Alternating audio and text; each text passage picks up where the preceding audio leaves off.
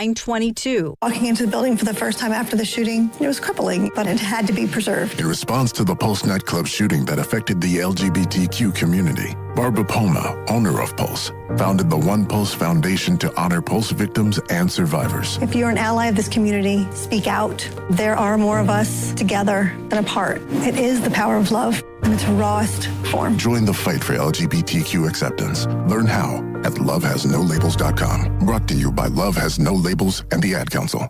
You're listening to 95.7 The Game, KGMZ FM in HD1 San Francisco on Odyssey Sports Station. Always live on the free Odyssey app, Twitch, and YouTube. Powered by First NorCal Credit Union.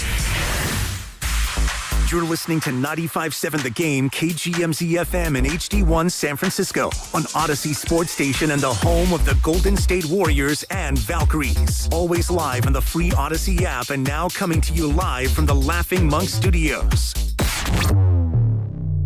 Injured at work? Don't wait. Every day you delay can mean lost wages, delayed medical care, and more stress for your family. At Boxer & Gerson, we fight for people just like you. Construction workers, delivery drivers, factory workers, restaurant staff, hardworking folks who get hurt just trying to earn a living. We won't back down. We get results. You work hard, you deserve real help.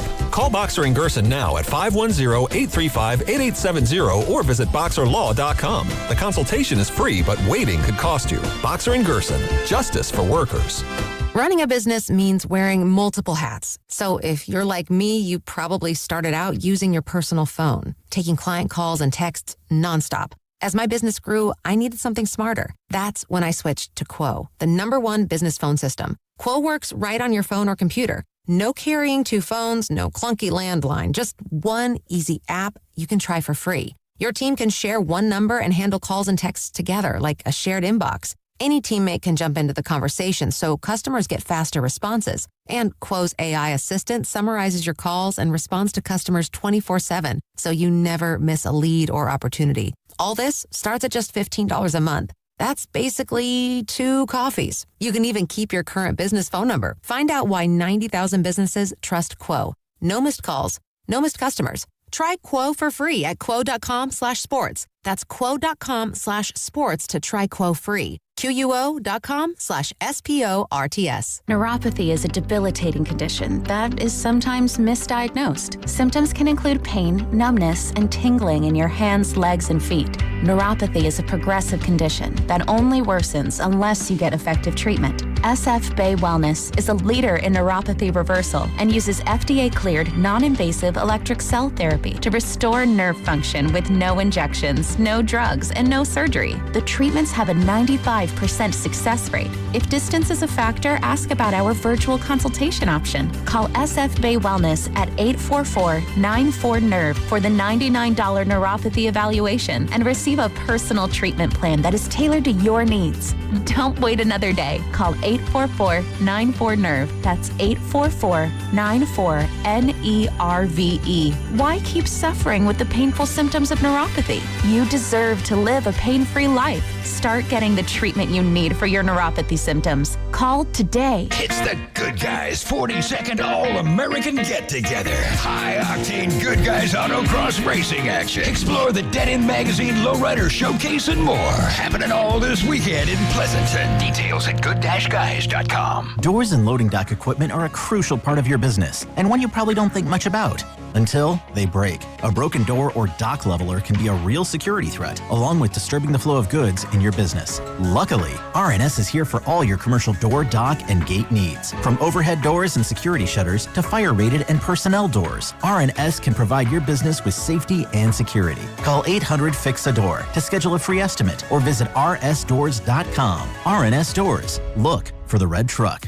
95.7 The Game and Great Clips have teamed up for the new basketball season. We want our listeners to look fresh with a great haircut from Great Clips. Each week, we'll pick a lucky winner to score a gift card. For a chance to win, courtesy of Great Clips, enter online at 957thegame.com. Want to talk about low testosterone or impotence? No way, right? But did you know 1 out of 4 men suffer from this condition? Listen to Dr. Robert Rowley from Prime Male Medical. At Prime Male Medical, we specialize in acoustic wave therapy, sublingual lozenges, injectable medications, and testosterone treatments. Get your first visit, PSA test, testosterone test, Doppler ultrasound, and a year of follow-up visits for just $99. Go to PrimeMaleMedical.com or call 415-761-4037. 415-761-4037. Right now is the perfect time to head to Saramonte Ford. Huge selection, big savings, and straight-up great deals. They've got a lineup of brand new Fords ready to roll. Trucks, SUVs, and hybrids, all priced to move. Whether you're buying or leasing, Saramonte Ford makes it easy, fast, and stress-free.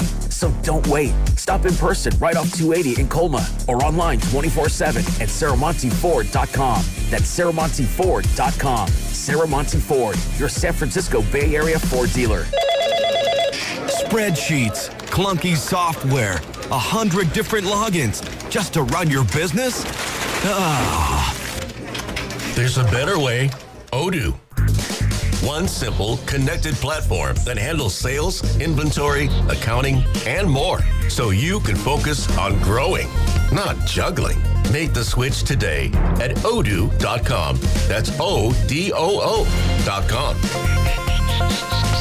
Baseball is back. Opening night is one exclusive game, and it's live on Netflix. On Wednesday, March 25th, the New York Yankees, led by seven-time All-Star Aaron Judge, head to the Bay Area to face Rafael Devers and the San Francisco Giants. A brand new way to watch Major League Baseball, and it all starts here.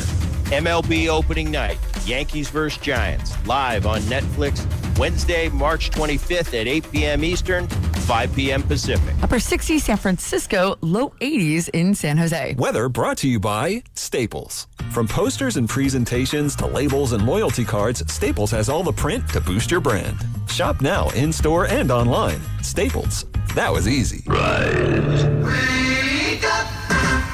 It's time to wake on up. With a nice cup of Joe. What's up, Joe, bro? Featuring Joe Spadoni. He's an Italian. And Joe, the Butcher Boy Shasky. I am slippery. Oh! The best part of waking up is morning roast in your cup. It is the Morning Roast, man, on 95.7 The Game. Moody reaches in, knocks the ball away. It's a steal for Moses. Breakaway, and he missed the layup. Oh, he hurt himself. He's down. He's clutching his knee. He hurt himself. Moody is down, and they're going to need help. Oh, his first game back after being out by 10. Moses crumpled on the layup, and he has hurt himself, and it has gone silent here at the American Airlines Center. Tim Roy on the call right here on 95.7 The Game. I think he struck the chord that we were all feeling last night in a Warriors 137-131 victory over the Dallas Mavericks, but it doesn't feel like a victory in overtime as Moses Moody, who was looking to put the exclamation point on a fantastic game that he was having all night, kind of willing the team back. It was a back-and-forth matchup. You know, Cooper Flagg was going off. You had Moses. You had, Brandon Podziemski playing well. Guys making big-time shots. And for that to be the lasting image, and, if you watched it on television, you saw the injury. They zoomed in on that knee and just, Joe, I'm gutted for the guy this morning. His season's obviously over. I'm not going to speculate anything further than that. It just gutting.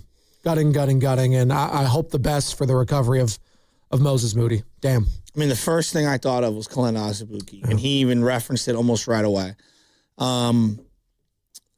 God, it's just, sports is so cruel. He was having such a great game. We missed him so much. He was going back and forth with Najee Marshall. And, breakaway dunk. The game goes to overtime, and you're thinking that they're going to, run them out of the gym. You're actually feeling good about everything. And to have that happen the way that it did, it's just, I don't even know what to say. It's also, the cherry on top, if you will, of just a season from hell, injury-wise, from the Golden State Warriors. No doubt. It just is. I mean, Jimmy Butler, Stephen Curry, all these guys, that have been, putting their bodies on the line. And now for a guy that, as Tim Roy referenced right here on 95.7 The Game, that kind of pushed himself to come back with just 10 games left in the season now after that wrist injury, and he was looking fantastic. Looked like the wrist wasn't bothering him at all. I was like, okay, if you get this version of Moses back, maybe Steph, Warriors fans inspired. They did. And Warriors fans said, maybe if you get Steph back with Moses playing like this, maybe you got something. And then, again, I referenced trying to put an exclamation point on a win. The game was over. And that happens, a slip. And quite frankly, I saw Matt Hegan, our program director, tweet this out, and I was thinking the same thing throughout the game. There was a lot of slipping and sliding. Gafford must have fell, 6 times in the second half alone? Washington. I saw a couple guys be slipping, and obviously Draymond fell. They shared that arena with the Dallas Stars, the hockey team. So it's one of those where they, like Staples Center, you see a couple of these arenas where they move all this stuff, and sometimes there's condensation left over from the night before, and they constantly try to work that stuff, but you got to get that fixed, man. And I'm not trying to say it was because of that, but what I was seeing all last night, man, it could have been that, is what I'm saying. And it just sucks that we're waking up this morning, Joe. We were feeling good potentially about ending the road trip on the right way before coming back home. We'll see if Steph Curry gets reevaluated today and plays at any point this week. But I'm gutted for Moses Moody first and foremost, because when we just look at that injury, we could all kind of see the writing on the wall. Dude, you could not be back till next year, potentially. Next year. If at all. If at all. There's certain moments in sports where it's just so cruel, and you see an injury, and we've all seen, different injuries, and you just go, oh boy.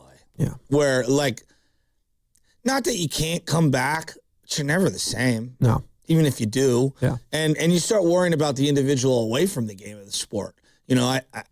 I'll never forget the moment Navarro Bowman went down the way that he did. I couldn't sleep last night. And not that I know Moses Moody, I just felt so bad for him. He's put in so much work. Of all the players on the team, forget young or old, you never heard boo-hoo about him. Yeah. Head down, hard worker. His entire, ethos on the team has been, whatever you need, coach. You need me to sit for a month? I'll sit for a month. You need me to start? I'll start. You need me to be something in between? I'll do that. Oh, I'm not the one closing? No problem. I'll be the first one off the bench congratulating everybody when we go to timeout. I don't know, man. You have, and he's going to be alive. It's not like he's life and death per se, but it does have you questioning, why him? What did he do? What did that poor guy do to have to go through this? And I'm never going to forget watching that, and just out of nowhere, that going down. Again, Bowman, Kalena Azubuike. I remember when Brandon Rush, he got a little more undercut in the air. Yeah. But Brandon Rush going down the way that he did, Clay going down the way that he did, where right when you saw it, you're like, not good. Yeah. This is not good. Not good at all. When Jimmy went down awkwardly, when Steph landed on his hand, just of all the injuries, it's like the worst one. The kneecap. Yeah. Yeah. And as I said, it's a gruesome picture. I don't, recommend looking it up, but if you want to see it, I guess you can, but just please don't. It makes me want to throw up. No, it's and unfortunately, we see a lot of these injuries where we're knee deep in sports. If you watch UFC, it was kind of like a UFC type of injury that you would see in the octagon. And that's why it's, for a guy like Moses Moody, and I think you said it best, everyone loves this guy. He's the consummate professional. Ever since he walked through the doors coming out of Arkansas, Joe, what have they said about him? He's an old soul. He's a team player. He has a quiet confidence about him. He will do anything it takes. He's not going to pout. He's not going to, go to the writers for San Francisco Chronicle. He's not going to go do any of that stuff. He's just going to keep his head down and work. And not to say that, if it happened to anyone else, I wouldn't be just as gutted, because he would be, but for him and all that he has gone through to work his way back in a season that we all can agree on has kind of been lost ever since Jimmy Butler went down, at least your championship hopes. For him to have the game he was having yesterday to kind of cap off that road trip, just look at that. 23 points, 3 rebounds, 3 assists, 3 steals, 2 blocks. He was all over the place. He was flying. His defensive prowess, God, they missed his defense. Did they not? No doubt. He was sensational yesterday. And it was a fun game. And a road trip that is, kind of gone off the rails, that was going to leave a good taste in your mouth at the end of the day before coming back home at Chase Center. And now we're waking up this morning at 888-957-9570, just scratching our heads about a season from hell injury-wise, as the Bay Area is just in this last calendar year, Joe, they've gone through it, man. Whether you're talking about the Niners, whether you're talking about the Warriors, what have you, it's been brutal. It has, and Giants even. To rewind it a little, like me and B were out at Chase Center when we were one of the first people to interview Moses Moody in person, and got to sit down with him. He was literally 18 years old, and I remember looking over like he's a kid. He was so mature though, like and calm, that he was very nervous. And I think about the man that he's evolved into, and his family should be so proud of who he is. Forget the ball player, like who he is, and just to see him go down that way, and then to see all his teammates react the way that they did. Steph has got his hands up in the air like no, and poor Draymond's leaning over him and he's rubbing his back because he just. I mean, when the home arena for the away team is all standing and it's dead silent, you know how serious it is. Very classy from the fans there, from the Mavs, from the entire, because I saw him, Sam said it this morning, him getting wheeled out by Dr. Rick Celebrini, and just all the ushers and everything, giving him words of encouragement. I thought that was really cool to see. And it's not about the win tonight. It's just about Moses Moody. Well, and you said it. It's not like he's still with us. He's still like here, but it's gut-wrenching. It's gut-wrenching because it just feels like a collection of everything that has already taken place this season, and we got 10 games to go, and it just leaves you scratching your head. And Moses is going to be feeling like this too, because you said he's like, hey, why me? Why me? He's probably feeling that right now. 100%. And you know what? He 100%. Does have players on that team that he can lean on. D'Anthony Melton's gone through this a couple times in his career. He has Jimmy Butler to lean on now, who's also going through it. He could talk to guys like Draymond, talk to guys like Steph that have had to miss entire seasons. So he does have veteran leadership that he could lean on, and a guy like Steve Kerr, but that's not going to make him feel better right now. Well, and Joe, like thinking about his return to the floor is way too premature for me right now. Yeah, I'm not going to cross anything out. I'm not going to tell him what he can and can't do. It's just psychologically, he's got to be just absolutely devastated. Absolutely. Just devastated. Yeah. And like the other part about it is like, he's just such a classy guy, just overall, humility, hard worker. I know we look for people to blame, and I'm not like saying that's what you were doing regarding the floor. No, but it was just something I noticed. I thought about it too. Yeah. Like we all thought about it. But like, the trainer, why is he playing this many minutes? If it didn't go to overtime, if it did. Guys, sometimes sports happens. Yeah. And it sucks. It just is what it is. It is what it is. And it wasn't like a knee injury or anything like that. Like that he was coming back from, I'm saying. He was a wrist injury, and the wrist didn't look like it was bothering him at all. And if Joe, we look for people to, I know you're not, but I think that fans look for a reason. Look, I do this with my own father's death. I think I'm like, sure. Why did this happen to him? It's the hospital's fault. It's this, it's that. Like, totally. We do this. This is what we do. We try to justify our rage, and we try to point it at someone. And sometimes it's just life and sports and stuff. And we hate to file it under that. Like, this goes to what I'm you're just saying. shaking my head, dude. I don't even know what to say. This is what it's my job to talk. 925. No, I feel what you're saying right now. 925 on the Boxer and Gerson work injury attorneys text line. If the Dubs weren't careless with their unforced turnovers, Moses wouldn't have gotten hurt. See, like that. Come on, dude. It was on a breakaway where they got a turnover. It was a wide open layup / dunk, and it was a freak thing. Sometimes that happens in sports. Sometimes you run on out to a football field and you tear your Achilles. Dre Greenlaw in the Super Bowl. Joe. Now, he was dealing with something, but was that kind of freakish too? He just ran onto the field. Joe, sports. Okay, so one of my buddies, Dan, good athlete, my boy Dan, played college ball, got a base hit, stumbled out of the box and broke his foot. Sometimes stuff just happens. Yeah. Sometimes there's no one to blame. Sometimes there's not. I know we want to blame. We want to. I know we want to blame, but it's just. I remember when Navarro Bowman broke his leg and tore his basically kind of the same thing, the kneecap and everything. Everyone's like, Eric Reed hit him. It's like, dude, Eric Reed's coming in to make a tackle on Marshawn Lynch. It was an accident. Yeah. These guys are flying as hard as they can, playing hard, and it's just. And look, a newsflash, and this is the other thing, like the Bay Area. I know we've been hit hard, but something that like sports fans have to realize is like, dude, injuries happen in sports across the board. Across the board. Who won the World Series last year? Los Angeles Dodgers. Okay. Blake Snell was injured for months. Yeah. Months. Mookie Betts had gotten hurt throughout the year and was dealing with specific injuries. Their entire pitching staff was decimated. They were down to Glasnow, Yamamoto, Sasaki, all those guys. And that's the winner, okay? Seattle, right? They lost Charbonnet with an ACL injury for the year in the playoffs. Yeah. Now, no, they ended up relatively healthy compared to the rest of the league, and that's a factor. But like every team in sports, every athlete out there is doing so. What's Lindsey Vonn going through right now? Just to compete. I mean, would she destroy her knee? She almost lost her leg. Yeah, that's what I'm saying. Yeah. Tiger Woods, who's going to tee it up in the TGL, which is the screen golf here coming up. Is he really? Yeah. Oh, that's awesome. No, what team is he on? Is he on San Francisco? I don't even know what team. He's got probably on the Jupiter squad or whatever, the South Florida team. Okay. The guy obviously has on-course injuries and then off-course injuries. Yeah. We've got to, as a community, we've got to realize that, like, yes, we're snake bit right now, but we're not the only ones. Come on. I know it's bad. I'm not saying it's not bad. You know, Kittle tearing his Achilles, Birdsong with the Tommy John. Like, go right down the list. Yeah. Bosa with the NACL.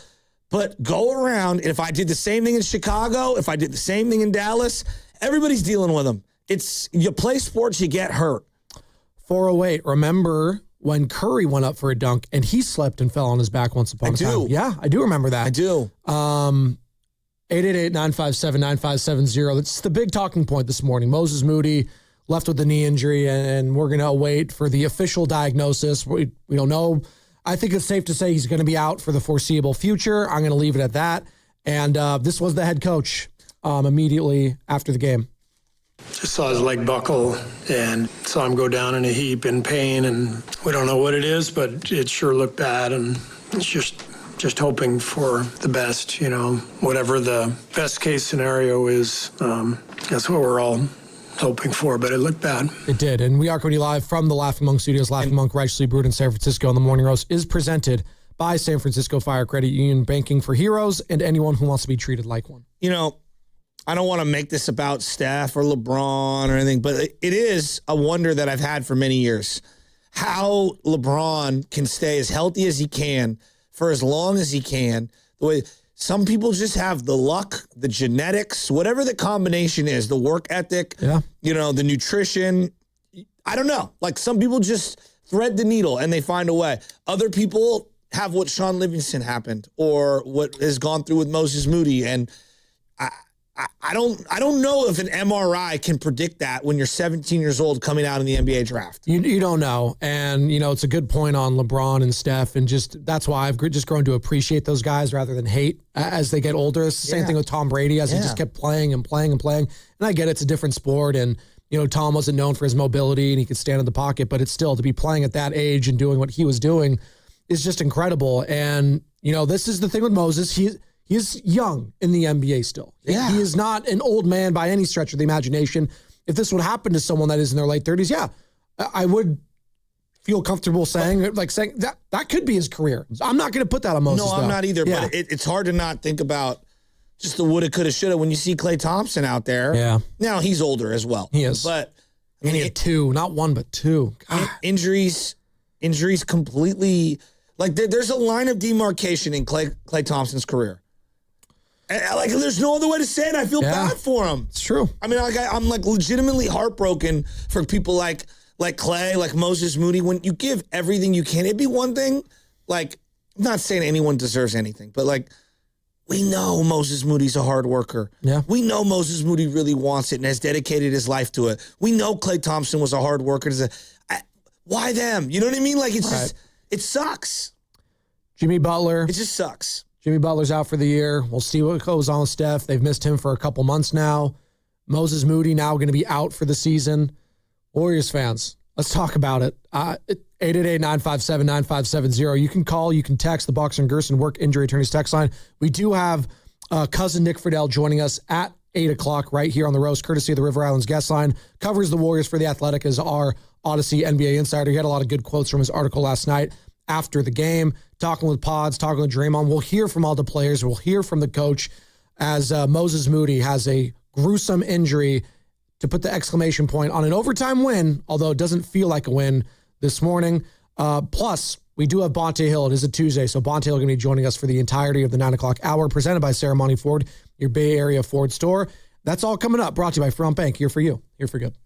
It's finally here. Come into Freeman's Appliance in Pleasant Hill this Friday through Sunday for their once-yearly Red Tag clearance sale. Take advantage of factory direct prices, one-of-a-kind opportunities, special pricing on floor models and convenient financing, and save on new appliances from trusted brands like Miele, Bosch, Electrolux, LG, and Maytag. Visit Freeman's Appliance at Pleasant Hill for their Red Tag clearance sale this Friday through Sunday for the best time to save big on new appliances for your home. You know that Chick-fil-A sells more than chicken, right?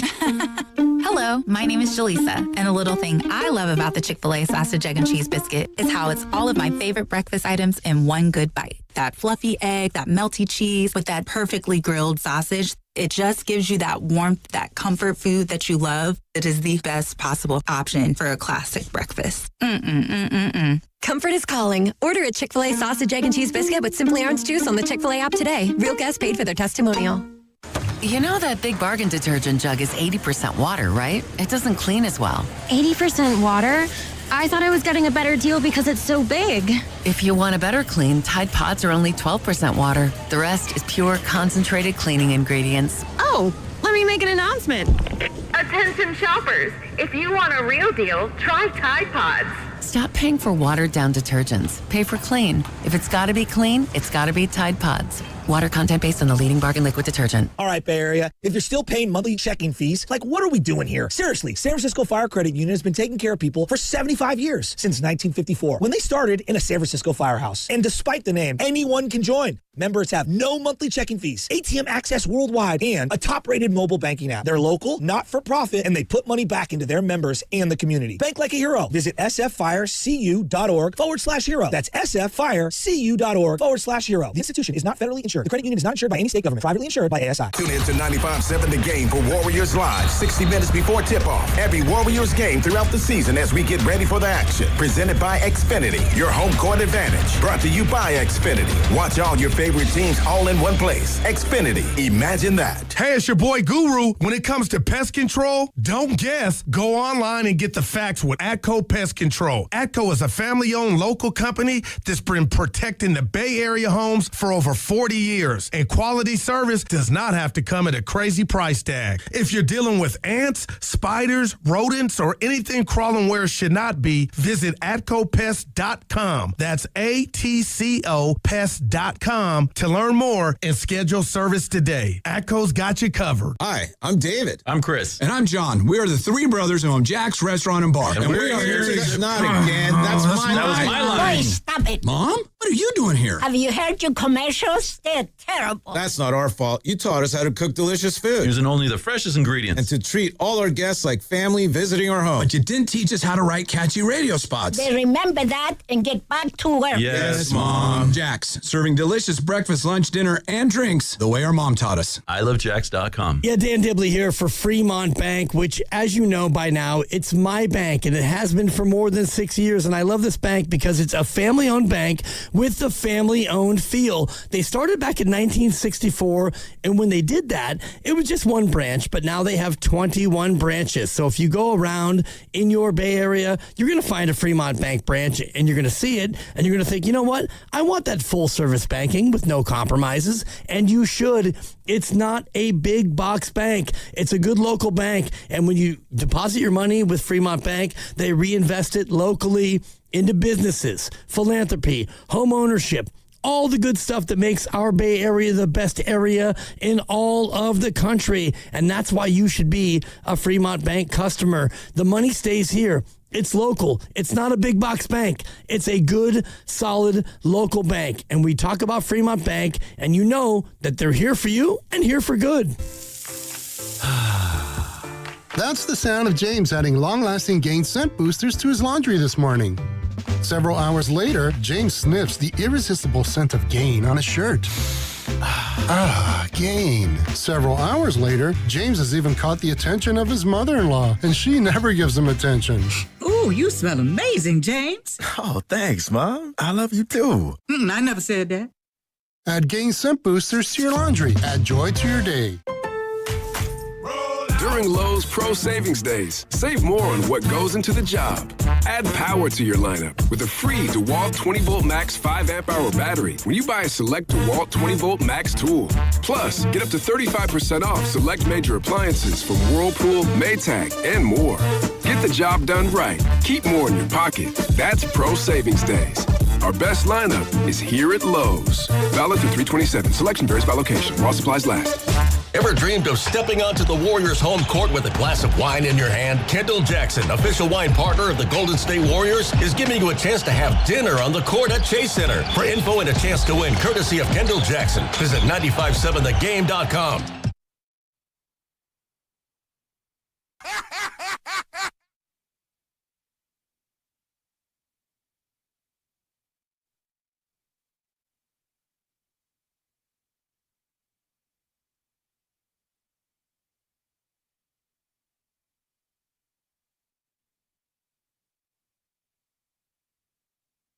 Dub Nation is Moses Moody. You're listening to The Morning Roast with Joe Spadoni and Joe Shashky on 95.7 The Game. Thinking about you, Moses. Thinking about you. Gruesome injury last night at the tail end of overtime as the Warriors get the win over the Dallas Mavericks. Looking like Moses Moody. Not even look like. I'm just going to say it.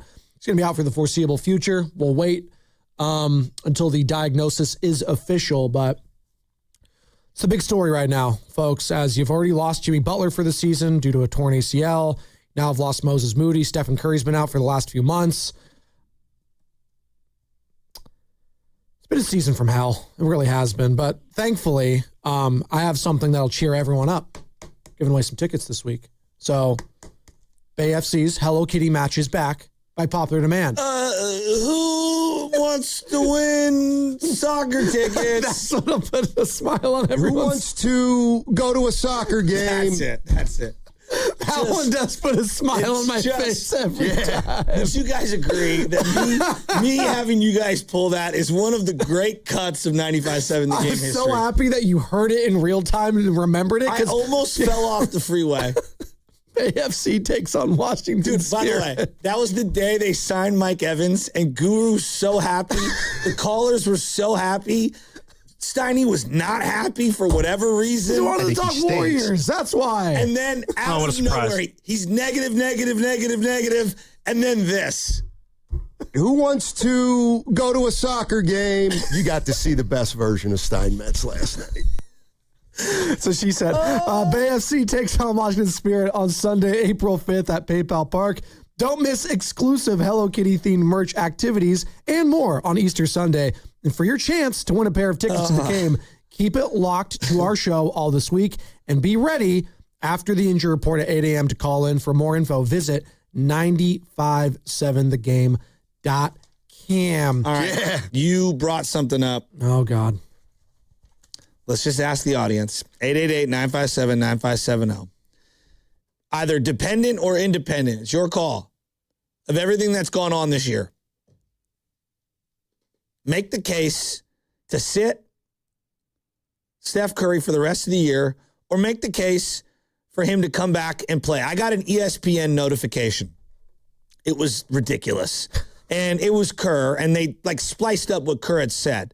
And the notification said, Steph Curry will be ready for the play-in tournament game if his knee will allow. What? Thanks. And then it said Kerr. I'm like, well, what does that even mean? That's a weird assumption. He'll be ready for the game if his knee will allow? Well, it's like me every morning. I'm going to be ready to do a 4-hour radio show if my voice will allow it.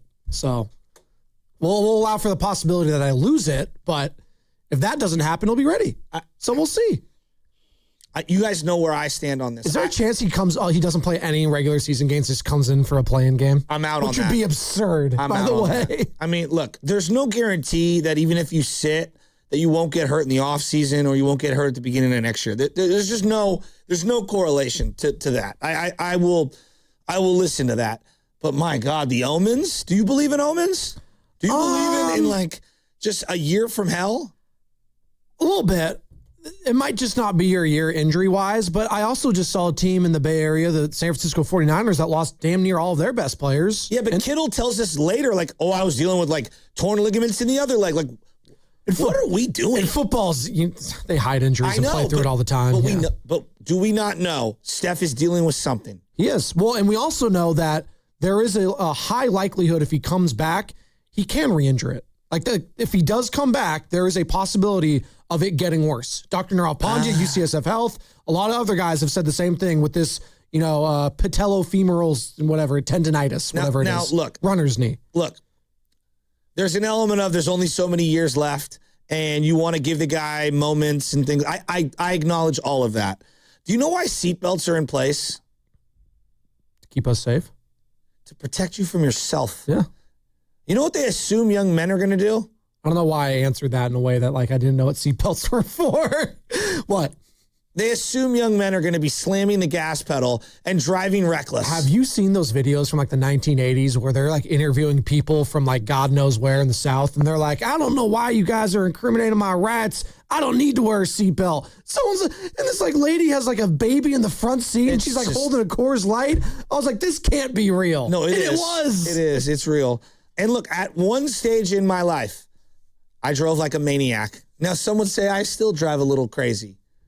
Do you? Well, my dad had the nickname. I've only driven in the car with you once, I think, and that was, I think, last year going to And how was it?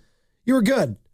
Someone did something in the car that was unspeakable, though, and it smelled really bad. Oh, yeah, that was pissed me off. Yeah. My new leather seats. I think that was Sam Lubman. Well, love you, Lubs.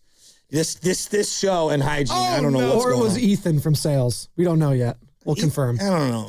I wouldn't put that on Ethan. Roll Tide. But like seatbelts are there to help you from yourself and to provide layers of caution.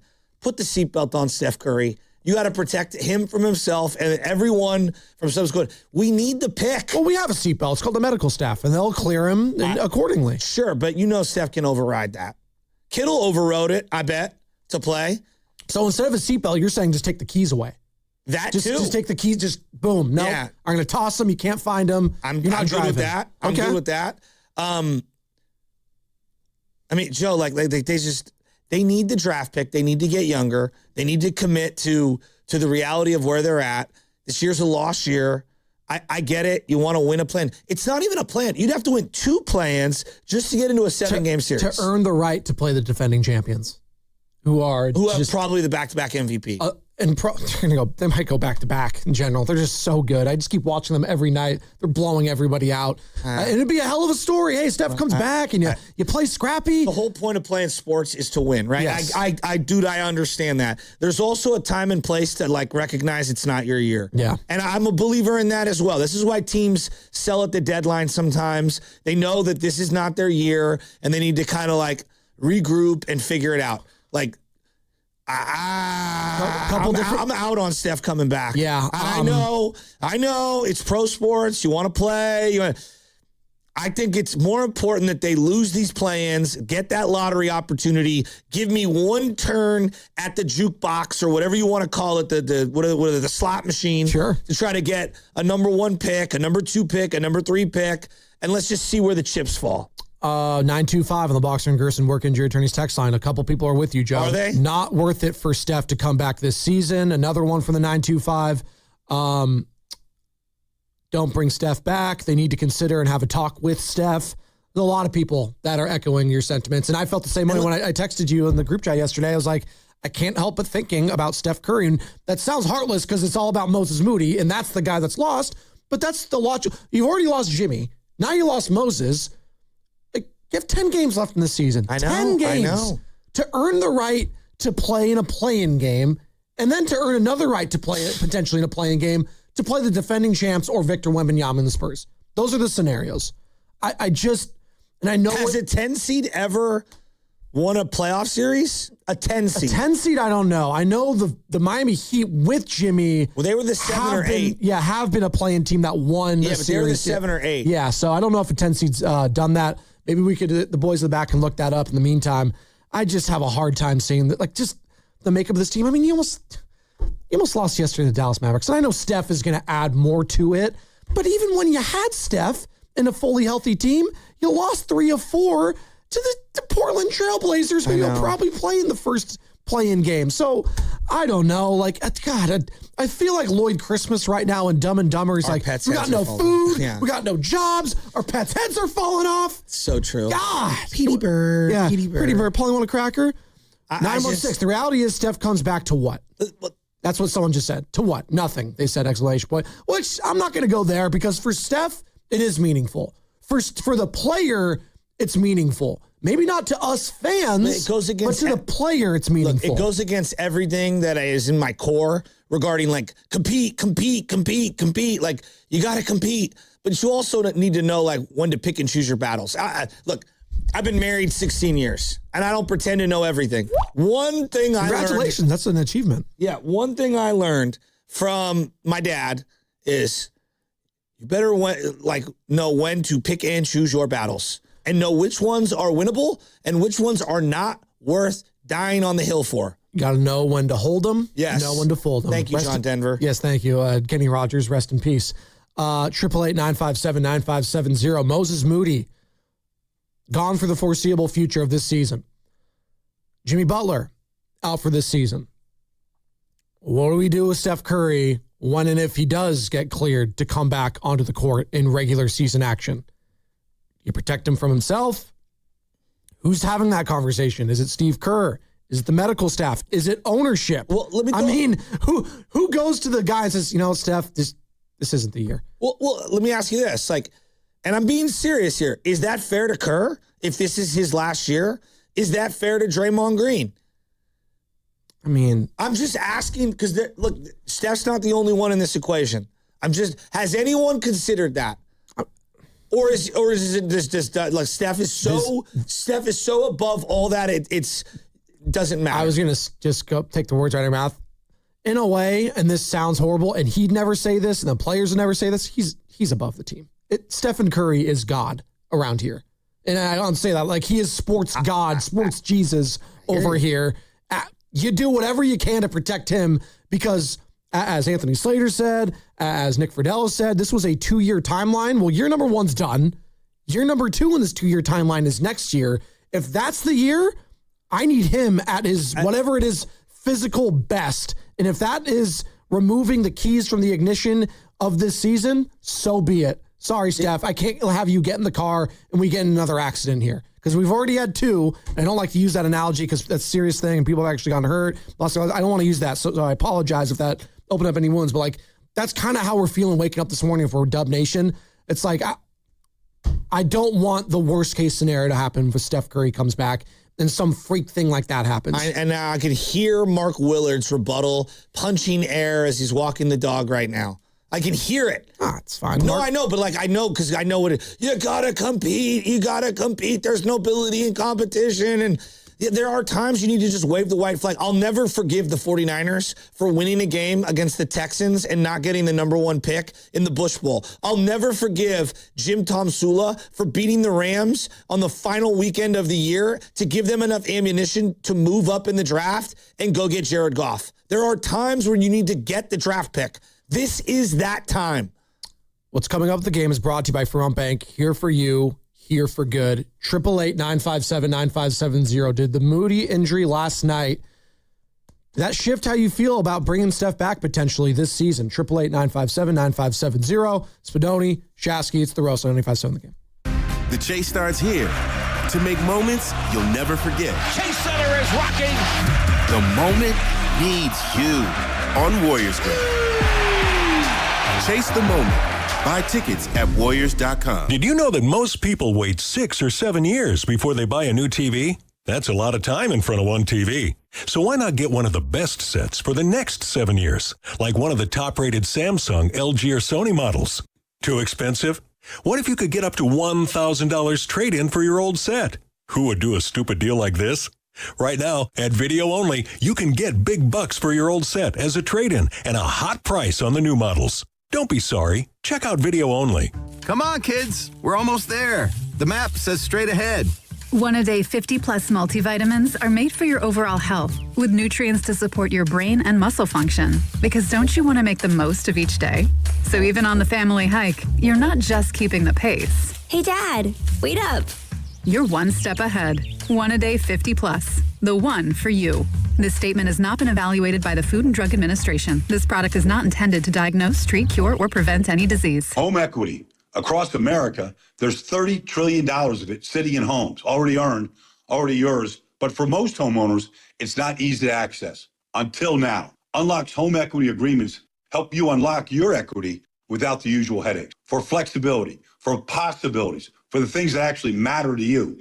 So ask yourself one simple question. How much can you unlock?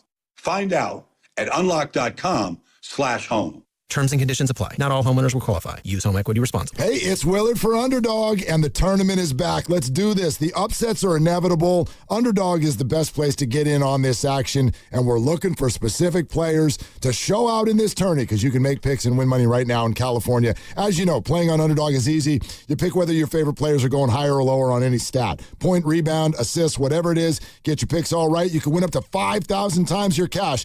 In this tourney, I do have my eye on the stars. Like AJ DeBonsa, BYU. He's going to want to show out. This is his last chance to show out for the NBA. I like higher on a lot of his numbers, especially points and rebounds. Download the app today. Use my promo code Willard to score $50 in bonus entries when you play your first 5. Again, the promo code is Willard. Got to be 18 or over, present in California. Terms apply. See assets.underdogfantasy.com/web/play and get terms _DFS_.html for details if you're concerned with your play. 1-800-RESET or ncpgambling.org. Don't miss your chance to save big on Toyota's lineup of 20 hybrid and electrified vehicles at the Ready, Set, Go sales event. Right now, score deals on the 50 MPG Corolla Hybrid and the 51 MPG Camry. Or go all-electric with the 2026 BZ and get 0% APR plus up to $6,000 finance cash. Toyota, let's go places. Offer available through TFS to buyers with premium rated credit. Cannot be combined with other offers. Finance cash must be applied to transaction. $6,000 finance cash only available on XLE all-wheel drive and front-wheel drive models. Ends 3/31/26. In sports, success is about team effort, and the same is true for your hair. At Great Clips, we save your haircut details in clip notes, so every member of the highly skilled team knows exactly how to create your signature look. And with our easy-to-use app, you can check in from anywhere and get a ready next text when you're up next for a cut. It's the confidence of a great haircut delivered by a team you trust. Download our app today. Great Clips. It's gonna be great. Indeed presents hires you can't afford to get wrong, like a cybersecurity engineer at a publicly traded company. We've been hacked! They're through our firewall! How is that even possible? They got my password. Please don't tell me your password was password. It's actually password 1. This is a job for sponsored jobs. This is what happens when you don't sponsor your job on Indeed. Next time, get matched with quality candidates with Indeed sponsored jobs. Visit Indeed.com/hire now and sponsor your job today. Staples presents That Was Easy. I wanted a new color printer to add pizzazz to my prints. Ooh, pizzazz can be pricey. Well, now at Staples, you get up to 30% off select HP printers. 30% off an HP? Yeah, I saved $120 on an HP Smart Tank 6001 with up to 3 years of ink included. Why, that could be the last printer you'll ever need. Could be. Shop your local Staples today for big savings on HP. That was easy. Available in-store, online, or on the app. It's 4-4. Exclusions apply. Baseball is back. Opening night is one exclusive game, and it's live on Netflix. On Wednesday, March 25th, the New York Yankees, led by 7-time All-Star Aaron Judge, head to the Bay Area to face Rafael Devers and the San Francisco Giants. A brand new way to watch Major League Baseball, and it all starts here. MLB opening night, Yankees vs. Giants, live on Netflix, Wednesday, March 25th at 8 p.m. Eastern, 5 p.m. Pacific. I'm Boomer Esiason. My mom died from cancer. She was only 37 years old. She didn't have life insurance, and that was devastating for my family. That's why having life insurance is so important to me. Ethos makes it fast and easy. Get a quote in seconds, apply in minutes, and get same-day coverage. You can get up to $3 million in coverage with no medical exam. Get your free quote at ethos.com/protect. That's ethos.com/protect. Paid spokesperson. Time spent on application may vary. Online health questions required.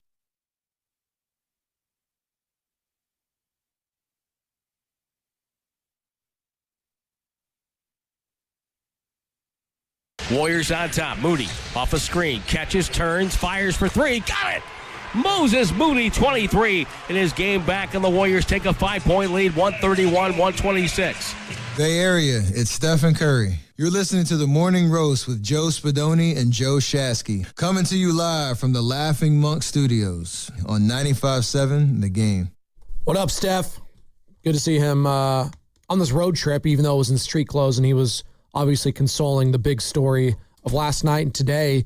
Moses Moody with a gruesome injury, just driving for a wide-open layup after a turnover and putting a cherry on top of an incredible win at the end of this road trip in overtime.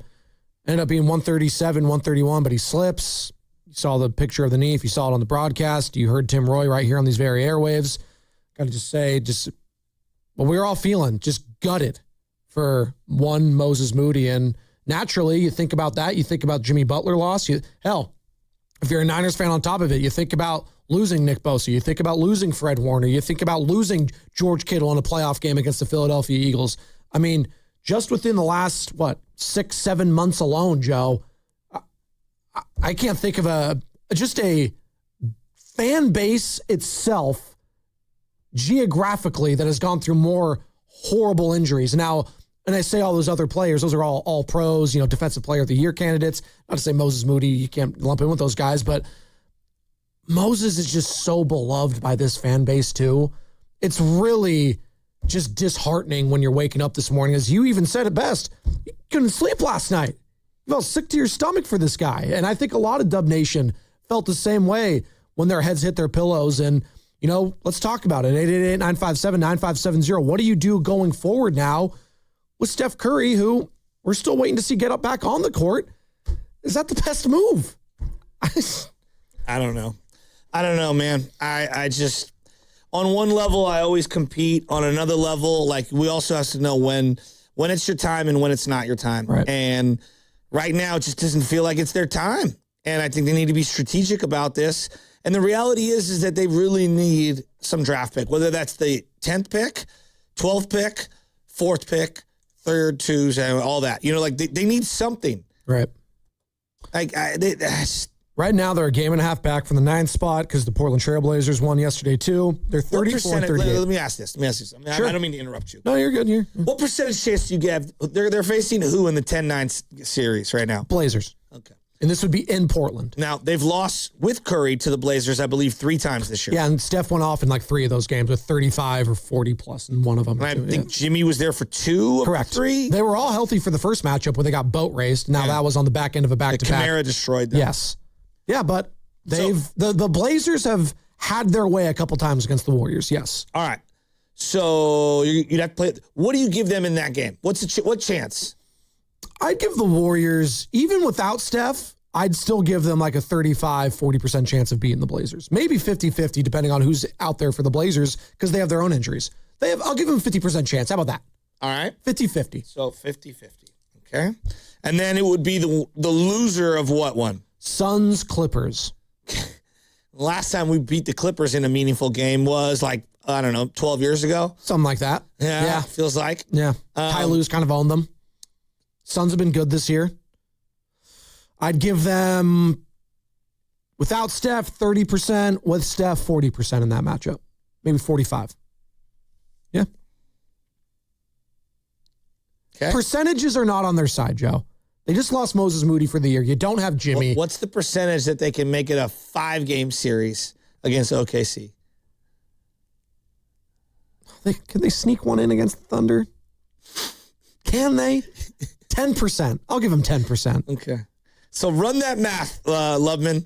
50% chance to win the 10-9, 45% chance to win the whatever it is. Suns Clippers. 8-7, whatever the heck that matchup would be. 10-7 or 10-8. And then 10% to just get 5 games in against OKC. All right, let me crunch those numbers here. Carry the one. I've got about a 1.3% chance. Is that really what it is? No, I'm making numbers up. But that feels about right. That feels about right, though. And take Steph away, then it's a 0.3% chance. So, yeah. Okay. I did the math. Thunder won 12 in a row, by the way.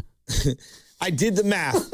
If you can get inside the 10, You have like a 4% chance of getting a 4 pick or higher. Numbers are numbers, and numbers are numbers. I heard Grandy on the airways yesterday do like the tankathon like thing. Yeah. And he got the Warriors to a top 4 pick twice within the 26 times he simulated. So there you go. So we just need Grandy to do the draft. Yeah. We're good. The Grandy man. Mark Silver. Wait a minute. Wait, what? What was that? Mark Silver, commissioner. Dude, you're Mark so Silver. quick to crack the mic and tell a joke. You actually bricked on that one. I did, yeah. Dude, That doesn't happen very often. I know. With Sam. I'm like me in the knockout tournament. What? Less than 2 weeks away from the knockout tournament. J Center. Can't wait. 2 misses in a row. It's okay. Grandy trying to three-peat for the first time since the Los Angeles Lakers. And in the early Loveman's over here 2000s. doing his best Ernie Els impression on the Augusta Green. Wow. Find the hole, buddy. He's pushing it. Let my Joe Shasky out. Vandeveld, Loveman. There you go. That's a deep cut right there. Dude, if Loveman had a hole like Jean Vandeveld in the Open, he would probably break how many clubs? Oh, he'd throw him into the river. That little pond thing. That's the little bridge that's over it. Yeah, that's what he would do. By the way, one of the greatest shots ever at the Open was Miguel Angel Jimenez when he hit it like backwards. Remember that? It was all time. Continue though.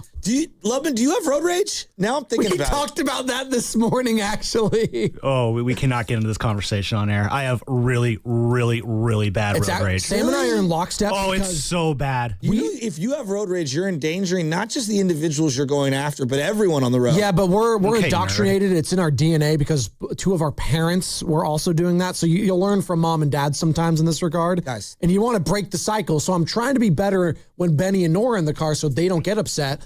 Although recently they've been complaining about red lights and they say, Dad, why is it a red light? This is stupid. That red light is a loser. They're absolutely correct, It too. needs to be green. I was like, the impatience level with this next generation is unhinged. Guys, we've got it. Can we just be decent?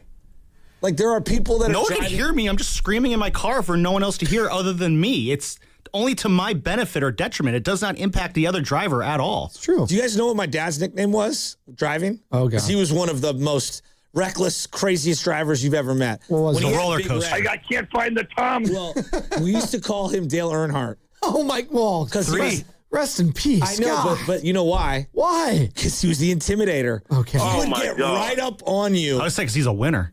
Well, that's true. That too. He'd Are, get so are right you up junior? on you. Are you junior? Yeah. Okay. That's There you go. And you'd hear the F-150 revving as he's like switching gears. And, it would just be the worst. My dad would cuss in Italian all the time, and whenever someone would like run a red light or a stop sign and it was his right of way or something, he'd be like, "Oh, that person's special. Oh, they're allowed to do that. I can't." Person's special? Yeah, it's like, "Oh, they're special. They have a special license plate. They're allowed to do that." He'd just be saying it like just passive aggressive. But I'm with Sam in that this shift in slot makes you actually less appreciative when there is traffic in a weird way because we don't deal with it in the early morning. We get to just coast all the way from traffic. Oakland and just so when we actually have to deal with what little traffic there actually is, like this morning on the Bay Bridge, there was, Caltrans was doing some stuff. I was like, okay.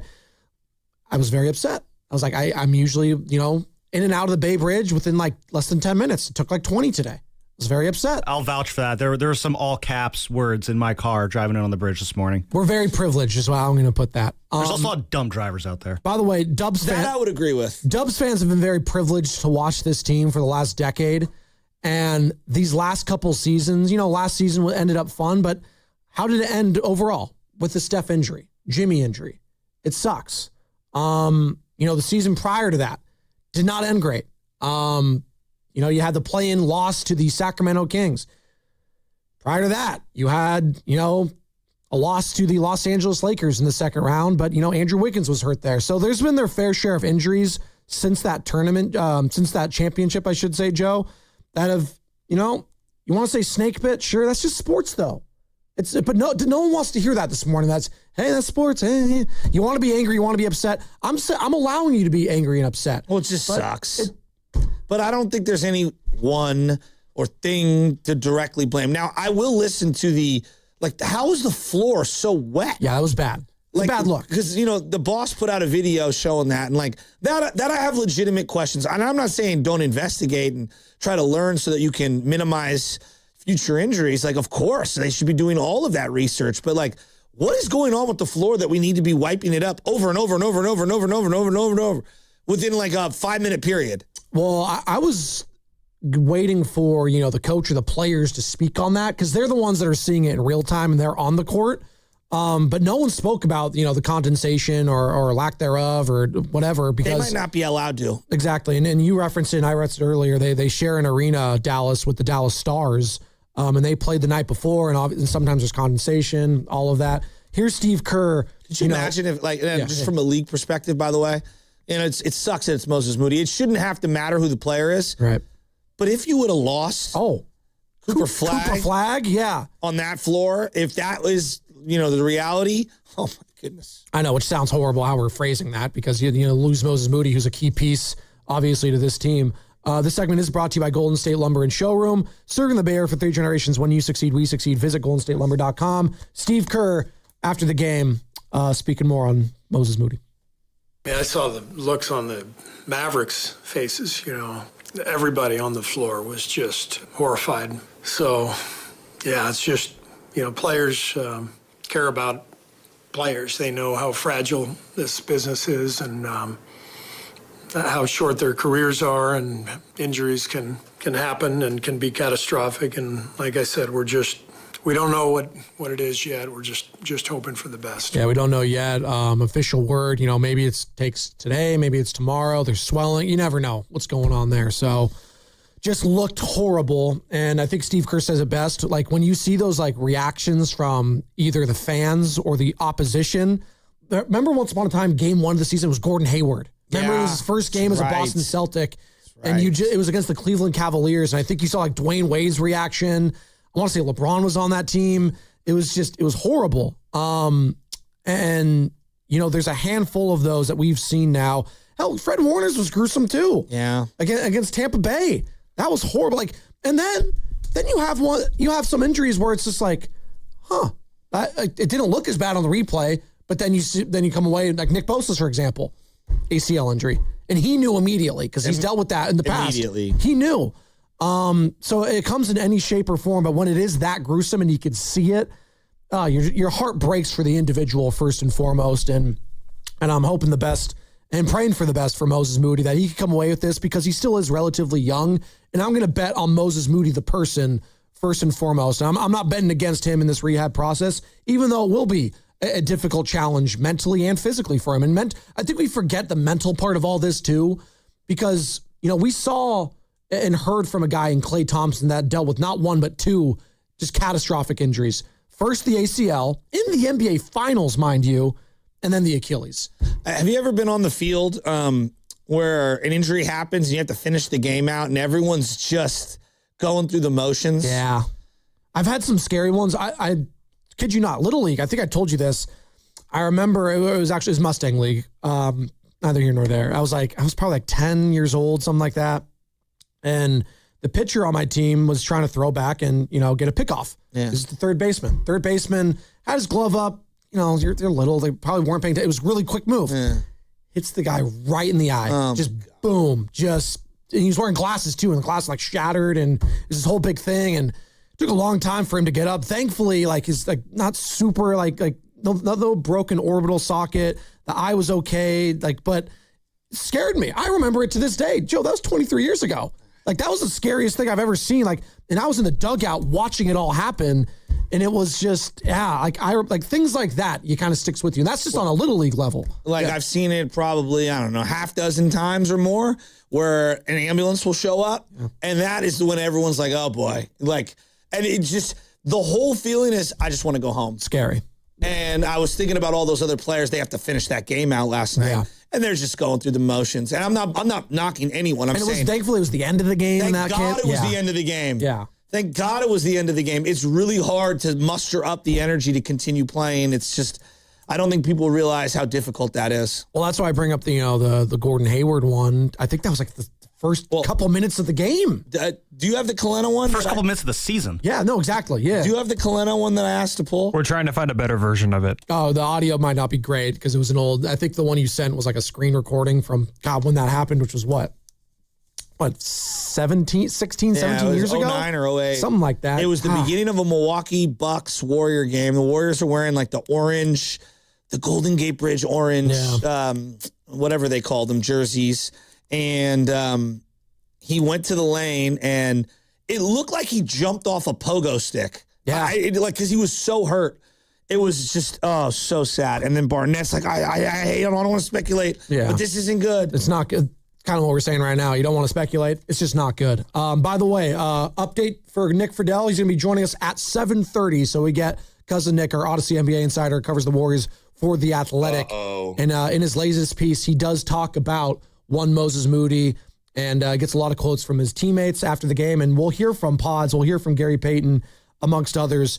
In the meantime, I got to let the people know baseball is back. Opening night is live on Netflix. That's tomorrow, Wednesday, March 25th. Aaron Judge and the New York Yankees clash with Rafi Devers and the San Francisco Giants. MLB opening night, Yankees, Giants, live on Netflix, 8 o'clock Eastern, 5 o'clock Pacific. As you are listening to 95.7 The Game, KGMZ FM and HD1 San Francisco, an Odyssey sports station of the home of the Golden State Warriors and Valkyries. Always live in the Odyssey app, coming to you live from the Laughing Monk Studios. You brought up the Netflix thing. I don't know if you've turned Netflix on in the last couple of days, or if you have a Samsung TV, when you turn it on to like the main screen, if it's a smart TV. I have, I think like a Vizio or something, and I have a Sony. I have two different. Okay, and on the Samsung, I don't know what they call it, the Samsung Network or something like that. I had a Samsung, and I know what you're talking about. Yeah, they're like advertising different channels. Yeah. Or different streaming apps. They've got the Netflix Yankees, Giants, and it's Aaron Judge. Is it Logan Webb? I'm trying to think who the other person is in it. Rafi Devers has been on a bunch of them. Okay, I don't think Rafi was on the one that I saw. It might be Webb. Okay, I think it was Webb. It was Webb and Aaron Judge. And then there was another one that I did see that had Rafi Devers when you go on Netflix, but it was Rafi Devers and not Garrett Cole. I think it was Stanton. It might have been Stanton, which was surprising to me. I'm like, Stanton? Kind of an afterthought now. Isn't he? Mike Stanton, a.k.a. Giancarlo Stanton. I liked when he was Mike more. He was better when he was Mike. I am very intrigued to see what the broadcast is going to look like for Netflix. Me too, because we've seen them do NFL. We've seen them do... I thought it was good. Yeah, we've seen them do like boxing, obviously, but I'm very curious to see the ins and outs and if they do anything that's unique in this new broadcast for Netflix. And that's tomorrow, obviously. We'll have... we're going to be leading up to that game all day long on the station, and we can't wait for it. And we were actually coming into today's show on our show call yesterday before the Dallas, and Golden State game happened. We felt like we were going to talk a lot of Giants today, and maybe it's just going to be all, Moses Moody, and what the hell do you do now with Steph Curry after you lost Jimmy for the season? Moody's out for the season now. Heaven forbid, I don't even want to bring it up, but God, Steph comes back. I get scared. I get nervous. I feel like I'm Guren now. I'm scared, Steiny. I'm scared, Shasky. Well, the part that sucks is it really overshadows a great performance by Moses Moody. A brilliant performance, I thought, by Pajemski. Yeah. A really good game from Porzingis and Guy Santos and GP2. Oh, my God. Gary Payton was perfect. He was 8 of 8. He had such a sick dunk, too. He did. His legs really... And then, you know who else Gary Payton's is finding himself as a shooter, though he's not a shooter, is my guy Will Richard. Will Richard, yep. Absolutely. It was not a great game for DeAnthony Melton. He was kind of the only one that could not really find a shot. I think he's tired. I think he's hit a wall. Well, yeah, and he's also been playing like in back-to-backs for the first time. He hit a wall. His shot also just hasn't been there, but you notice that too. He's just driving to the rack a bunch. But overall, it was going to a feel-good win and having a good taste in your mouth to having a rotten taste in your mouth after the Moody injury happened. Here's more from the head coach, and we'll get to some of the players and their thoughts after the Moody injury. I mean, Mo is such a great human being, great teammate, wonderful guy to coach, puts in the work every day, and was brilliant, by the way. Played so well defensively, changed the game for us there, with his ball pressure and knocked down big shots, and so great to finally have him back, after he missed whatever it was, 8 or 10 games. And then for that to happen, like I said, we're just praying that it's not too serious, but it sure looked serious. Very serious. It was, yeah. And the entire arena went silent. Thought Tim Roy handled it beautifully right here on 95.7 The Game. Our broadcast, you came in with the call. Maybe we'll come back a little bit later with it too. There's a couple different ways where it can get very scary on a basketball court. One of them is you're up in the air, you fall down, you whack your head. You know, remember when Vince Carter undercut McCaw? Patrick, I was thinking the same thing. Yeah, Patrick McCaw. That's and Steve Kerr after the game said, in that game, he said, you know, Vince knows better. Yeah. He shouldn't have done that. He's right. Yeah. I think of Brandon Rush and Klay Thompson up in the air, and like there's some sort of contact in the gray area, as I call it. Guy comes down. Gary Payton breaking his arm. Remember when Dylan Brooks hit him from behind? This one where no one's around you and you go up and the stretcher has to come out. It's just, I had a hard time sleeping last night. And I'm having a hard time talking about it today. It like sucks on every level. You know, it was also a scary one that was just, we kind of glossed over because he ended up being okay. That dunk contest one where Jace Richardson, it was kind of, it was dude, his head hit the bat, like very lucky. The hardwood so hard. I was like, oh my God, this guy, how is he not concussed? This is like, I know we look at football because that is the contact, like physical sport. You see big hits and they've kind of tried to reduce those a lot too, but you still see them and you kind of expect it in that one. Low key basketball, some really scary ones that are even more so because of the nature of the hardwood underneath. These guys are so physical and so powerful too. You know, you see some, as you said, undercuts.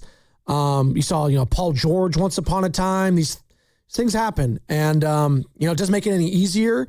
And Moses is relatively young still, and he does have youth on his side. So I keep coming away from that. And hopefully the rehab goes well. You know, I have a lot of faith in Dr. Rick Celebrini. He's done a hell of a job, you know, getting guys like, you know, D'Anthony Melton back on the court. And we'll see the progress Jimmy Butler's making. And, you know, all these guys kind of have their own people, too, that help out. So just hoping and praying for the best for Moses, that he does have a quick and, you know, fruitful recovery from this injury. And any and all news that comes out from it, we'll relay to the people when it comes to Moses Moody. We're going to have Nick Fidell join us on the other side. Odyssey NBA insider, covers the Warriors for The Athletic. And we're going to hear from Moses' teammates after the game yesterday as the Warriors salvage, you know, the road trip with a win in Dallas before coming back tomorrow to take on the Brooklyn Nets at home. Any and all information on Moses, on Steph Curry's return. We'll do all that. Nick Fidell next. Brought to you by Crystal Geyser Alpine Spring Water. What makes Crystal Geyser Alpine Spring Water different? We always bottle our Alpine Spring Water less than 1.5 miles from the spring source, and all our bottles are made with 50% recycled plastic from our own recycling plants. Crystal Geyser, bottled at the spring source. If you're thinking about a new Ford truck, but you're waiting for the best incentives, you're probably asking, when is Ford Truck Month? It's here, it's now, and it's at Saramonte Ford. What's up, Bay Area? It's Joe Shasky. And this right now is the best time of the year to buy a new Ford truck. We're talking special incentives across the entire lineup.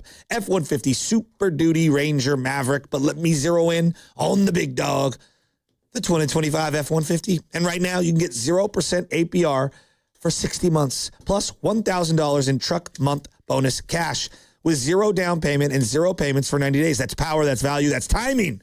And you can drive it today and not make a payment for 3 months. Ford Truck Month doesn't last forever, so get to Saramonte Ford right off of 280 in Colma and Daly City, or shop anytime at SaramonteFord.com. Stacked inventory, serious savings. Saramonte Ford, the Bay Area's Ford dealer.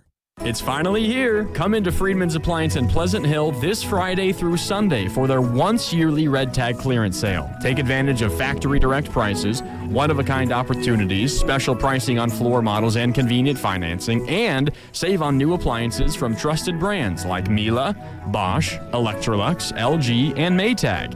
Visit Freeman's Appliance in Pleasant Hill for their Red Tag clearance sale this Friday through Sunday for the best time to save big on new appliances for your home.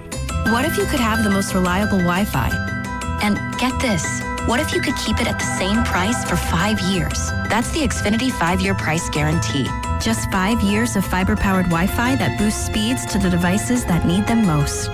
That finds and fixes problems before you even notice them. Like super intelligent Wi-Fi with a sixth sense. And that keeps you gaming in the fast lane, even when the whole family's banking on bandwidth. And here's the best part. No annual contracts, no hidden fees, and our best equipment included. Plus, get online in minutes with same-day Wi-Fi. Hey, let's face it, a lot can change in 5 years. Kids grow taller, dreams grow bigger, but your Wi-Fi? it would stay reliable and the price would stay put. The Xfinity 5-year price guarantee. Lock in your price and unlock the possibilities. Xfinity. Imagine that. Select plans only. Restrictions apply. Powered by fiber. Connected to the premises by coaxial cable. Actual speeds vary. We've all been there, sleepless nights, wondering if your business's security service is really protecting what matters. At Bay Alarm, we can put your security insecurities to bed. Our advanced technology and personalized support ensure you can rest easy knowing we're here for you. BayAlarm.com. Welcome to SF Fire Credit Union. Why do you have all those cats? I've been saving them from trees, just like a firefighter. So, can I join SF Fire? You know, we're not just for firefighters. Anyone can join and get lower fees than banks, ATM access worldwide, and the top-rated mobile banking app. Wow. Say, do you want a cat? SF Fire Credit Union. Banking for heroes and anyone who wants to be treated like one. This institution is not federally insured. The credit union is not insured by any state government. Privately insured by ASI. The deadline for filing taxes is now. Don't miss this chance to donate your car to Cars for Kids for a 2026 tax deduction. Go to carsforkids.org today. That's cars with a K. Don't wait. Donate now and have your car picked up by tomorrow. In Oakland, community is everything. And this Saturday, March 28th, it all comes together. The Oakland Roots face Orange County SC at the Oakland Alameda County Coliseum. It's Kids Night Out. Bring the whole family for a night of energy, pride, and unforgettable soccer. Kickoff is at 5 p.m. Feel the city, feel the passion, feel Oakland. Get your tickets now at OaklandRootsSC.com or watch live on KTVU Plus or ESPN Plus. Roots run deep in Oakland. At Uline, the prevailing opinion is, if you don't live it, you don't believe it.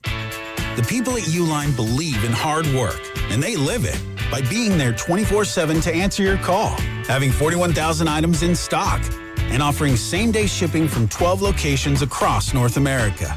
Business owners, sellers, buyers, shippers, and packers believe it. Uline is the hard-working, dependable source for your shipping and industrial supplies. Visit uline.com. I checked Allstate first and saved hundreds on my car insurance. Really smart. Unfortunately, I didn't check if I left the pizza box on top of my car before driving home. Not smart. Oh, and a semi just turned my deep dish into a thin crust. Yeah, checking first is smart. So check Allstate first for a quote that could save you hundreds. Potential savings vary, subject to terms, conditions, and availability. Allstate North American Insurance Company and Affiliates, Northbrook, Illinois. Another app for inventory, one for CRM. Oh, don't forget accounting. Wait, which login was that? Or you could use Odoo, one fully integrated system that does it all without the hassle. Ditch the app overload. Get everything your business needs on one platform. Try Odoo free today at odoo.com. That's ODOO.com. Bay FC's Hello Kitty match is back by popular demand. Bay FC takes on Washington Spirit on April 5th at PayPal Park. For your chance to win a pair of tickets courtesy of Bay FC, keep it locked to the morning roast all week. For more info, visit 957thegame.com.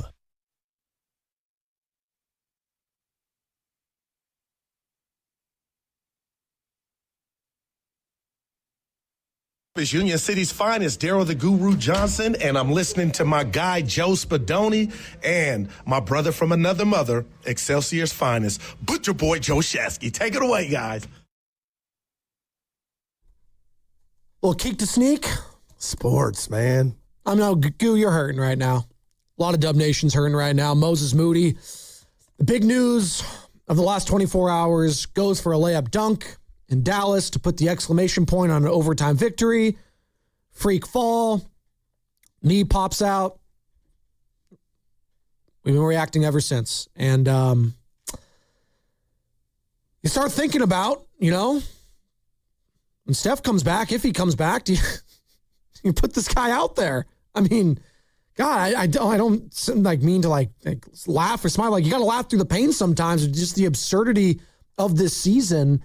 And, yesterday we were kind of talking about the toxicity surrounding Brandon Pajemski, the anger from this fan base. And I think that anger last night, Joe, kind of just turned to sadness and just kind of despair and being like, man, the season's just over right now. As far as, Jimmy Butler, as far as, Moses Moody, as far as expectations, for, a deep playoff run potentially. That kind of went away with the Jimmy Butler injury. But then, you talk yourself into, if Steph could come back, he's so damn special. Maybe he could will this team to something, surprising in a play-in series, in a playoff, round, whether that's against San Antonio, whether that's against, the Oklahoma City Thunder, who knows? But, it comes to a point when you brought it up.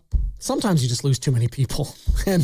And the way that Moses Moody was looking yesterday, he was looking like your best player on the court. He was yesterday. He was your best player coming off a month of, off of action with that wrist injury.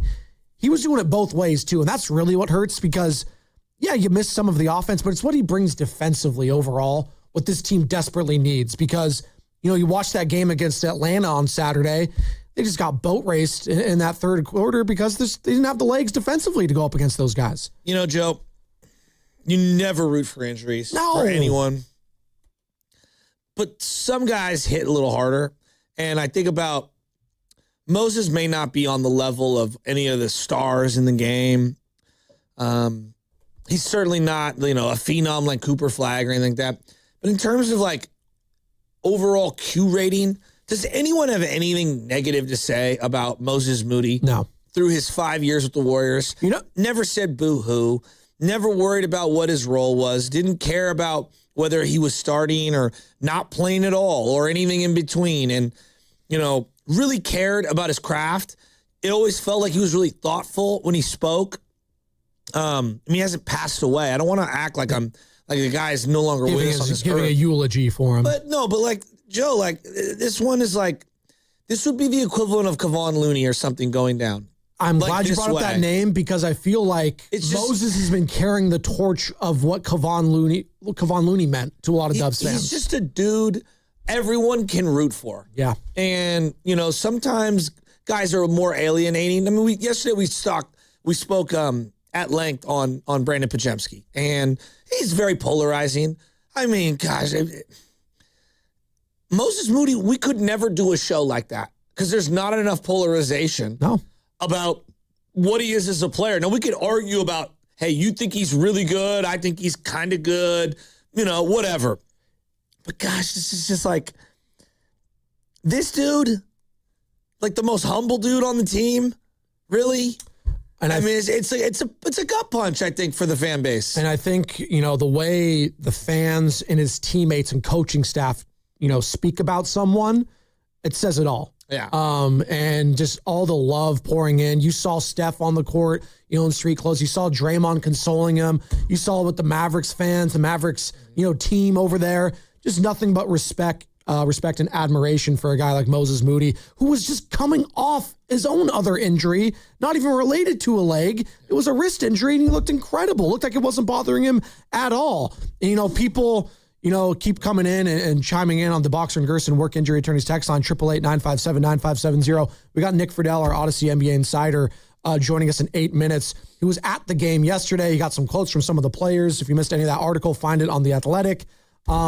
I want to know, is the league going to look into the floor being wiped so many times in the fourth quarter and in overtime? It happens so much in the NBA, too, when you have these arenas. The double arenas. That share it with hockey teams. The Staples, whatever it's called, Crypto.com with the Lakers. They share it with the Los Angeles Kings. Obviously, the Dallas Mavericks share it with the Dallas Stars. You can go on and on and on. What did the Knicks share it with who? The Rangers, I think. So, you see this all the time. And they weren't complaining about it. Maybe they sent in a memo to the league. I have no idea. No, they should look at it, though. At the very least, right? They need to look at it. And look, I know everyone wants to blame someone or something, and sometimes things just happen, and it's not, you can't allocate blame.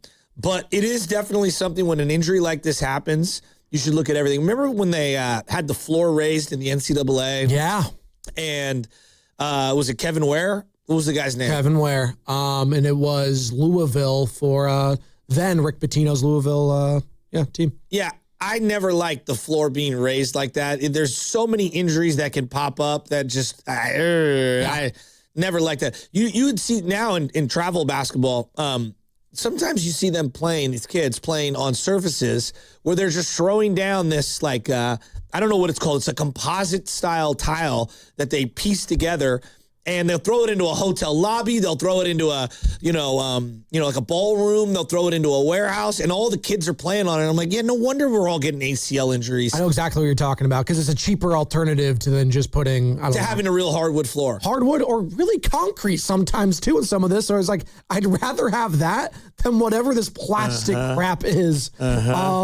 By the way, Bay FC's Hello Kitty match is back by popular demand. Bay FC takes on Washington Spirit on Sunday, April 5th at PayPal Park. Don't miss exclusive Hello Kitty themed merch, activities, and more on Easter Sunday for your chance to win a pair of tickets to the game. Got to keep it locked on our show all this week and be ready after the injury report at 8 a.m. to call in when you hear this sounder. Who wants to go to a soccer game? For more info, visit 957thegame.com. At least that puts a smile on it. Boy, I feel sorry. Bringing it behind the scenes real quick, going from like a devastating injury talk to just Hello Kitty. It's just like, how am I supposed to shift over? The topics could not be different. Hey, Moses, I know what'll make you feel better. Hello Kitty merch. There you go. Were your sisters into Hello Kitty? Not really. Really? No, not really. It's kind of, but like, My sister was into the Hello Kitty Sanrio. I think it was Sanrio. Is that what it's called? I think my little sisters were into like the All American Girl dolls, which are like super expensive, which are kind of ridiculous. It was Barbies. They were into Barbie, All American Girl dolls, My Little Pony, stuff like that. Yeah. Polly Pocket. Yeah. That crap just got everywhere. By the way, this hour is brought to you by Fremont Bank, which is here for you, here for good. Was Sanrio was it the name of the store you could buy Hello Kitty at? Why do I keep associating those two together? I have no idea. It looks like it might be the manufacturer. Oh, it was the manufacturer. So there was a store at Stonestown. I believe it was called the Sanrio store or whatever. That's what we called it. That she would go to and get all that stuff. 408. Maybe I'm wrong. I don't know. Someone who has the knowledge, please call in. I'm going back 90s. 408 on the Boxer and Gerson work injury attorney sex line. What is the injury? Please tell us what's going on with Moody. You guys are droning on with no info. Well, we've been talking about it for the last hour and a half. The update on the injuries? Can I ask a question? No one knows what the injury is. His knee popped out, 408. There you go. Well, I actually am jealous of said individual. In an era where we all get every single update on our phone over and over and over and over again. And every time I pop open Twitter, TikTok, or Instagram, all I'm seeing is that knee. Literally. I wish I lived in a bubble where I didn't know what the injury was. I really do. I wish I didn't have to see it on my screen 1,000 different times, as you're saying right there. But 408, no one knows for sure what it is. Hopefully, it's probably a patella injury of some sort that's very devastating. And hopefully he comes back sooner rather than later with the rehab. But 408, he's out for the season. That's the injury. At minimum. And Steve Kerr talked about him getting an x-ray. He's getting x-rays right now in the arena, so don't know anything more. And he's flying back with the team, this according to Nick Fidell, who's joining us in a couple minutes, and he expects to get MRIs today in the Bay. So, I mean, just all the muscle, the tissue, the ligaments around that knee, it's not good. It's not good. I mean, the knee exploded. I don't know what else to say. Yeah. Like it, can we play the sound one time now for people that are just tuning in of Tim Roy? Yeah. Risotto, let me know when you got that in the back. But Tim Roy, I think, it captured the moment beautifully. And this is how it sounded right here on 95.7 The Game. You're home for Golden State Warriors basketball.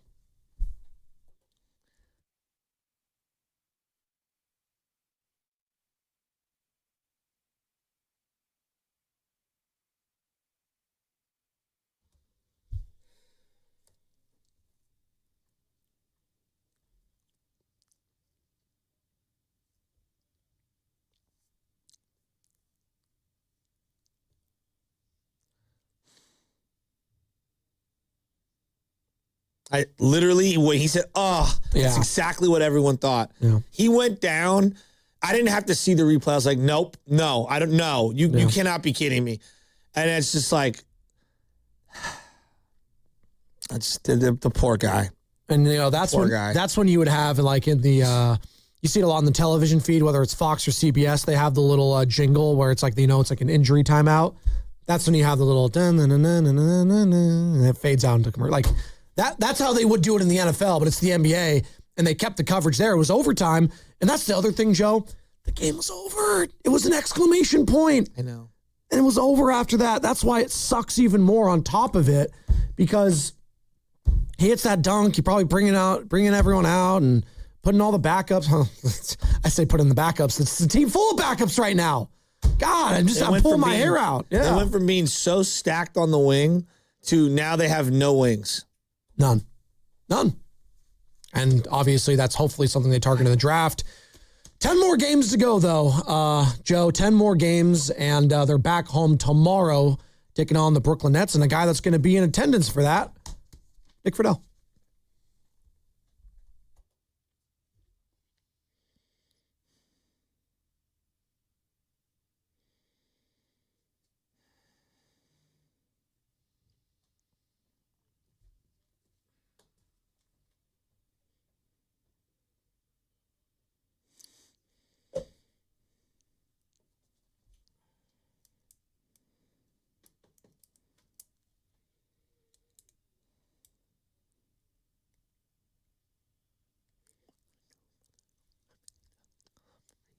Hey.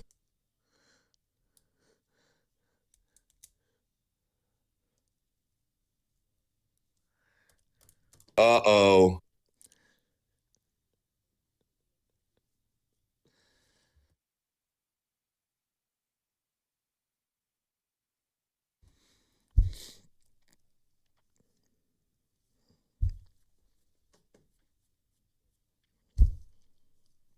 Joining us now on the River Islands guest line, Odyssey Sports NBA insider Nick Fidell. Insider calls are brought to you by Hyundai and the all-new Hyundai Palisade Hybrid, and he covers the Golden State Warriors for The Athletic. Nick, good morning.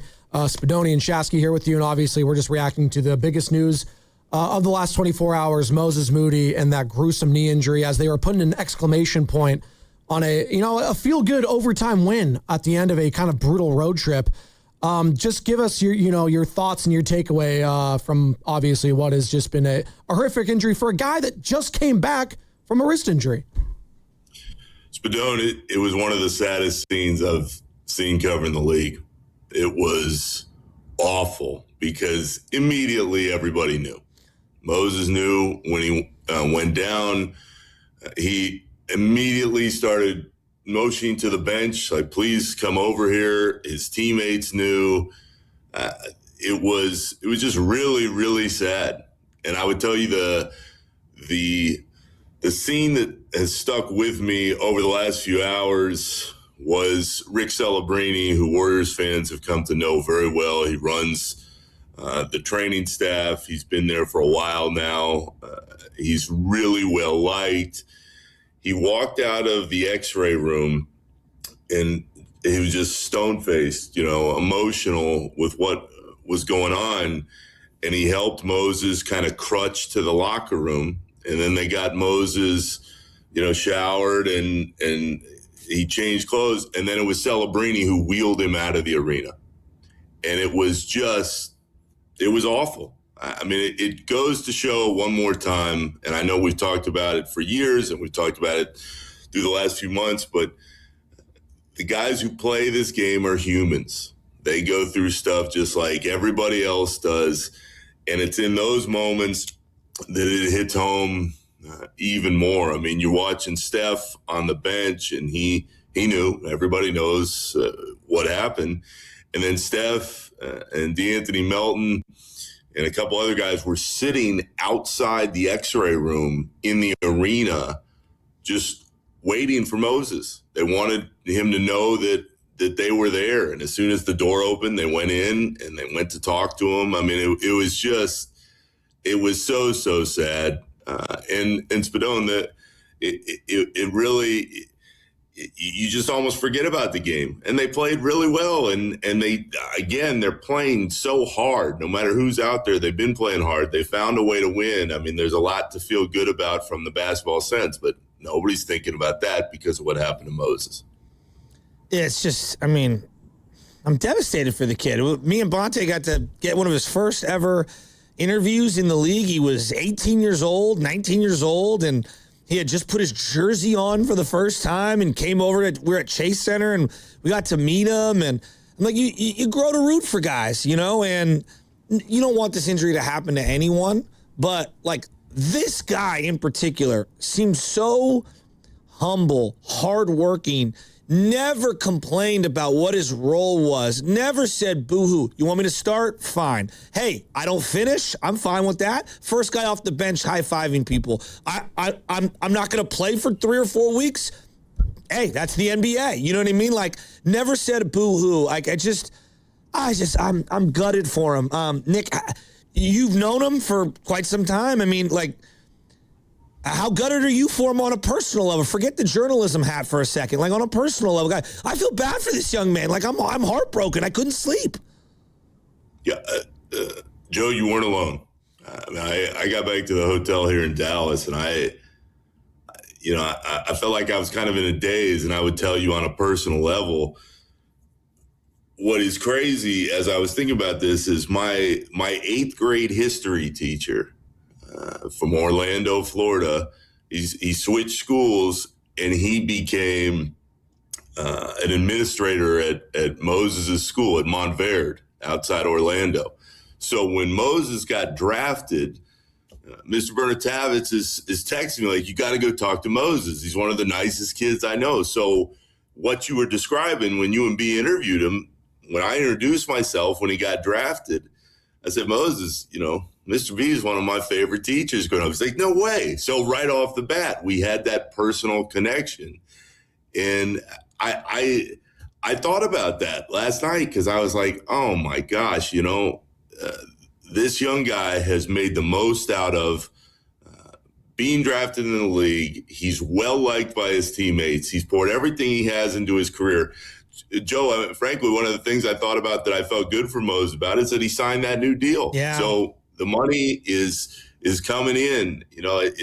That's part of pro sports, but I felt good that his future is set financially in that regard, no matter what these tests show. But I can only tell you that as Celebrini is wheeling him out of the arena and to the bus last night, Ron Kroichek from the Chronicle and I, we were the 2 traveling beat writers that were left on the trip. We were there in Dallas, and Moses looks up, and Ron and I just said, hey, good luck, man, because there's nothing else you can really say in that moment. And everybody kind of looked at him like, just hang in there, because that's all you can do. But on a personal level, absolutely. I mean, you get to know these guys, and you get to know the backstory a little bit, and you get to know where they've come from. But for me, it was the connection to Orlando and a teacher, and everybody has different connections. It's why we watch. It's why people have favorite players. But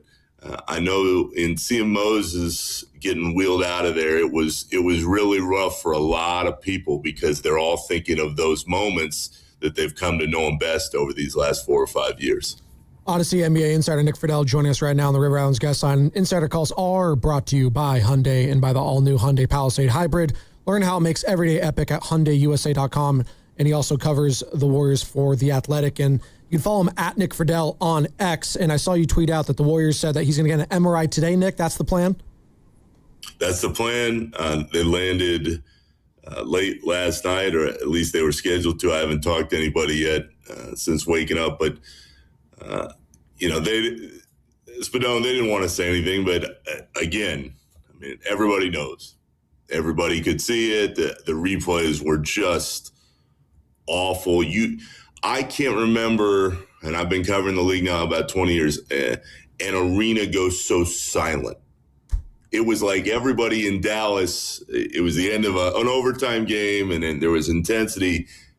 Immediately, just boom, silence. So there, as Steve Kerr said a couple times in his press conference, you're hoping against hope, but they know. I mean, Dallas is one of the only places now, guys, where I was literally probably 2 rows back on the floor. And that, for context, never happens anymore. I mean, at Chase Center, we're up in the sky in the corner. The second that Moses went down and he's calling for the training staff to come out to the floor, Steve Kerr put his hands over his mouth. He could not believe just how awful it looked. And Steve's been in the league a long, long time. He's seen a lot of different injuries. I mean, as you're watching guys walk out of the locker room you're seeing guys kind of having to face their own basketball mortality, because you know what they're thinking, and what they're thinking is, man, that could have been me. He was making a move that anybody makes. He stole the ball from Cooper Flagg, breakaway dunk, dribbling down the floor, and then boom, in an instant, everything changes. You just hope that it's not too severe, but I think the Warriors will put out some kind of word here later today. Wow, Nick, you kind of hit the nail on the head. I was explaining to Joe, like, I don't know, maybe a half dozen to a dozen times, the ambulance has come onto a field, or, the game has stopped because of a gruesome injury, and I've been either coaching or playing, and there's this like malaise that goes on in the gym or at the field. It's dead silent, and then if you're playing, it's like, I don't even want to play. Like, I don't even want to continue. Like, I want to go home and I want to go see my family. I want to curl up in a ball, and to see those guys have to go through the motions afterwards and like finish that game out, I don't think people understand. Thank goodness it was at the end of the game. If there's any silver lining, I know that sounds ridiculous, but like, it just to have to stop and the whole thing, and then you got to finish the game. That's not what I want to ask you though. Like, I was watching the fourth quarter. Gafford's falling all over the place. I know we want to assign blame. That's not what I'm doing. I'm not assigning blame on the staff, on this, on that. I'm not doing. But did anyone reference the floor and how many times they wiped it? Was there a murmur? I don't want to, recklessly speculate, but I'm watching videos that our boss put out, and I was watching Gafford slipping and Draymond slipping, and was there any talk of the surface area whatsoever after the game? I'm just asking journalistically if anybody had anything to say on that. Joe, there wasn't. Okay.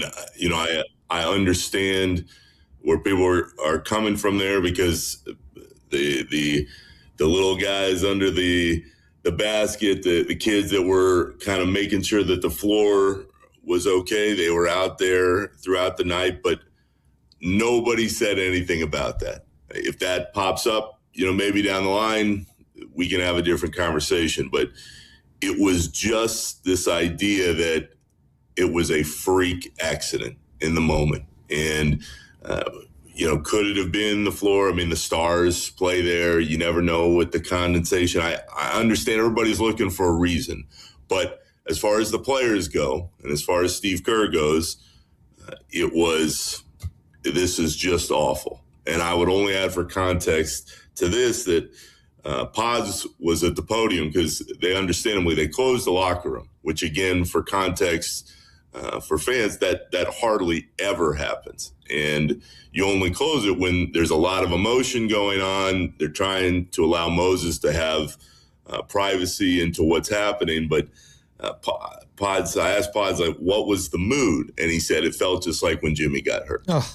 And that really struck me, because in that same regard, Jimmy, when he went down, everybody knew immediately. They knew, he's hurt his knee badly, and he's probably going to be out for a long time. And it was just so somber. And so to see guys try to go talk to Moses, try to be there, try to understand, all right, we're at the end of a 6-game trip. We've got to go home. Brooklyn's coming. The schedule doesn't stop. They're going to be in the play, and all these things happen. But again, we started the conversation on a human level. All these guys are hurting. The staffers are hurting. The coaches are hurting. It really makes it everything go into perspective really quickly. No doubt. I mean, it's a really, really well said. And like I keep trying to tell people, we can't assign blame on everything. Sometimes stuff happens. I know, like, I've questioned different things, like, why is this happening to me? Why now? And we want to point the finger at like a culprit. And sometimes just awful, terrible things happen for no reason. But you referenced the reactions, and I was watching the game on the couch, and I was just shaking my head, and they're showing Steph Curry, and he's on the bench, and he's got his hands like this on his head, as he's watching Moses Moody writhing in pain, and I think we're all thinking about Steph and his return, and I don't know, man, like, a lot of fans are like, shut down Steph for the year. Nick, it's not even a question. It's more just I'm explaining how people feel. We feel snake bitten right now, whether that's real or not. And Joe, I get it. I mean, that is part of being a fan. That is part of being on the roller coaster ride every year. It's why people care so deeply, specifically about this team. And I'm sure the questions about Steph are going to be there. I can only tell you, having had this conversation with him, that he wants to come back, and he wants to come back this year. If he's healthy enough to do so, he's going to play. As he has said, as Steve Kerr has said publicly, there's only a few more runs left, and this team's not going to win a title this year. The injuries have just overwhelmed them. We all know the reasons why this team hasn't been what everybody had hoped they would be. But Joe, as it pertains to Steph, he knows he only has a couple more big-time postseason pushes. He wants to be in that setting. And if he's healthy enough to do so, and he continues on this rehab process, and he feels all right, I understand where he's coming from, because he's 38 years old. I mean, he's poured his livelihood into this. He's done everything he can to win over and over again. And no, the hope of this season hasn't been what everybody had wanted it to be. But the other part to this is Steph got hurt at the end of January. He also doesn't want to sit for 6 or 7 months and just be iced until next year, especially if he's feeling all right. So I see both sides, and I understand why people would say shut him down, because it's Steph Curry. I mean, everything revolves around Steph Curry on this team, but he wants to play. The organization wants him to play if he's completely healthy, and there's just no way in hell they would put him out there if he wasn't. And the reason why that Steph wants to play is that he knows that time is short. If anything, Joe, as we're having this conversation, I would think Moses' injury, it wouldn't make Steph want to sit more. It would make him want to come back, because there is that realization of anything can happen. None of us know what's going to happen day to day. This is a craft that he's given everything to, and this is what his professional career and his legacy will center around. So I get it. I know why people want to be cautious, but Steph wants to play. The Warriors want him to play if he's healthy, and he's going to play if that knee responds well over the next few days here. Nick, one more for you. We appreciate the time early today. Do you anticipate, obviously, the MRI potential results on Moody, but on top of that, do we get another Steph update today, as Steve Kerr kind of talked about it yesterday before? You know, he'll be in the play-in tournament if his right knee allows. And then he also kind of talked about just pushing back the testing a day or two. They weren't sure as we walked out of there last night, Spadona, whether that means we get something later tonight, whether it's Wednesday. I think there were a lot of fans that kind of circled that Brooklyn game. It was at home. It would allow for a couple games at home before going to Denver. All right, he's going to come back. The only thing I'd say is that when we found out yesterday at shoot-around that Steph didn't do the 5-on-5 scrimmage that they had hoped, and they said there's no setback, they're just giving it another couple days, I immediately thought, all right, well, he's not coming back Wednesday because they want him to have the ramp-up process. He's got to play a few times in a scrimmage setting to get back out there. So exactly when he comes back now, I'm not sure. I'm not sure that they are. I would only tell you again, having talked to him, I think that he wants in a best case scenario, at least, 5, 6, 7 games, even if it's in limited minutes, to build up to whatever may come in the play-in. Is there any scenario where he plays in the play-in without playing a regular season game? No, that would shock me, Joe. Okay. I don't think – I think let's put it this way. I didn't take it yesterday as any kind of feel like, all right, well, it's just not going to happen. But if we're sitting here a week from now and Steph hasn't done anything and he hasn't taken that next step and they're saying, we just want to be cautious, then I would be very concerned, because if you're wanting Steph to come back and play and he wants to play, you do want him to have some games behind him in order to do so. So if in another week there's just not a lot of progress, then I think the whole conversation shifts. Then it becomes, all right, what are we really pushing for here, even if he wants to come back? But I don't think we're there yet. But I don't think there is any way in the world that we're sitting here in 2 or 3 weeks, Steph still hasn't played, and then, oh, yeah, let's drop to a high-intensity play-in game just because he wants to be out there. Nick, really appreciate the stuff and the perspective, obviously getting the local view since you were there. And let's do it again next week, man. Thank you. You got it. See you guys. Love you, Nick. There he goes. That was Odyssey Sports NBA insider Nick Fidell. Insider calls are brought to you by Hyundai and the all-new Hyundai Palisade Hybrid. Also covers the Warriors for The Athletic. Find his latest piece there. Post the story at Nick Fidell on X. So you heard it from right there. A lot of Warriors fans wake up this morning, thinking about the Moses Moody injury, and supposed to get an MRI today. We'll hear if any results happen. Hit the breaking news. Obviously, we'll report that live on air. But he said something interesting there that actually the injury doesn't make it more likely that Steph doesn't come back. If anything, it pushes him to come back. And I was like, wow, I don't know about that one. Yeah, Nick and I and Steph and I aren't going to be aligned on this one. The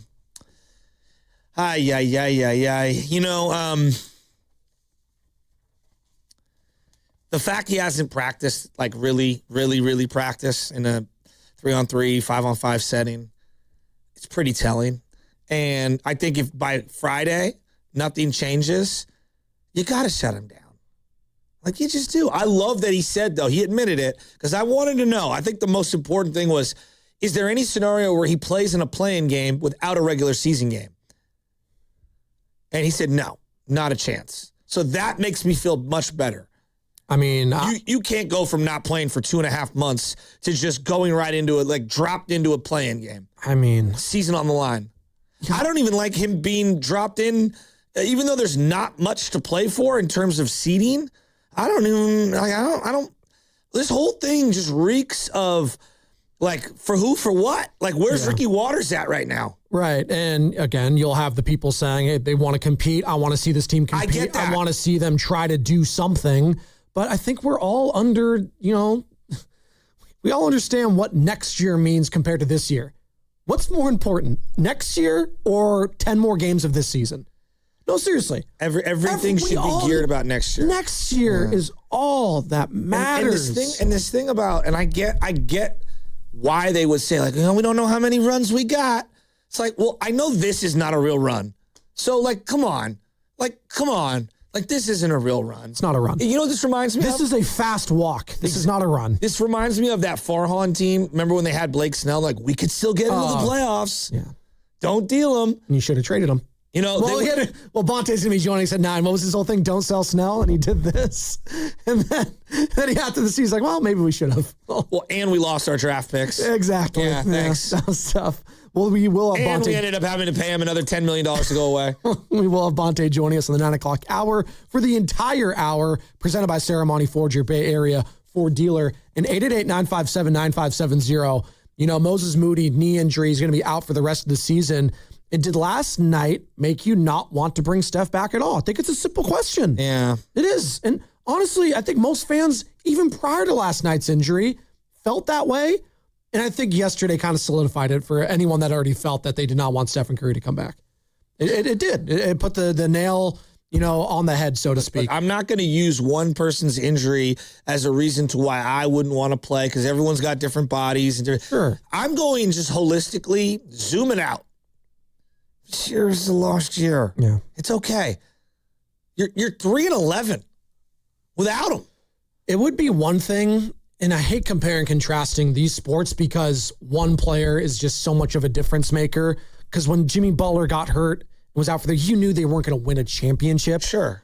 At one point, comparing to the Niners last year, though, the Niners lost so many important people, but they kept winning still in a way that said, you know what? Maybe if things break their way, you don't. But they had Brock Purdy and Christian McCaffrey coming back. Yeah, but the year before, what'd they do in week 17? Or week 18, technically? They sat Brock Purdy and they played that other quarterback. Come on. And is that more of an Josh Dobbs? The astronaut. Thank you. And he just got cut by the New England Patriots yesterday. Remember? Yeah, I remember. But is that season more comparable to what the Warriors doing this year or this past Niners season? Because there's still going to be a play-in team. No, technically. but I know. I hate to be that guy, but they are going to be a play-in team. They're not a playoff team. This thing that the play-ins are the playoffs, they're not. But if they win 2 games, they are a playoff. No, they're not. They're not, and they're not going to do that. And come on. We have to. At what point? Joe, look, they're playing the Blazers and maybe the Suns. They could. You're the Warriors that lost to the Bulls and the Jazz. So you also beat the Rockets, and you've beaten some. The Rockets, I think, stink. Oh, well, they might. Well, they stunk lately, but they beat the Nuggets. They are more than capable of beating a team on a given night. You were a win away from being the number 1 seed in the entire division in the NFL. Okay, the Warriors. That was the Niners. The Warriors are not a game away from being a top 4 seed. I understand that, or a couple games away from being a top 4 seed. That's why I said maybe it's an unfair comparison. It is unfair because a 1 player for a basketball team means 3 or 4 maybe for a football team. Or Jimmy Butler in this case was the second best player. So like Christian McCaffrey or Brock Purdy, right? So yeah, I'm with you. I'm just trying to do the compare and contrast because just like the Niners season felt like, this one's starting to feel like, man, it just wasn't there yet. Just injury-wise. We're snake bit, and it happens. And it's like, pack it in. I hate to be that guy. Look, it goes against every fiber of my body, but that's where we're at. Brandon Pajemski, who, Nick Fidell, who just joined us, missed any of that interview, find it on the free Odyssey app or on YouTube. The only way this season gets worse, and I think this is important. I'm sorry. So the only way this season gets worse is Curry injures himself into the offseason, and heaven forbid next year. That's the only way this year gets any worse than where we're at. If he comes back, if Stephen Curry comes back this season and does get hurt, people need to be fired. Just straight up. Joe, I would be questioning. I don't care if they say, oh, well, Steph wanted to. He got cleared. I don't care. The writing is on the wall. Yeah, you need to put restrictive plates on. Yes. I'm with you. This season is over. The only way this year gets any worse is if he gets injured and it lingers into the offseason or into next year. And I'm sorry. Brandon Pajemski on losing Moses Moody. I mean, I was down the other end. Yeah, I mean, it looked like he just slipped. I don't know the details of it, but, prayers out to him and his family and whatever the recovery looks like. And that was kind of the mood of everyone last night, just somber, he compared it to, losing Jimmy Butler a couple months ago, and it's kind of the same thing. Obviously, is Moody as, important as Jimmy was to the totality of what they wanted to do championship-wise? No, but he was still a key piece. This was a starter in the playoffs last year for this squad. Heading into the series against the Houston Rockets, that starting 5, that combination was sensational. Moody was a part of that. Paz was a part of that. Draymond, Jimmy, Steph. Fast forward a year later, 2 of those guys are out. 3 of those guys are out. And right now you're left with Draymond and Pods, and you have D'Anthony Melton, he's kind of looking tired as the season's gone on. That's another guy that was coming off an ACL or MCL injury, whatever it was. Just injuries. It's hard to talk about sports talk radio wise too, because what are we going to say to the people? Just, that sucks. Oh, that's life. They're angry. They want to be pissed off, and I get it. I'm angry and I'm hurt for you too, but sometimes that is just life. You have to just take it. And that's it. It's what I've learned in my 33 years on this earth. Sometimes it just is what it is. It is what it is. I hate that phrase, but that feels like where we're at. And I know people aren't going to love that. You go out and you compete. Okay. Did last night's injury to Moses Moody, on top of already losing Jimmy Butler, make you not want to bring Steph back to this season, Warriors fans? 888-957-9570. So let's say that you aren't a person that believes in omens or, I'm really not. Just not. Okay. Yeah. Okay. Are you more of a math guy? Not really math. See, I don't believe in ghosts and I always like the quote from Billy Zane in Titanic. A real man makes his own luck. So you put yourself in position the door to be will open. It's your ability to put the foot in the door. So always people say man, that was a lucky break for this championship team. I was like, no, they put themselves in a position to benefit from those things leading up to that. Yeah. Okay. So let's say you say 50-50 chance to beat the Blazers. So I'll give them a 50-50 chance. 0.5 times. Let's go 50-50 chance to beat whoever the 7-8 seed. All right. That gives you a 25% chance of getting into the playoffs, okay? All right. If we're just going 50-50 in each one, and I would argue it's less than that, but that's fine. Then I'll go 50-50 to knock off OKC, which is not realistic. Would we agree? Not 50-50. I give you $5.95. So times another, you would have a 12.5%, even if I gave you 50-50 odds in each matchup, a 12.5% chance of getting past the first round. Yeah.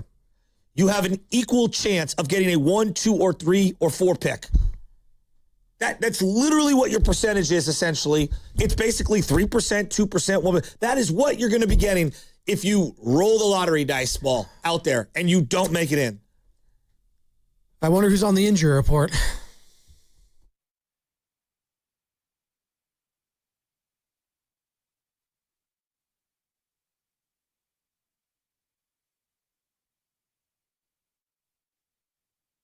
The Warriors are awaiting official word on the injury to Moses Moody that he sustained last night, requiring him to be taken off the floor on a stretcher. Moody's knee buckled as he went in for a dunk attempt.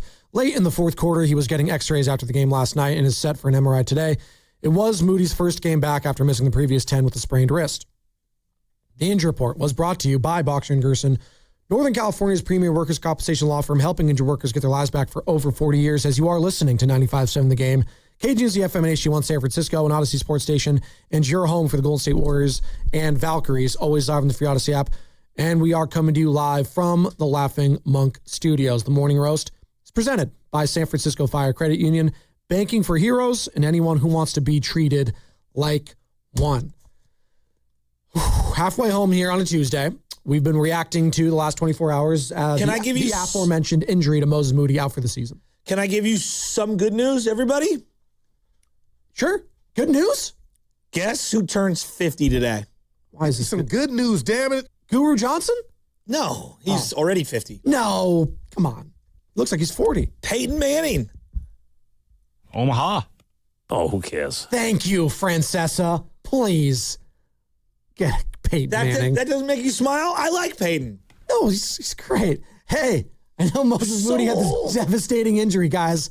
Let's say happy birthday to Peyton Manning, the sheriff. He's too old. Think someone told that to Moses Moody last night to try and cheer him up? Yeah, maybe. Well, this, a Lone Star State. Yeah, I don't know. Happy birthday, Peyton Manning. Happy birthday. Hey, man, 50. I mean, I thought that was a couple years away for you. You're almost there. I too. Don't even. Don't even.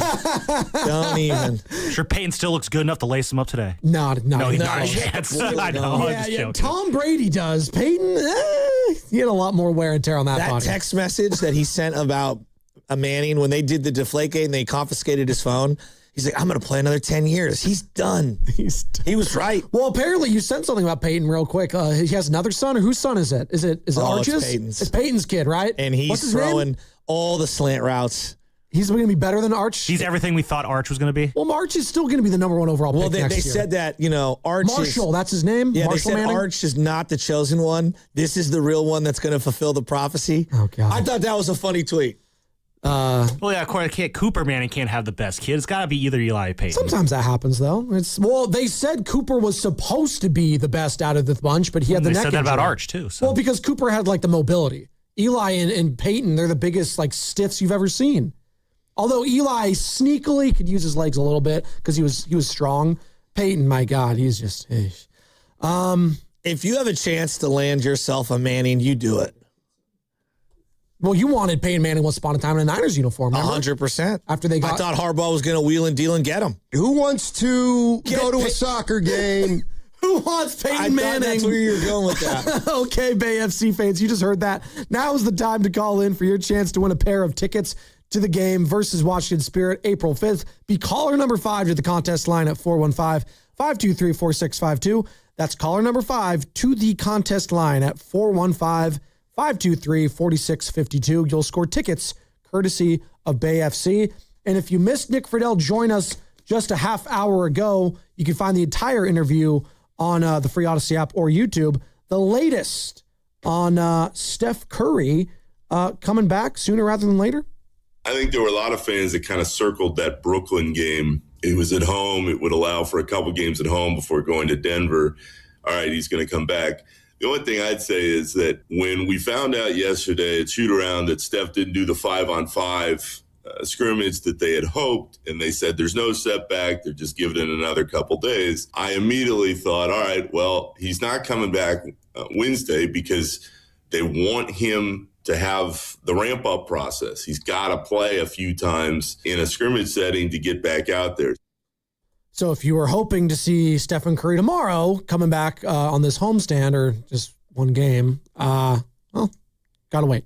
So it's not going to be coming back tomorrow. Maybe Friday against the Wizards. I mean, that would be like the team to play right now, the Washington Wizards. But I can't scoff at the Wizards with the way this team plays. And just God bless you. And God bless America. I'm sneezing all morning. Well, it's the allergy season. My eyes have been itchy. My nose has been running. Take some medication. You're good. Okay. You need to.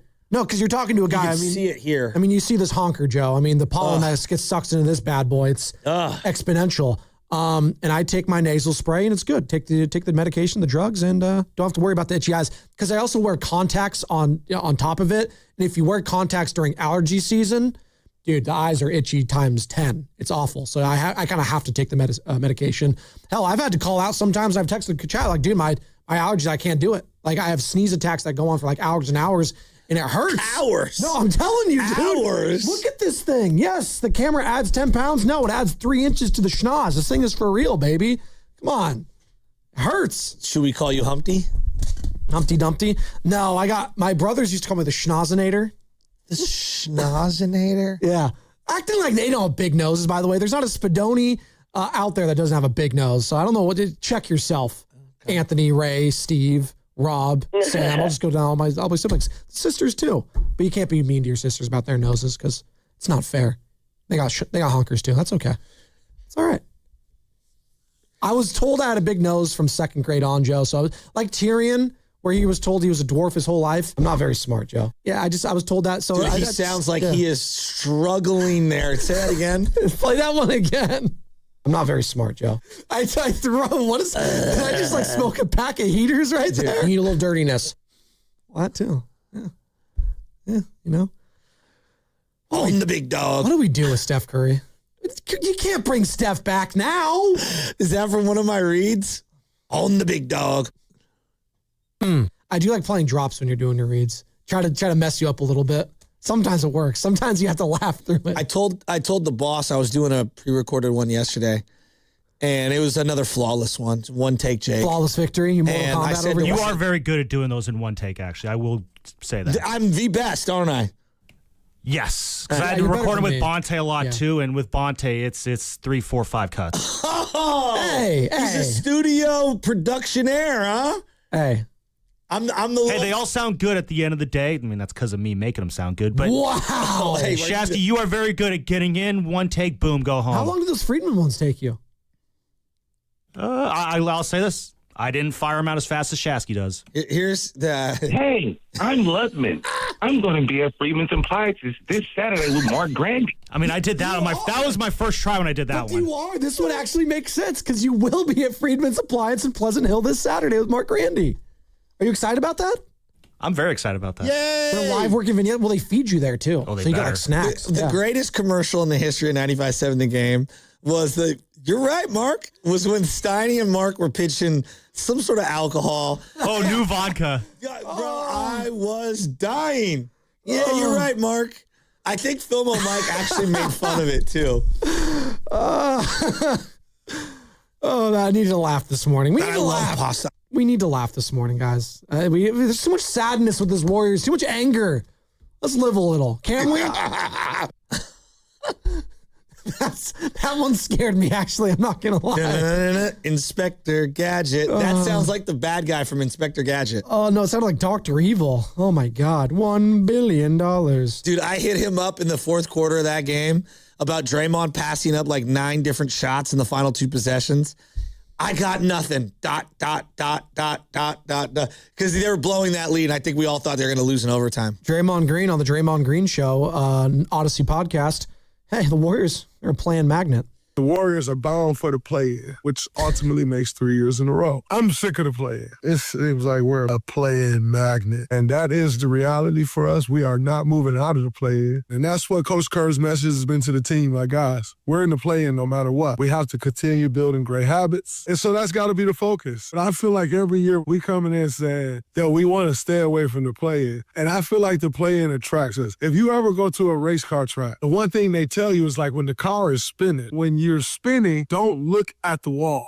Look away from the wall to where you're trying to go, as opposed to looking at the wall. You're more likely to spin into the wall. And what everybody does is you panic and you look at the wall. That's how this play-in feel for us. And it's like we're just looking at the wall, spinning to the wall. Well, the better analogy would be, there's, a hazard on the left. Don't hit it into the hazard. Don't hit it into the hazard. What do? I just want to go home. You hit it right into the hazard. Right, exactly. Or people panic, to his point. I think I would use like hydroplaning. Because what do people do when they lose control? They brake immediately. But when you're hydroplaning, that's the worst thing you could do is to brake. That's what they teach you, to not do that.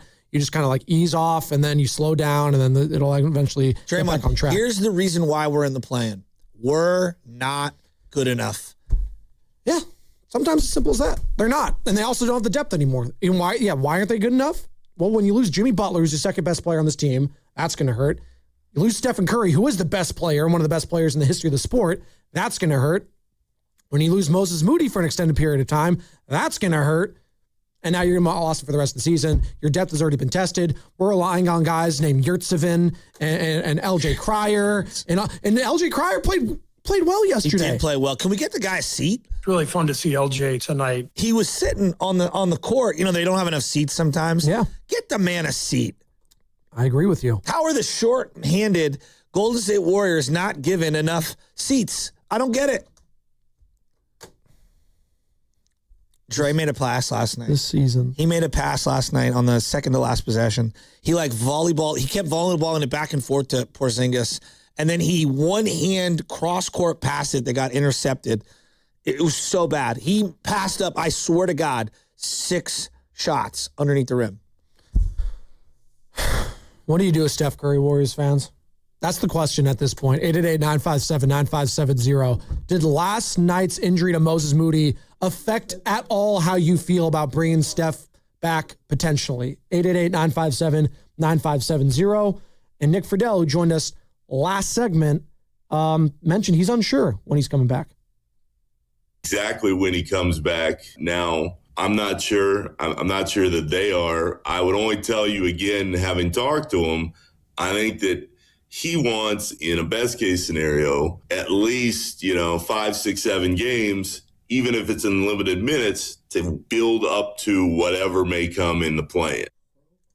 So if he said 5 games, that would be at home against the Houston Rockets Sunday, April 5th. That's Easter. He has risen on Easter. I could already hear the religious people being very mad at me for the comparison of Stephen Curry coming back on Easter. But, it is what it is. I was raised Catholic. There you go. I got to find the symbolism somehow. You know how we were talking about road rage earlier?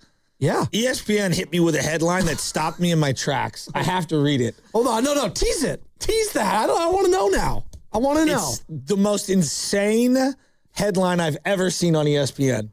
Bonte Hill joining us in about 45 minutes from now. Top of the hour, presented by Saramonte Ford, your Bay Area Ford store. It's all brought to you by Fremont Bank. Here for you, here for good. On the big dog. Xfinity Tech Support. Matthew speaking. Hi, I live in a pretty remote place, like Jurassic Park remote. Wow. Will Xfinity Mobile work out here? Yep, the combination of reliable Wi-Fi and 5G makes it so that you can stay connected in all kinds of places. Plus, you get access to ultra-fast speeds and coverage, whether you're poolside or out live streaming with a T-Rex. Hold still. You're about to go viral.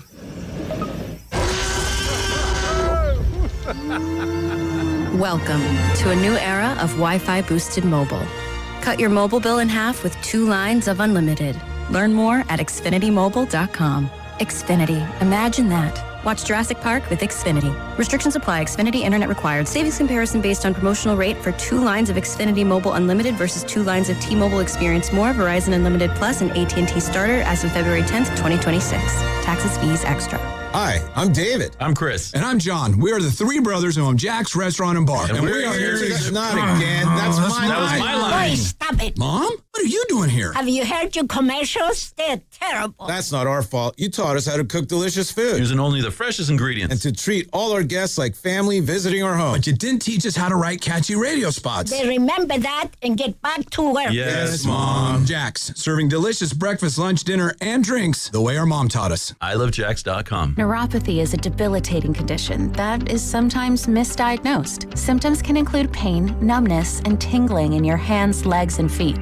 Neuropathy is a progressive condition that only worsens unless you get effective treatment. SF Bay Wellness is a leader in neuropathy reversal and uses FDA-cleared, non-invasive electric cell therapy to restore nerve function with no injections, no drugs, and no surgery. The treatments have a 95% success rate. If distance is a factor, ask about our virtual consultation option. Call SF Bay Wellness at 844-94-NERVE for the $99 neuropathy evaluation and receive a personal treatment plan that is tailored to your needs. Don't wait another day. Call 844-94-NERVE. That's 844-94-NERVE. Why keep suffering with the painful symptoms of neuropathy? You deserve to live a pain-free life. Start getting the treatment you need for your neuropathy symptoms. Call today. Hey, it's Willard. The world feels uncertain right now, but when a serious injury hits, uncertainty is over. You're in the fight for your life. Bills start, pressure builds. That's when you call Habas Law. Battle-tested, relentlessly victorious. Omar Habas, Tarek Habas, ruthless when insurance companies try to wear you down. When your world gets rocked, bring in the force built for the fight. Habas Law. Visit habaslaw.com. Omar Habas is a California licensed attorney. Offices in Northern California, including San Jose. Past results do not guarantee future outcomes. We've all been there. Sleepless nights, mind racing, wondering if your business's security service is really protecting what matters. At Bay Alarm, we can put your security insecurities to bed. Video security, burglar alarms, fire alarms, access control, 24/7 monitoring, and more. Our advanced technology and personalized support ensure you can rest easy, knowing we're here for you, your people, and your business. Visit bayalarm.com to talk to a local security expert. Bay Alarm, we got you. Hey.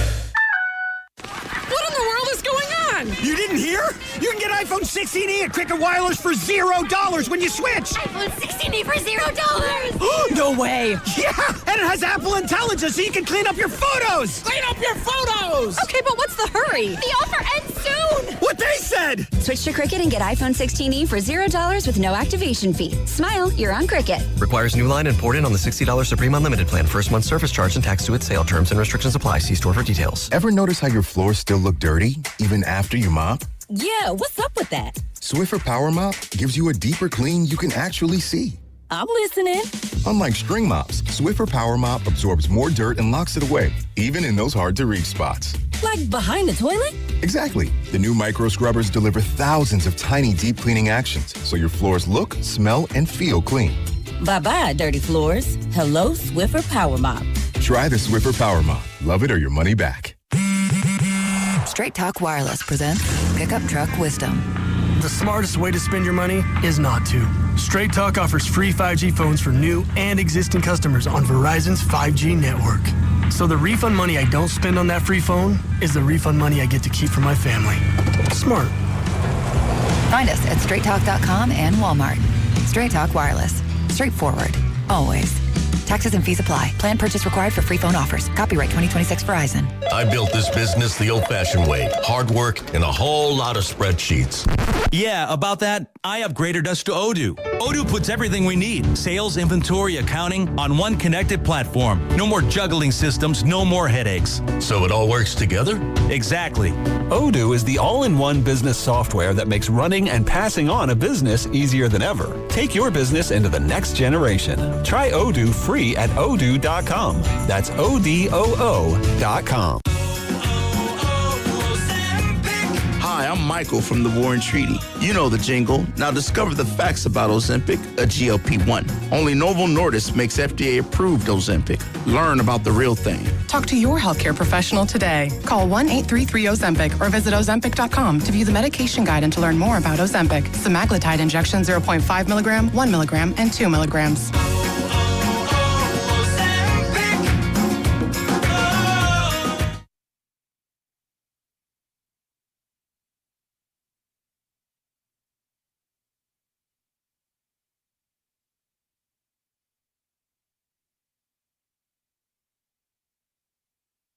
Dub Nation is Brandon Pajemski. You're listening to The Morning Roast with Joe Spadoni and Joe Shasky on 95.7 The Game. Pods, you played well last night.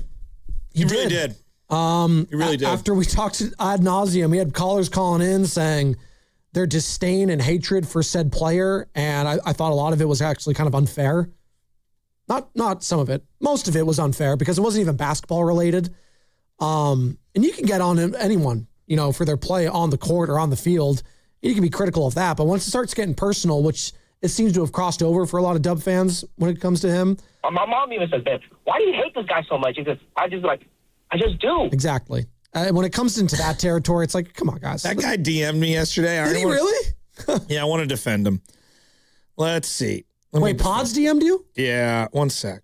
No, not Pods. Oh, Are you kidding me? I thought you guys were talking. That's what I thought too. I was like, give me a second. Well, the way you said, yeah, I was like, wait, what? Should open with that. Where's the guy? Shasky, you're like the Brandon Pajemski in 95.7. Hey. What I meant to say, my mom asked me why I hated him. And I meant to say, I don't know. Where do you want me to start? Oh, my God. Again, start with the play on the court. That's where you need to start. And I was listening to the crossover yesterday with Steiny, Gua, Willard, and Dibbs, and Willard brought up a good point. Like, you can be upset with, everything. That's your right as a fan, but don't really say it's about on the court because he's actually, for where he was drafted, he's kind of outshined his expectations of what he was supposed to be. And if you did a redraft of there, I kind of agree with him. He'd probably go top 10, but I think that speaks more to that draft class than it does to Pajemski, the player. Would he go top 10 in this draft? No. Yeah. No. But again, not all drafts are built the same. So as we're talking about potentially Steph Curry come back in light of this recent injury with Moses Moody, who's going to be out for the season. Of course, Willard defended him too, by the way.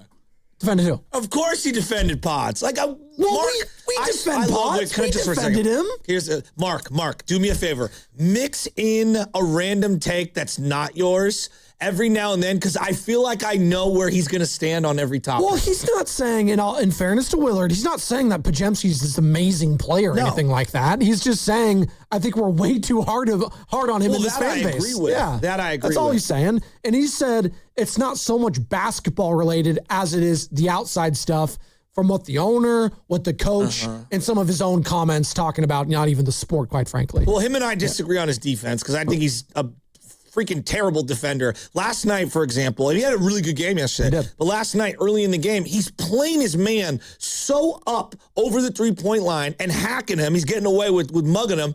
And then the guy blows by him, and it turns into 4-on-5 for a team that doesn't have a rim protector. When you have a rim protector, you can be more aggressive out on the perimeter and then hey, I've got this guy that's going to kind of basically even things out at the rim. They don't have that. So you got to pick and choose how tight you play your defender. And if your guy goes right by you, okay, now they're playing 5-on-4 defense, meaning you have no advantage and the offense has all the advantage, and boom, boom, boom, boom, boom. And you wonder, I want to ask people, why does Fitz say in every single game, this team can't continue shooting 62% from the field? And I'm like, no, they could, because 2 or 3 of our guys, and he's not alone, Pajemski's not alone, cannot stay in front of their man on the perimeter. No. They are the worst perimeter defensive team I've seen in a long time. They can't keep in front of anyone. So if you know you can't stay in front of someone, stop mugging them 45 feet away from the hoop and getting blown by. Lay off that guy. How about, I don't know, give a little cushion. Is Najee Marshall a threat 41 feet from the hoop? No. Lay off him. He had 8 turnovers yesterday. Najee Marshall He's terrible. 8. Cooper Flagg at 7. I understand Cooper Flagg. He's a rookie. He's trying to make it. He is their team, Cooper Flagg. He's trying to do everything. But 7 turnovers and 8 for Najee. They combined for 15 just with those two players alone. If they cut out half of those, they win that game. But they're 23 and 49 for a reason. Well, and the Warriors had a zillion turnovers too. Could you imagine? Do the Dallas Mavericks own their pick this year, by the way? I don't know. I couldn't believe Marvin Bagley's still in the league. I couldn't believe Chris Middleton's still in the league. Kings legend Marvin Bagley III? Hey, look, in a weird way, you know, that Dallas does own their pick. They do? Could you imagine if they get one of these big boys in the top 4? Oh, my God. The Nico Harrison special. It's the worst trade in NBA history. I'm sorry. Have we been watching what Luka Doncic has been able to do this last, 10, 12 games? Just... Oh God! But they got Cooper Flagg and they got Max Christie, who's looking pretty good too for them. The thing on I think Potts' offense was excellent yesterday. Just defensively, there's this. I have this whole theory on defense. Know the personnel of the other team. This is not a unique. It works in any sport, right? Know who you're guarding. Is there a KYP? Is there a 3-point knockdown guy that this guy's guarding out there? Why are you playing him so tight at the top of the key? Right. Lay off him a little. Do you see what do teams now? Draymond doesn't have the tightest handle in the league. Does anyone guard him super tight? No. Why? Because they don't respect his outside shooting presence. Why is he guarding everyone so far away from the hoop? Is he being coached to do that? That's another thing. Is he being told to do that? If he keeps doing it, are you being told to do so?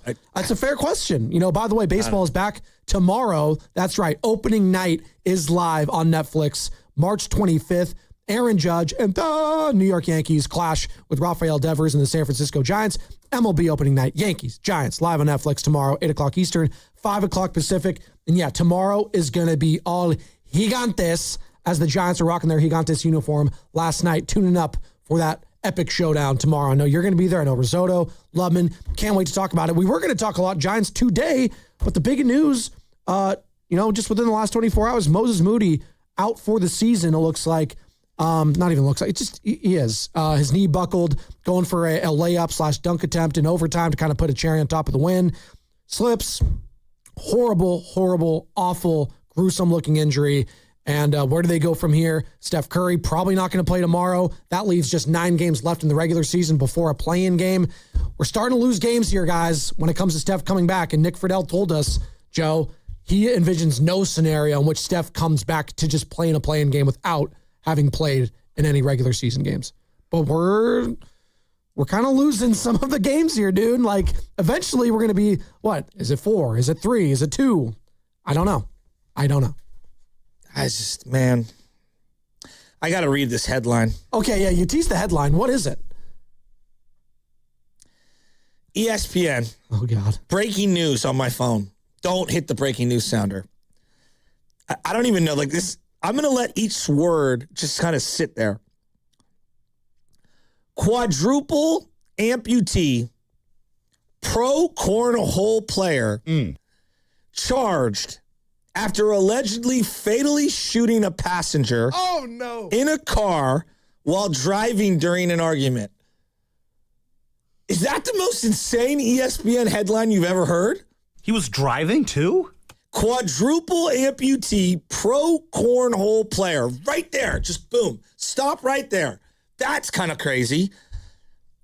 Charged after allegedly fatally shooting a passenger. He's a quadruple amputee. How's he shooting in a car while driving during an argument? He's driving the car? There's am I the only one that's got a lot of questions? I mean, how's he doing a lot of these things? How's he playing cornhole? How's he driving? There's a lot of questions on this.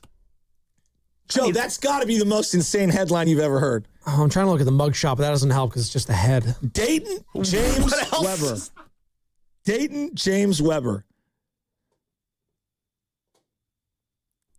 Want me to try and get him on?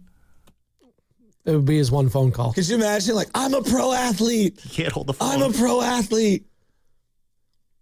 I'm trying to look. Hey, professional cornhole is pretty fun to watch. Oh, hold on. I found a YouTube video of this guy. Okay. I can see how he might be able to. Oh, if he could throw the cornhole beanbag things, I can see how he could shoot a gun. Did I ever tell you about my cornhole when I went to a tournament?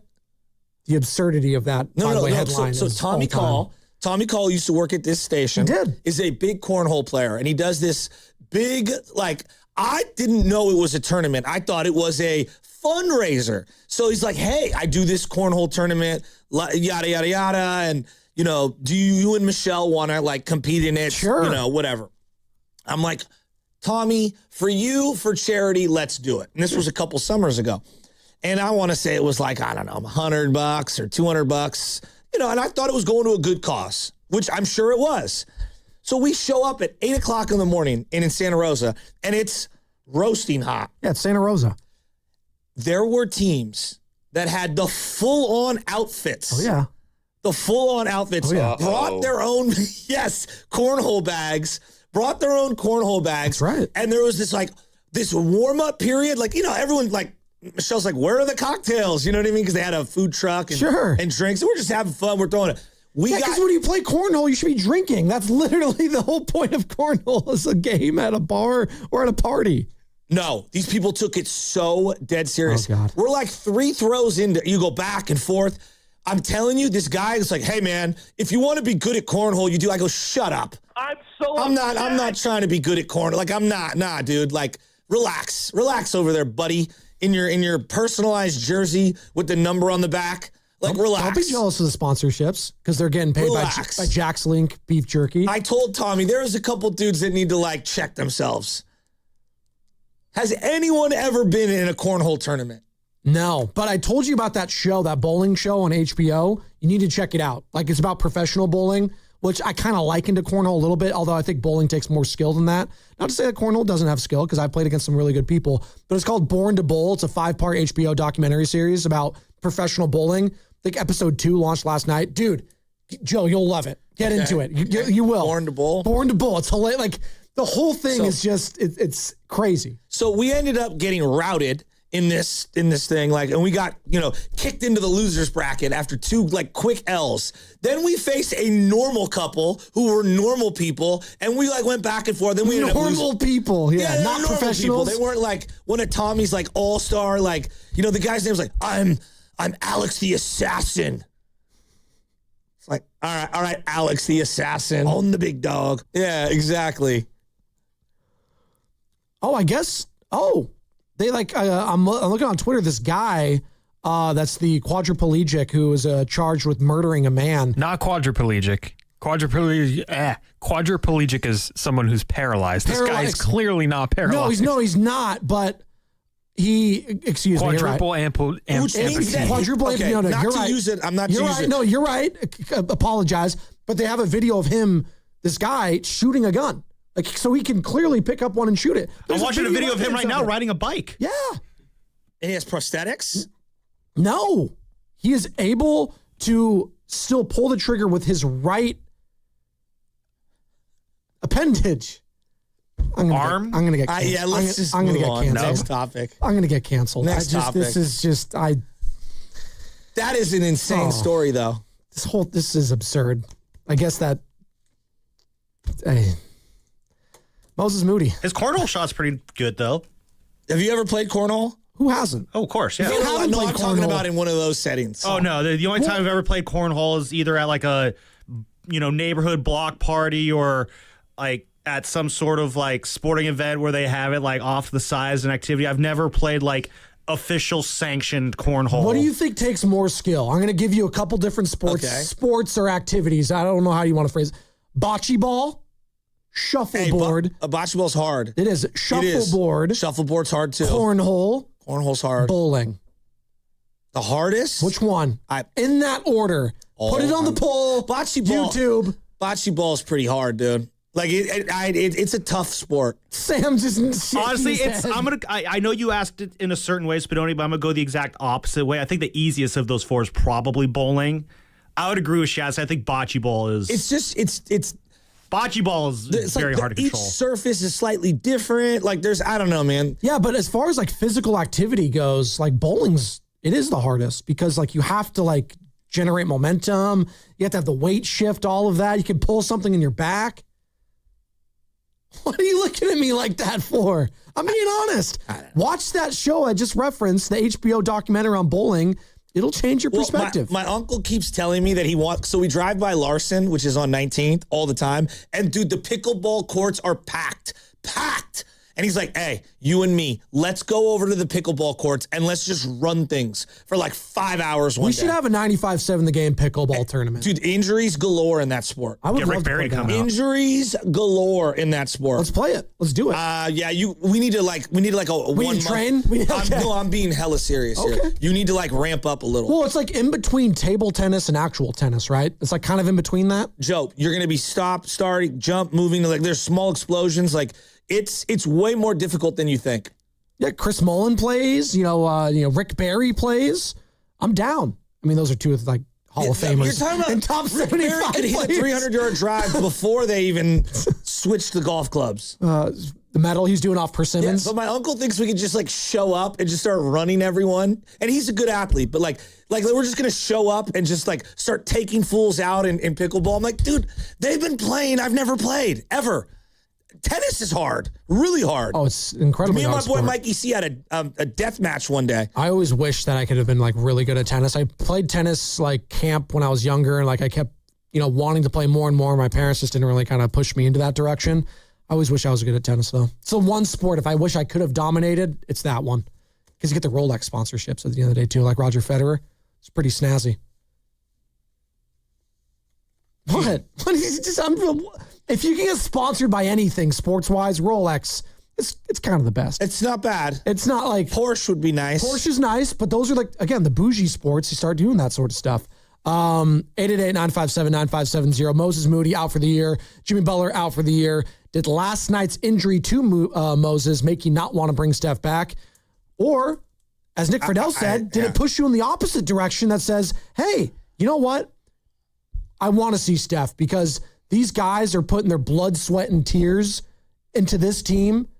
I want to see Steph come back on the court. Maybe, just maybe, something special could happen. I have a hard time believing that, though. Like, whenever I say it out loud, it sounds laughable. I don't know. I kind of like that little 10, 15 minutes. It did bring a smile on my face, the absurdity of all these conversations we're having right now. I always, whenever I bring up like athleticism or anything, I get labeled like I'm not athletic. Who? And Who it says really that? bugs me. Who says you're not athletic? Just the chat and what's the chat saying? They The always, YouTube chat that's incorrect about everything? No. But like, I'm not pretending that I'm, I'm not pretending that I'm Mr. Olympian over here. All right. But like, come on. Like Risotto, you've seen me play a variety of sports. There's a baseline of athleticism, correct? I would say so, yeah. Yeah, thank you. For your age, too. Thank you. I appreciate that. It's good. I appreciate that. Absolutely. It bugs me. I know my limitations, and I know this. Tennis is really hard. It's really hard. Like, I see people because I see them practicing over at West Sunset and stuff, letting it bounce 2, 3, 4 times. That's not the game. You got to let it bounce once, right? So you have to move, you have to come up, you got to get the backhand, the forehand. You got to know exactly where to hit it, how to hit it with spin. I mean, dude, tennis is so hard. It's not easy. I think maybe. Just a normal volley. I'll even let you have 2 or 3 bounces. A normal volley is really hard to sustain with someone. We need Brad Gilbert, former PGA professional and obviously coach who's, helped guys like Andy Roddick, Coco Gauff, led them to titles. We need BG Tennis Nation to take us out onto the tennis courts and teach us the ways.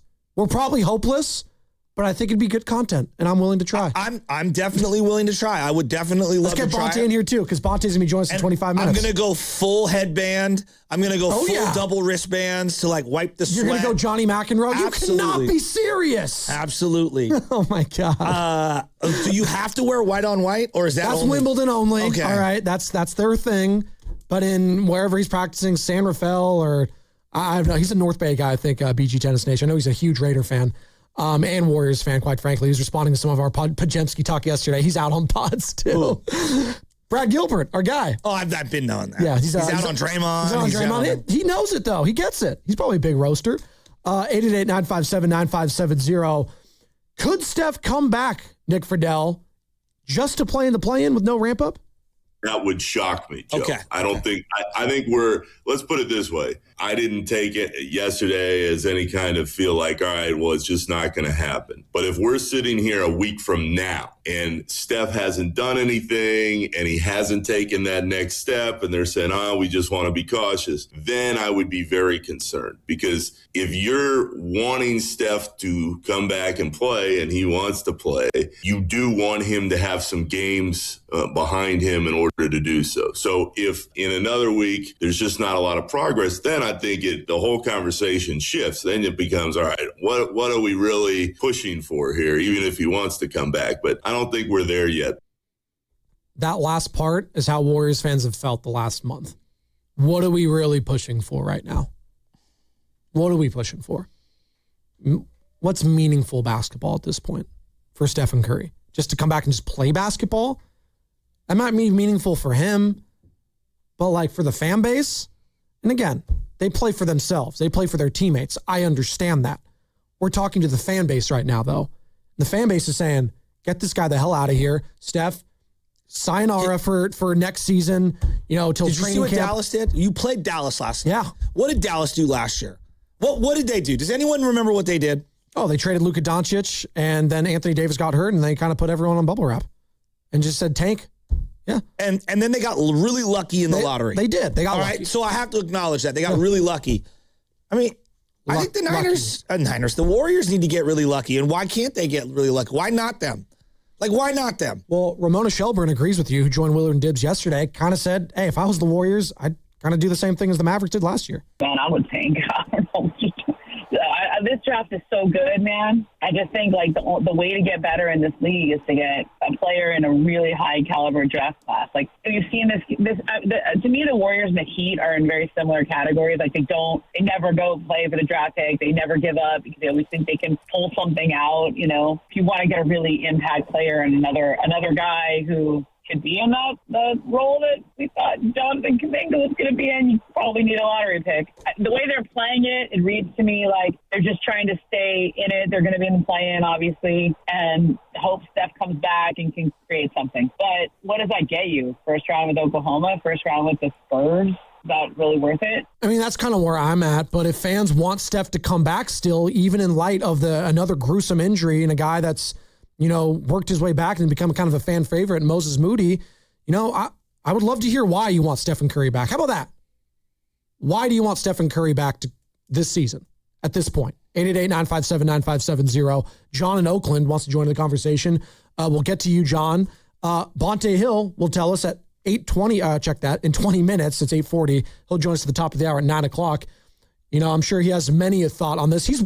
Listen, he has to do all these games. He has to cover all these games. He's pre and post. He's seen it all. You don't think, we're exhausted talking about all these injuries. Well, how do you think this guy feels joining us at 9 a.m. for the entirety of the hour? The poor guy gets sadder and sadder every postgame show. I feel him, though. I know. We're sad, too. I know. Presented by Saramonte Ford, your Bay Area Ford store, courtesy of the River Islands guest line as well. Bonte Hill going to be joining us.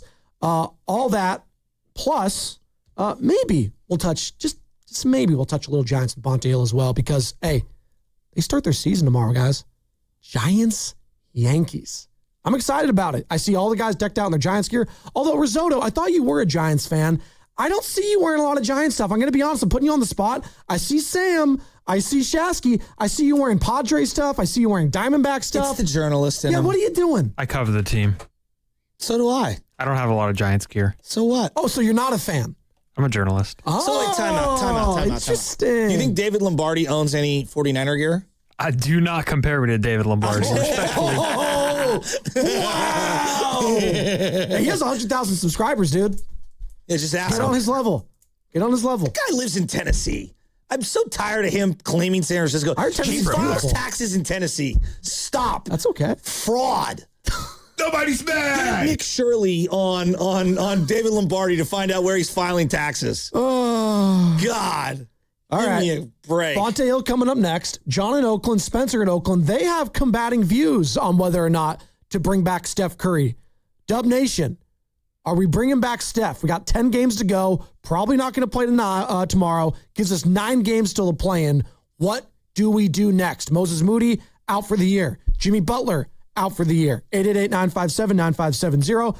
It's all sponsored by Saramonte Ford. Waiting for the best time to buy a new Ford truck? Well, it's right now. Ford Truck Month is here at Saramonte Ford on the 2025 F-150 Get 0% APR for 60 months, plus $1,000 bonus cash with 0 down and 0 payments for 90 days. Don't wait. Right off 280 in Colma and Daly City, or at SaramonteFord.com. Saramonte Ford, the Bay Area's Ford dealer. Of all music. High five! Up top! Dave's company just got the 5-year price lock guarantee from Comcast Business. Yeah! It's 5 years of gig speed internet, advanced security, and a great rate that won't change. All from the company with 99.9% network reliability. Heck yeah! He hasn't given this many high fives since Deborah brought in her famous banana bread. Yes! The Comcast Business 5-year price lock guarantee. Powering 5 years of savings, powering possibilities. And it's hurting, but I am not stopping. Woo! For a limited time, now through March 29th, switch to Comcast Business to lock in your rate for 5 years and get a $500 prepaid card on a qualifying gig bundle. Or ask how to get started with 150 megabit internet and Security Edge for $59.99 a month for 12 months with a 2-year agreement. Don't wait. Call today. Restrictions apply. New customers only. 1-year contract required for guaranteed rate. Paperless billing and automatic payments with bank account required. 5-year pricing applies to monthly service charge, excluding taxes and fees. It's finally here. Visit Freeman's Appliance in Pleasant Hill Friday through Sunday for their once-yearly red tag clearance sale. Take advantage of one-of-a-kind opportunities on floor models and factory direct pricing. Visit Freeman's Appliance red tag sale for the best time to save big on new appliances for your home. You know that Chick-fil-A sells more than chicken, right? Hello, my name is Jaleesa, and a little thing I love about the Chick-fil-A sausage, egg, and cheese biscuit is how it's all of my favorite breakfast items in one good bite. That fluffy egg, that melty cheese with that perfectly grilled sausage. It just gives you that warmth, that comfort food that you love. It is the best possible option for a classic breakfast. Comfort is calling. Order a Chick-fil-A sausage, egg, and cheese biscuit with Simply Orange Juice on the Chick-fil-A app today. Real guests paid for their testimonial. You know that Big Bargain detergent jug is 80% water, right? It doesn't clean as well. 80% water? I thought I was getting a better deal because it's so big. If you want a better clean, Tide Pods are only 12% water. The rest is pure, concentrated cleaning ingredients. Oh, let me make an announcement. Attention shoppers, if you want a real deal, try Tide Pods.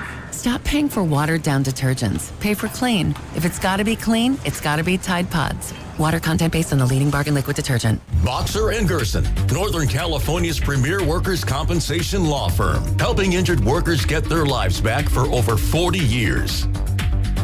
Dan Daly, administrator of Lawton Skilled Nursing and Rehab, is proud to announce our award as the top Bay Area nursing facility in the Bay Area and third best in the state of California, as reported by Newsweek magazine. Under the medical direction of UCSF-affiliated medical director Dr. Darby Clayson, if you or a loved one is in need of inpatient physical therapy, please don't hesitate to contact our admission team of Dab Sterling or Charlotte Lawrence at 415-566-1200. Hey, Bay Area, it's Guru. You know what's really bugging you? It's not your fantasy team or the refs. It's the bugs in your house. Ants stealing snacks, spiders showing up uninvited. That's when you head straight to AtcoPest.com. Atco Pest Control has been handling Bay Area pest problems safely and naturally for over 40 years, protecting your family and your pets without breaking the bank. Get the details now at AtcoPest.com. ATCO Pest.com. Atco's got you covered. If you owe back taxes, listen carefully to rule number 1. Never go up against the IRS alone. They're cracking down, freezing bank accounts, garnishing paychecks, canceling passports. Even your home or business could be at risk. But here's what they don't tell you. The IRS has powerful tax relief programs that could save you thousands if you qualify. That's why smart people call Optima Tax Relief, America's #1 tax resolution firm. Nobody knows these programs like the experts at Optima. Their team of tax attorneys and licensed professionals have resolved over $2 billion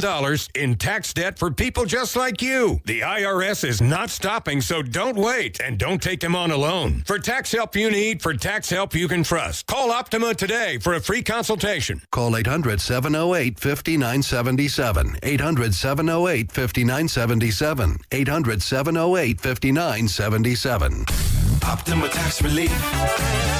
Some restrictions apply. For complete details, please visit OptimaTaxRelief.com. I'm Piera Palazzolo, VP of Digital Marketing for the American Management Association, a company focused on the management training skills needed to enhance the careers of business professionals. We did our research when it came to the best companies for website development and chose AmericanEagle.com. And we couldn't be happier. AmericanEagle.com worked closely with us to understand the front and back end requirements needed to launch an e-commerce website that could handle the complexities of running thousands of seminars nationwide. Our robust new website and improved SEO saw immediate increases in site traffic and web revenue. If you're in need of managerial effectiveness and success, visit our website at amanet.org. If you're in need of a website that provides an unparalleled consumer experience, I highly recommend AmericanEagle.com. Transform your business today. Dial 877-WebNow1 for a free digital consultation with AmericanEagle.com. Ever dreamed of stepping onto the Warriors' home court with a glass of wine in your hand? Kendall Jackson, official wine partner of the Golden State Warriors, is giving you a chance to have dinner on the court at Chase Center. For info and a chance to win, courtesy of Kendall Jackson, visit 957thegame.com. You're listening to 95.7 The Game, KGMZ-FM and HD1 San Francisco on Odyssey Sports Station and the home of the Golden State Warriors and Valkyries. Always live on the free Odyssey app and now coming to you live from the Laughing Monk Studios.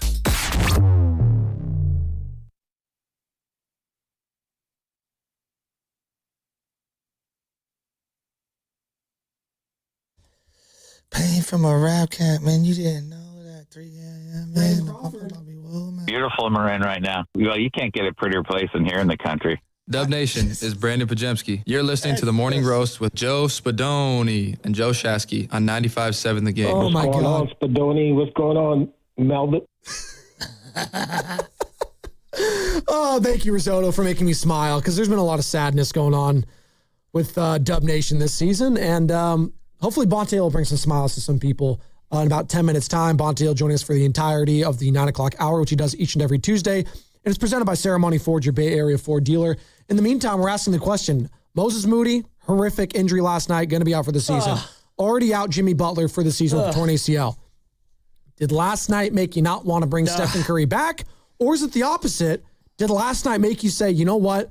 These guys are putting their blood, sweat, and tears into this season. And even if you can't win a championship, I want to see Steph come back in some way or fashion. John in Oakland, Spencer in Oakland, Eddie in San Mateo, Samit in Los Gatos. They all have their opinions. We're going to get to all of you.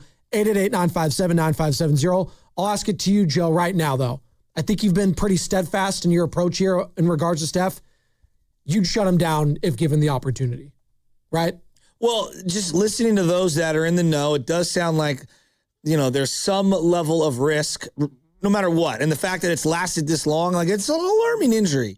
And because it's a knee, I look at it very different. And I just go by this nature. And look, we don't have to agree on a million things. It goes against every fiber of my being. I always want to compete. But in this situation, you have to pick and choose your battles and know that there's got to be an end game or a bigger goal at play. There's the short term, which is this season. Then there's the big term, which is, boy, it'd be really nice for them to have an increased odds. And it doesn't even mean they're going to nail the pick, even if they get a good pick. I mean, hello, last 5 years on line 2. Yeah. But I'm playing the percentages, and I'm playing it cautious, and I'm probably shutting them down, especially if he can't get on the court this week. I think this is the week. After this, I think we just have to realize that, guys, look, you're not even the 8 seed. You're not the 9 seed. You're going to be on the road for both of these games against teams that have already beaten you this year with a healthy Steph Curry. I'm okay. I'm okay with them getting better increased odds of being a 1, 2, 3, or 4 pick. They will be playing 7 of their next 8 games at home. You would hope he's going to be there at some point for one of these games. They're in Denver on Sunday, and outside of that, again, every single game outside of that will be at Chase Center. Their last 2 games of the season, though, they won't be leaving the West Coast, which is nice. You'll be up in Sacramento and then down in Los Angeles taking on the Clippers. Let's go to the phone lines, 888-957-9570. Do you bring Steph back this season? Let's start off with John in Oakland. John, good morning. You're on the roast. John in Oakland. Good morning. Hey guys, can you hear me? I can hear you now. How you doing, man? I'm doing good. Look, Joe, I didn't know you were going to start with that. So, because I was going to say, you always talk about these guys suit up. You know, you got to win every game. You got to play every game. And I am not in the know. I am not Macklin Scalabrini's dad, right? I can't say how good of an opportunity this is, right? But if he says Steph can go, and Steph says he can go, he should absolutely go. Like, this whole idea of tanking is exactly what's wrong with American sports today. This whole idea of, we're not going to win a championship, it's not worth it, that needs to go out the window, okay? Everybody's talking about this is the end of the dynasty. Do these people who say, let's shut Steph down, really want to look back on this in 5 years and say, we decided to shut Steph down, and this was the last time that Steph ever played? I'm not saying that that's the extent of the injury, but do you really want to turn that down? This is our only opportunity to actually win. And, you know, look, there are so many things in our world today with AI and all the stuff that's going on that make it that these experiences are not human. And sports is truly the only opportunity that we have to have a human experience where it's mano-a-mano and there is an opportunity for something special to happen. And that is only going to happen for the Golden State Warriors in 2026 or maybe forever unless Steph plays, okay? So I'm not saying time out. Something special, what does that even mean? I don't know. Do you want to see Steph drop 60 on somebody the game he comes back? Do you want to see him take them all the way through the play-in, through the first round? Do you want to see them go as far as they possibly can go? Like, I mean, that's the only way that's going to happen. Yeah, if he John, comes back. I'm going to be honest with you. I think Dub Nation is over sentimentality when it comes to a 60-point performance when they're used to winning championships. I think it'd be fun. I don't like in the history of Stephen Curry, if he drops a 50 burger and they beat one game against Oklahoma City and losing 5, I think that's going to be like a post-it note on his entire story. Can I ask you a question? And I don't mean to go down his road right there, but I think that's where a lot of Dub Nation is. Like, I'm done with a 50-point for who for what. You kind of said that earlier. I was like, great, dude. Like, this season, it's all about next season now. Yeah. Next season is because he seems to think that it's only about this year and that's their last chance. No. It was a 2-year timeline with Jimmy, Draymond, Steph, and Steve Kerr. And I'm not punting on beyond that for Steph either. No, I'm not either. Whether his role is adjusted, evolves, he's still a main character. Like, who knows?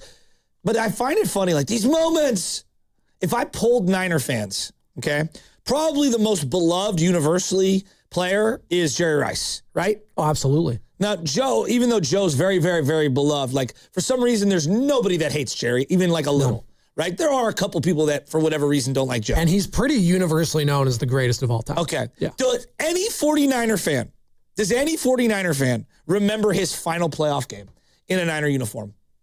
I'm just asking. I'm merely asking. Tell us. No. Do you think they do? I'm asking if you think that they do. I don't think they do. Okay. I don't either. All right. And his final playoff game was a game against the Atlanta Falcons where they lost and Garrison Hurst hurt himself early on. This thing like, these moments, and the moments are always going to stand the test of time. Yes. We're always going to have them.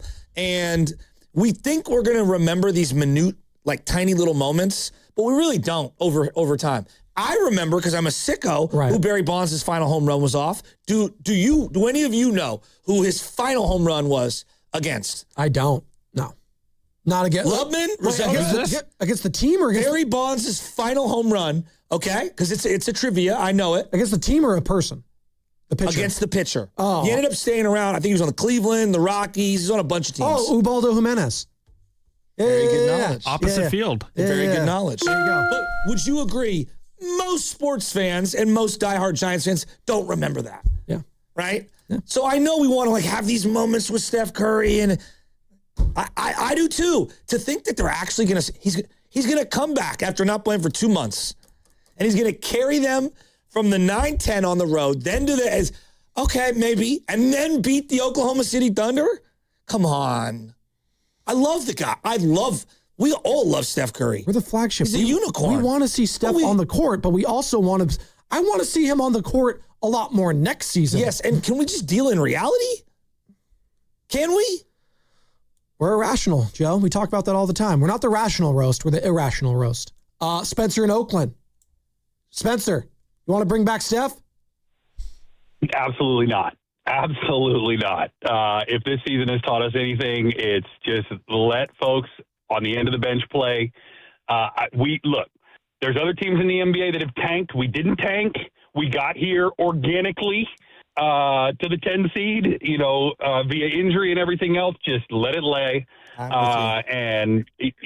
Just let it lay. And, hey, as far as Jeff Fidell is concerned, clip this if you want. He's right about everything, in my opinion. And just one last thing. I know I don't have much time, but when I listen to him, have you seen all the drama around Afro Man and the search and seizure stuff? He sounds just like Afro Man.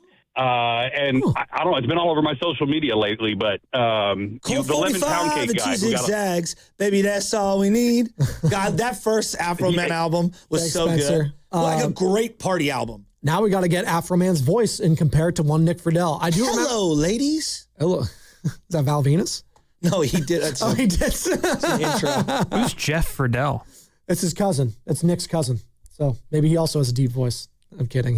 That was almost as good as the other guy calling him Rick Scalabrini. Or no, Macklin Scalabrini. Is that what he said?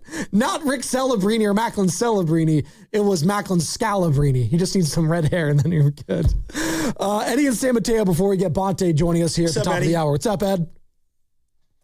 Because I Got High is a great karaoke song, great Afro Man song. Dude, Because I Got High. Good call. Hey, what's up, fellas? Hey, I just want to say that I want Steph Curry to play. Let's have some optimism here. Carpe diem. Let's roll those dice, bet on red and black.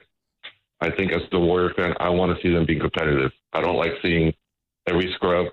It's just like the TikTok video where they go, who's playing for the Warriors next? And they say it's you. I don't want to see some no-name playing on my roster. I want to but one second. You're worried about the next 10 games and maybe 1 or 2 play-in games. What about the 82 for next year? Wouldn't it be better having 6 slots higher on a draft pick? Maybe 10 for next year? And the 82 for next year? We could get a better draft, Joe, but are we even going to have Steve Kerr back next year? I mean, nothing's given, right? We have to play for the moment, brother. Okay. Eddie and San Mateo. Hey, I can't knock how some of these Warriors fans feel. They want to, go out guns a-blazing, and if Steph's available to play, they want to see him play. Look. There is an element of, there are some home games in the regular season, which I'll listen to that. 7 of the next 8 for the Warriors are going to be at home. I'll listen to that. My mom's really good friend is a season ticket holder. I'll listen to that. But you can't make that argument for the play-in. So if you wanted to do something you owe it to the fans for the play-in game and the money, they're going to be on the road in both those games. Yeah. So that doesn't fly for that. For the regular season, I will listen to that. I'll listen. I get it. You're spending a lot of money. You want to see Steph Curry. I trust me. I understand it. I mean, how the calendar shakes out. They're at home. Their last home game of the regular season is against the Lakers, April 9th. And then, if you somehow get to a first-round series, I mean, you're not back home until, a couple weeks? Right? Is that kind of how it works? A couple weeks? As we're bringing in Bonte Hill live, presented by Saramonte Ford, your Bay Area Ford store, courtesy of the River Islands guest line, as you're listening to 95.7 The Game, KGNZ FM, HD1 San Francisco, an Odyssey Sports Station in the home of the Golden State Warriors and Valkyries, always live from the free Odyssey app, coming live from the Laugh Among Studios. Bonte, good morning to you, sir. And let's just start off right now at the biggest news of the last 24 hours. Just your reaction, and quite frankly, I'm sure it's how all we reacted to, that devastating and gruesome injury for Moses Moody, coming back from a wrist injury and looking incredible, trying to cap off just a great win in Dallas in overtime, and just a freak thing, man. Just a freak thing. First of all, I love the zoom in on me. Jeez, Louise. You look beautiful. You maybe look that's great, on man. me. Come on. Like it's supersized head over here, man. It stunk. I mean, it changed the tenor of our post-game show. I mean, in what was a wild back and forth game where the Warriors had to go win it 3 times because they blew an 8-point lead in the last 3 minutes and 40 seconds. I mean, it stunk. It stunk with a kid. And look, Moses Moody's a good dude. I've gotten to know him over the last 5 seasons. When we say things like, oh, we let that guy date your daughter. We let that guy date your sister. That's Moses Moody. That's Moses Moody in a nutshell, an old soul, and he didn't deserve that, man. Playing some good ball, finally coming into his own. The one young guy from the quote-unquote 2 timelines where he was getting consistent minutes. He was a regular starter. Yeah, it stunk, and it changed the tone of our postgame show. You know, I mean, the last minute of that game was so damn wacky. There's some things I never saw before in the last minute of that game. Draymond Green shoot the layup. You know, he's throwing which one of them? Which one of the 6 he passed up? Cross-court passes. But, you know, it's just, I mean, the road trip, and it's so that happens. He gets carted off on a stretcher. I mean, what are we supposed to do on the post-game show right after that? Are we going to have fun and laugh a little bit? I don't even know what the hell to do. Well, so you feel for Moses Moody, a young man who's probably going to miss all of next season. And where do you go from here? That's a great point. And, you know, that's kind of the tone of this show because we had our show call yesterday and we're like, you know, I think we're going to do obviously there's going to be Warriors, but a lot of Giants. You know, we got home opener tomorrow against the Yankees. Let's kind of dive in. And then an injury happened in overtime and, you know, Shasky just sends a text. I'm like, I'm sick to my stomach. I want to throw up. I couldn't sleep. He couldn't sleep. I was like, no. Like, not that a contact injury or you don't wish that on anyone, but like the way the whole thing went down, it reminded me a lot of the Kalen Azubuike one, whatever, 08, 09, where he's like going to the lane and it looked like he pogo sticked off the ground, went straight to the floor and didn't get up. It's just like, oh my God, I was sick. I was sick for the guy. Yeah, we're all sick. I was thinking about the day that we met him, his first ever media day when he's a rookie, and we're at Chase Center, the two of us, you and me, and he comes walking in, and he's like 18 years old. He's never done an interview, it felt like, with anybody, and you and me are meeting him for the first, and I'm thinking, like, this dude has been down to earth and humble and just a good guy since the day we met him 5-6 years ago. And you never root on this for anyone. I felt so bad for him, dude. So bad. Mean, he's been the same guy. He's been the same guy for 5 years. He's been like 35 years old for 5 years, and he's only, 23 years old. Yeah, you feel sick. I mean, Festus couldn't even speak last night. We're watching it. I saw Kristaps Porzingis' reaction to it, where he put his hands on his head, was like, oh my gosh. And at the end there, you were like, oh. And then you see the super zoom-in shots, and you think about Paul George in Vegas for Team USA, Sean Livingston, even the young man from Louisville back when. Kevin Ware, yeah. I thought about Gordon Hayward at the Celtics. Yeah. First game as a Celtic. Yeah. First game as a Celtic. So you're trying to get reinforcements back. You want to try to make a run in the play-in tournament. You're trying to make a decision on Steph Curry, who didn't get clear for the scrimmage, which to me, I know the Warriors said it wasn't a setback. To me, that is a setback because he wasn't on the floor intensifying his workouts. When do you just say enough is enough? Well, we've been having that conversation. What do you think? Well, you lose Moody, who was a 40% three-point shooter, the one guy who was making wide-open threes, because you look since the All-Star break, the Warriors went into the All-Star break 12th in three-point percentage. Since the All-Star break, they've been 27th in three-point percentage. They had the fifth fewest wins since the All-Star break, with only 4 going into last night. So you have to think about next season. Jimmy's not coming back until January, February. Moses Moody's probably out. So when you think about the play-in, you're probably going to Portland, young athletic team. That's one flight. After making a flight to LA for the last regular season game, that may not even matter because you may be stuck in 10th. So you probably won't even play your guys in that game anyway. And then if you win that Portland game, you got to go on the road to play the loser of the 7-8 game. And then if you win that, you got to get on another flight. That's all in 1 week with a team that is older. So you got to be really careful here with Steph Curry. And look, he wants to play. He's going to want to play. But at what risk? At what risk? Are you really beating San Antonio? Are you really beating Oklahoma City? No. You know, it's just too many variables right now. And you cannot risk the franchise, in my opinion. That's me. If I'm looking at Steph, I'm saying, we got to just retool in the offseason, come back fresh. You've missed 23 consecutive games because now he's probably not going to play against the Brooklyn Nets and the Washington Wizards, which could be called glorified scrimmages.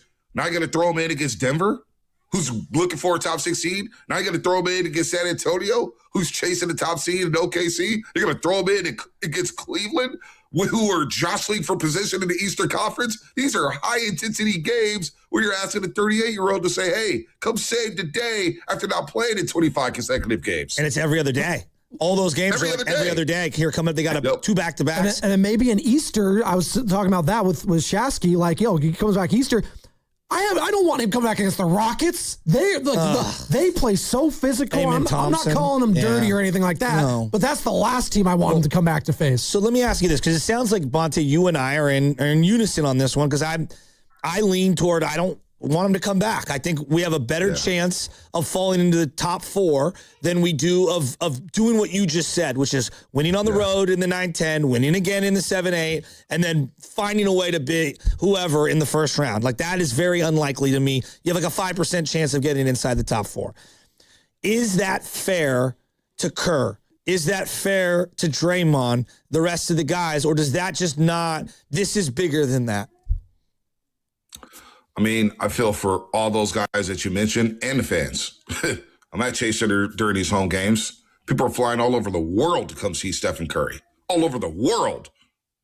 And there's no chef. So the tickets you pay for at the prices that you pay for on that, now you're not going to see the chef. You're going to see a team that is 4 games under 500. So it's not fair to anybody per se, but I think any rational human being that's watched the Warriors over the last 14 years, that sees the position that they're in, would understand that, you know what, we don't want to mess with our $62 million player, the guy who helped build Chase Center, the guy whose jersey's around everywhere, every kid's birthday party, every playground, every gym. I mean, you don't want to mess with that. So I think a rational fan would understand, saying, do you really want to see Stephen Curry? Like, I don't need to see Steph and KP play together if they make a decision to re-sign Kristaps Porzingis, because I see the vision with this fit. When he's got a smaller defender on him, he can pick and pop, shoot right over the top in the mid-block. But obviously the big if is, can he be on the floor? But whether or not Steph and KP can mesh, which everybody's talking about, oh, we need to see if Steph and KP can mesh. Dude, I don't need to see that. They're going to work. You pick him, you set a screen for Steph. If you blitz Steph, KP's wide open at the 3-point line. If you don't blitz Steph, KP's going to roll to the basket and pull up from 15 feet. Do we really need to see KP and Steph play together to think that it's, I don't know if it's going to work? It's going to work, folks. If KP and Steph play together, it will work. So I personally don't need to see that. You bring up Kristaps Porzingis, and that's an element that we've actually been chewing on for quite some time. I don't even know where I put value at for him. Regarding, like, is it a multi-year deal? Like, okay, before I even go, is it a 1 or multi-year deal? That's one question. Are we at 10, 15, 20? Is he a guy I can count on for 50 games? Can I not count on him at all? Like, I think there's like 7 questions baked into Kristaps before I agree with you. I think he will fit with Steph if he plays. Right. But, like, I don't even know how to value him. And I don't know how anyone else in the league would either. Yeah, you got to work a 1-year deal. Yeah. Maybe with the team option, which he probably won't do. You got to do some one-on-ones, man, whether it's a team option or a player option. The guy played 44 games last season. I mean, he was 17 games deep with the Atlanta Hawks before getting traded here. And then you're holding your breath. And like yesterday, he bent over. I'm like, what's happening? The back spasm Friday in Detroit. Like he's still trying to find his cardio cadence. So it's got to be a short-term deal. And then the value, are you breaking them off for $20 million a year? No. Is anyone else in the 13, league? 14? Is it like that? I guess there is value with KP. No. There is value there. Is there? Because like when we do these market value, like who else is giving him multiple years close to $20 million a year? No idea right now. Yeah. We don't know how the books are going to shake out. We don't know who's re-signing with who's trading with who. There is value with Kristaps Porzingis, but at how much? And if you're the Warriors, when you look at your cap, how much are you willing to give Kristaps Porzingis, knowing that I may get 50 games out of him? He's not going to play back-to-backs. No. You don't want to chance him with that. Right. And it's a grueling 82-game schedule where the league is getting younger and younger and younger. I'm doing one-on-ones with KP. And at what price? I don't think I could go more than $12 to $15 million with Kristaps Porzingis. Well, and also, what does he value at this point in his career? Does he think that the Warriors give him an opportunity with the minutes and ability to contend in the playoffs? I have no idea. We'll pick this up on the other side. That's Bonta Hill in for the entire hour, as he is each and every Tuesday here on The Roast, presented by Saramonte Ford, your Bay Area Ford dealer. And this segment was sponsored by Fremont Bank, here for you, here for good. What if you could have the most reliable Wi-Fi? And get this, what if you could keep it at the same price for 5 years? That's the Xfinity 5-year price guarantee. Just 5 years of fiber-powered Wi-Fi that boosts speeds to the devices that need them most. That finds and fixes problems before you even notice them. Like super intelligent Wi-Fi with a sixth sense. And that keeps you gaming in the fast lane, even when the whole family's banking on bandwidth. And here's the best part. No annual contracts, no hidden fees, and our best equipment included. Plus, get online in minutes with same-day Wi-Fi. Hey, let's face it, a lot can change in 5 years. Kids grow taller, dreams grow bigger, but your Wi-Fi, it would stay reliable and the price would stay put. The Xfinity 5-year price guarantee. Lock in your price and unlock the possibilities. Xfinity, imagine that. Select plans only. Restrictions apply. Powered by fiber, connected to the premises by coaxial cable. Actual speeds vary. Now that spring is here, you might be anxious to upgrade your home's property. Golden State Lumber and Showroom works with contractors and professional builders to help you add decking, pergolas, fencing, and fire protection. Our partners include AZEK Exteriors, James Hardy Textured Panels, and Vulcan Vents to protect your home from fire and embers. Safeguard your home and protect its value by starting at goldenstatelumber.com. For over 70 years, Golden State Lumber and Showroom. When you succeed, we succeed. It's the Good Guys 42nd All-American Get-Together. Thousands of the coolest cars and trucks. Swap meet, Fender, Midway, free family fun zone, live music, and more. Happening all this weekend in Pleasanton. Details at good-guys.com. Hey, it's Willard. The world feels uncertain right now, but when a serious injury hits, uncertainty is over. You're in the fight for your life. Bills start, pressure builds. That's when you call Habas Law. Battle-tested, relentlessly victorious. Omar Habas, Tarek Habas, ruthless when insurance companies try to wear you down. When your world gets rocked, bring in the force built for the fight. Habas Law. Visit habaslaw.com. Omar Habas is a California licensed attorney. Offices in Northern California, including San Jose. Past results do not guarantee future outcomes. Thinking about spring cleaning? It might be time to spring clean your body. If you're ready to burn fat, build muscle, gain energy, and finally feel balanced again, Jumpstart MD has you covered. As your local trusted provider, they offer affordable GLP-1 weight loss, hormone therapy, and a full line of vitamin and nutrient injections. All at the lowest prices in the Bay Area. Seriously, don't wait to refresh your health this spring. Call 855-JUMPSTART or visit jumpstartmd.com and mention radio for a free B12 shot when you book your first visit in March. Ragnar the Terrible is interviewing at a big bank. Let's listen. Everyone, this is 5th century warlord Ragnar the Terrible. He killed it in his first interview. Not literally, but close. Ragnar, what would you do if a customer complained about high loan rates? I make video presentation.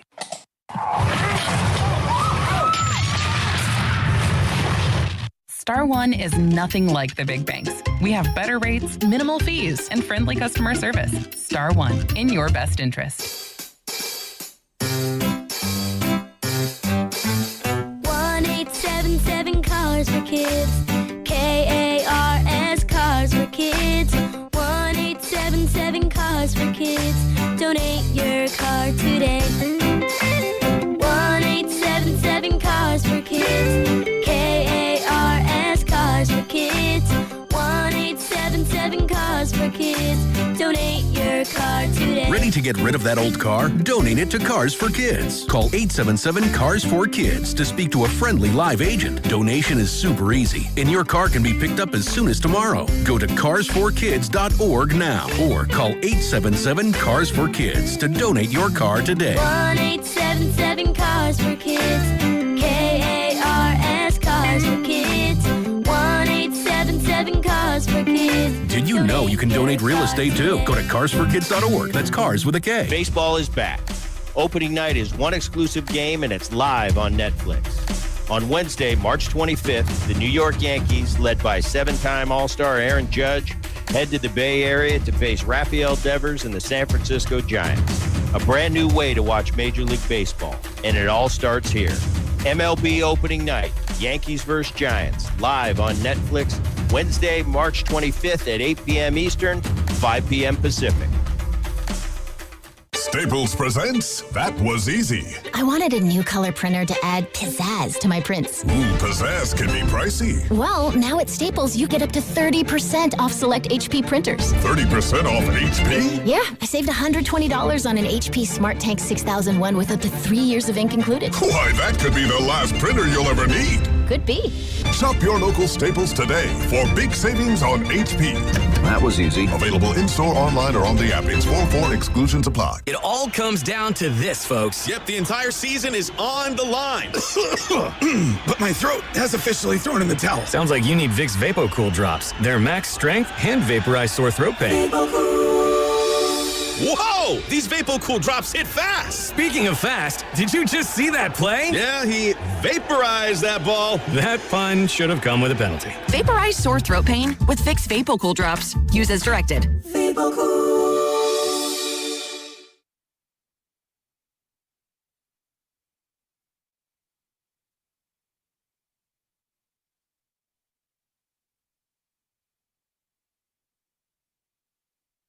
The Morning Roast with Joe Spadoni. Listen to that guy driving the bus, man. Damn, Spadoni. Damn, you sound good. And Joe Shasky from 6 to 10 on 95.7 The Game. Monte Hill joining us for the entire hour, presented by Saramonte Ford, your Bay Area Ford dealer. We're talking about biggest news the last 24 hours here, at least in the Bay Area. Moses Moody, gruesome knee injury, going to be out for the foreseeable future. What does that mean for Steph coming back? What does that mean for this team? What does that mean for the offseason plans, quite frankly, as we were kind of talking about Kristaps Porzingis before we hit the break? Like, what does this injury of Moses Moody do now, on top of the injury for Jimmy Butler? Like, the money allocation aspect of this, as we've had reports about what Brandon Podziemski might want to command this summer. Do you pay a guy like Pods now? Do you wait for him to become a restricted free agent next year? I know it sounds crazy, Monte. And Barry, first of all, Pods did a good game yesterday. He did. Look, Pods have been fine. Now I'll get to Pods in just a second. Who's on the board right now? What was that song, you like that? Cruel Summer? Oh. It's great stuff. Oh, is that what that was? Yeah, the original Cruel Summer, not Taylor Swift's version, not the Swiftie version. That was groovy. All right. That was groovy. Groovy? What were you asking, Spinodi? I'm sorry. I was distracted. Your boy Pods. You liked what he's done as of late? So, last two podcasts with Monty on the Dubs Talk podcast, I came out and just said it. Because when you sit back and you think about what's going on with Pods, and you see last night he's played in every single game. Is he a star? No. Can he be a good player on a good team? I think so. But the rhetoric around Brandon Podziemski comes down to a few things to me.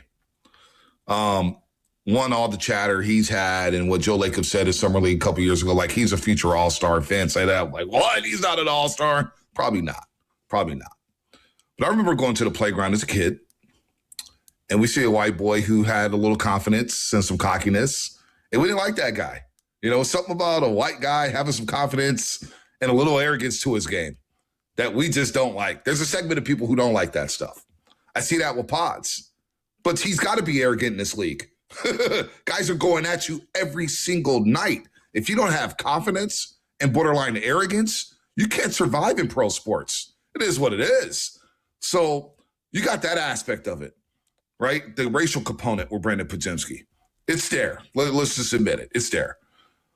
Two, the way he plays in a way that people think that Steve Kerr just all of a sudden caters to him and just says, hey, you know what, carte blanche, you're our favorite.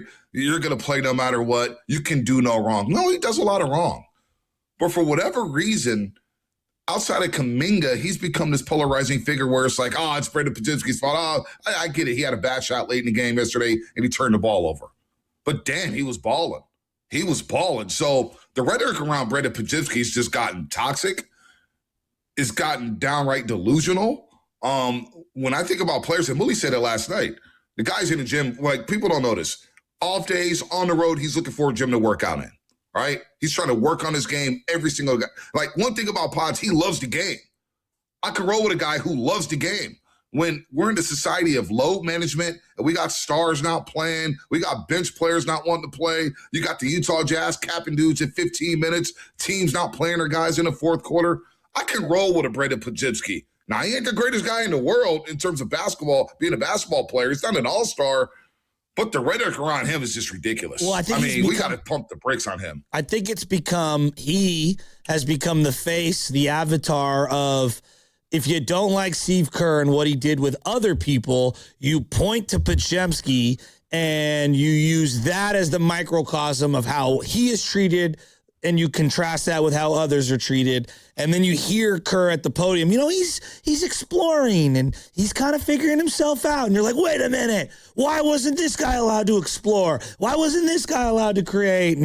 So I think it's well said. He's a good player. To me, I don't know what he is in terms of starter or not. I think he's a backup point guard. Yeah. He's definitely a top 7 or 8 guy in most teams' rotation. Can he be more? Shesky, he's a combo guard. Okay. He's not your typical, prototypical point guard. He's a combo guard who can handle the ball at times. But here's the problem connect with your that. offense within a half court. For this team, they need a big defender alongside of him to cover up how tight he plays people and how his lack of movement, right? I think we filed things under hey, he rebounds really well, which he does. There's a lot of big rebounds that he gets, and he hustles and he puts himself in position. He does take a lot of charges. There are other aspects to his defensive side of the game that really bug me, but I think it would be wiped away if they had a traditional rim protector. I really do. Or if they had other perimeter defenders alongside of him, you'd be able to mask his deficiencies. There are no perfect players in the league. And I just think that we love to glom onto the things he doesn't do well, myself included. Yeah, no, he's not a great defender whatsoever. He blows some assignments Potts, what's up here? Also got to remember he's a third-year player. Yeah, 23. Playing on a team that has a lot of championship aspirations for whatever reason. Now, I didn't think this was a championship team coming into the season because of the age and because of the old adage in the NBA. It's right there. The facts are right there in front of you. When you have top players who are 35 and older, 3 top players who are 35 and older, you don't win championships. Not in this league. And what do the Warriors have with Draymond Green, Jimmy Butler, and Steph Curry? Guys who are a lot older. So, look, Pods, I don't know what he's going to get paid. That's going to be a sticking point, right? Do you pay him $20 million a year, $15 million a year, $10 million? I have no idea where to start with Brandon Podziemski. Can I ask you this? Is he more polarizing right now than Jordan Poole was the final year? Not is he better, is he more polarizing with the fan base today than what Jordan Poole was at the end of his run with the Warriors? Yes. Not even close. Really? Not even close. Absolutely. Pods and JK were more polarizing than Jordan Poole because half the fan base saw Jordan Poole as a sympathetic figure. Damn. Look at him. He's a shell of himself. Damn. What happened? Well, we know what happened. That fateful day in training camp happened, which derailed the season. And they go 10-31 on the road, which tells you everything you need to know about a team that's disconnected. So, no, Jordan Poole was a sympathetic figure, and I think people feel sorry for him. Now, people are saying, well, look at Jordan Poole outside of the Warriors. Well, let's see you go to the Washington Wizards and try to play basketball, winning basketball. Let's see you go to the Pelicans and try to right that ship down there in New Orleans. Not going to happen. So he's in NBA Siberia, but Pods and JK, oh my gosh, it is every single day with these two guys. We got to just let it go and just try to, what do they do good? Does anybody talk about the positives these days with some of these players? It doesn't happen. No, it's been all anger, quite frankly. And I think that's kind of what I'm coming back to. No, it's true, though. With Pods, I think he's become a vessel, you said, for all the frustration. Yeah, it's not even him. He's like the face of other things. Like, we're scapegoat. Look, I'm not here to say that he's just a vessel of just anger the fan base has in totality of the season. So they need someone to be angry about. And I don't think that's fair to just put all of that on one player because it's bigger than one player. The moment Jimmy Butler got hurt, I agree. The legit expectations went out the window, and people just wanted to get angry. Whether that's at the head coach, whether that's at Jonathan Kuminga, who's gone, by the way. And we can get into the Atlanta Hawks game on Saturday about that. But I think he's just become a vessel of everyone's frustration and anger. And I think that's kind of messed up. It's I'm not with fair. you, Joe. But then I'm finally seeing the last 3 weeks, I love Warriors World. Draymond just might not be a starter next year. Hello, like this is the conversation we've been having watching this team for multiple years. Like, why is it now when everyone's out, we're finally identifying some of the weaknesses in other players, not named Steph Curry? I don't know. I still think we don't talk about Draymond enough on a night-to-night basis. Last night, you brought up the last two possessions. Honestly, you saw it over and over. I felt like he passed up 6 shots. Maybe I'm being a little hyperbolic, but Bonte, the pass where he one-arm volleyballed it across the court in a one-possession game, God. I couldn't believe the pass that he made. Then he's on the ground, and he's tied up, and he's screaming at the official. I'm like, don't get attacked, don't get attacked, don't get attacked. What was that? So I'll take you behind the scenes where we're getting ready for the postgame show. And that happens. I'm yelling down the line at the producer, you got to have those clips in the film. You got to have those clips in the film. Because what we've been trying to show everybody on the pre- and post-game show is the wide open shots that are getting generated. Despite Steph Curry not being in the lineup, the Warriors are getting great looks from three. Great looks. And Draymond's one of those guys. Shasky, I've talked about this ad nauseum for 4 years now. When they played the Sacramento Kings in that first-round series, remember I was yelling saying, they can't go to the two big lineup in the series. They got to go Looney or Dre because they need the spacing. You can't have two non-shooters on the floor. Now I'm thinking about Marcus and Richmond right now when I say that. But you look at that Lakers series that season. Yep. What did them in? Well, Anthony Davis wasn't guarding Draymond Green. They weren't guarding Kevon Looney. Klay Thompson, they forced Klay Thompson to put the ball on the floor, and they suffocated Steph and Curry coming off every single ball screen. He's got to take those open shots. So when you see that where he throws it to KP bats it out, then he throws a Carl scores pass, you can even hear Fitz and Buki on the second one goes, Fitz goes, oh, and he turns it over again. And Buki goes, goodness, you got to power up and shoot that layup. I mean, I don't know what to say. Sometimes when you watching him play, you're like, what is going on here? And then even in that Atlanta game, they're starting to blow by him. So McCollum? Has he played in a lot of games this year? I mean, yes, he has. But Draymond Green, that's a conversation that we're going to have all season. What do you do with him? He's got to be situational. He's got to be situational, B. Okay, I mean, he's not even closing games half the time. I know. Half the time he's not even closing games. So, I mean, that last minute, I was like, and then the Moody injury happened, so we pivoted off of that. It was horrible. But I was like, we got to show that. Thank you. We have to show what transpired in the last minute there with Draymond Green offensively. So you brought up Saturday night, and I said to Joe, I said to the guys, it broke me. I'm sitting there by myself.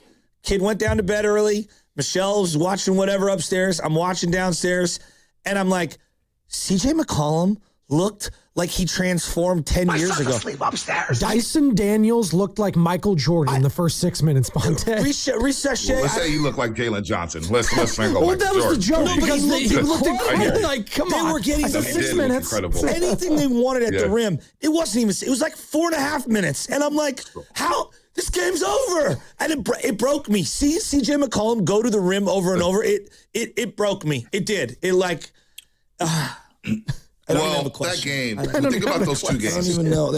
Think about those two games. The Warriors were minus 20 when it came to points in the paint against Atlanta.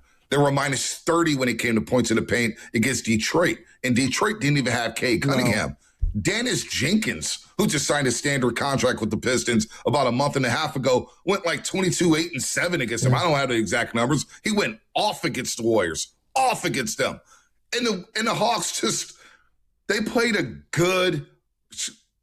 great 6-minute stretch to open the third quarter and won the game. 4.5 minutes. That was all Warriors like. That's what we used to do to guys. We used to 6 minutes, boom, game over. They went on that 27-5 run right after, and it was funny. Not to toot our own horn on the halftime show, but Bully and I both said the first 6 minutes are going to be crucial in this basketball game. And the first 6 minutes, the Warriors are down 20. So it's just like, but how did here's the other thing about that look game. So good? I couldn't. He's fountain of youth in Atlanta playing with them young boys. You know, Dyson Daniels. You know, you got Jalen Johnson, who didn't even play in that game, averaged triple-double for the month of December. He's about to become one of 5 players in league history to average over 22, 10, and 8. Like, the guy is 40. Oscar Robertson, Wilt Chamberlain, Russell Jokic, Westbrook. Bill Russell, and Russell Westbrook. Yeah. So he's balling. I mean, Oh, my, Nickeil Alexander-Walker looks great. He looked incredible. And yet, the Warriors are getting clowned. And I got people on my timeline tagging me talking about what your boy Kuminga do tonight. Dog, the Warriors just got beat by 20. Do you got give a damn about Jonathan Kuminga and his 2 points? We just got blitzed in Atlanta. They're rolling going the opposite direction. They're in the top 6 of the Eastern Conference. Meanwhile, the Warriors are looking for anything 4 games under 500. And at that point, they were 5 games under 500. Well, and you know, it's the back end of a back-to-back. And Kristaps Porzingis, you didn't even know in that game because he left the previous game. Back spasms. So, like, it was all bad. They were on the back-to-back. They were on the back-to-back, too. They were on the back-to-back. You're right. And you know, Chris, yeah, but they're young. Exactly. And Kuminga goes 1 of 9 whenever he does. And clearly he looked nervous. He looked like he looked very confident. But that wasn't even the storyline coming out of the game. I think Shasky hit the nail on the head. It was just sad. Just the state of everything. No Jimmy, no Kristaps, no Steph. You didn't have Moses in that game. Well, and guys are playing hard. Like GP2 has played really hard. He's played great. And has played really hard. And it's not like they're not trying. They're not good enough. Like that's the hard part to swallow. They it's just not don't have the effort. They don't have the talent. They're just not good enough. Yeah. You know, when people were saying, Bonte, they should just tank. They should just tank.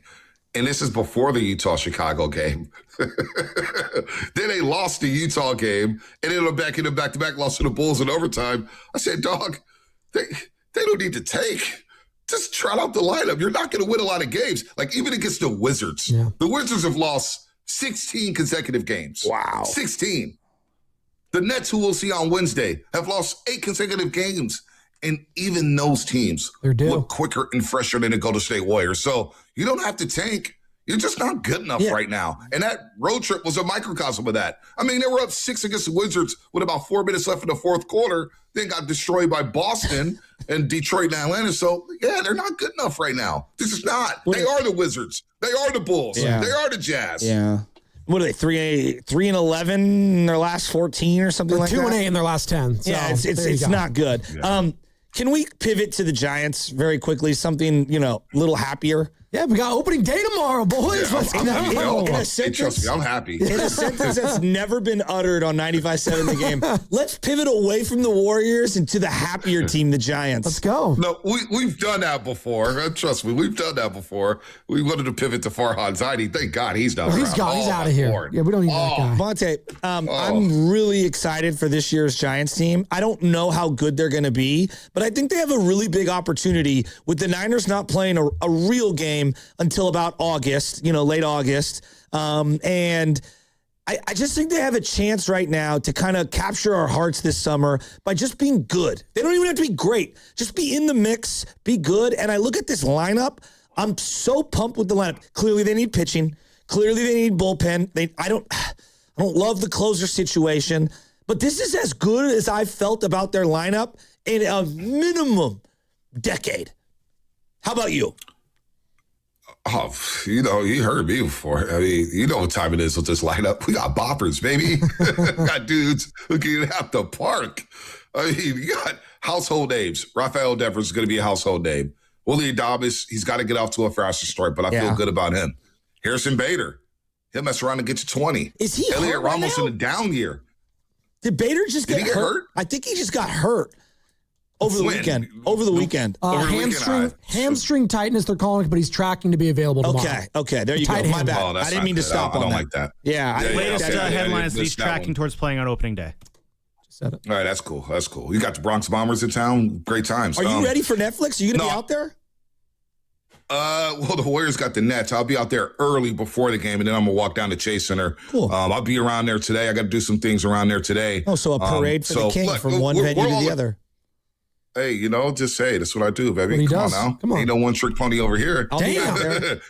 You got some people in Sports Talk Radio or whatever who can only talk about one thing, not your boy. Listen, the Giants lineup. Look, they got power up and down the lineup. Why you guys laughing, man? Hey, listen, Steiny and Goo, 10 I'm not talking about nobody, man. They could be talking about both stations. I've been around the block for a long time now, man. I see what's what. I hear what's what. There you go. No, this lineup's going to be solid, man. I mean, obviously, everybody's talking about Bryce Eldridge. I have no problem with him starting in Sacramento. Get some reps. He needs to play. Yeah. He needs to play every single day. And if he's going to come to the big league club, I need to know that he's going to play every single day. So I'm fine with that. Luis Ariz, for whatever reason, people were ripping that move. The guy's a hitting machine, all right? In today's day and age, batting 300 is like batting 370. So I'm happy with that. I think his defense will be improved under Ron Washington. So, yeah, I'm excited about the Giants, man. And, look, let's not bury the lead. Tony Vitello. Wait until you guys get to meet Tony Vitello. I mean, you want to talk about a character. Tony Vitello, I'm all in. Twitter Where is this not going life. with this guy who's making history? So, it's going to be a fun season, I think. I think the Giants, they can battle for this wild card spot. And Buster Posey, here's the other thing. Buster Posey comes from the mold of Brian Sabian and Bobby Evans, and he's getting insight from Bruce Bochy and Javi Lopez. They will be aggressive. If they're in it, they will be aggressive and get some arms. I'm not worried about Buster Posey being out there fishing in the trade market to try to improve this roster. So if I had to ask everyone around the room, get ready, all right? If there's one player on the San Francisco Giants that you would determine would be the litmus test for how good this Giants team is going to be this year, all right? Think about it for a second. Who would that player be? So, for example, if I were to take Robbie Ray, hey, I think if Robbie Ray has a monster year this year for the whole year, I think that will tell me that this team is really deep with pitching, and they're obviously going to still need to add something. But if you got him and Webb, and they're both humming, like, I feel pretty darn good about where my team is at overall. Who would that guy be? Who would be the microcosm for you, Spadoni? I'll start it. It's whoever is going to solidify that third spot in the rotation for me. Because last year they ended it with like Justin Verlander being the number 3. And initially he was not supposed to be that guy. I know like the fans thought he should be. A guy at that age needs to be like your 4th or 5th guy. But they ended up needing him to be the 3rd because who got hurt? Landon Roop, who was sensational. But then, like, he's never had that workload before, so we all kind of saw the writing on the wall there where he got hurt because he never had that workload, even though he was great, and I'm hoping Roop can bounce back, from that injury and do well. But I'm looking at Malley, and I'm looking at Adrian Hauser. Okay. One of those guys needs to be legit. Now, I'm not saying he needs to be like, a sub-3 ERA, but can you be serviceable enough to, get a lead? Because this team's going to give you a lead. Can you keep said lead as that third guy? That's what I'm curious about. That's kind of a cop-out. I'm not giving you a third name. Because Verlander, as bad as the numbers might have suggested, and I didn't love all his starts, he was 3rd in innings pitched last year. So they're going to have to find it from somewhere. Absolutely. So I'm kind of giving you a cop-out that whoever that third guy is going to be this year, I like that's that what answer. I'm looking at. Let's say you, Bonte. Yeah, I mean, the third guy, they're going to need a 4th guy, too. And you got to remember, this division is loaded. I mean, the Dodgers, the Padres, the Diamondbacks. I think the Cubs are better. I think the Mets are better. You still got the Philadelphia Phillies. I think the Marlins are going to be pesky. Yeah. I mean, this National League is deep, man. Cincinnati's got some young studs. They got a dude at second base, McLean. They got South Stewart playing first base. This dude's got power. So, yes, I think the litmus test is not only just the third starter, it's 3, 4, and 5. Because you're going to get consistent numbers from Logan Webb. I believe you'll get consistent numbers from Robbie Ray. It's what does the 3, 4, 5 spots do in the rotation, and how deep can they go into games? Because one thing that happened last season was by July, I actually joked with Spencer Bivens about this recently in Scottsdale. I said, dog, I thought your arm was going to fall off in June. He laughed because he was getting used so much. Fifth most innings on the Giants. Felt like he was in every single game. So you cannot continue to go to the well with this bullpen, especially in the dog days of August or in July where the weather heats up. You need length and depth in this in this starting rotation. So it's got to be 3, 4, and 5. And can they stabilize those positions in the rotations to get solid production? I'm not saying you need to have a sub-3 ERA, but can those 3, 4, 5 starters have an ERA in the high 3s, low 4s, and eat up innings for this team to where you can win some games with this offense? That is a litmus test for the Giants to see how far they can go. All right, Garlic Fries and Baseball Guys hosts right here on Odyssey. Sam Love and Steven Risotto. What's the litmus test? Who are you picking on the Giants? I'm looking at Elliot Ramos. I need to give him to get back to that all-star form he showed a couple of years ago when his bat was not there last year and his defense was not there last year. It was a big hole in the lineup and in the field. And if he could rediscover that form from 2024, and you could get him in that 5-6 spot, or if they put him in the leadoff spot, which they did a lot last year, getting consistent offensive production completely turns this lineup, which is already a scary lineup, into even more dangerous lineup if he's clicking with the bat. Risotto. Yeah, I mean, obviously it's easy to go with the pitching staff. I think that is ultimately who you would need to pick as in terms of a litmus test. But I'm going to go on the position player side. I'll also go with Jung-Hoo Lee. I think this is the year where there's no restrictions, right? He was hurt the first year. Last year we kind of saw a little bit of a taste. To me, this is the year where you figure out what you have in Jung-Hoo Lee. If he's one of the young guys that you've tried to develop, and if he makes the adjustment to right field, plays better defense, this is the year to me to see what you have in him. And I think he's going to have a lot of pressure, but if he becomes that guy who's tough to strike out, puts the ball in play, is kind of a pest at the bottom of the order, even if he rises towards the end of the season, middle of the season, to a guy who could hit at the top of the order, I think that he's a guy that would lengthen this lineup even more. But Ramos, the pitching staff, those are all good picks, but I'd go with Jung-Hoo. I just wonder if Posey's going to make a splash move for some sort of a starter or something. Like, they've got probably more prospect depth in their farm than they've had in like 9 or 10 years. And I wonder how aggressive they're going to be. You know, let's say Detroit. They're going to be very aggressive. Right? Like, I think they're going to be very aggressive. I think the appetite to win and win now and compete at the highest level. I agree. When you make the trade for Devers and you sign the Adames to that type of deal and you're paying Jung-Hoo Lee the money that you're paying him, you bring in a Rise, you bring in Bader, you're banking on Ramos, who I think, to Ludman's point, I think Ramos is going to be fine. I think he's going to bounce back and look like the guy we saw when he was an all-star. Posey will be aggressive. If the Giants are in it and you give him a reason to make a big deal, Posey's going to do that. And what's going to happen with Bryce Eldridge? You know, is he going to pop, or is he going to be a guy who's on a different team by midsummer? You know what I'm saying? But Shasky, you don't think Posey's going to be aggressive? I do. That guy hates losing. Think of John Lynch with the Niners. I see a little bit of that in Buster Posey. I really do. That guy's going to work the phone lines. He's going to try to improve this team, especially if they're in it, because he understands the appetite for Giants fans, the appetite for this region. They want to win now. There's a lot of teams that have loaded up to be good this year. Seattle, Detroit, like I'm talking about with a lot of arms. Yeah. And I just wonder which team is going to underperform and move somebody a little early. You know, like that's a lot of money committed to teams that don't have a lot of revenue in terms of television money and stuff. And I look at them, and the Mets are always a player, right, you know, to be either buyers or sellers at the deadline. Yep. There's a lot of teams out there right now that I think they're all in on the first couple months, and they're going to see where it goes. And if the Giants can be positioned right, I think they can strike a big deal. Well, and it's always interesting. Seattle. Yeah, that's what. I said that. Absolutely, Seattle, and it's always interesting, Bonte, now with this third wild card spot, the amount of teams that talk themselves into it, being it, so they're not sellers and they try to be buyers. Or the opposite, like where you see a team that's like right there and they say, actually, we don't think we're a player or two away. We are going to sell, which is always an interesting angle now with this third wildcard spot. And, you know, with the Giants, you know, there's been opportunities to buy or sell, but they've kind of stood pat sometimes. I don't want them to be in that position.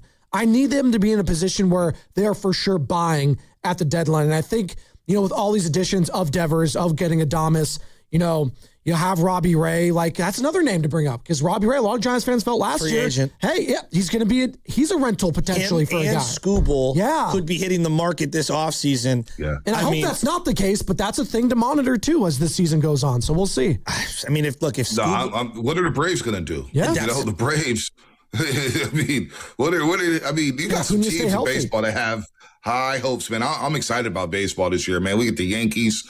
I'm Giants baseball mostly because baseball's had a great run over the last decade. There's a lot of good young superstars in baseball. And I think they saw the World Series with the Dodgers and the Blue Jays, but the Mariners coming on the scene, that pesky Tigers team, I mean, loading up on their pitching staff. Framber was a great they can get another batter, too. Yeah. Where's Torkelson going to be this year? He kind of stepped up last year, had a rough postseason. Where's he going to be at first base? The Royals have a lot of young talent. They've got some pitching. Where are they going to be at? A team like the Twins are a team to watch. What's the guy, Joe Ryan, I want to say. Great mustache. He could be on the block. Yeah. They got some dudes who could be on the block for the Twins because I don't think they're going to do anything this year. So you identify those teams that are looking to sell, that may not win, that's going to really struggle.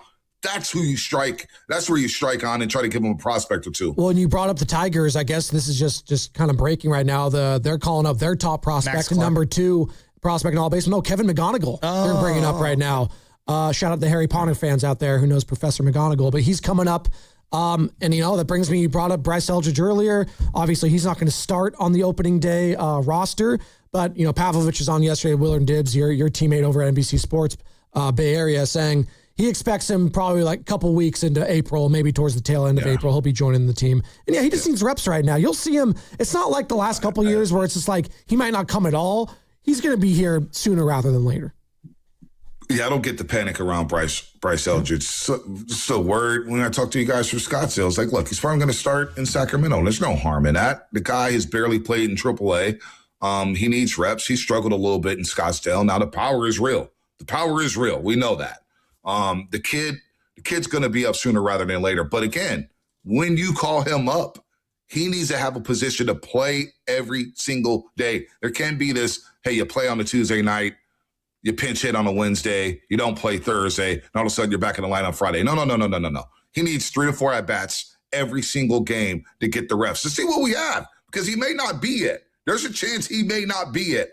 Now, I think he could be it, but again, my philosophy, fellas, I'm proving talent over prospects all day long. So if he does scuffle a little bit, my position, what can you get for him? I don't want to trade him. Trust me, the Giants fans need a prospect to pop in the worst way. But at the same time, if he's not panning out and he's struggling that first month of the season, what can I get for him? Can I pivot? Can I get a proven arm? Can I get a bullpen arm? Can I get a bat? I don't know. Yeah. So we'll see about Bryce. Bonte Sneed over here. F them picks, right? There you go. Bonte, random.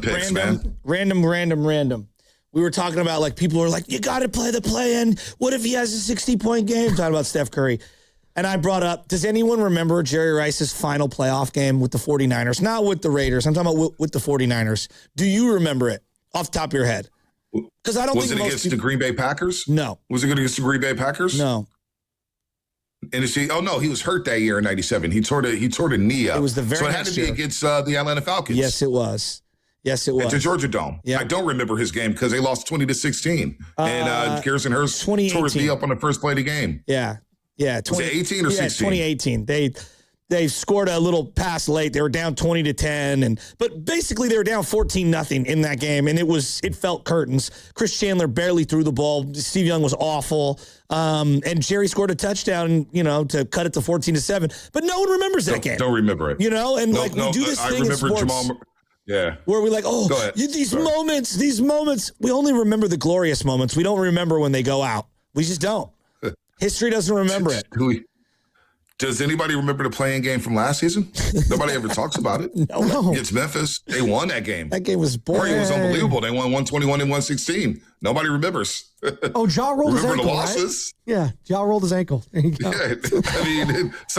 Yeah, to play in, and I get fans want a little hope, and we think there's a chance they could make some noise. We got to be realistic, man. This is pro sports, dude. The glass slipper ain't there. It don't fit no more. So what do we do in the offseason with the Warriors? That's where I'm kind of positioning myself as. It's like, I have, 10 games left? 7 of 10 at home? Let's see what they got. But, I'm whatever. Final thoughts.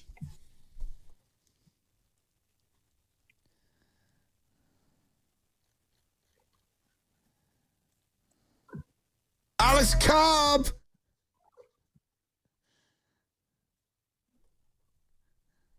What is Alex Cobb doing these days? He's still out there? Bring him on. He's got a new hip. Does he? Yeah, remember he had the hip. Maybe he's back to normal. There you go. What was that? Shut up. Oh, Flem. Is Flem joining us tomorrow? I think so. Let's go. Yeah. Weeklies with Fleming are back. Love that guy. Met him for the first time at Radio. Stars are out, man. Stars are out. We got the mayor on game tomorrow. Yeah. Let's go. Daniel Lurie, friend of the program. Second only to yourself, Bonte. I mean, come on. Let's go. We got to get I think Ethan Sherwood-Strauss has bumped me, man. When did you guys start getting him on, man? He's been great. Wow. You guys are making all these moves. I'm leaving. Don't be jelly. All of a sudden getting the good guest on. We were transferring the budget. Stop. You just better not stink. Oh, that's your boy, though, David Sampson, too. You love him. Yeah, he's the best. Oh, that clown. Oh, man. That clown. Wait, you want to talk about the Expos documentary? I saw him on there. I was like, look at his scam artist on the Expos documentary. What a crook. This guy can't walk down South Beach, Miami. Can't walk in Miami. Can't walk down the street in Montreal. Can't walk down the street. Like, what a fraud he is. David Sampson. There's too many frauds littering our space in the media landscape. What a fraud. Good Lord. David Sampson. Come on. Is that your final thought? Who wants to hear from David Sampson? Is that your final thought? Who wants to hear from David Sampson? Come on, man. The guy's former president. He knows what the ins and outs, man. He does. The business he knows of how to rip sports. people off. That's what he knows. He's a pro at that. It's business, That's a business. My final thought is I got to let the Bay Area know this, and Bonte yourself. Bay FC's Hello Kitty match is back by popular demand. Bay FC takes on Washington Spirit on Sunday, April 5th at PayPal Park. Don't miss exclusive Hello Kitty themed merch activities and more on Easter Sunday. For your chance to win a pair of tickets to the game, you got to keep it locked on our show all this week, right after the injury report that's around 8 a.m. For more info, visit 957thegame.com. Who wants to go to a soccer game? Thank you, Steiny. Lubman, Risotto, what do you guys got? Yeah, I am very excited for opening day tomorrow, and of course we saw a home run yesterday against the Giants were playing against the team from Monterrey, Mexico. Bryce Eldridge in the later innings. This kid to do some work at first. High drive to left. Forget about it. Out of here. Wow. Some wows there from Kruk and Kipe, and I told Lubman that a good indicator of power that plays at Oracle Park is how well you could hit the ball at night, and that was no cheapie. Although it's been I feel like Risotto's trying to tell me a bedtime story, man. Well, you need some coffee, Risotto? Damn.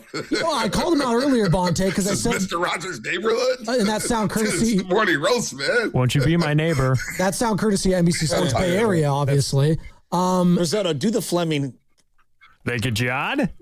Go ahead, Sam. Your final thought. It's pretty good, right, Bonte? It's pretty good. My final thought is I can't wait for Risotto to do that for Dave Fleming tomorrow. Oh, yeah, we're putting you on the spot. You got to bring him in. That's hey, what you Bonte. I'm bringing LJ in for the day for the knockout tournament because he's going to love going onto the floor. And I'm worried that when Michelle drops off LJ downstairs, I'm worried Lubman might not be able to get my son from downstairs to upstairs in the elevator. I just, for some reason... If I've been able to get you from downstairs to upstairs, I'm pretty sure I can get LJ, because that's a bigger baby right there. Well, I thought you were going to say you were afraid that you're going to run into Draymond Green and LJ. I didn't think of that. LJ. I didn't even think of that. Really fun to see LJ LJ tonight. Turn redder than that microphone, man. Oh, God. That's all the time we got. That's all the time we got. Bonte, hey, I know your producer, Mark Grandy. Grandy did have a point. He's on a three-peat, Grandy. Wow. No, but Grandy produces sometimes he does all the cuts and the editing for Draymond's pod. Does he really? Yeah. They're tight. Grandy and Green. I'm tired. The GGs. That's all the time we got for today. You're looking at me. We'll talk to Bonte again next week at the same time. It's all presented by Saramonte Ford, your Bay Area Ford dealer. Steiny and Goo next, brought to you by Fremont Bank. Here for you. Here for good. God bless America. Hi, I'm David. I'm Chris. And I'm John. We are the three brothers who own Jack's Restaurant and Bar. And we are here to... Not again. That's my line. Hey, stop it. Mom? What are you doing here? Have you heard your commercials? They're terrible. That's not our fault. You taught us how to cook delicious food. Using only the freshest ingredients. And to treat all our guests like family visiting our home. But you didn't teach us how to write catchy radio spots. They remember that and get back to work. Yes, Mom. Jack's, serving delicious breakfast, lunch, dinner, and drinks the way our mom taught us. ilovejacks.com. High five. Up top. Dave's company just got the 5-year price lock guarantee from Comcast Business. Yeah! It's 5 years of gig speed internet, advanced security, and a great rate that won't change. All from the company with 99.9% network reliability. Heck yeah! He hasn't given this many high fives since Deborah brought in her famous banana bread. Yes! The Comcast Business 5-year price lock guarantee. Powering 5 years of savings, powering possibilities. And it's hurting, but I am not stopping. Woo! For a limited time, now through March 29th, switch to Comcast Business to lock in your rate for 5 years and get a $500 prepaid card on a qualifying gig bundle. Or ask how to get started with 150 megabit internet and Security Edge for $59.99 a month for 12 months with a 2-year agreement. Don't wait. Call today. Restrictions apply. New customers only. 1-year contract required for guaranteed rate. Paperless billing and automatic payments with bank account required. 5-year pricing applies to monthly service charge excluding taxes and fees. We all hear the radio ads about the IRS. They tell you to be afraid, to be scared, and they try to frighten you into calling. I'm not here to do that. Tax Relief Advocates is different. TRA is here to tell you that if you owe money to the IRS, whether it's $5,000, $50,000, or $500,000, we have a solution. It doesn't matter if you're sitting in your car, at work, or with your kids. No matter where you are, call now. 800-507-9701. Don't lose hope. TRA can eliminate or reduce what you owe to the IRS. Generous programs are now available that can give you a fresh start. Our passion is taxes and helping individuals fix their IRS problems. We have over 1,000 5-star reviews on Google and an A+ with the Better Business Bureau. You don't need to be afraid of the IRS any longer. End your tax nightmare today by visiting us online at TRA.com or call 800-507-9701. That's 800-507-9701. Tax Relief Advocates. Real solutions for real people. Excuse me, can you tell me where... I don't know. Those big box stores, they don't know.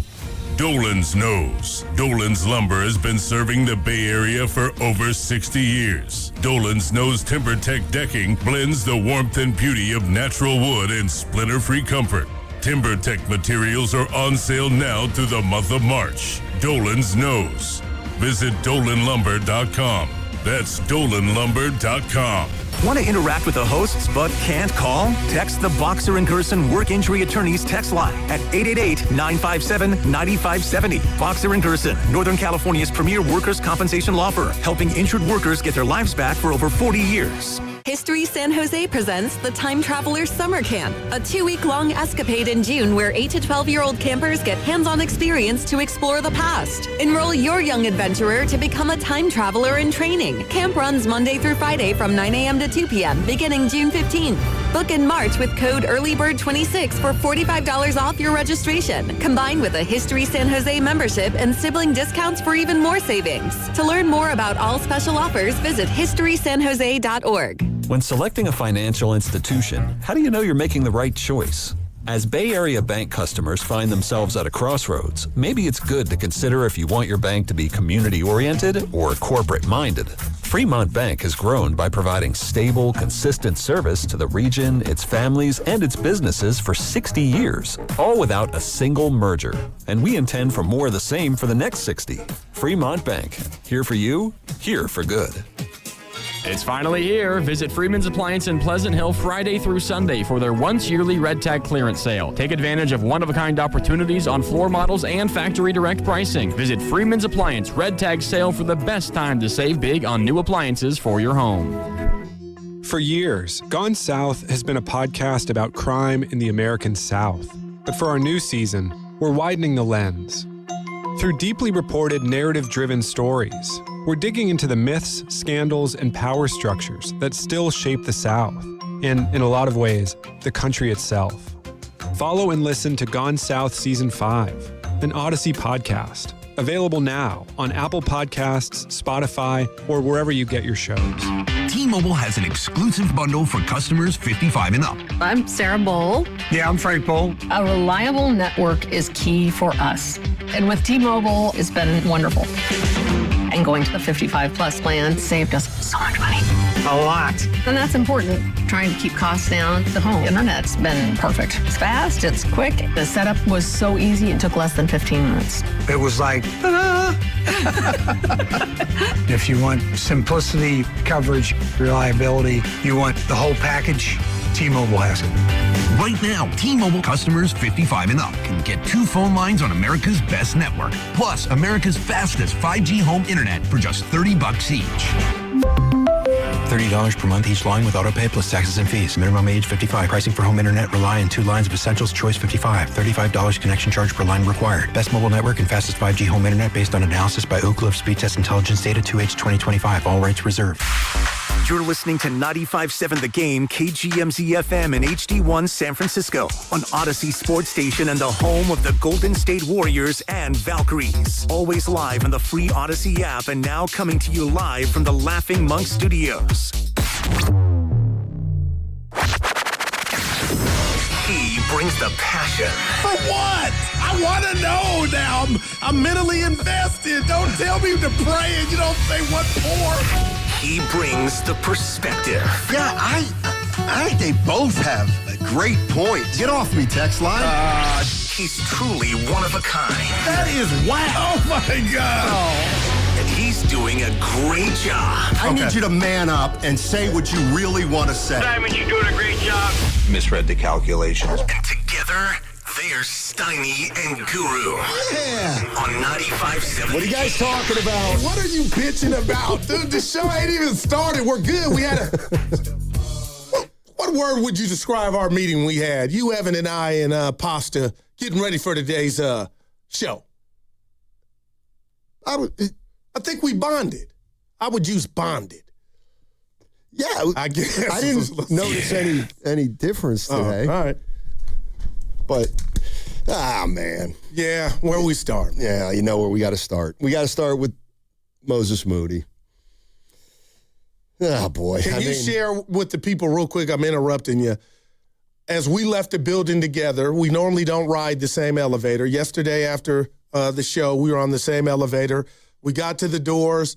You went right, I went left. But before we left, can you just share with the people what we said about last night's game? So I said, I'll talk to you tonight, but we obviously got the Warriors-Dallas game. I said, Gotcha.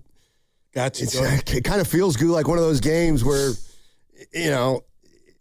whether they win or lose, there's probably not going to be, anything overly compelling. And then I threw in there, we need a fight. Yeah, you did say that. Maybe we need a fight tonight. And what did your boy say? What did I respond? I forget. I hope nobody gets hurt. Oh, I didn't hear that. Yeah. Well, that's what I thought you told Evan about.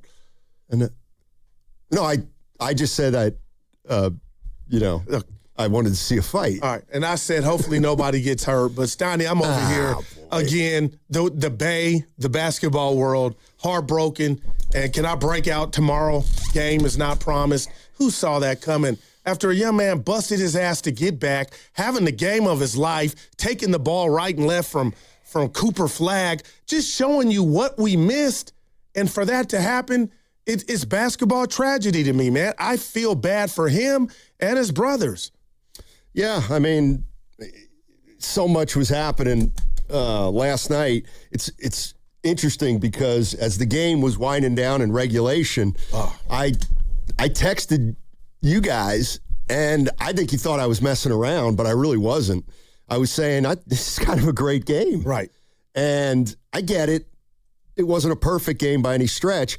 And I actually thought today one of the things we talk about is whether it's possible. You got two teams. One team's 10th or 9th. The other team's 13th. So you got two sub 500 teams. Yeah. I was thinking, maybe what we'll talk about is it possible for two, lower echelon teams to play a great game or to play a compelling game? If you love ball, my answer is, and I do, yes, Steiny. I thought I was having a lot of fun watching that game, and I get it was a very imperfect game, a lot of highs and lows, but it was up and down, and a lot of guys took turns playing well and then making some mistakes here or there.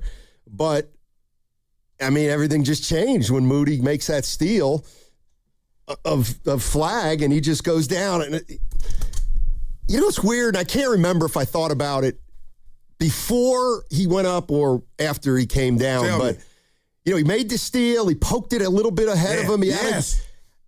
There was just something about the way he gathered. It was just a little different. I can't explain it. He was going off verts. He was going off too. Yeah, but he wasn't, he didn't have his steps perfect, and he had I don't know. It's just a really unfortunate injury. And, the other thing is Kalen Azubuike on the call.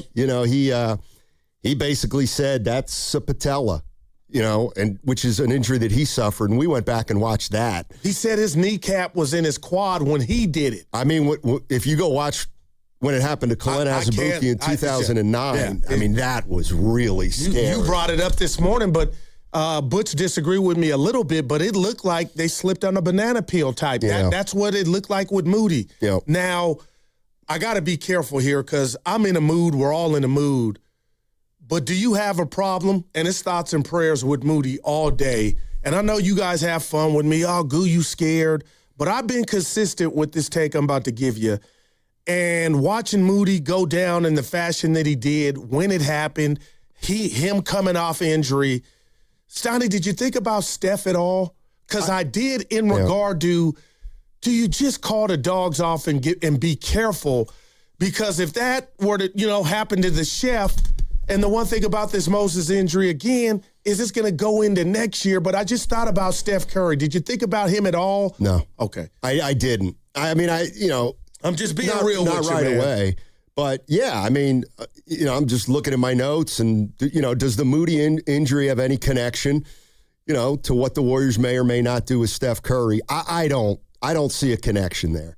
Like, I get it. Moses Moody's hurt. He's out for the year. And now that makes him and Butler. Man. But, I mean, if Steph can play, I want him to play. Now, because I think he wants to play. I was on Bart, and you saw Antonio from Oakland on Bart. I guess he's a greeter. Shout out Antonio. I missed him. You saw him on Bart today, right? Yeah. All right. No, but that's my story, Goo. Yeah. Well, I just have. Well, but is that what we're That was doing? my story that I wanted to share. Oh, little Johnny, are you okay?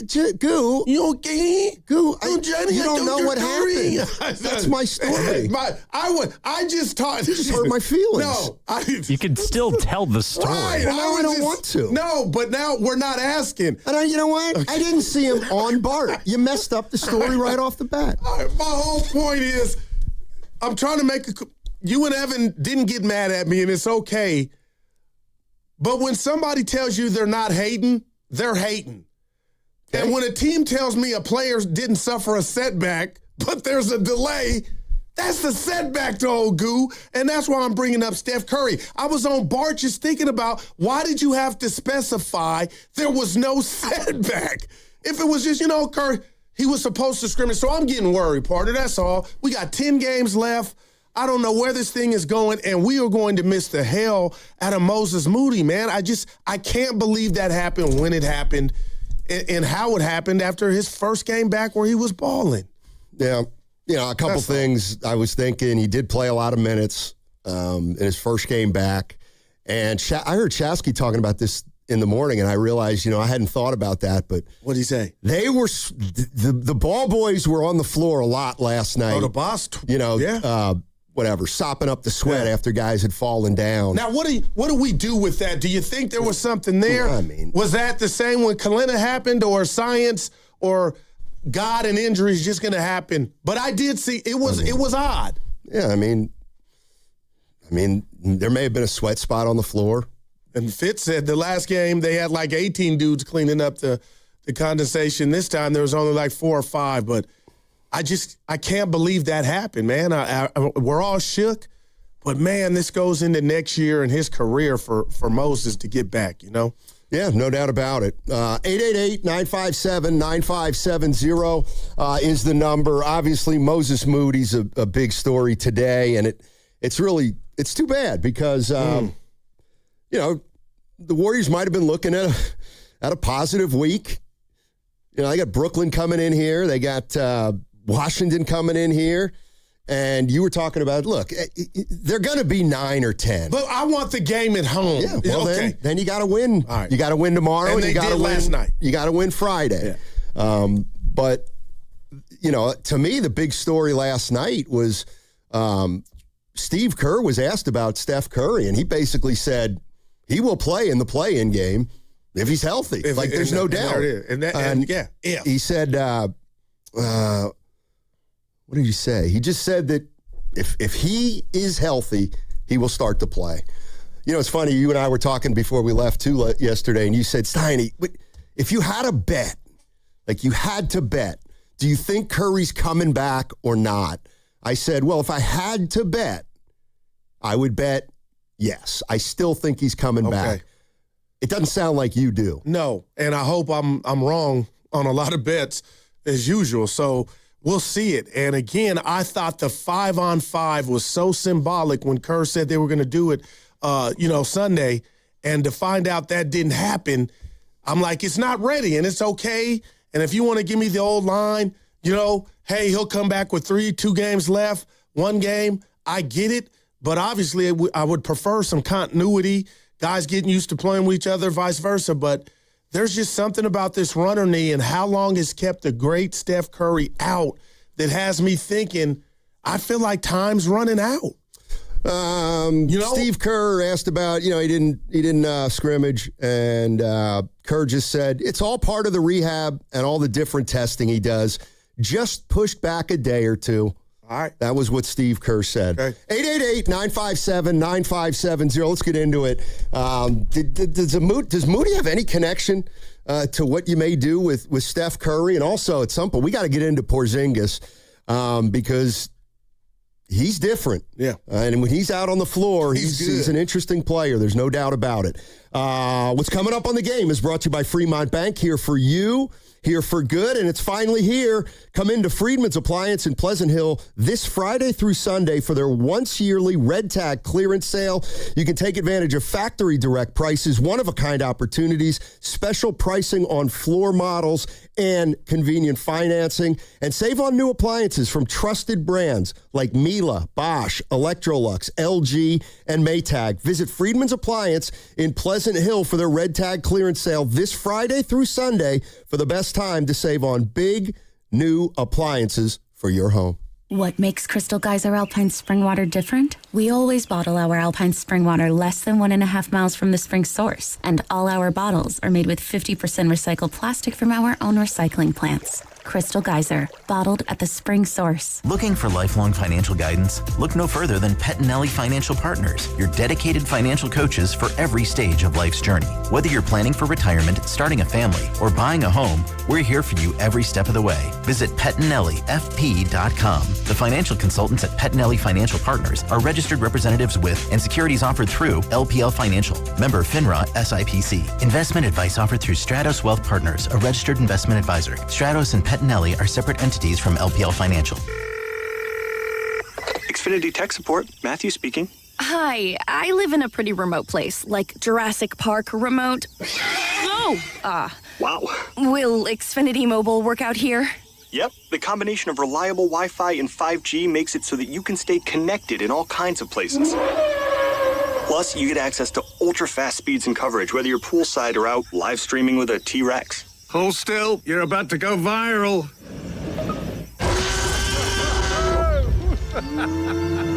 Welcome to a new era of Wi-Fi boosted mobile.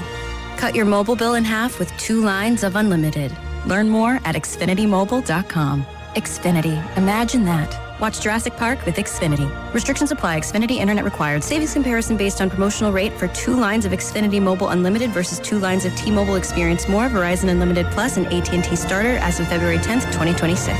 Taxes, fees, extra. Hey, it's Willard. On Saturday, March 28th, Habas Law is covering the adoption fees for every dog and cat at the San Jose Animal Care Center. Right now, wonderful dogs and cats are waiting, some for weeks, some for months, for someone just like you. If you've been thinking about bringing a pet into your life, this is your moment. Join Habas Law and the San Jose Animal Care Center from 10 to 4 at 2750 Monterey Road in San Jose. Come meet your new best friend. Give a loving animal the second chance it deserves. For details, visit the San Jose Animal Care Center website. It's the Good Guys 42nd All-American Get-Together. High-octane Good Guys autocross racing action. Explore the Dead End Magazine Lowrider Showcase and more. Happening all this weekend in Pleasanton. Details at good-guys.com. For all contest rules, go to 957thegame.com/rules. Your home's equity. It's value you've already earned. That's already yours. But for too many homeowners, it's locked away. I'm talking about thousands of dollars. Just sitting there, not helping with today's needs, not helping with tomorrow's plans. That's where Unlock comes in. Unlock helps you access your equity through a home equity agreement, so you can use your money for the things that matter most to you. So ask yourself this: how much can you unlock? Find out at unlock.com/home. Let's unlock yours. Terms and conditions apply. Not all homeowners will qualify. Use home equity responsibly. Indeed presents hires you can't afford to get wrong, like a staff accountant at the height of tax season. Congrats. Looks like the company owes, $50 in taxes.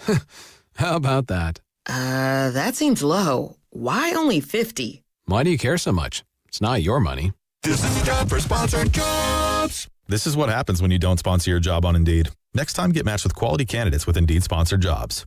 Visit Indeed.com/hire now and sponsor your job today. I need a little range, step to the range, come on, meet me at the range. Introducing the new Chick-fil-A Jalapeno Ranch Club Sandwich. With that juicy Chick-fil-A chicken on a buttermilk ranch bun, jalapeno ranch sauce, and pickled jalapenos, it's a little ranch with a lot of kick. The new Chick-fil-A Jalapeno Ranch Club with original spicy or grilled filet. Available for a limited time only. Order ahead on the Chick-fil-A app. During Lowe's Pro Savings Days, the job works in your favor. My Lowe's Pro Rewards members buy more and save more on materials they rely on every day.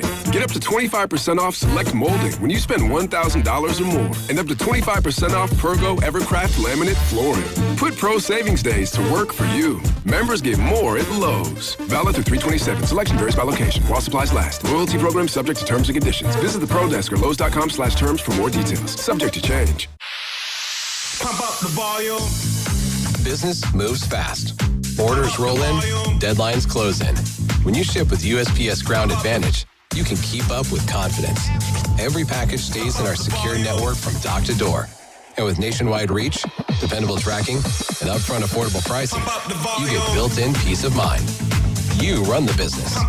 We run the routes. Visit USPS.com/Ground Advantage to learn more. Bay FC's Hello Kitty match is back by popular demand. Bay FC takes on Washington Spirit on April 5th at PayPal Park. For your chance to win a pair of tickets courtesy of Bay FC, keep it locked to the morning roast all week. For more info, visit 957thegame.com. Coming right, Melton in the half-court set, takes it to the right elbow. Looking for Porzingis, who can't get free from Washington. Melton waits for Moody, off the screen, catches topside, launches, and buries a triple. And Moses Moody has cut the Dallas advantage in half. Dub Nation, this is Moses Moody, coming to you live from the Laughing Monk Studios. You're listening to Steiny and Guru on 95.7 The Game. All right.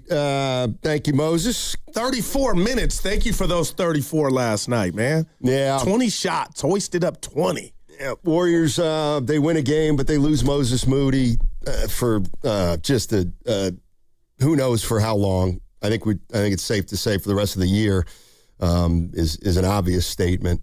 But he was playing really well last night. Cooper Flagg needs to work on that handle out at the half court area. He's not your true point guard, but he's got some other stuff that had me giddy. I mean, 32 points, 12 of 19 from the field. Yeah, and he had the turnovers, Steiny. He got, 7 of them. I've had some guys with some epic turnover games last night. Melton, oh my God. Did you look at his stat line? He had 7 turnovers in like 21 minutes. How many points you think he had? He had 0, I think. Dude, that is what's going on? You look at that line, that's one of the worst lines of the year. Draymond, he had half a dozen, I believe. I think Draymond had 3 turnovers on one possession at the end. The ball was bouncing the right way. My guy squirts down. I got to read this, my Harry, and he's different, and this is why I love him, because he's a tough cookie. But I agreed with you in regard to the game was entertaining. I didn't say it was clean. I get this. It was a horrible basketball game. 45 combined turnovers. What were you and Steiny watching? No, it was entertaining. Yeah, I thought it was. Nobody said it was clean. Yeah. The talent level wasn't overly high in that game last night. I thought, you had 2 teams. You have 2 teams with not a lot to play for. Warriors, sure, they want to win the game, but they don't have a lot of players. Dallas has no interest in winning the game, and yet Clay had those guys were playing hard. Yeah, and it was a close game, and it was frenetic, and there were big plays, and there were big mistakes, and I thought it was a very entertaining game, and I actually thought it was the kind of game that had Moody not been hurt. We had a lot of game stuff to talk about. Oh, man. Porzingis is very interesting to me when he is on the floor. And now, we're getting to the point where we're going to have to talk about what do you do with Porzingis? If they got 10 games left, he plays 7 of the 10. Now he's a free agent. I mean, I'd love to have him back at a low number, but Evan threw out while you were out, and I agree. He talked me into it. 1 for 25 if you could get KP back for 1 for 25, because as far as a basketball, standpoint, there's nothing unless you shock the world and go get a Kawhi or LeBron. Basketball-wise, in the draft or what have you, you're not getting nothing as good and unique as this guy. And that's why I'm warming up to it. But, I mean, do you think he would 30 or bust? Do you think he can read the room and know that, right now, dude, it's not about your game. It's about your availability. Would the 1 for 25 suffice for him? Honestly, that's too much for me. Oh. However, for 1 year, I would do it. And the reason is because everybody's lined up. They have to get through next year because they've got all their guys under contract, and the end of next year is the date when the books are going to be mostly clean. If I would not give Porzingis 2 years because I don't want any of his money in 2027, 2028 when we have nobody under contract at this point. Wow. So 25 to me is too much for Porzingis for 1 year, but because you're over the cap and you're, and the tax, just sure, 1 year, fine. And you got two dudes now that, will not be at opening night. Jimmy Butler and now Moses Moody, unfortunately. That's what hurts so much about this injury and the timing. It's going into next year, man. Yeah. There's no doubt about it. I mean, this year. He was your best defender. He was our best defender. We were talking about that yesterday. 3-and-D, and now he's not available at all. Now, all I'm trying to do is worry about Steph, but also try to get that 9-10 game at Chase. I think that's everything. But at this point, I mean, you got to stay healthy. What about this? LJ Cryer. I don't know. Offensively, I'm not shocked. I'm shocked, how he got treated in the draft process, but he was a bucket in big-time college basketball games, so I don't want to act like, I didn't know you had that. But what are you seeing from him, and how real do you think his offensive game is? I mean, he can shoot. Yeah. And create his own shot. I mean, he can shoot. I mean, I don't know if he can create his own shot. I mean, Steiny, he's doing the Fred play 6 Astaire. games, but Yeah. I mean, I like what I see, man. I mean, yeah, he's fine. Yeah. They're gonna need him now. These they're gonna need him. Yeah, but these are the years where, and lived through a lot of these during Eric Paschal, 2000, 2005, where it's just like everybody gets hurt. You're just bringing guys in. They look good one night, and you just don't know what to make of them. But he's has. I'm just saying, I don't want to say unlike Pods because I saw him at Santa Clara, but never thought he would be what he is now and helping. So I got to give him that. But LJ Cryer, I saw play big time basketball. So I guess what I'm saying, partner, is he doesn't look overwhelmed when he's out there trying to get his. Yeah. I mean. You can elaborate on that? Yeah, you can. we can talk about it. I said what I said. I got you. I get it. Yeah. Crier's fine. Well, what is this Moody? Oh, go ahead. Oh, I was just going to say, where are all the Pods guys today? Because to me, Pods was a win-win last night. So he goes 20. He had 20, 10, and 6. But he had back-to-back possessions where he just lost his mind. He takes an early 3. He doesn't get back on defense. I saw it. They score. Then, and this to me is fascinating because Kerr said this, and I'll play it. Yeah. I'll He play it cannot later. be that guy. No, not that. It's when he said, primary ball handling is not what he's great at right now. Right. And that play where he turned it over on the following play was exactly what Kerr was talking about. And he went to Spencer. You could see him like, just get in there. Yeah. So Pods was very good. Two turnovers only for him. Then he made a couple bad plays. And Steve Kerr said, I don't care if you bring an apple to class. 3 turnovers. Go. I'm sitting on the bench. Yeah. So, somebody was like, what did you think of that? I was like, it's a win-win. It's a win-win. You won the game. It's a win-win-win. You won the game. Pods played well, but he did get penalized for being Pods at the worst possible time. Yeah. So yeah. It all worked out. Hopefully he'll start to realize that those plays are killers. And the one stat line from Pods that just, and you Willard, Dibbs, and I, we talked about it just with his repertoire and just what he brings to the table.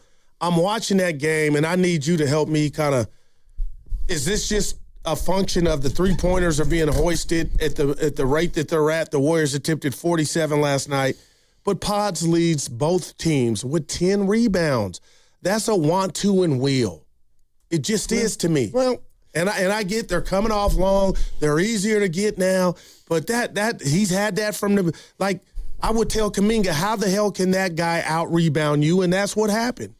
And he's still doing it. Well, you want to know what I really think? I didn't even have to bring up Kuminga, but he had 16 last night. But go ahead. I mean, like, here's the thing with Pods. To me, and this is why – oh, you love a guy, you hate a guy, you're a hater, it's like, no, everything's in the middle. Hello. Okay, you know what? You know how okay, Pod's a good rebounder, right? I think so. Yeah, I do too. You know what, though? I think it's a little selfish. I think he's a little selfish with rebounds, to be honest, because he doesn't get back defensively at times when he crashes the offensive boards. And, like, yes, I'm not, but, like, there's a good and a not so good to everything. But you want to secure the possession. Just watch what happens when he crashes and doesn't get a rebound. All right. That's all I'm saying. And again, this is one of those things where I feel like, your greatest strength could also be your greatest greatest weakness. And he's a hell of a rebounder for a guard. Yeah. But he's got to be careful because when you don't get defensive balance. So, and you know what? Regulator says now rebounding selfish. Yeah, rebounding, that is part of the game where you can be selfish. Averages a triple-double on the season, no you doubt. hear stuff like that. Well, I think there are certain places on a court where you can be selfish. One's at the foul line. You get all the points you can get at the foul line. You can go ahead and be greedy at the foul line. And to me, rebounding's kind of the same thing. You want to go after every rebound. As a guard, you're saying you better get everyone. Yeah. Oh, boy. So, I was going to ask you, what does this injury mean to the team this year?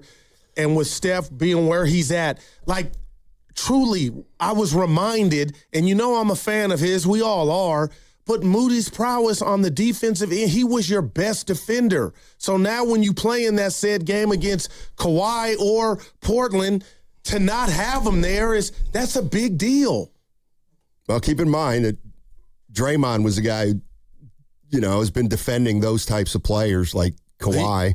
I agree with you. I thought he did a good job on flag on that last possession, Draymond.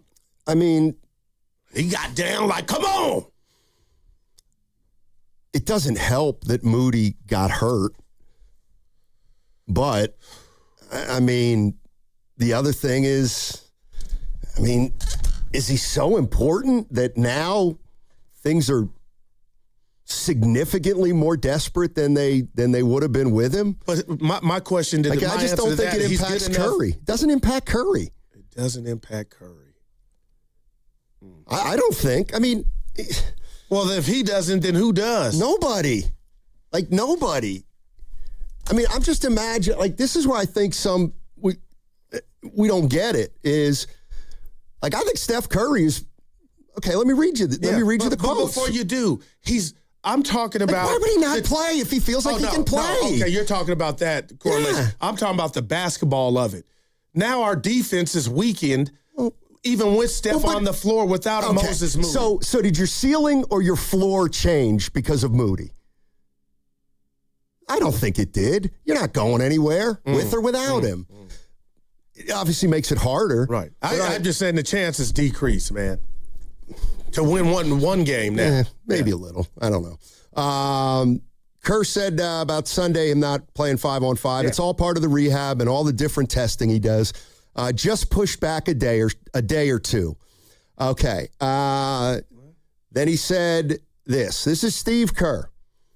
We're not chasing a play-in berth.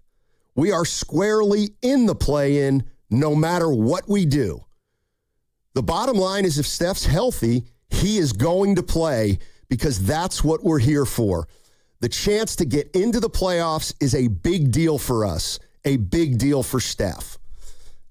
And I agree. And to me, that's the one reason why, if he can play, he's got to play, is because how can you tell me for the last 3 years that it's all about Steph and giving Steph a crack at anything, no matter what it is, and then you're going to pull the plug 5 games left in the season? Oh, see, I don't.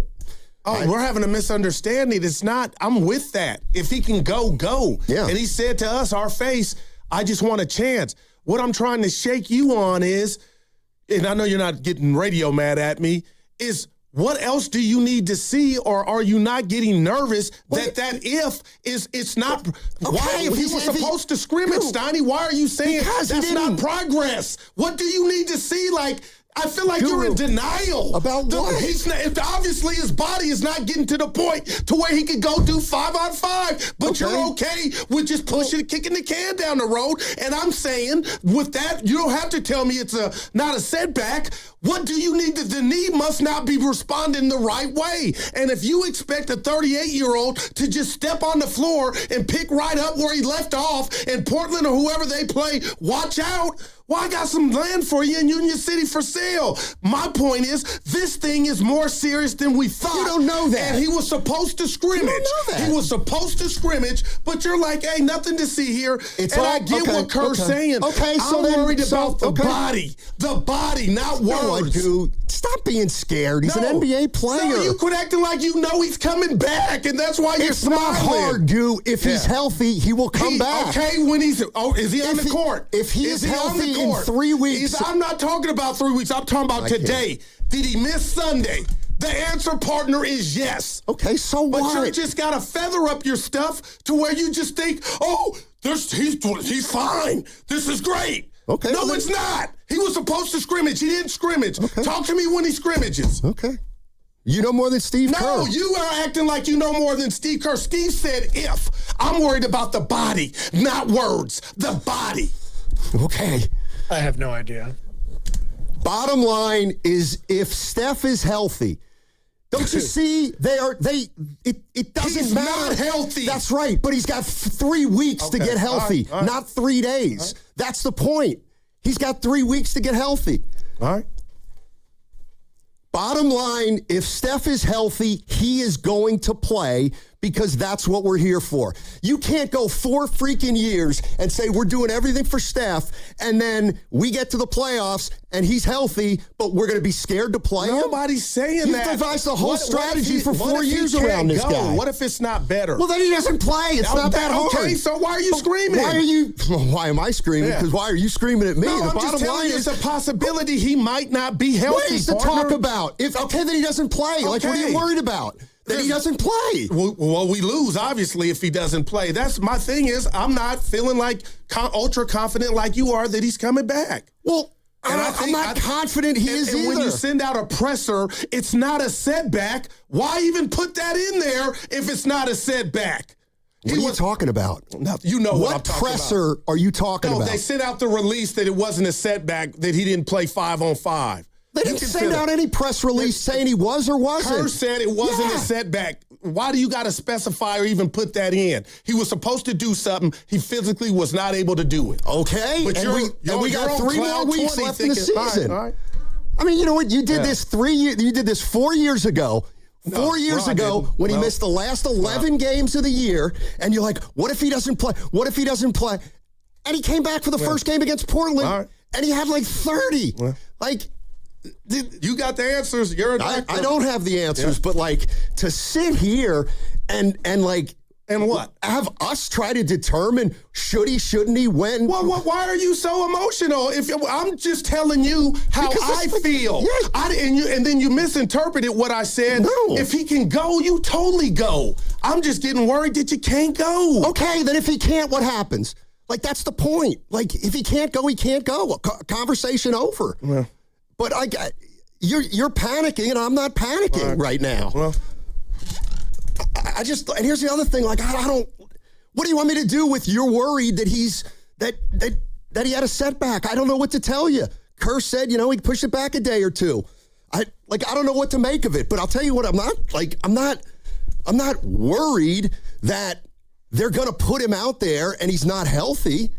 Well, that's not on my radar either. If he can go, he can go. But you made it seem like I was advocating for pull the plug. I did have that thought after Moses, just like with the Niners and everything, being ultra cautious. Guys come back and play, but I want the dude back so bad. I'm like, there's 10 games left. Right. And maybe, are you saying he doesn't need but one game to come back and play with his teammates? All I know is, I think that's what Steve Kerr's setting up. He's saying that if he's healthy tomorrow, he's playing. If he's healthy the day before the play-in game, he's playing. Yeah. That's what I'm hearing. And good. I'm glad Steph wants to come back because he's a pro athlete who's healthy and there's a warrior in the play-in. So I don't know. I mean, I can't worry about a day. Yeah, he's been out a month or so. He's 38 years old. I'm not downplaying it at all, but I don't know what you want the Warriors to do. He's rehabbing for the next month. The last month, he wants to get out and play 5-on-5. He was supposed to Sunday. He didn't. Said didn't happen. He still going through tests. I mean, yeah, test or pain. So you're more worried now than you were yesterday? Yeah, no, or 2 days ago. Yeah, after the 5-on-5 didn't happen. Yeah, are you raising your voice at me? I just hope I'm wrong, but hope you're wrong about what? That I get what Steve Kerr was saying. If I'm worried about if the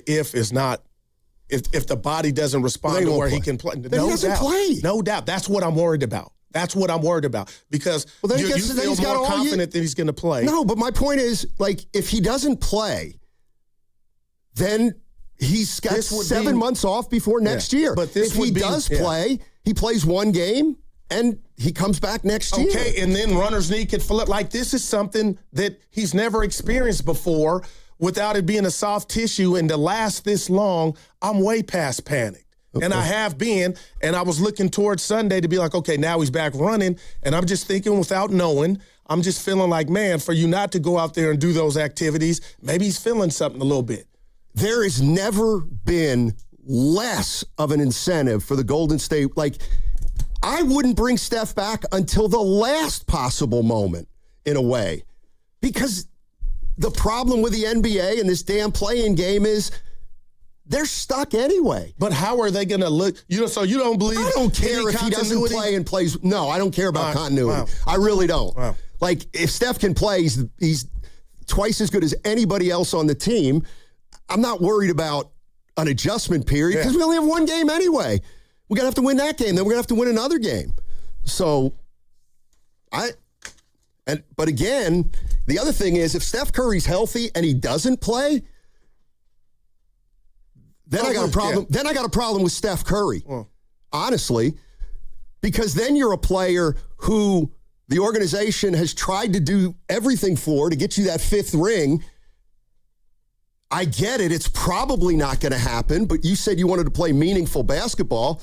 I think a play-in game's meaningful. Oh, he's there. He's texting Draymond after, what was the game where they won, and he's sending text messages telling them, good win, hold it down till I get back. But I'm just looking at the hourglass, and I just feel like time is coming fast and quick and in a hurry, and he's not back yet.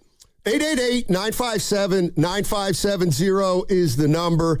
Do you think the Moody injury affects whether Steph is coming back or not? I don't know, but I don't think it should. And I understand that.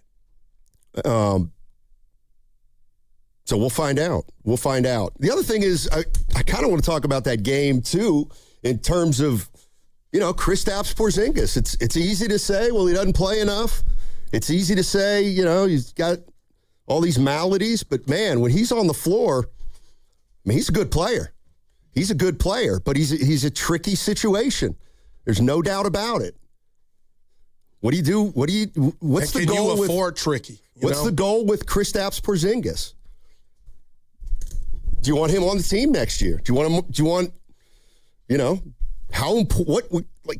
me, he's a big priority because he represents a player who, when he's on the floor, is like one of their best players, but you can't rely on him. Would you call that we're up against? No, go ahead. Yeah, would you call that a headache, or how do you Got to get him at your price. And there it is. Like, I'm with Evan with the one for 25. But you said you do it. You don't prefer it, but you do it. No, he's not a $25 million player if he's only playing 40 games a year. But if it's for 1 year and it's not going to impact 2 years down the road. That segment was brought to you by Kalshi. Trade on anything. March matchups are here. Trade the tournament in all 50 states on Kalshi. Duke is trading at 19% to win it all. A $100 trade pays out $498 if they win. Arizona and Michigan are trading at 22%. Download the Kalshi app. Use code FAN to get $10 when you trade 10. Kalshi. Trade on anything. Hey, life doesn't give you a warning when everything changes. It starts with shock, confusion, and 1,000 questions running through your mind. Maybe it's a car accident, a serious injury, or a tragedy that changes your family forever. And suddenly you're dealing with insurance companies, paperwork, and pressure, all while trying to heal. That's when Beam Law comes in. They take on the legal fight, the negotiations, and the stress so you can focus on recovery and taking care of the people who matter most. Beam Law is local, and they've recovered millions for clients across the region. That's why SF Weekly has named them Best of the Bay 4 times. So if you've been hurt or lost someone because of someone else's negligence, please call Beam Law at 415-523-5555. That's 415-523-5555. Or visit hurtinthebay.com. That's hurtinthebay.com because it's not whether you get knocked down, it's whether you get back up. Beam Law, they've got your back, Bay Area. Picture yourself on the Golden State Warriors home court, wine in hand.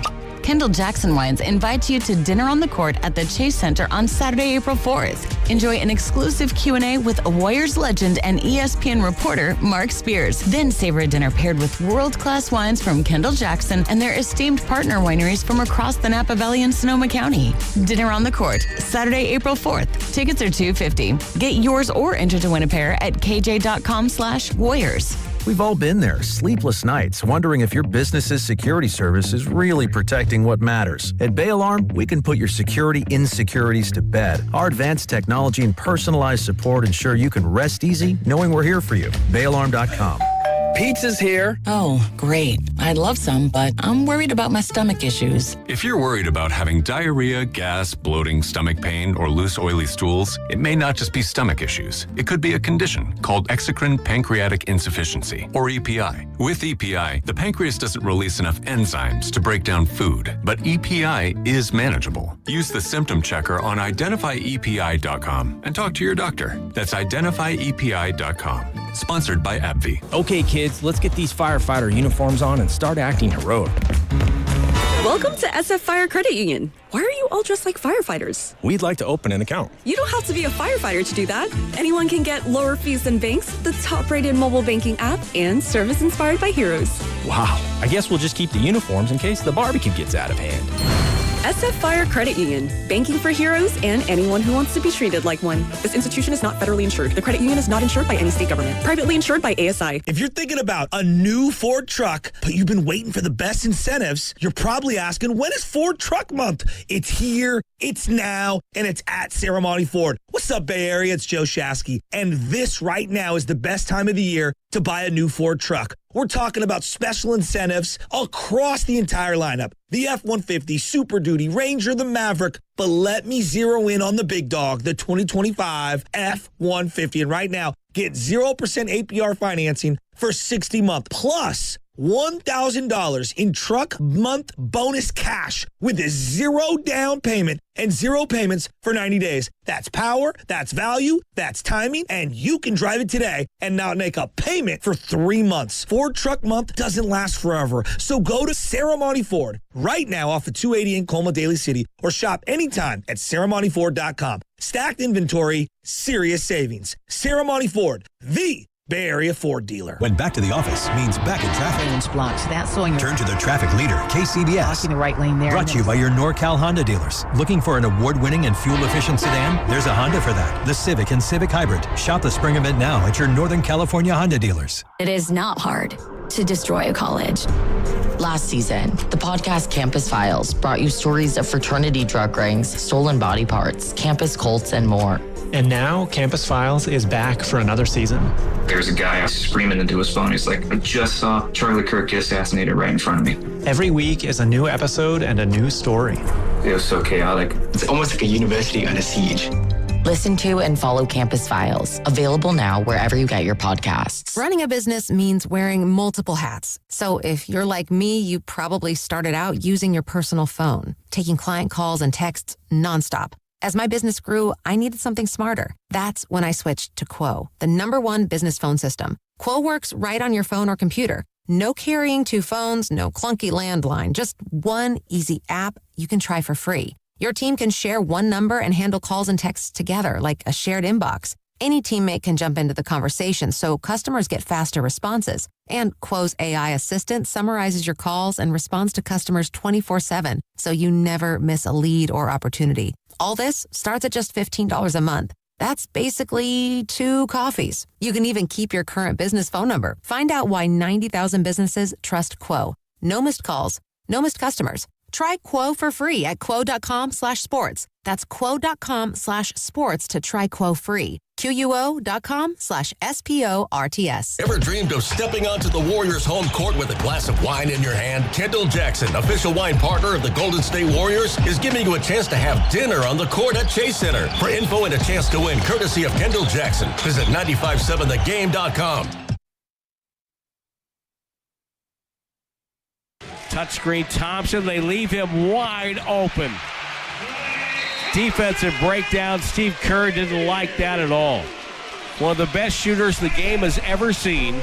Klay Thompson sets a screen, and neither player went with him. Now, back to Steiny and Guru on 95.7 The Game. That always happened when he played for the Warriors. Man.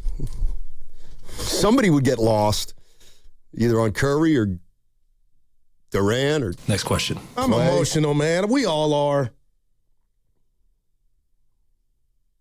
Can I read something to you? These are just a list of, and I know everybody's last 10 months in the Bay. Oh, God. Jimmy Tailbone versus the Rockets. Steph Hammy versus Minnesota. Bosa ACL. Fred ankle. Kittle Achilles. Jimmy ACL. Steph knee. Moody knee. Devers played 163 games, and Adamas played all 162, I believe. They start tomorrow. I'm excited. But, man. I got the Giants going. 82-75.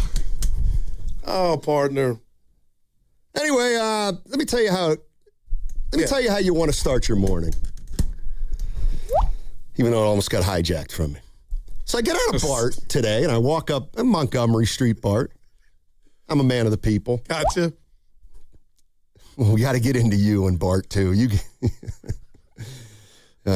Anyway, so I emerge from the steps at Montgomery Street Station, and I think I've talked about the greeters before. Yeah. And I think most people who live in the city know what I'm talking about. They're San Francisco, public safety or something, but they have greeters. Hey, good morning, everybody. Good morning. You walk, hey, good morning. Yeah, Gotcha. Hey, what's up? On a Monday, you usually flip them off, but on Friday, you're like, yeah, good morning. How you doing? Have a great weekend. Anyway, today, I see the guy, and I'm like, hey, what's up? He's like, hey, what's up? Good morning. And I turn around, he goes, Steinmetz. I'm like, yeah. He goes, Antonio, Oakland. Wow. I'm like, Antonio, what's up, buddy? How you doing? Antonio from Oakland, one of our great listeners and callers. We call him one of the most optimistic fans in the Bay Area. And, so Antonio's working for the city. He greets and he does other stuff, too. So when you came up the stairs, there was a woman for me that was greeting. When you came up those same stairs, that was Antonio. Hey. When I come up at 8 o'clock, it was Antonio. Wow. You're saying he wasn't there at 9? Yeah, at 9 they had another young lady. But she put me in a good mood. What if he got fired? Or his shift was over. Whose shift's over at 9 in the morning? Hey, you asked the question. Oh, boy, Antonio, did you get in trouble? Maybe he relocated. I got to ask you real quick.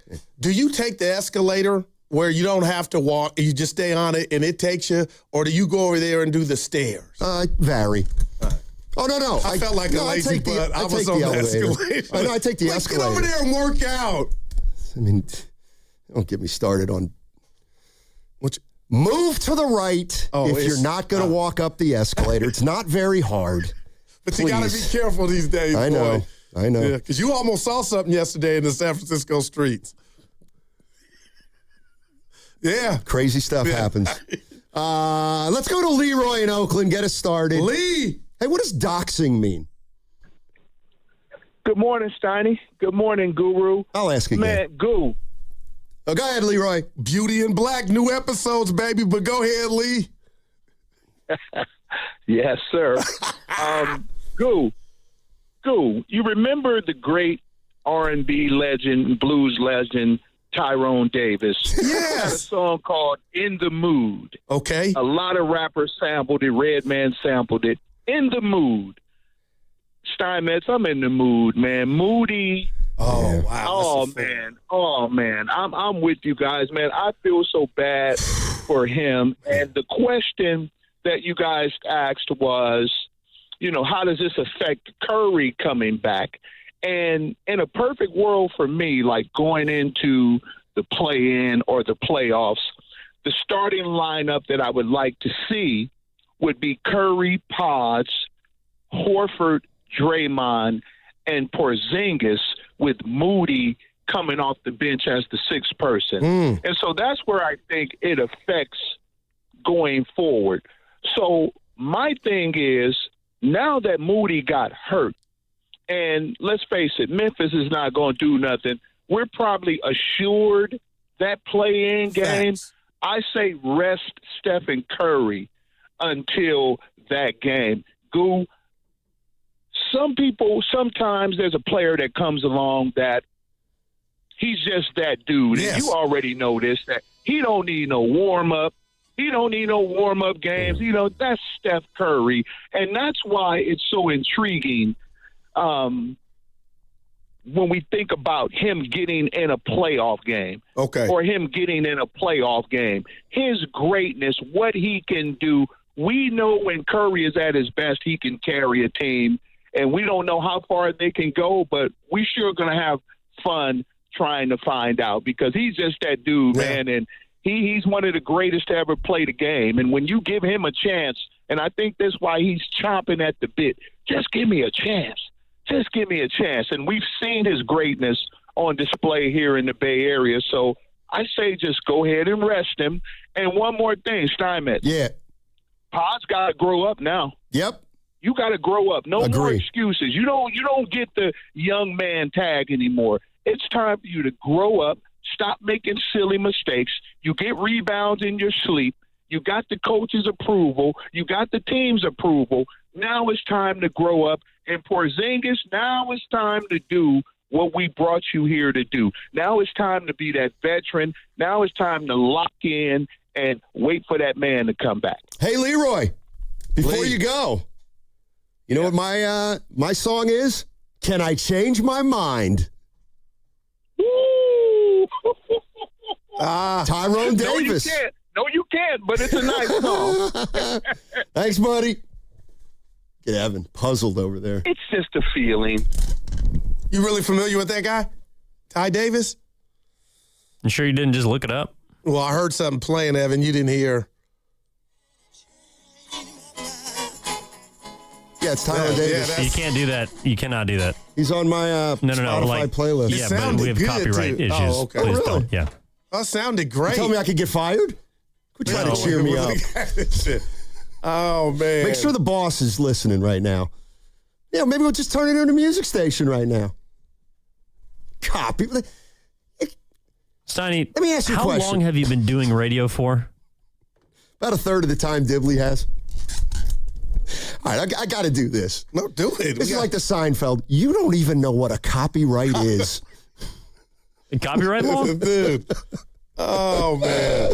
All right. Anyway, Tyrone Davis. Good stuff, Lee. Hey, when do you want me to fix or when do you want me to point out one of the most embarrassing things to a sport that I've seen in ages? Do it now. Okay.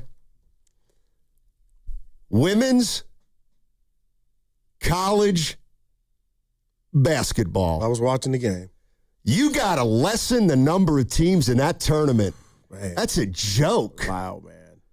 Let me read to you some scores. We're on the thread together. Let me read to you some scores from the NCAA women's tournament. Well, we had one yesterday that was a peach. Early in the second half, we had UConn leading Syracuse 70-14. It's a second-round game. College. South Carolina, 103. Okay. Southern, 34. All you can do is laugh. UCLA, 96. Cal Baptist, 43. That's not right. How about this? Here's how LSU has started the women's tournament. Here's how LSU has started the women's tournament. 116-58 over Jacksonville. And then they go 101-47 over Texas Tech. Wow. 101-47.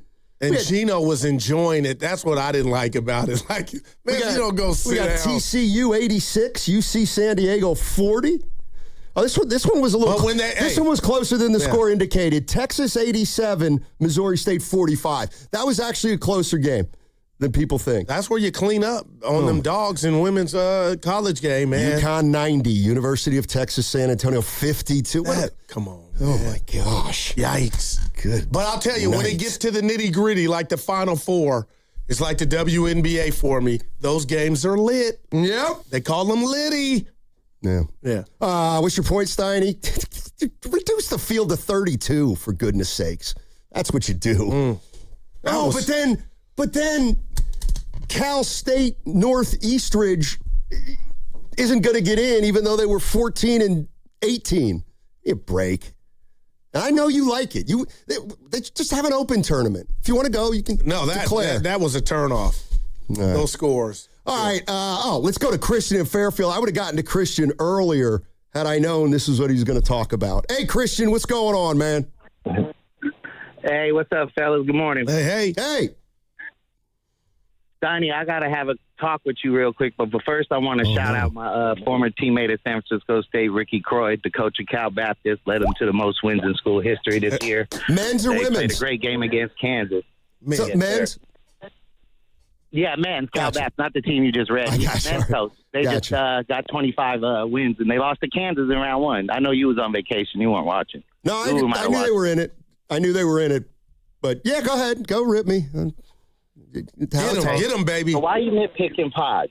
He never crashes from the top of the key. You were a guard, so he never crashes from top of the key. He never crashes from strong side wing, number one. Number two, the last 10 games, when Kerr's talking about he's exploring, he's been to the free throw line more than he's ever been in his career when his shot's not falling. That's a sign of progression, him figuring out, okay, I'm 1 for 7. Let me get to the line 7 times.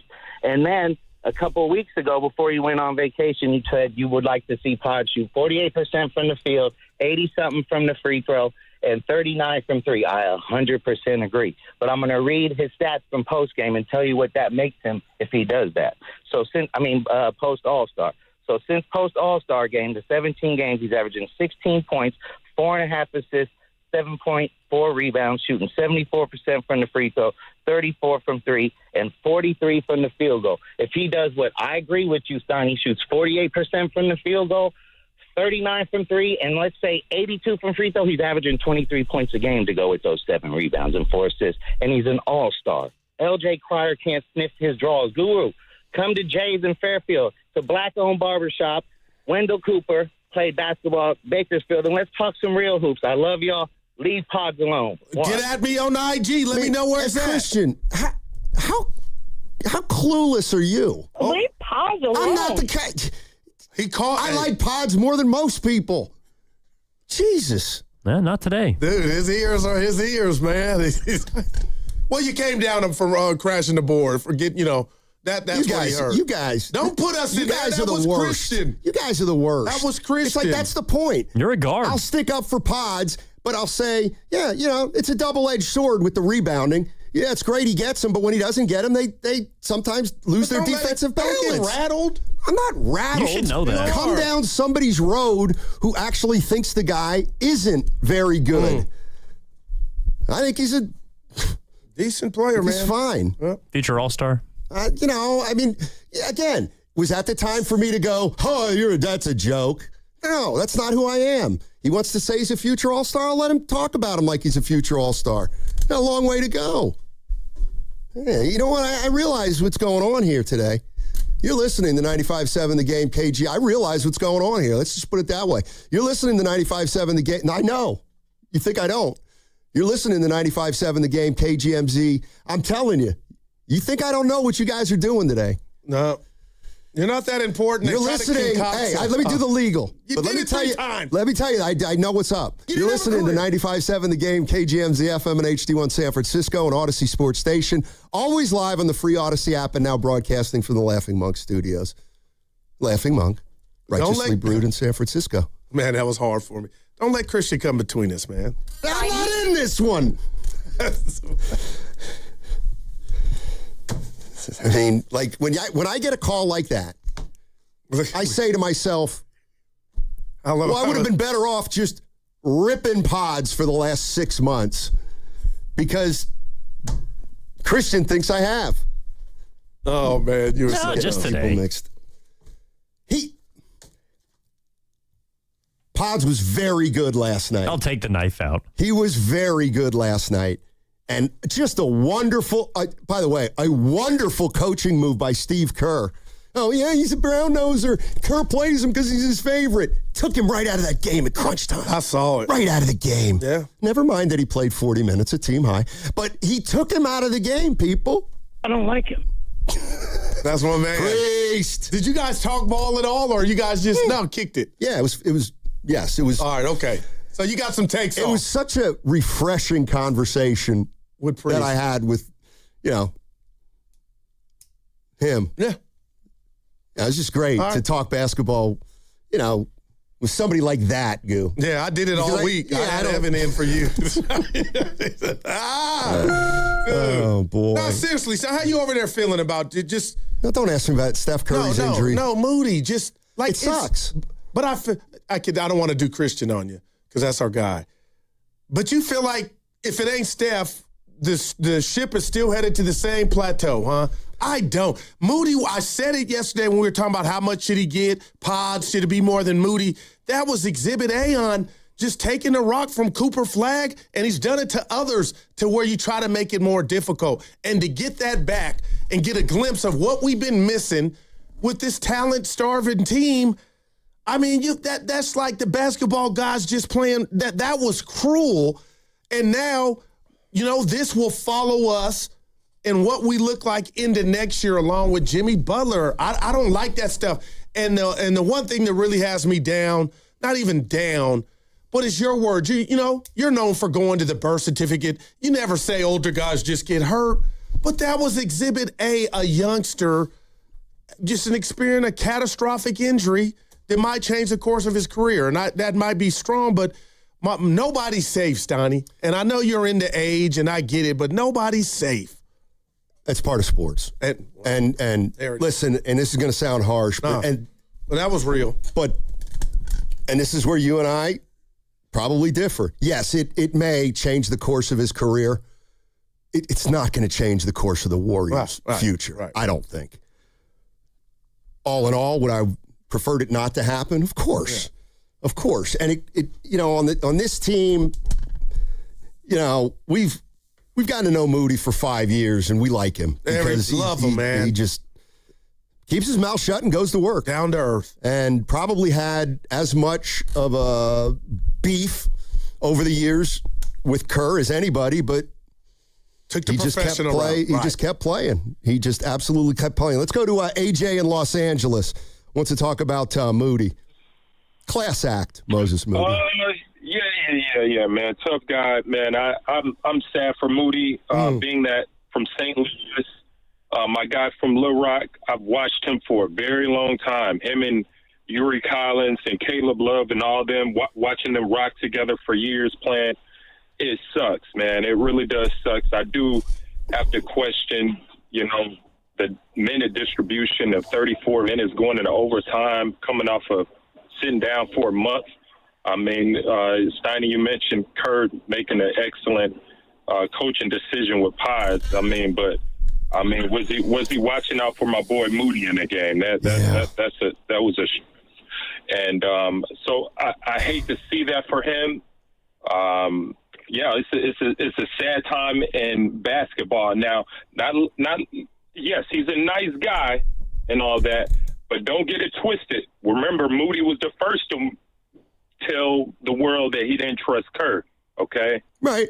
He's the first to speak up. He was the first to speak up. Let's not play Moody. Moody, he's going to speak up for himself. He is a nice guy, but he don't take no stuff.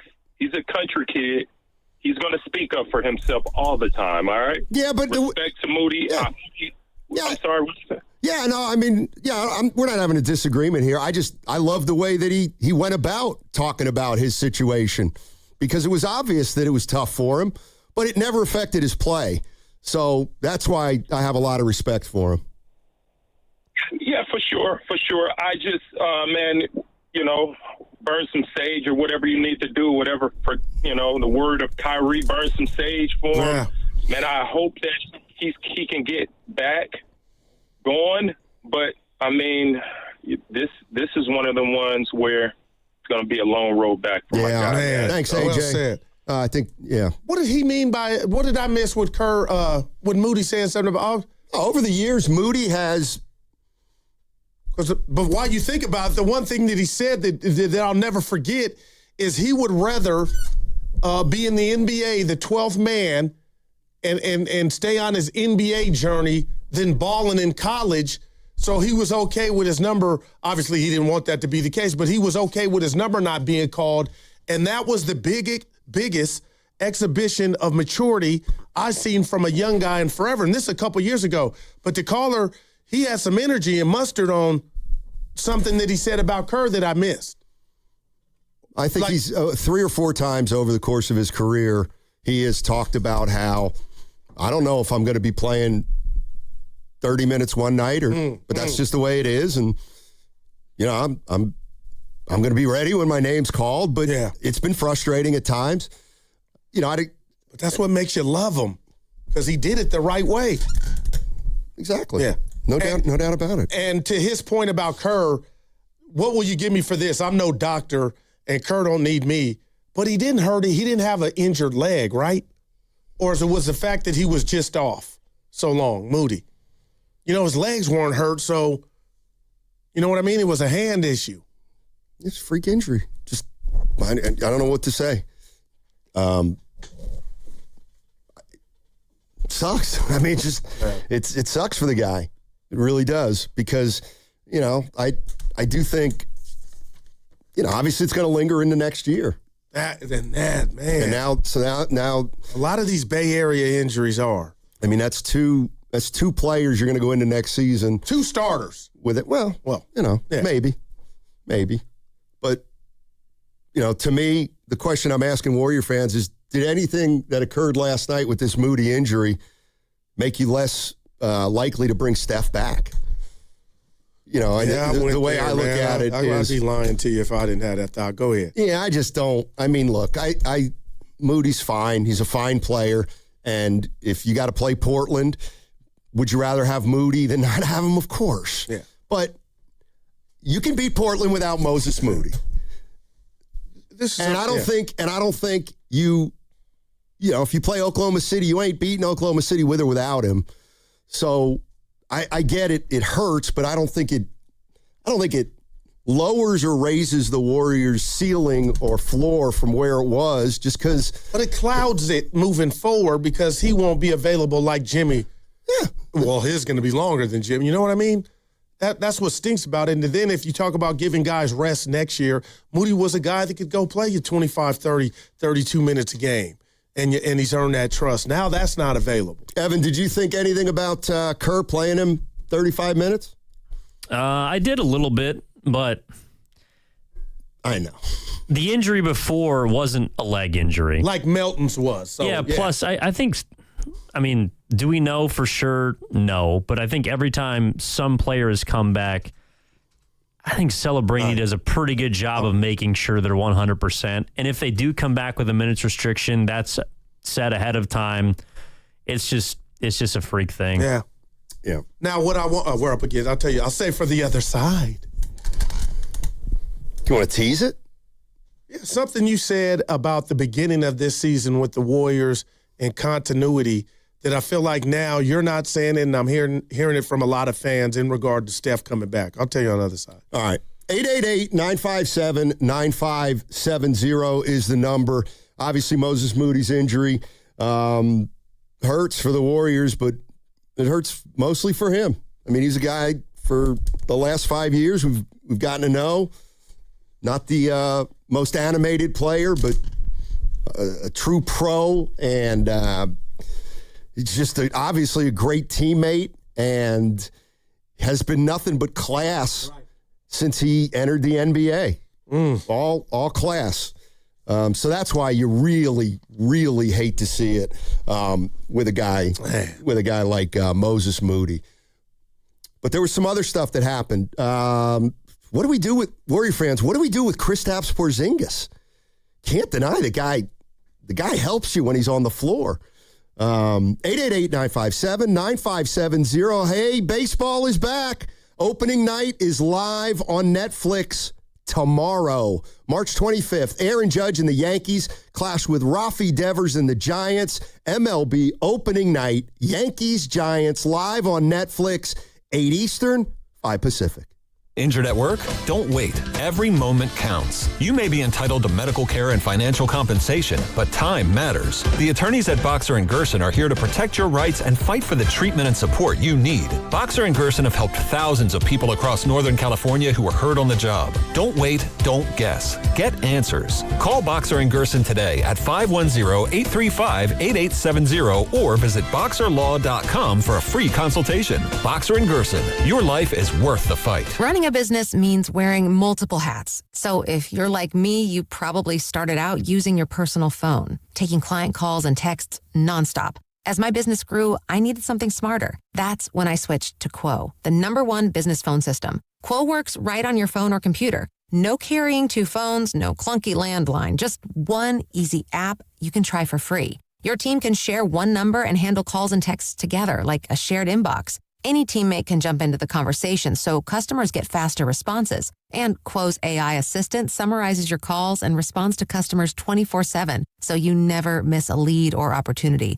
All this starts at just $15 a month. That's basically 2 coffees. You can even keep your current business phone number. Find out why 90,000 businesses trust Quo. No missed calls, no missed customers. Try Quo for free at quo.com/sports. That's quo.com/sports to try Quo free. QUO.com/SPORTS.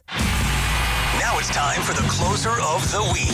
Presented by LiftMaster and R&S Doors. Turn your garage into the envy of the neighborhood. Visit rsdoors.com. This week's closer comes from Patrick from Alameda. Elian was great, good communication and prompt. Quickly fixed my door spring and then explained some other aspects of the garage door and what to look for in the future. Thank you, R&S. Recently, my garage door opener was not working. I was in need of a closer. I was put in touch with R&S Doors, and they hooked me up with a brand new garage door opener from LiftMaster. With LiftMaster's MyQ connectivity, my garage door opener can be controlled right from my smartphone. You'll know when a door or gate has been left open and can close it with a tap, no matter where I am. Be one of the first 10 callers and receive 20% off a LiftMaster garage door opener. Call 1-800-FIX-A-DOOR. That's 800-FIX-A-DOOR. Or visit rsdoors.com. R&S Doors. Look for the red truck. Wesley is a truck driver. I drive a truck, and I love what I do. A truck driver with IRS troubles. They told me I owed them $43,000. It got really bad. Quite a few letters in the mail. They were talking about wage garnishment, coming after my house, my car. Yeah, they don't play around. I seriously thought that I was going to lose everything. One sleepless night, Wesley finally made a call to Optima Tax Relief at 2 a.m. Kind of figured I'd get a machine, but I didn't. I actually got to talk to an actual person in the middle of the night. He found just what he was looking for. Oh, they were great people. You need a team of people that know what they're doing. Optima Tax, they know what they're doing. Optima Tax Relief came through with flying colors. I saved an incredible amount of money. Happy don't even come close. I was absolutely overjoyed. Take Wesley's advice. If you're in any kind of trouble with the IRS, call Optima Tax Relief. Don't trust anybody else. Call Optima for a free consultation. Call 800-708-5977. 800-708-5977. 800-708-5977. Optima Tax Relief. Some restrictions apply. For complete details, please visit OptimaTaxRelief.com. It's finally here. Come into Freeman's Appliance in Pleasant Hill this Friday through Sunday for their once-yearly Red Tag clearance sale. Take advantage of factory direct prices, one-of-a-kind opportunities, special pricing on floor models, and convenient financing, and save on new appliances from trusted brands like Miele, Bosch, Electrolux, LG, and Maytag. Visit Freeman's Appliance at Pleasant Hill for their Red Tag clearance sale this Friday through Sunday for the best time to save big on new appliances for your home. Tune in to 95.7 The Game for Warriors Live, 60 minutes before tip-off. Every Warriors game throughout the season as we get ready for the action. Presented by Xfinity, your home court advantage. Brought to you by Xfinity. Watch all your favorite teams all in one place. Xfinity, imagine that. Joey from Vermont, a farmer trying to get through the winter. Adriana from South Carolina, a single mother living paycheck to paycheck. Liam from Ohio, an injured father struggling to provide for his family. Hi, I'm Shanola Hampton, and I support the Feeding America network of food banks because they help provide over 6 billion meals to people in need each year. Learn more at feedingamerica.org. I'm Bob Burke, founder and chairman of Burke America Parts Group, a family of brands that includes RepairClinic.com, an appliance and HVAC parts solution company that's grown into an international brand. Before AmericanEagle.com, we partially launched a new technology platform developed by another firm. American Eagle helped take our technology to a whole new level with digital marketing, software development, and business insights into our key markets, appliances, HVAC, and outdoor power equipment, and did so both on time and on budget. AmericanEagle.com has the resources, experience, and talent needed to produce solutions. Our new technology platform, developed by AmericanEagle.com, has produced tremendous results with higher traffic, conversion, engagement, and online revenue. If you have any home repairs you need to take care of, check us out at RepairClinic.com. If you need a world-class website or technology project, then I would highly recommend AmericanEagle.com. Call AmericanEagle.com at 773-NETWORK. That's AmericanEagle.com, 773-NETWORK.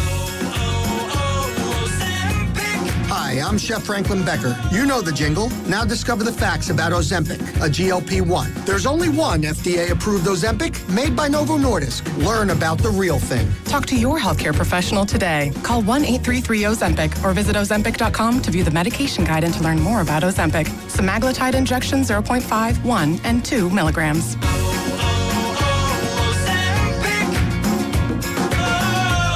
Bay FC's Hello Kitty match is back by popular demand. Bay FC takes on Washington Spirit on April 5th at PayPal Park. For your chance to win a pair of tickets courtesy of Bay FC, keep it locked to the morning roast all week. For more info, visit 957thegame.com.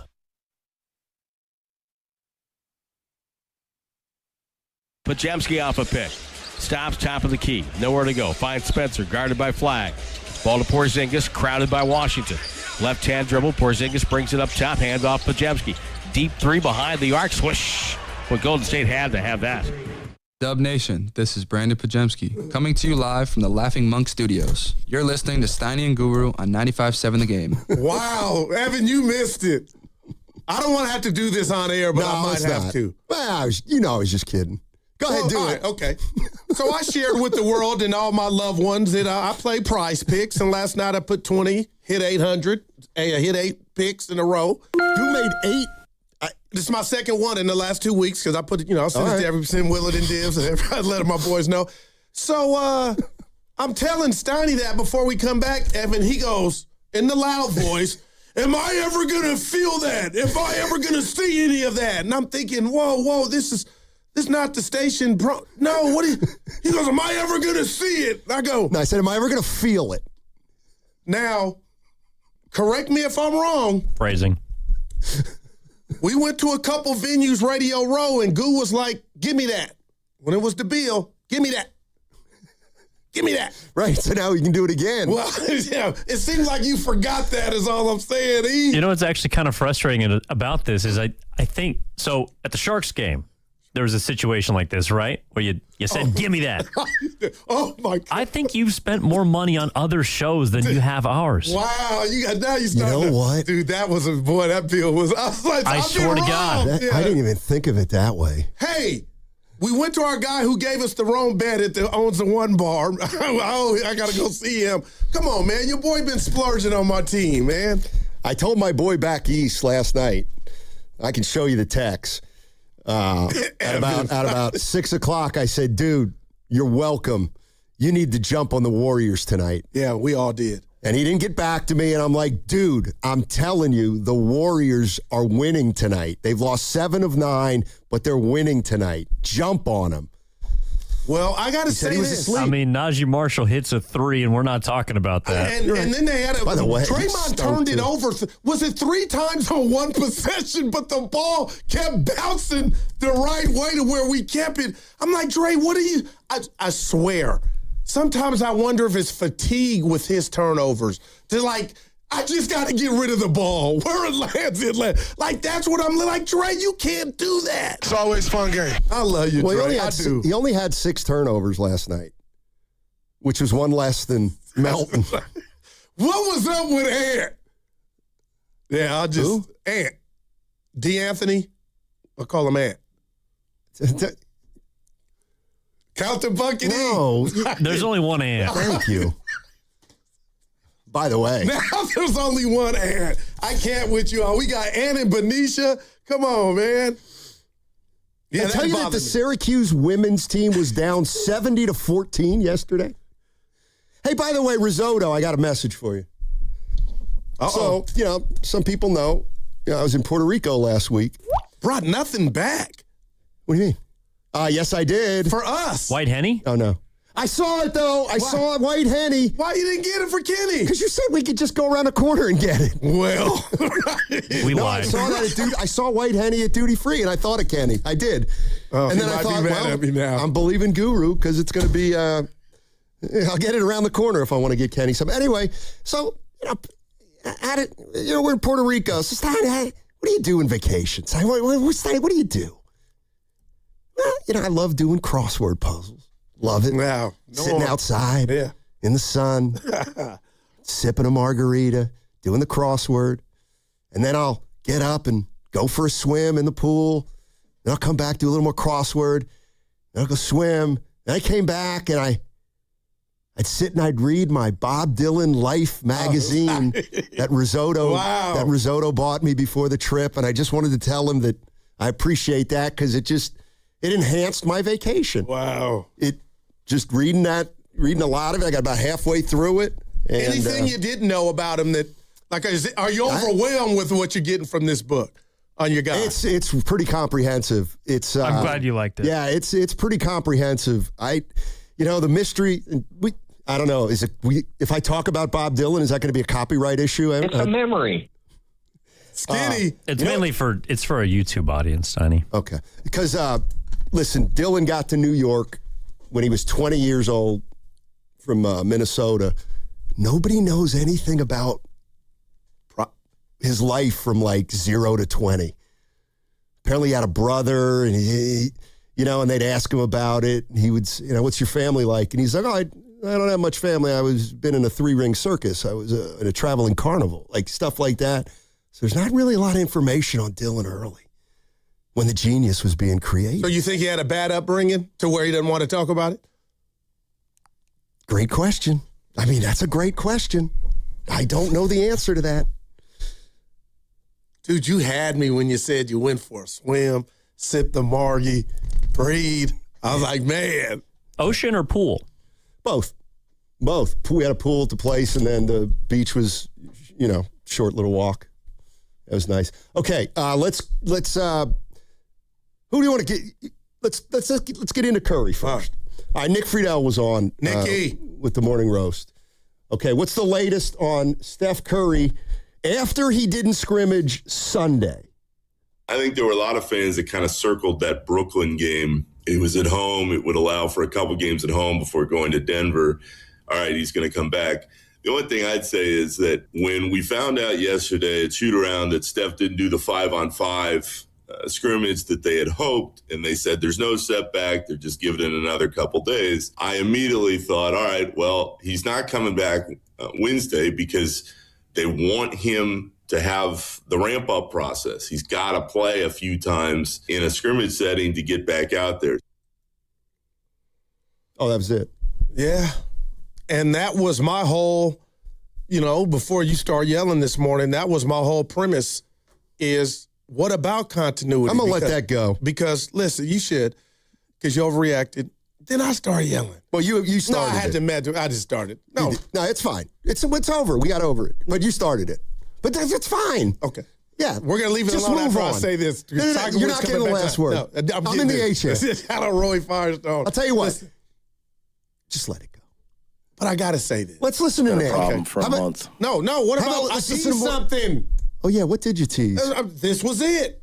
What? About when the Warrior, and I get there's been almost a season played, but you guys you and the fans, made so much noise about, when they get to sleep in their own beds and we get off the road, we get to practice, we get to learn one another. That stuff, I get that to start a season, but you guys beat me over the head with that stuff because it matters. And that's why I keep saying continuity. Don't tell me, just me, that Steph Curry can get out of bed when that day does come and he's ready to come back, and it's, let's just say, the play-in game. Partner, you want everybody to ball, even if the 5-on-5, and get as much as you can so you can at least, get back to normal. I don't dare want it to be, we got Curry back, let's tip the ball. Everybody has to revert back and get back to what they do playing off the chef. So that's why I'm up here clamoring that he can get back sooner than later, to Nick's point. Yeah, but you know what? What we've learned is it's about Curry, not necessarily the Warriors. So if he can't play, if he can't play until the play-in game, that's a hell of a comeback right there, though. You said. I mean, they're not going for a title, so I get mad when I hear that. Not but even close. They're going for a play-in win. We're going to the tournament, trying to get to the tournament, right? But I don't think they're going to make it. Do you? Well, at first I got to see. Yeah, Curry's going to play. What if I told you I'm intrigued? I think we all are. If we get any word on Horford. Oh, he's old. I'm talking about within the 10 games. Will Al Horford be back? Yeah, I don't know. I just, he's another one. The Warriors every time you enjoy something or you get accustomed to it, just the rug's ripped out from underneath you with this Warrior season. But the Niners had it, but they were able to overcome. All right, here's more Nick Fidell on if more Curry. Exactly when he comes back. Now, I'm not sure. I'm not sure that they are. I would only tell you again, having talked to him, I think that he wants, in a best case scenario, at least, 5, 6, 7 games, even if it's in limited minutes, to build up to whatever may come in the play-in. Yeah. Okay. That would be ideal. Yeah, no doubt. And that would probably be another So I'm 10 taking days. Brooklyn and Washington off. I'd take Denver off, too. You think so? It's a back-to-back. Oh, no, it's not a back-to-back. Friday, the game you'll be at against the Wizards home. Then they're at Denver Sunday. And then that Wednesday, 3 days off, Wemby will be in town. Yeah, that's when he's coming back. You think so? Wednesday. Next Wednesday. 8 more days. What did you make of Clay? He started getting hot a little bit at the end. I'm just telling you, Clay stinks. AI is out of control. Like it truly is. It's okay to live with your takes. No. You know what I mean? Like, Clay plays in Dallas. You don't have to be afraid of him. You know what I mean? The bid is pretty good, but dude, oh man, when did I say that? Man. I mean, he's okay. Yeah, 28 minutes. Actually, this was what I was thinking last night, too, watching Klay Thompson. Yeah. What was it? I don't know what was his box score line? I just know the minute I'm bringing it up, but go ahead. 6 for 12? I thought he made 5 threes. Okay. Damn. At 15. So, let me ask you this. Why is he no longer Klay Thompson? He can't be. His legs were everything, and those 2 catastrophic injuries, to me, have robbed him of having that dominance on the lower part of your body. So everything, it can never be what he had. Tree trunks as legs. I just think, coming back and suffering these injuries, that's everything. When you box, you're an athlete, Sonny, whatever you do, you need your legs. And he doesn't have his. And I think they were his best, part of his DNA. Yeah, I was just trying to, close my eyes and think about Klay, 5-6 years ago when he was in his prime, and what he used to do and how he used to shoot it. Oh my gosh! And It's incredible. All I'm saying is, like, I get it. I watched him last night. I'm like, yeah, that's, Clay's not who he was 5 or 6 years ago. But I'm thinking to myself, why? But why? His legs are noodles. Is he slower out on the court? I mean, he never created. But his base, his legs, that's everything. But he's still shooting it okay. Yeah. But do you watch it looks like he's fading back on his shot now. It's not that pure what it was before he got hurt. But what's he shooting from 3 this year? I think a little under 40. Okay, let's say 40, 39, 40. So he's shooting about from the field as what he is from 3. Like, 38, yeah, you're right. I guess what I'm saying is, like, he doesn't look like himself, but he's not the player he was, but I'm trying to figure out why. Yeah, to me, it's his base. It's his legs. And I just feel like, when you see a boxer and they're tired in the late rounds, I feel like that's him from the outset. Not that he can't get you buckets, he can, but I do want to defend Clay in this sense. You're telling me who he's catching grenades from. Had Anthony Davis not been traded and that thing would have worked out, played off of Kyrie Irving and what they have now with Cooper Flagg, Clay would have been getting shots to where it would have been in the sweet spot. And now with the collective that they got in Dallas, you kind of need him to be the old Clay. And Pods had him on lock a little bit, I thought, that last possession. But Clay, I felt like, to me, didn't have the energy to go Jerry Rice and get away from him, if that makes sense. So to me, it's his base. His base ain't as strong. And I think, here I go, because I'm watching these games in the past all day, every day, going to sleep on YouTube. I took his career here with the Warriors in his prime for granted. What he did on a nightly basis, that game you and I were at in the finals, Game 6 against Toronto, he was on his way, guarding the best dude and then giving you a 3 or threes with a pure jumper. Man, nobody can come back from that and be what they were. Yeah, I'm just looking at his 3-point percentage, which has always been his bread and butter. The last 3 years, he shot 38-7, 39-1, and this year he's at 39. So for 3 straight years, he shot the ball at virtually the exact same clip. And even though he was in a dark place with the Warriors, that was still his number.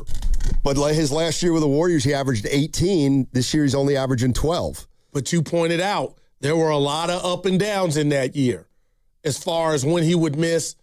And I'd be like, well, it all comes out the same, right? What's the number at the end? But you're like, nah, Goo.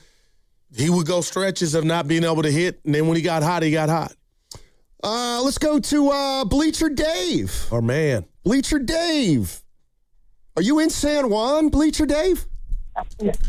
Tiny. I'm looking at the San Juan gate outside the ancient walls of San Juan, Puerto Rico. So I missed you by a week. I missed you by a week. That's incredible.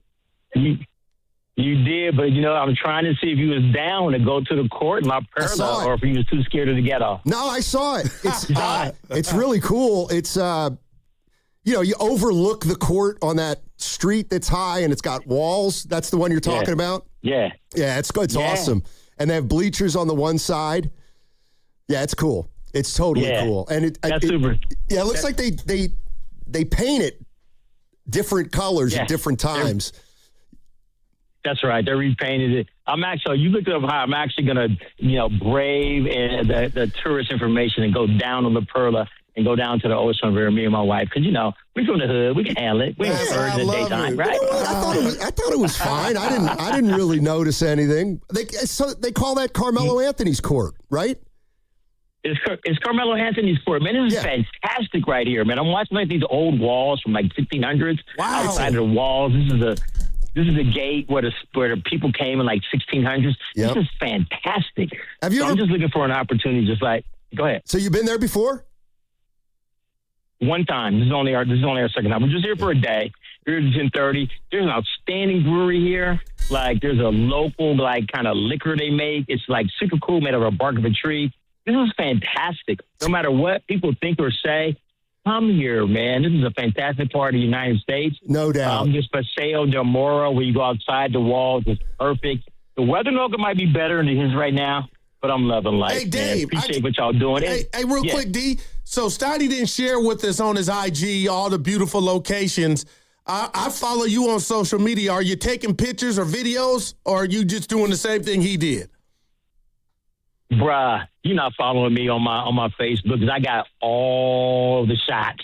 We got all the stuff. I follow you, and I'm going now. I'm going now.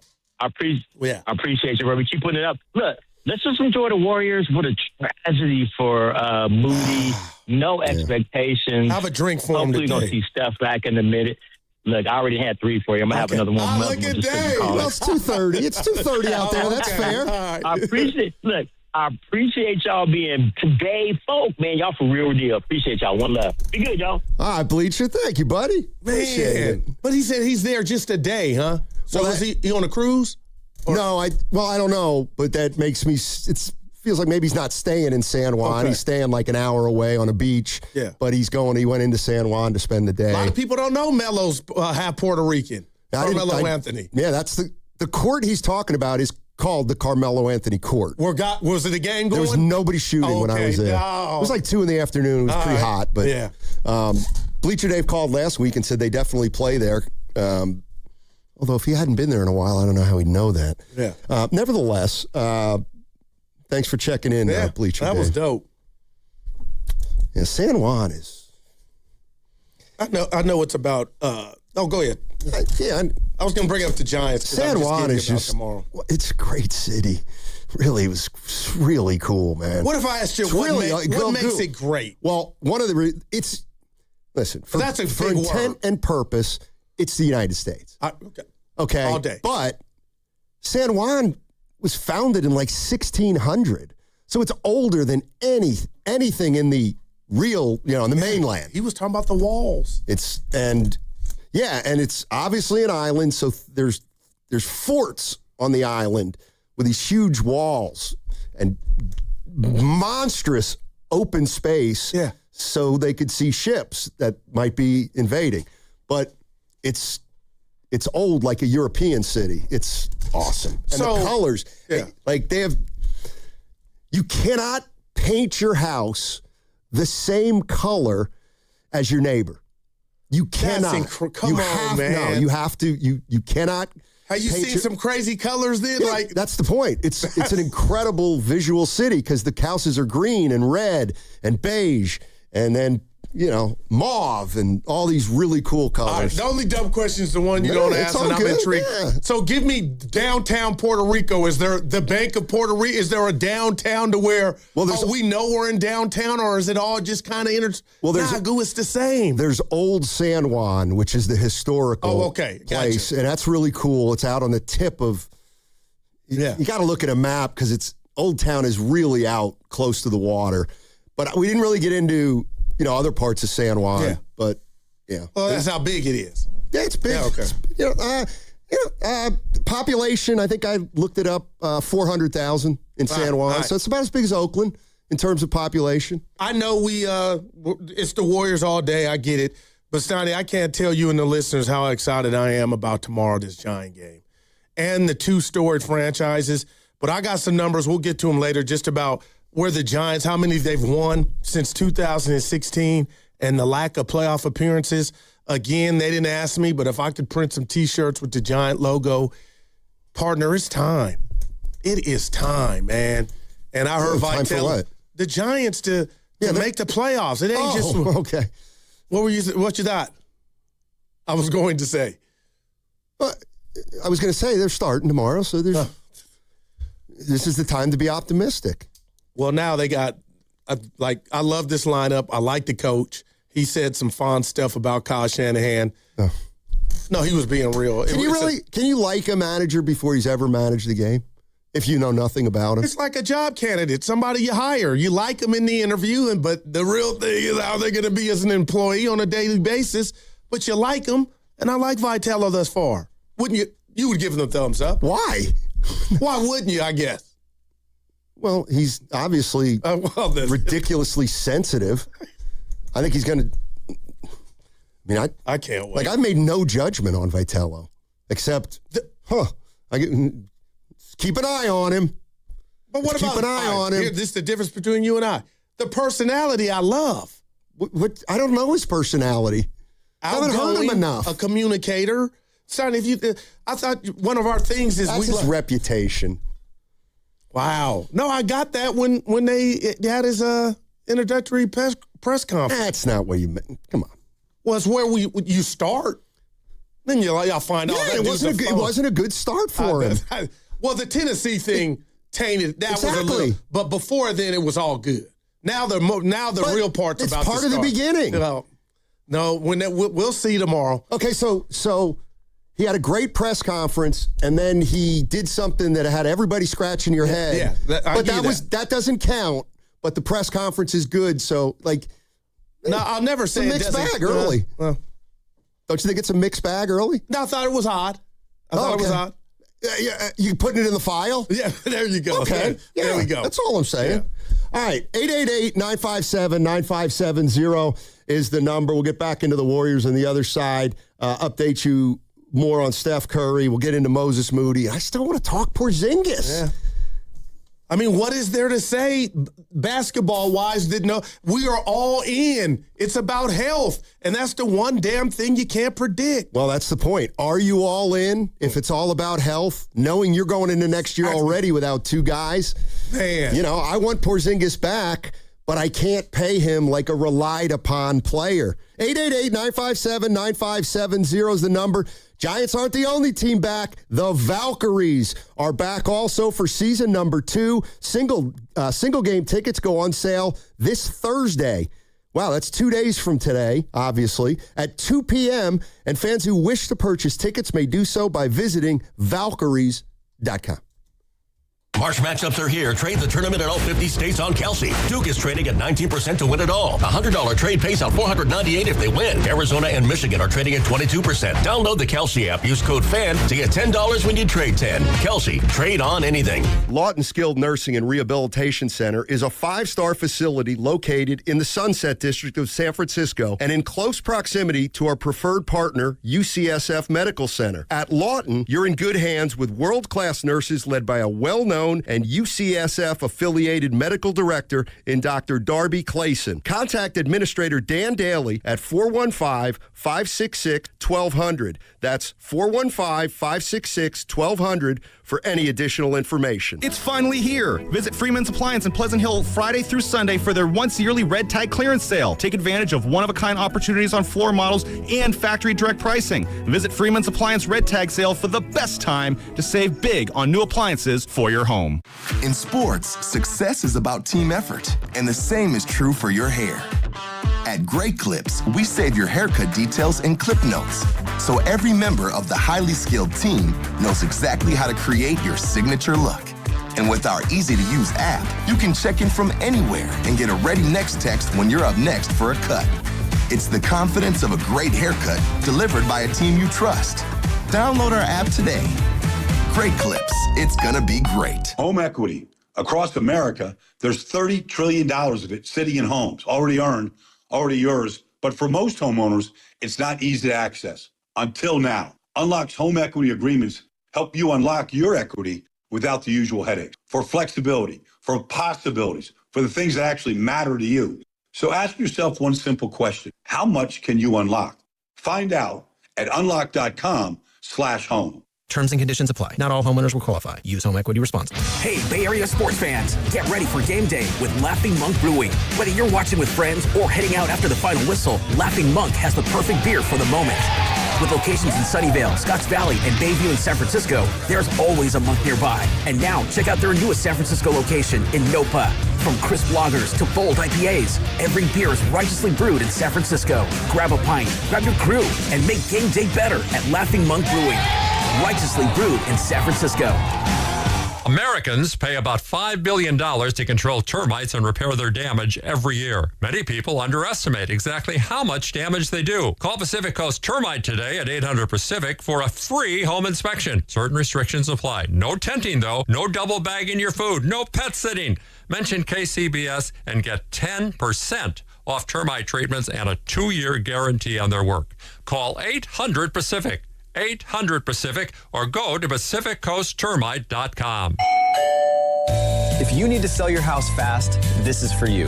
Sometimes a house just becomes too much. Spills, repairs, a big life change, we get it. At John Buy's Bay Area Houses, we'll help you turn the page. We buy as is. No repairs, no fees, no hassle. Call 510-800-JOHN or visit johnbuysbayareahouses.com. Start fresh with John Buys Bay Area Houses. Right now is the perfect time to head to Saramonte Ford. Huge selection, big savings, and straight up great deals. They've got a lineup of brand new Fords ready to roll. Trucks, SUVs, and hybrids, all priced to move. Whether you're buying or leasing, Saramonte Ford makes it easy, fast, and stress-free. So don't wait. Stop in person right off 280 in Colma or online 24/7 at SaramonteFord.com. That's SaramonteFord.com. Saramonte Ford, your San Francisco Bay Area Ford dealer. This is Vanessa Deniston, senior attorney at the Dolan Law Firm. The Dolan Law Firm handles a diverse line of cases from personal injury to employment law. We're proud to say the Dolan Law Firm is just as diverse in our attorneys and staff. The Dolan Law Firm consistently achieves outstanding results with over $1 billion in verdicts and settlements. The Dolan Law Firm, the best, most diverse personal injury and employment law firm we hope you'll never need. Contact us at dolanlawfirm.com. Baseball is back. Opening night is one exclusive game, and it's live on Netflix. On Wednesday, March 25th, the New York Yankees, led by seven-time All-Star Aaron Judge, head to the Bay Area to face Rafael Devers and the San Francisco Giants. A brand new way to watch Major League Baseball, and it all starts here.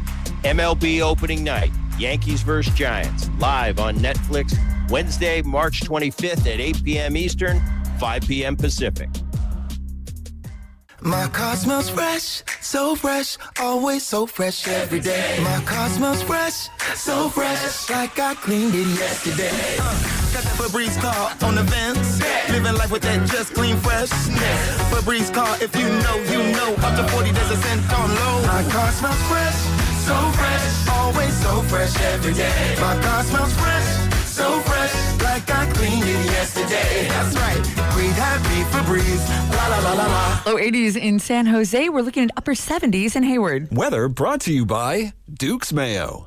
Welcome to Duke's Mayo Country, where the mayo is so smooth and creamy, it makes every bite better. Duke's Mayo. Look for the yellow lid.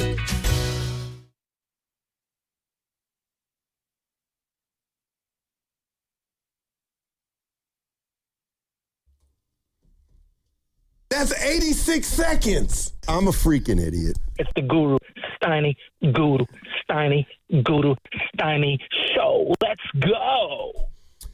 Game recognized game, man. I don't know what that means. Game recognized game. This JT, the bigger figure. Oh, is this Usher? I just said. Who is it? JT, the bigger figure. Jay-Z. JT. I've never heard of him. Shocker. JT, the figure? The bigger. Let me guess, B-I-G-G-A. However you want to spell it, partner. You losing some points. I never get any points. Although I do know Bobby Womack, and you know. Yeah, that was great. Well, for me, that was one of my finest moments. All right, we're talking about the Warriors.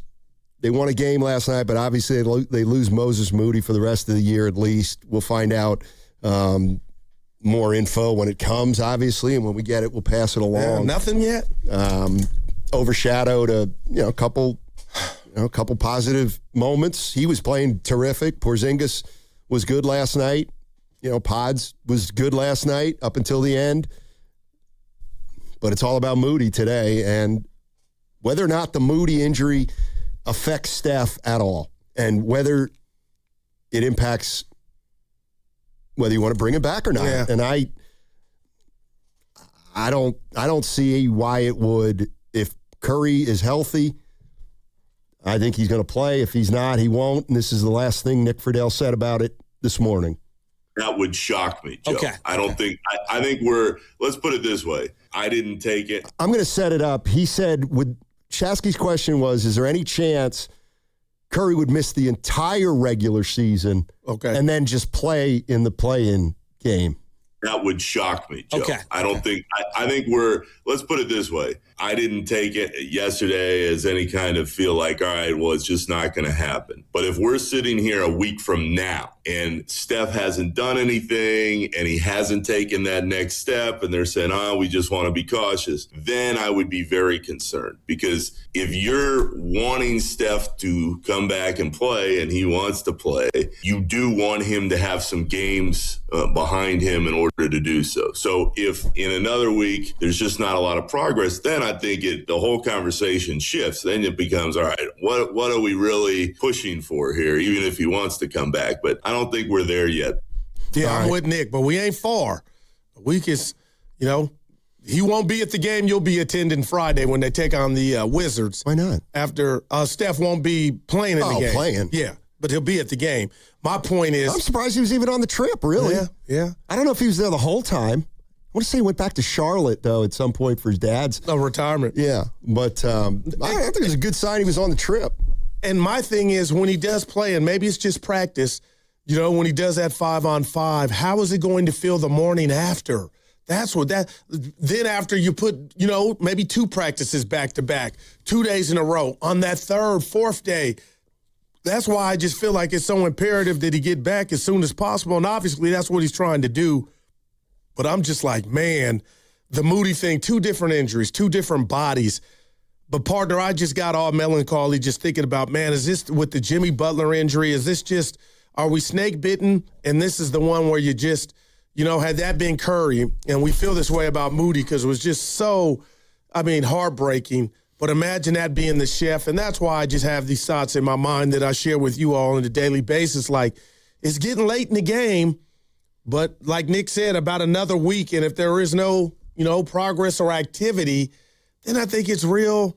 You got to have a real hard decision on, is it worth it, and can he get it done in time? And I know he's trying to get back. That's why I keep getting scared, is I know he wants to come back. Of course.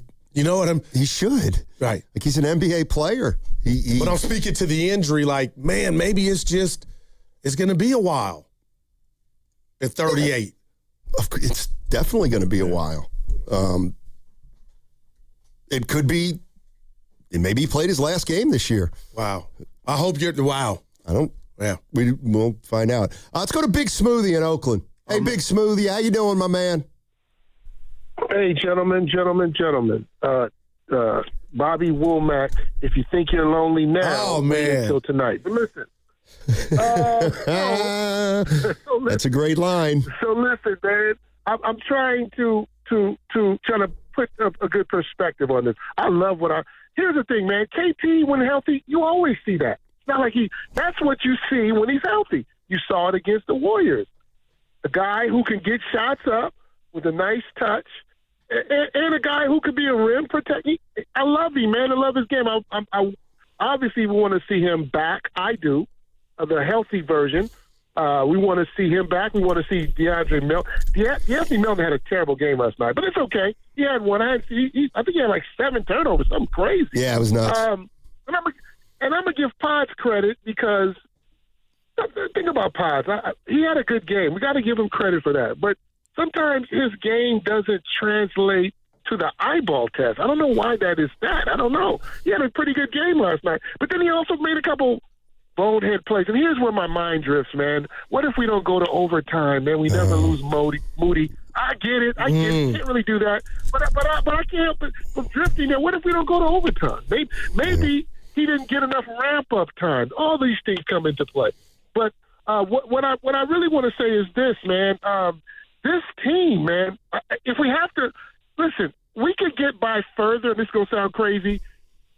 Can we get by further with Moody being gone, or will we get by further if KP would have went down? And I know you can't play the injury game, but I because of what KP is looking like, with the emergence of Gee, with the emergence of and I love Cryer, man. We got to find a way to get him some more minutes, bro. We got to find a way to get Cryer more minutes if we can do that. I'm okay with going into this play-in, and listen, we're really playing to get in the play. We're really playing to get in the playoffs. Right. That's really what we're playing for at this point. Get in the playoffs. Now, one other thing, guys. We got to stop giving up. Steve has to stop with the medical updates on Steph, man. Just say I'm not sure. Because initially we were told the runner fee, 5 days. Just stop, man. Just say I don't know. Because what happens is we're giving these evaluations, and they're off, and every time it's pushed back, it's like, oh, man. But really, we don't. Just say I don't know. We'll give you an update when you can.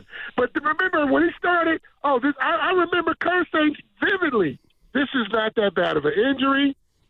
I remember him saying that. Here we are, almost 25 games. Yeah.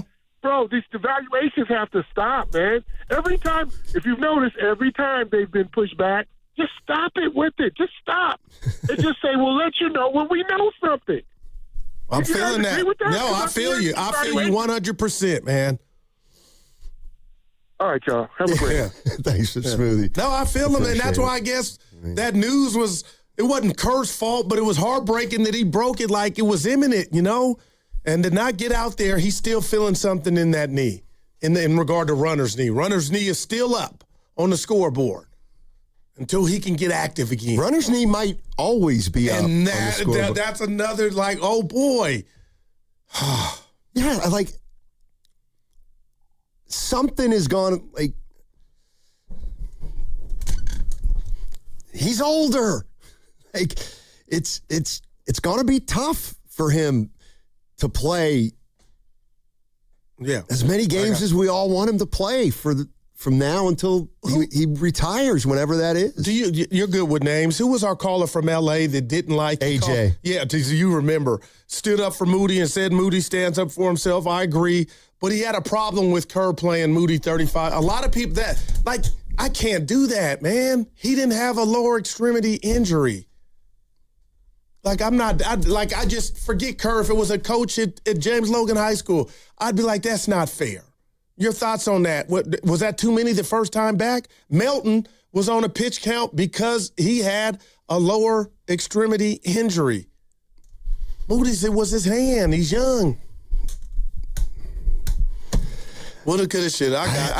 A lot of people, you don't play 35. Yeah, if it were a foot injury or a leg injury, I get it. I don't know. Yeah. I just, Monday morning quarterback, that is fine. I got you. Let's go to Frank. Frank's in Atlanta. ATL. Hey, Frank, what's going on, my man? Hey, you guys. Well, what's going on? Hope everybody's doing all right. Back at you. You too. Hey, man, look. 2 things today, real quick. Guru, I'm about to come down your road. Okay, Frank, I'm here for you, baby. I'm at the golf course at the driving range, and I'm on my computer listening to you go off about Steph need to be in the lineup a little while ago. Oh, okay. Yeah, got you. Just to get that continuity back with his brothers. Yeah, I believe that, Frank. Okay. Yeah. Okay, now look. My daddy taught me back in 1974. He snatched me up by the neck, lifted me up about 4 feet in the air, and looked me dead in my eyes. And he said, I'm going to tell you something, boy. He said, I'm going to explain this to you. Rule number 1 of the game of life, never, ever, ever, ever, ever, ever, ever, ever play yourself. Rule number 2, never hustle backwards behind anybody or anything. Rule number 3, if you don't understand rule number 1 and 2, there's no reason for me to explain to you any other rules because you've already lost. Bring it home now. Mr. Lacob, do not allow that man to go out on a basketball court this year. Ooh. Allow that man to get fully healthy and come back and play for however many years he wants to. Because if he walks back on that court and his patella tendon is not completely healthy, he's going to stress it. Oh. And when he tears his patella tendon, he will go out on his sword on a stretcher like Moses Moody did. And that's not the way Steph Curry should go out. He should go out with his hands in the air, a smile on his face after the last game he wants to play. Do not play that man this year. Wow, Frank. That's not fair. Do not ever, ever, ever draw to an inside straight. You have no chance of doing anything.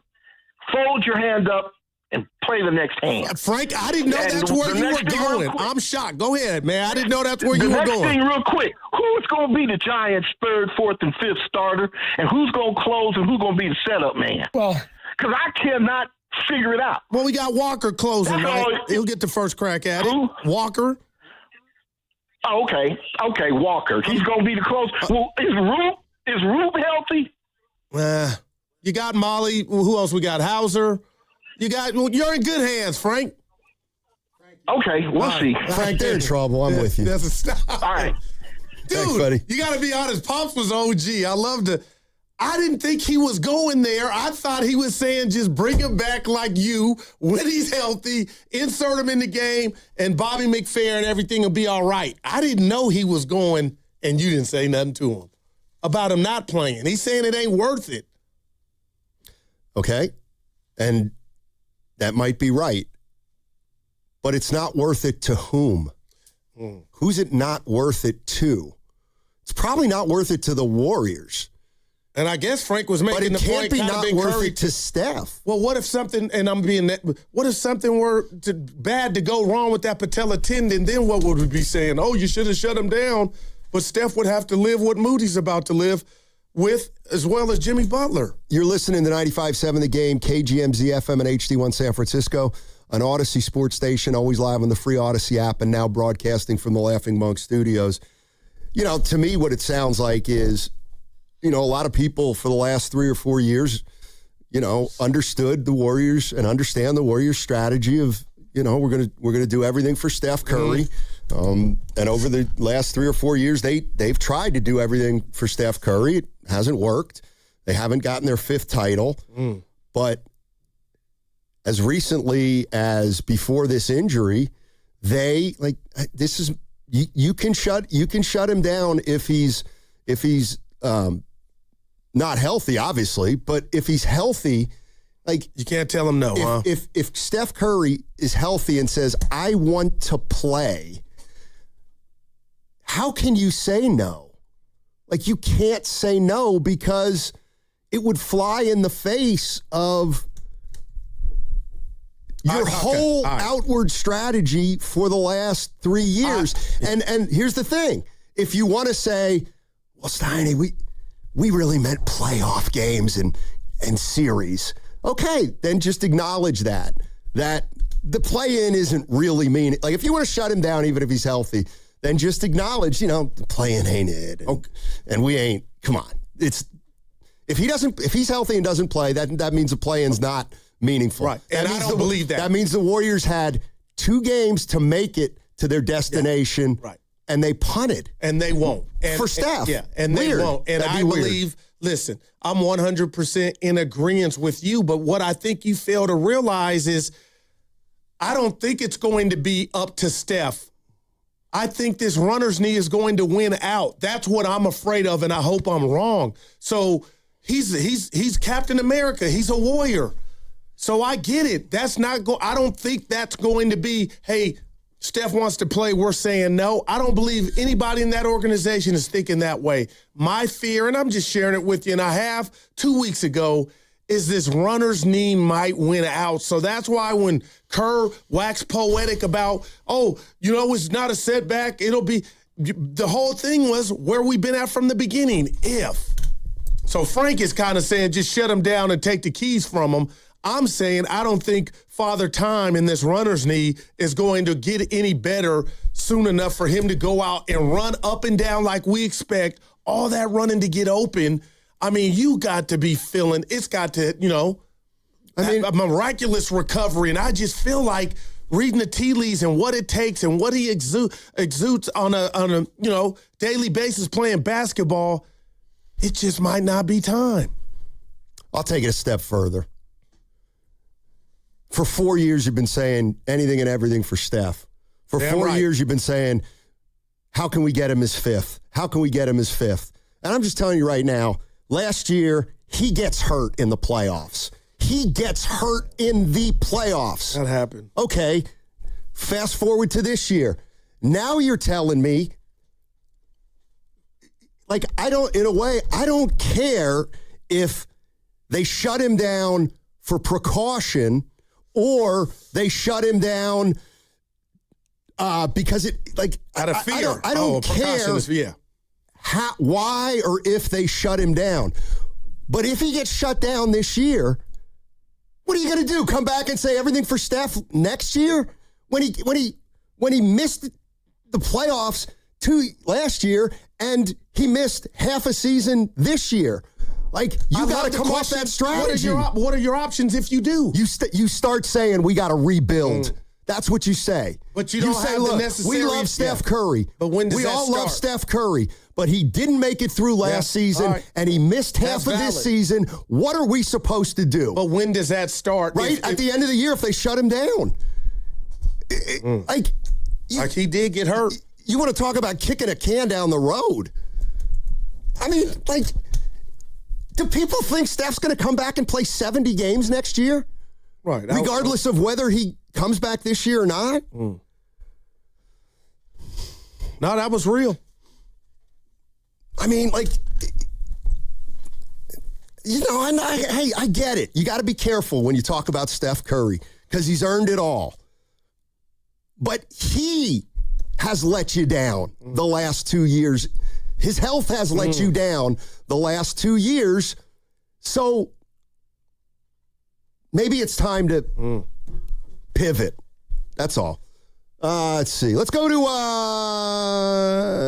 Adam in New York City. Hey, Adam, what's going on, man? Hey guys, how we doing? Thanks for having me on. Steiny, you brought up a really interesting point, and I'm as a fan of the Warriors for a long time, and I'm talking like the Speedy Claxton, Gilbert Arenas days, and then we've enjoyed this dynastic run. We're at the point now where it's Steph is getting older, and I'm actually thinking back to the last time I was on the East Coast was that Minnesota Timberwolves game where he gets hurt and the whole season changed, and you're thinking, oh, well, we just, get him back next year, we'll be fine. Well, then this year happens. We won 10-12. Then Jimmy goes down. You have the Kuminga drama. So it's what do you do? As a fan, I mean, who doesn't? But I truly do miss watching Steph Curry play basketball. It's just different. Yes. Obviously, the Warriors look different, but why? I understand him wanting to come back, but why? We don't have that second star that's going to help him in the playoffs. Sure, Porzingis is around and he's starting to look good, but how long is that going to last? I just don't see the point of getting him back for a play-in spot when his supporting cast it's just not good enough. And I do hold a little bit of a hope that you're a little bit healthier next year. You get some of these guys back, but in that same sentence, they're older. The league will get even younger next year. It's a really tough spot, and I hate to have to think about pivoting because of what we've been through. But I don't know. I'm kind of on the side of just shut him down the rest of the season, let him get healthy, and then let's see if he can try to make one kind of more run next year. Do I expect him to play 70 games? No, but I expect the supporting cast to be healthier and better next year because this year we're a 10th play-in seed team that'll probably lose in the first round. Good call, Adam. Yeah. And I guess that's what Frank was alluding to. He doesn't think you're going anywhere if you even get out the play-in. And they're probably not.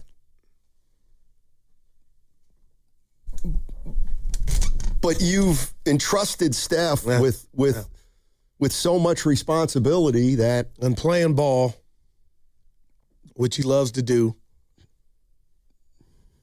Yeah, I mean, Moody fits in here. I know I asked the question: does the Moody injury affect how you think about bringing Steph back? I don't think it does. I think Steph's got to do what Steph's got to do, regardless of Moody. But there is something that after Moody's injury last night. The despair, man. Yeah, well, I mean. It's just the reality that this could happen to a 23-year-old or anybody.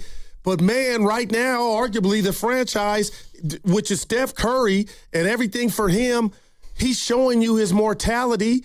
But let me just double back. When this initial injury happened, I don't think I've ever opened up and shared this with you all.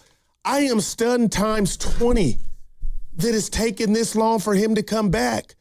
I don't know why it would. Darryl. Oh, man. Runners need 20-some games and counting? I don't know how many times. I believe he's you. 38 years old. And now it's starting to show in regard to his availability. Well, it showed last year. So now can we be a little careful with the fine china and maybe say if we don't really have a threat to get out the first round? Ramona Shelbourne was on with Willard and Dibbs yesterday. And again, this were just her thoughts. I'm paraphrasing. But, she loves the game. She was just looking at this Warrior team and basically was saying they need to tank. Well, we'll play it on the other side, but they can't. First of all, they can't tank because they can't assure themselves the lottery. They might be tanking right now. I mean, they might be. Without doing it on purpose. Because you're they're not tanking because if the Warriors could go on a 10-game winning streak, they would. The Washington Wizards wouldn't. If they could go on a 10-game winning streak, they wouldn't do it at gunpoint. Right. So the Warriors are just not a very good team right now. But they're still going to probably beat teams like Washington on Friday and Brooklyn on Wednesday. All right, 888-957-9570 is the number. What's coming up on the game is brought to you by Fremont Bank, here for you, here for good. That segment also brought to you by Kalshi, trade on anything. Life doesn't give you a warning when everything changes. It starts with shock, confusion, and 1,000 questions running through your mind.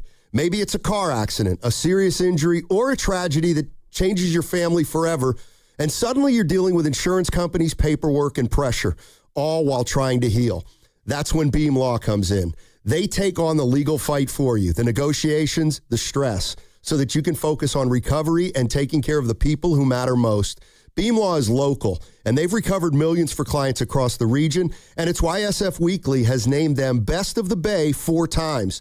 So if you've been hurt or lost someone because of someone else's negligence, please call Beam Law, 415-523-5555, 415-523-5555, or visit hurtinthebay.com. That's hurtinthebay.com, because it's not whether you get knocked down, it's whether you get back up. Beam Law, they've got your back, Bay Area. And now an ode to play, brought to you by Scratchers and the California Lottery Philharmonic. Take a time out from your busy day for a quick moment of play. Get some scratches, then get scratching. You deserve it, won't you say? Scratch, scratch, scratch, scratchy, scratchy, scratchy, scratch, scratch. Feel the play and up your game. Scratchers from the California Lottery. A little play can make your day.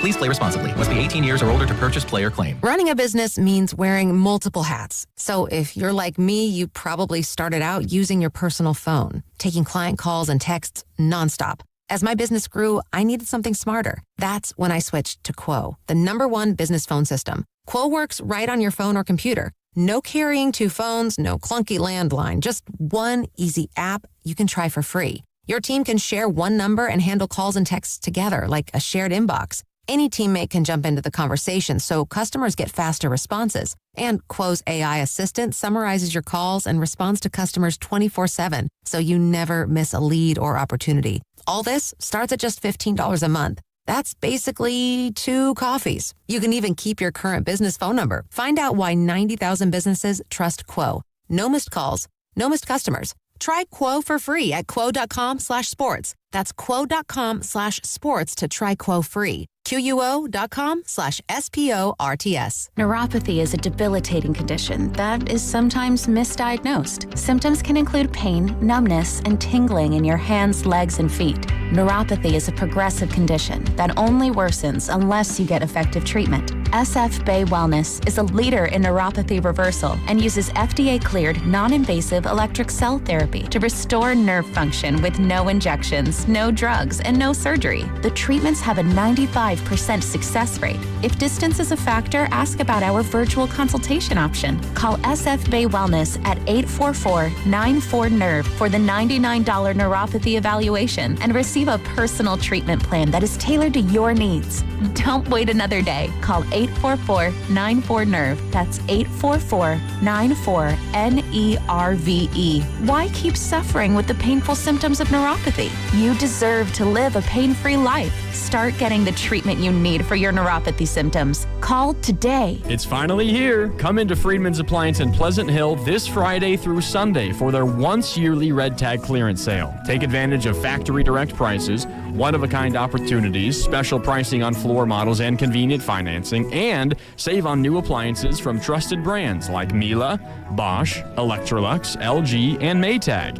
Visit Freeman's Appliance in Pleasant Hill for their red tag clearance sale this Friday through Sunday for the best time to save big on new appliances for your home.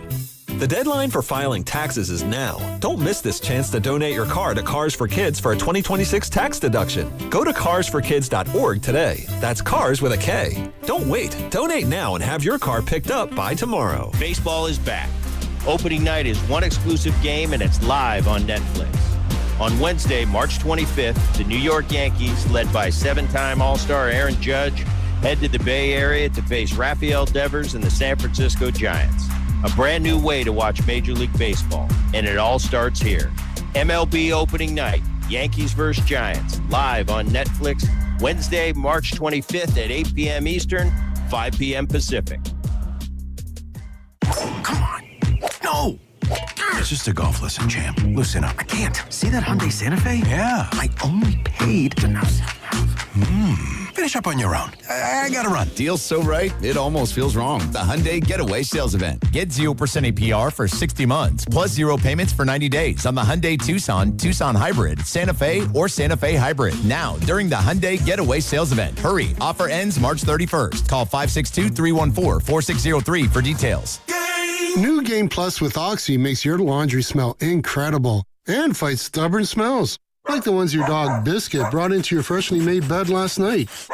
But you washed that all away with Game, and now you're drifting asleep to the scent and sound of waves. Ah, no, that's the dog licking your ear. Biscuit. It just might be our greatest scent ever, now with odor-fighting power. New Game Plus with Oxy. Sniff the difference. Game.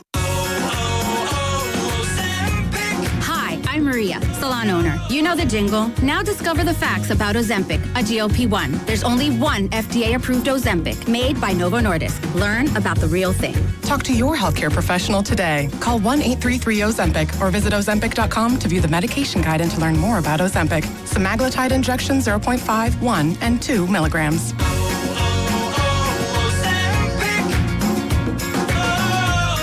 Bay FC's Hello Kitty match is back by popular demand. Bay FC takes on Washington Spirit on April 5th at PayPal Park. For your chance to win a pair of tickets courtesy of Bay FC, keep it locked to the morning roast all week. For more info, visit 957thegame.com.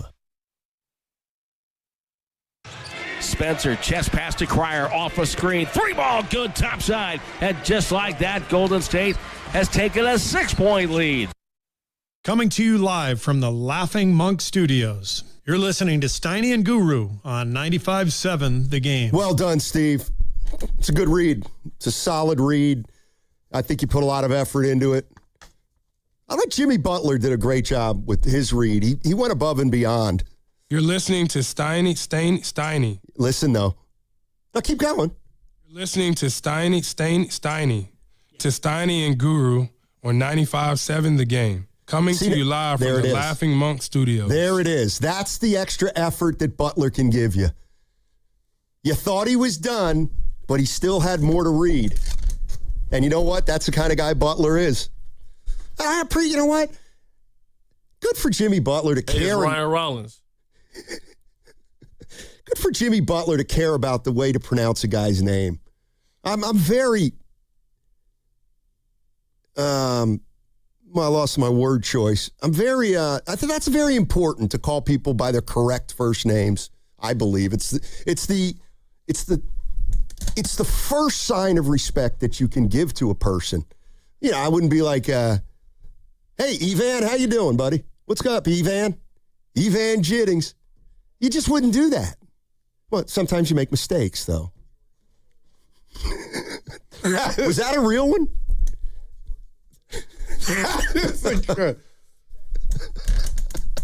You've been laughing it up this morning. Can I ask you a question?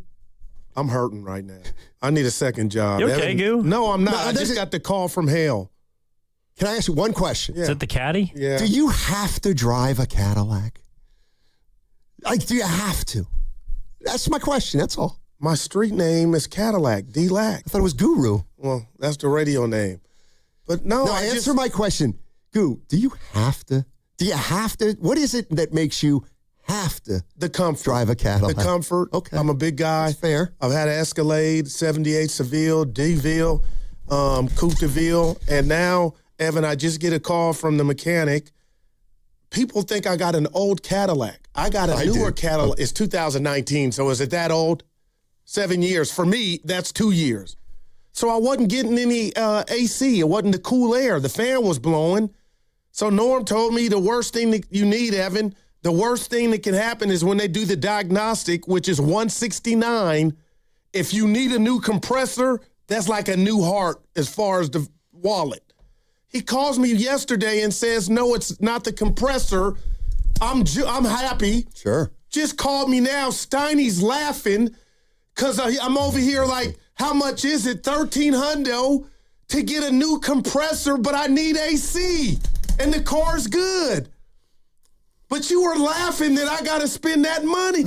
I never heard $1,300. You put your head down. And what did you write on your notepad? Ask Guru if he has to drive a Cadillac. Oh, it's just. That's what I had to write down. Well, the first thing is, you drive that caddy more than anyone drives any car. 7 years is like 2 decades. You have to think about that car in terms of dog years. Yeah, it's not really 1 year at a time. I don't feel bad. And that AC had been on, but last week it was a heat wave. You weren't here. I was riding around with who drives a Cadillac with the windows down? You know your stuff ain't right. He ain't got no Freon. Second of all, don't worry. You can send the Prize Picks money to the caddy. That's probably why it happened. El Guapo. That's probably why it happened. El Guapo Califas on the YouTube chat. He's right. Steiny doesn't get it.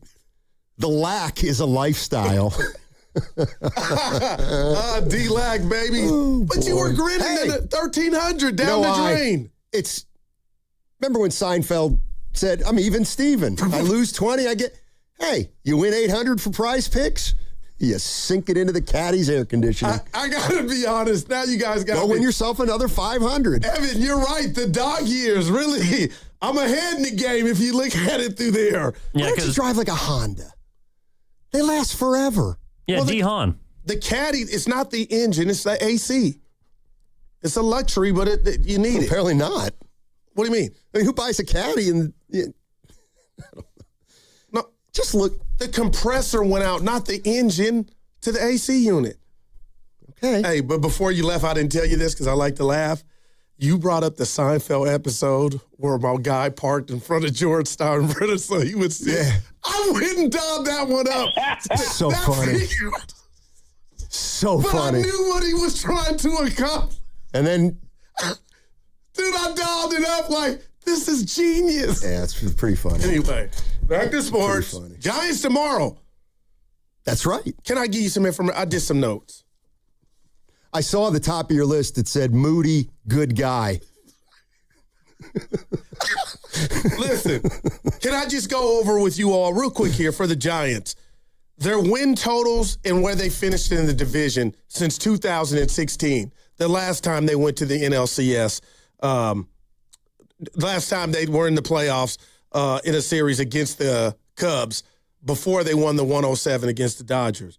Steiny, they won 87 in 2016, 17-64, 2018, 73. Tell me if there's a theme. 2019, 77, 107 and 21, 81, 79, 80, and 81 last year. These are the Giants. I get the Dodgers are doing what they're doing, but there's no way in hell the Padres should be on their bumper qualifying for the playoffs, and the Giants shouldn't. And that's why I'm being so real with what I'm saying. I feel 90 is upon us, and the Giants are going to be in a playoff series. Like, it's time, and it's been too damn long. You got Adames, Chapman, Webb, Devers, Come on, man. The Ramos. Like, I'm not out on this team. And who called Frank in Atlanta? I think Walker's going to get a crack at it, right, to be the closer. So you start there. And the ballpark is going to help any pitcher. If you and I were on the bump, you would think if we had anything to our game, that ballpark is going to help us. So, yeah, it's a concern. But every team has a concern. But this team, you got to get off the pot. You got to make the playoffs. And I think Vitello is just – he breathes a lot. Remember, I wanted Melvin. He's just too quiet. It wasn't personal, but you could just tell. I don't have the answers. Vitello, to me, is symbolic of what they've been missing. Yeah. Get a young whippersnapper in here, the first guy from college to ever do it, and how fly would that look? Like Rick Pitino in Boston. But what if he gets him to the playoffs? What if he doesn't? See, and that's the difference between. That's right.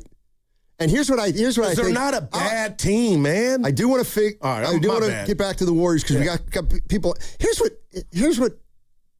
what bothers me about sometimes your thinking, and it's like, oh, it's been too long. Like, too long. This is the Giants.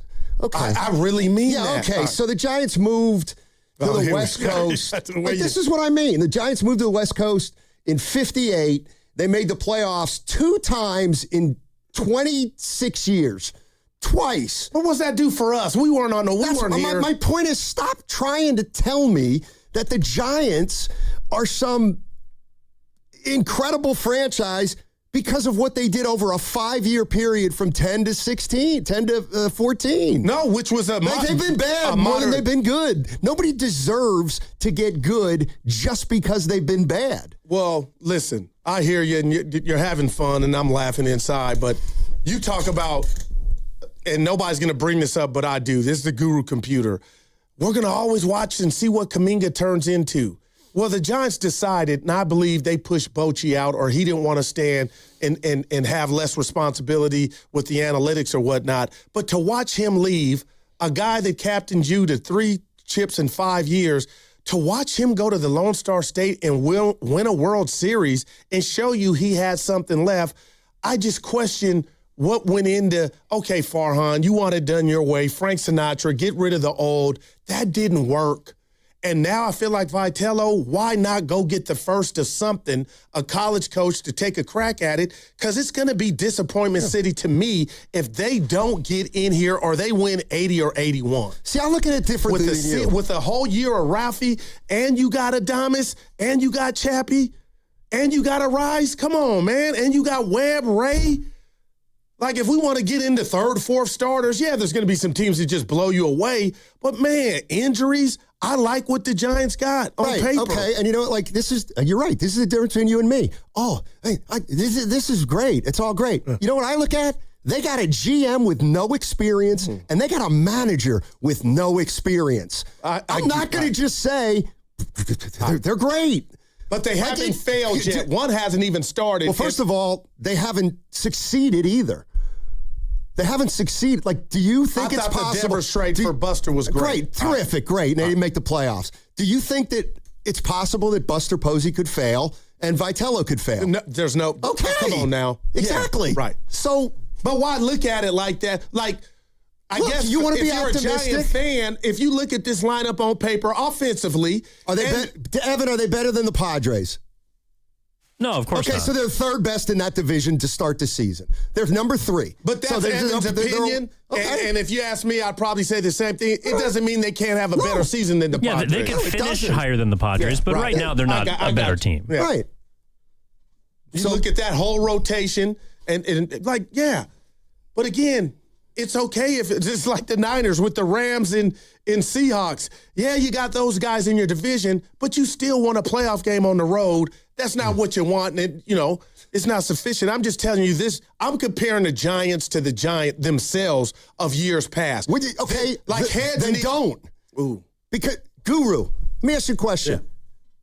How many times in the Giant, like, this elevated organization, how many times have the Giants, since they moved to San Francisco, made the playoffs back-to-back seasons? How many times since 1958? 1958. 68, 78, 88, 98, 08, 18, 28, almost 70 years. Well, I was going to say, how many 12 times? or 14, 12 or 14, because they fell off every time after that. One time. Wow. In almost 70 years. And when was that? Once. When was that? Wow.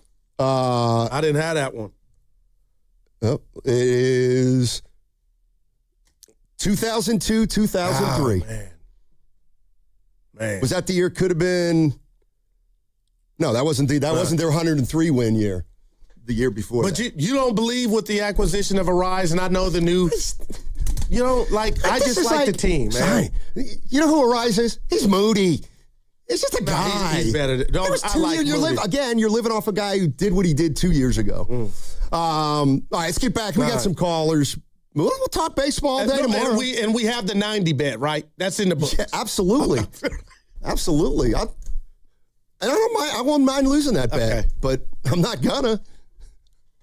Ray in the East Bay. Ray's in the East Bay. Hey, Ray. Hey, hi. How you guys doing? Thanks for taking the call. Sure. I'm curious on what you guys think. As far as a rebuild, I personally don't think we should rebuild, and that means we don't have Curry. Do you guys think we can win with Curry not running 6 miles a game, playing more traditional point guard, a little more usage, more Jason Kidd type shooting? Yeah, and do you think that we could get a guy like me personally? That's why I was kind of a little miffed about the whole Kuminga thing. I was thinking maybe we need a wing to look off Curry. Maybe we need somebody to let him not carry the load so much and get a bigger power forward out there and play just a different offense. Maybe what we have, this thing that we have has just played itself out. Maybe Curry doesn't have to always try to get 40 to win the game. Can we get a team to where he's the ultimate decoy? He can just kind of rotate at the center and back cut and have a big game every once in a while. Does he still have to be our main focal point? I don't think we're good enough. And try to build a team around him? I don't think our guys are good enough. The guys we have right now, that's a failed experiment with Jimmy, the pain, everything we got now. I don't mind they tried, but it seemed like that fell apart so far this year. But he comes back, and everybody's talking about shut him down so he can come back next year. Why can't we just have him come back different next year and not be this guy that has to? You know what I mean? That's all I'm asking. What do you guys think about that? Well, ideally, Butler was going to be that guy. Wow, but man. The reality is that Butler's Curry's age. I mean, that is why. I mean, it's not why, but the Golden State Warriors, the problem they have is Steph Curry is still easily their best player. No, that's their problem right now. That he's still easily their best player. And ideally, Jimmy Butler would have been 5 years younger and start taking that mantle from Steph. But he's not going to be able to do it now. So, no, I think, in a perfect world, they would start to, Steph next year plays 28 minutes. Right. The year after that plays 26 minutes and still gives you incredible efficiency while other guys are stepping up, but they don't have guys that can step up right now. So you would have to build towards that, but why would you build towards that? Because the time you get there, Steph will, it will be year 3, year 4. Yeah. Mel in Moraga. Mel. Hey, Mel. Hey, guys. How we doing today? Love the show. Oh, thank you. I just wanted to jump in. I just wanted to say I hate the idea of sitting out any kind of a star, especially Steph. And I'm an old dude, and I watched some bad teams. I loved watching Winston Garland, of all people, the Mullen years. You knew they were not going to win a championship, but going to watch Chris Mullen and Tim Hardaway play was unbelievable. Think about being a kid again and getting tickets to a game and your dad telling you that they sat Curry because they're hoping next year this old team somehow has a chance to win a championship. I mean, we've lost the whole fun of going and watching Steph Curry play. Can you even imagine how great this is? One game watching him is off the charts. And sure, you want to win a title. Hell, 80% of sports teams start the season and have no chance of winning a championship. But their fan bases love their teams, their stars, their guys, and they just want to go and watch them.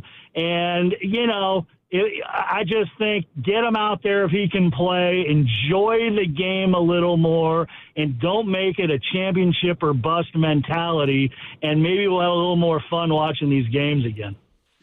Yeah. Good stuff, Mel. Because we talked about it, Evan and I and Willard and Dibbs, lost in this is just we're getting robbed of watching him perform. Right. He ain't a rookie. This ain't his third year. This is getting old, and maybe that's why I'm, emotional just wanting him back. And I know you got to do what's right or the best thing for him. But, man, as this just keeps, getting put off, I just worry that, man, I hope we haven't seen the last of him this season. I don't know if we have, or I don't know if we haven't. But I know he wants to come back. That's what you've been preaching. I get that. They'll put him back out there if he gives them the word. Let me ask you this. Yeah. Would you, if I said to you right now, Curry's going to come back for the play-in, and in the first play-in game he's going to have 60, and they're going to beat Portland, but then they're going to lose. But we're going to witness a 60-point playoff game by Steph. I would feel so much better. Yeah. You would be, if he can play, but you shut him down, you're taking off the table an opportunity for him, to be great. And he to told have a you and I 50-point game like he did against Sacramento. Yeah, that's all he wants is a shot. Right. So at the last moment, why would you take it away from him? Let's get to Mountain View, and let's get to Jan. Hey, Jan, how are you? Oh, I'm kind of down. I've been crying. I don't like what I saw last night, and I heard the pre and post game last night in Kalena as well, and I wasn't aware of when I heard Evan last night say that this same kind of injury is what happened to Kalena back some time ago. I think it was 2009. I can't remember. No, you're right. He, it ruined his career. He had to talk to Jim Barnett to talk about taking, see about going into advertising because he wanted to come back and he couldn't. It lost his mobility. He couldn't, he couldn't play on the court anymore, and it broke his heart. And it made me cry last night. And I said, "Oh my God." Thank goodness for Moody that he's young, because I'll tell you something. Thinking about Jimmy Butler, and then what Kalena said last night. I mean, unless they've made dramatic changes in their medicine, their science and everything, I'll tell you, I'm scared that Butler may not be 100%. I mean, he's older now. Right. He's not, he's not the age of Moody. And I'm also, thinking about Steph. I mean, I know he wants to get cleared. I know he wants to come back. I'd like to see him come back. But I'm also thinking about, something tells me in my conscience, if you're cleared and, you want to play that game, if you go down, you made the decision. And I'm scared to hell. And I heard the interviews yesterday, and if it were me, I would wave the white flag. I mean, if Curry wants to play, that's fine, but Portland has a lot of firepower. They're younger, they're faster, and they're more athletic, and I just say, let them win, because I want that pick. I mean, I don't want I know it's a far cry about getting up to the fourth or even the first pick, but Confound it. We need help, and we need it now. Thank you. Jan, I'm giving you a hug through the phone. Cheer up. It'll get better, but I'm with you. We're with you. Wow. He's young. Although, God, I looked at Kalena. He was only 27. And it looks like the same. They slipped the same type of way to me. Yeah. He was, how old was he? Kalena was like 27. Then he retired. Let me get it right. Yeah, that'll make it feel better. Yeah. Let me get it right. It happened when he was... Poor Jan. Happened in 2009, early in the season. He missed the rest of that season. He missed the rest of the next season.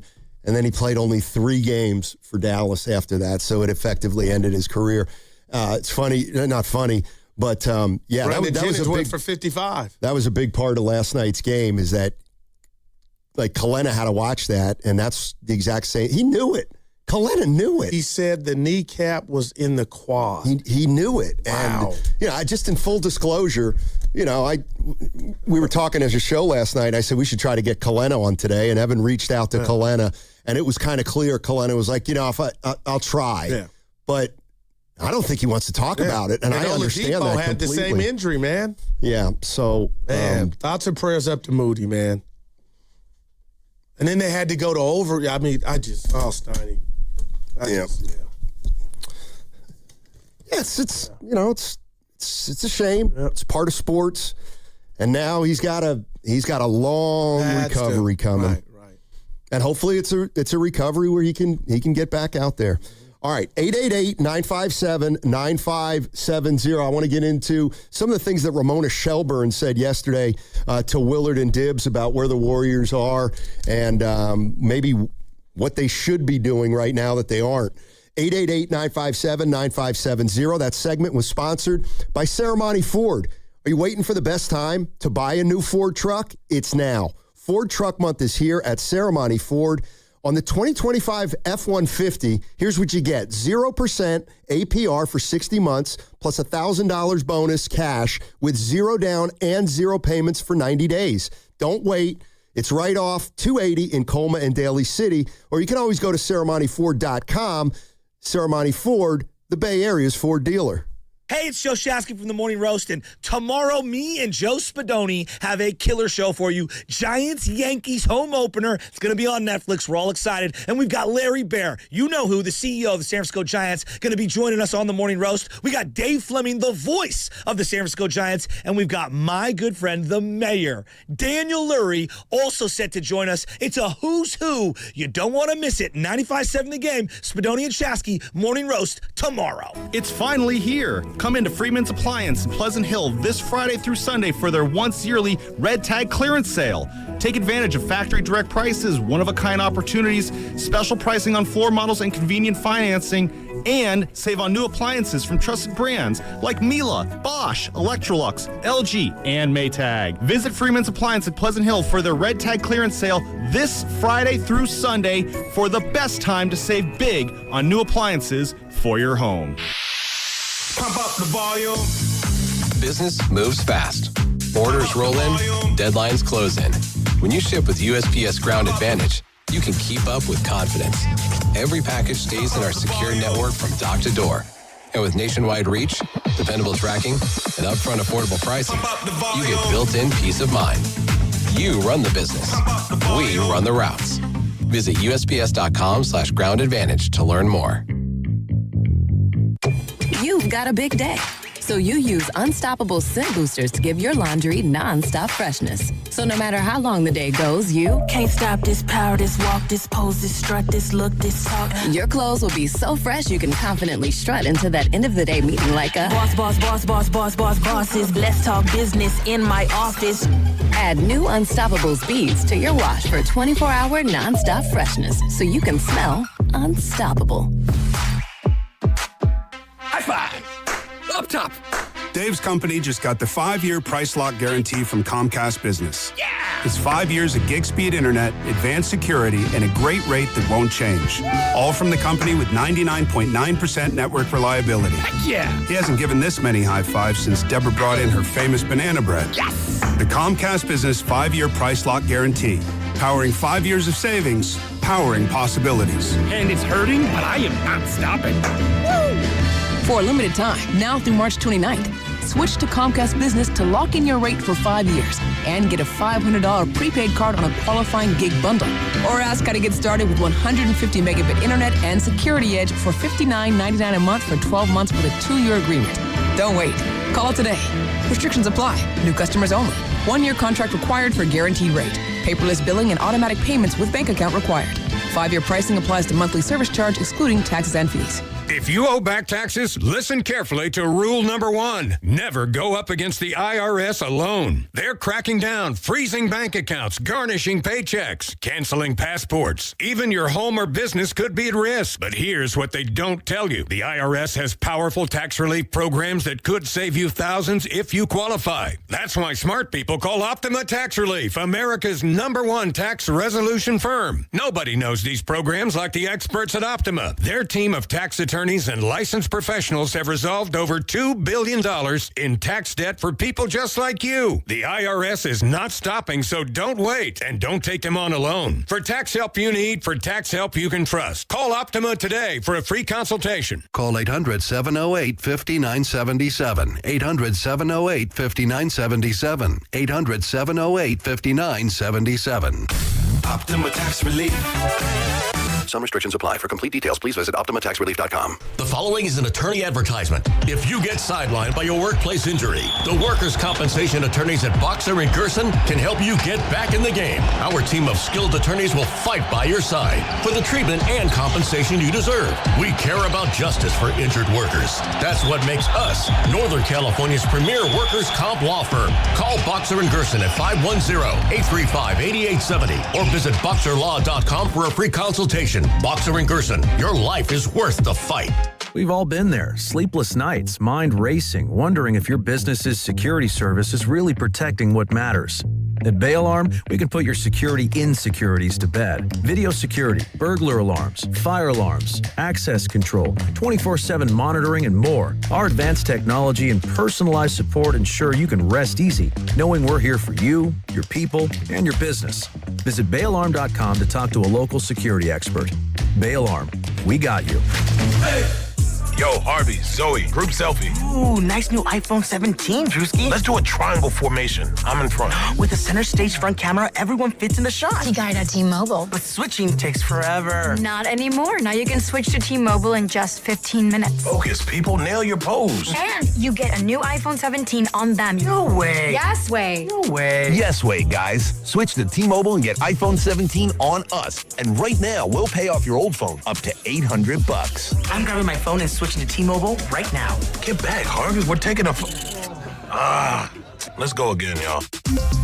With 24 monthly bill credits, finance agreement, 256 gigabytes, $830, eligible trade-in, example iPhone 13 and new qualifying line, $60 plus per month plan with auto pay plus taxes and fees. For well-qualified customers plus tax and $35 device connection charge. Credits end and balance due if you pay off early or cancel. Contact us. $800 via virtual prepaid card. Card typically takes 15 days after rebate submission. No cash access and card expires in 6 months. Check out in 15 minutes per line. Visit T-Mobile.com. Ever dreamed of stepping onto the Warriors home court with a glass of wine in your hand? Kendall Jackson, official wine partner of the Golden State Warriors, is giving you a chance to have dinner on the court at Chase Center. For info and a chance to win, courtesy of Kendall Jackson, visit 957thegame.com. By Porzingis, picked up by Pajemski. Warriors force a turnover. 13th on Dallas. Pajemski to Porzingis. He'll drive it on Thompson. Gets doubled. Finds Richard. Left corner three. Swish! At Golden State down by 2. Dub Nation, this is Will Richard, coming to you live from the Laughing Monk Studios. You're listening to Steiny and Guru on 95.7 The Game. All right. Thank you, Will. Appreciate it. Hey, Guru, let me ask you a question. If it's in bread, I don't have it. No. All right. What do you think? What do you think are some of the things that make our friendship so special? You and me. What is it that just honestly? Why do we love each other? Everything. Because we're real, yeah. But at the same time, we're so drastically different, that there's never a dull moment. I agree. That's one of the reasons. Here's another thing I was thinking, Goo. One of the things that with my really, really close friends. Like, Evan's not a really close friend. Like, he fired you from the house. We still got to talk about that. There's going to be plenty of opportunity in the future if he wants it. All right. You know, I mean, I know you're the same way. If you're not close to somebody, you'll talk behind their back. You know what I mean? Like, but I want to tell you, like, I never talk behind your back, ever. And so if I ever do say something to somebody, right, I will tell you. You know what I mean? And because I don't want to get back to you that I said something. So, you know, Glenn Graham, right? Glenn Graham. Hey, he used to play pickup basketball back in the day. He's a it friend sounds of familiar. Yeah, I don't know him off the top. Yeah, anyway, you know, he said, you know, he checks in on the show once in a while. He's a listener. Yeah. Good friend of mine. Glenn like Graham. Him. And, you know, he texted me at about noon today, and he goes, oh, my God, Steiny, you've got to cut some of these callers off. And I just said, and guru at times, right? And he laughed. Yeah. But I want to make sure you know that it was a good-natured. And I don't want him to say, oh, hey, you know. No, right. Now, Glenn is all good. So when did you tell somebody something about me that you wanted to clear up? Well, we'd have to wait for dibs. No, we talked about it now, but it's all out of concern. I had to wait for my buddy dibs. But, I mean, man, it got emotional early in here. And I think really this was the tomato. What you're preaching and what you're teaching. You're worried. I get it. We get it. And I want you to know, if Steph says he can go, that he's in there and they want him to go. What I'm telling you, living this life, the 42 years that I have, I'm learning Father Time and this runner's knee is winning. It's winning. And that to me, hey, here's an update from the coach, and I think something was up with who's our guy, Big Smoothie, Kerr. I'm not even mad at you, Kerr, but you don't leave the updates alone because when you're selling me, there's no setback. What's the point you're trying to make? There is a setback that this thing might not be close to allowing the chef to resume his duties. That's all. Right. And why would you ever be surprised about that? Because when we're talking about He's always 38. Come back. Yeah, but Steph's always come back. He's 38. Yeah, you're right. No, let's end it there. Oh. Let's end it there. I mean, what do you want from me? I want you to acknowledge that the Warriors and your boy Glenn, he you know what I want you to do? Jan. That was emotion. I want you to acknowledge that this old player thing with injuries didn't work. Oh, we brought you up when you were out. I said, because you had a line of the year. You put together this Warrior team. Is it fair for anybody to step back now and say, what did you expect? Because they're so older. But Moody's 23. They stunk before Moody got hurt last night. No, my point is on injuries can happen to anybody. Tatum, Halliburton. Yeah, just a coincidence that Curry's been hurt the last 2 years at 37 and 38. This is the one, though, man. Yeah, this has been a stretch. I know. I was expecting him to average 30 till he was 46. I don't know what it is about my age. I'm not insecure about it. But no, you are. Okay, how old are you, Goo? I don't. That's asking my social. That's proof. Daryl Guru the Johnson. Don't take the focus off him. Yeah, Daryl the Johnson Guru. How old are you? I'm in my 50s. Ask me how old I am. How old are you? 61. And you look great. Well, I thank Pat you. Spencer. Wow. Hey, Pat. That's a 9, E. Hey, Pat. Pat the bat. You know what? The turnover looked really bad, but I had no idea the guy was lingering in the backcourt either. Dude, he came out of nowhere. Like he came off the bench. He's known for that. He's done that before. You've never looked up the court and seen, there's only 4 guys back there. Where's the 5th? Man. Yeah. That was okay. Get to all right, what do you want to hear? Ramona Shelburne was on with the tanking Dibs. part. What her explanation behind it? So we got to keep fighting. All right, this is Ramona Shelburne on. I think what she'd do if she were the Warriors. Man, I would tank. I don't know. This draft is so good, man. I just think like the way to get better in this league is to get a player in a really high caliber draft class. Like you've seen to me, the Warriors and the Heat are in very similar categories. Like they never go play for the draft pick. They never give up because they always think they can pull something out. You know, if you want to get a really impact player and another guy who could be in the role that we thought Jonathan Kuminga was going to be in, you probably need a lottery pick. The way they're playing it reads to me like they're just trying to stay in it. They're going to be in the play-in, obviously, and hope Steph comes back and can create something. But what does that get you? First round with Oklahoma, first round with the Spurs? Is that really worth it? What that gets you is Steph gets to whet his appetite in regard to having a chance, Ramona. That's what it gets you. Yeah, I don't know what. You could disagree with that. I'm not saying she does, but I understand a lot of people are like, what are they doing? Yeah, I mean, tanking, it doesn't, like, I don't even know what that means at this point. They cannot get out of the play-in. They can't. You don't know that. They can't fall to 11. Oh, no, I was talking about when the play-in when it happens. I got you there. Okay. Look, here's the bottom line. And that's what I hate about this. Here's the bottom line. Yeah. It's going to be okay. You're going to take it to the bank, put it in the cap. Dallas Mavericks last year? No. The Warriors are going to get their cake and eat it too. How? They're going to the play-in, and they will get eliminated. So they will be in the lottery. But they will not win 2 play-in games from the 9 or 10. So it's going to work out. Do you have enough pool? Well, my just AC went out. But if they got in the lottery, Evan, who would we send? I would want to apply for them to send me. The way I've been hitting Prize Picks.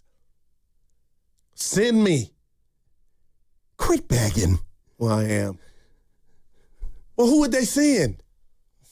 I don't know. Who did they send when Wiseman got? You know what they do? You know who they send? Let me tell you seriously who they send. Already. They send whoever picks the short straw. That's who has to go. Send our girl Jan. You know who they'll send? Who? They'll send Pods. Hasn't he been? I think he was early, right? It was a second-round pick, I think. No, I can't remember. I feel like he represented them at I the do lottery. know Pods represented the NBA media at a finals. And that might be it. Yeah, I don't know what a tank really looks like. For the Again, you can tank and not try. That means you stink. No. You can try to win and lose, and you stink. Well, I called it stink. Like, here's the thing. Most of the bad teams, like, how many you're not are tanking, there? you just stink. You know? Evan called Curry out on the mat. He didn't know how to ticket his chance. Yeah, you were out last week. What? You know, Curry had, and I'm paraphrasing Evan, correct me if I'm wrong. Remember, Curry was like, not too many teams are tanking. How many are really doing it? Like Steph, a lot. Right? You know, he was like, there's just a select few. I think there's like 5. Well, just the point is, look at how many games are competitive each night compared to how many games are absolute blowouts and dumpster fires. And it's out of control now. If you did what you did with the college women's for the NBA now, Denver was up 77 to like 34. I'm like, what is going on? There it is. Yeah, you know what? Thank you. You've made me go think of something. Earlier in the day, I was talking about the NCAA college women's tournament, which is a joke. And everyone's like, oh, Steiny, be careful. There's 64 teams, and they have that first 4 crap, too. Yeah, I love it. Right. Just like the men, it's a joke.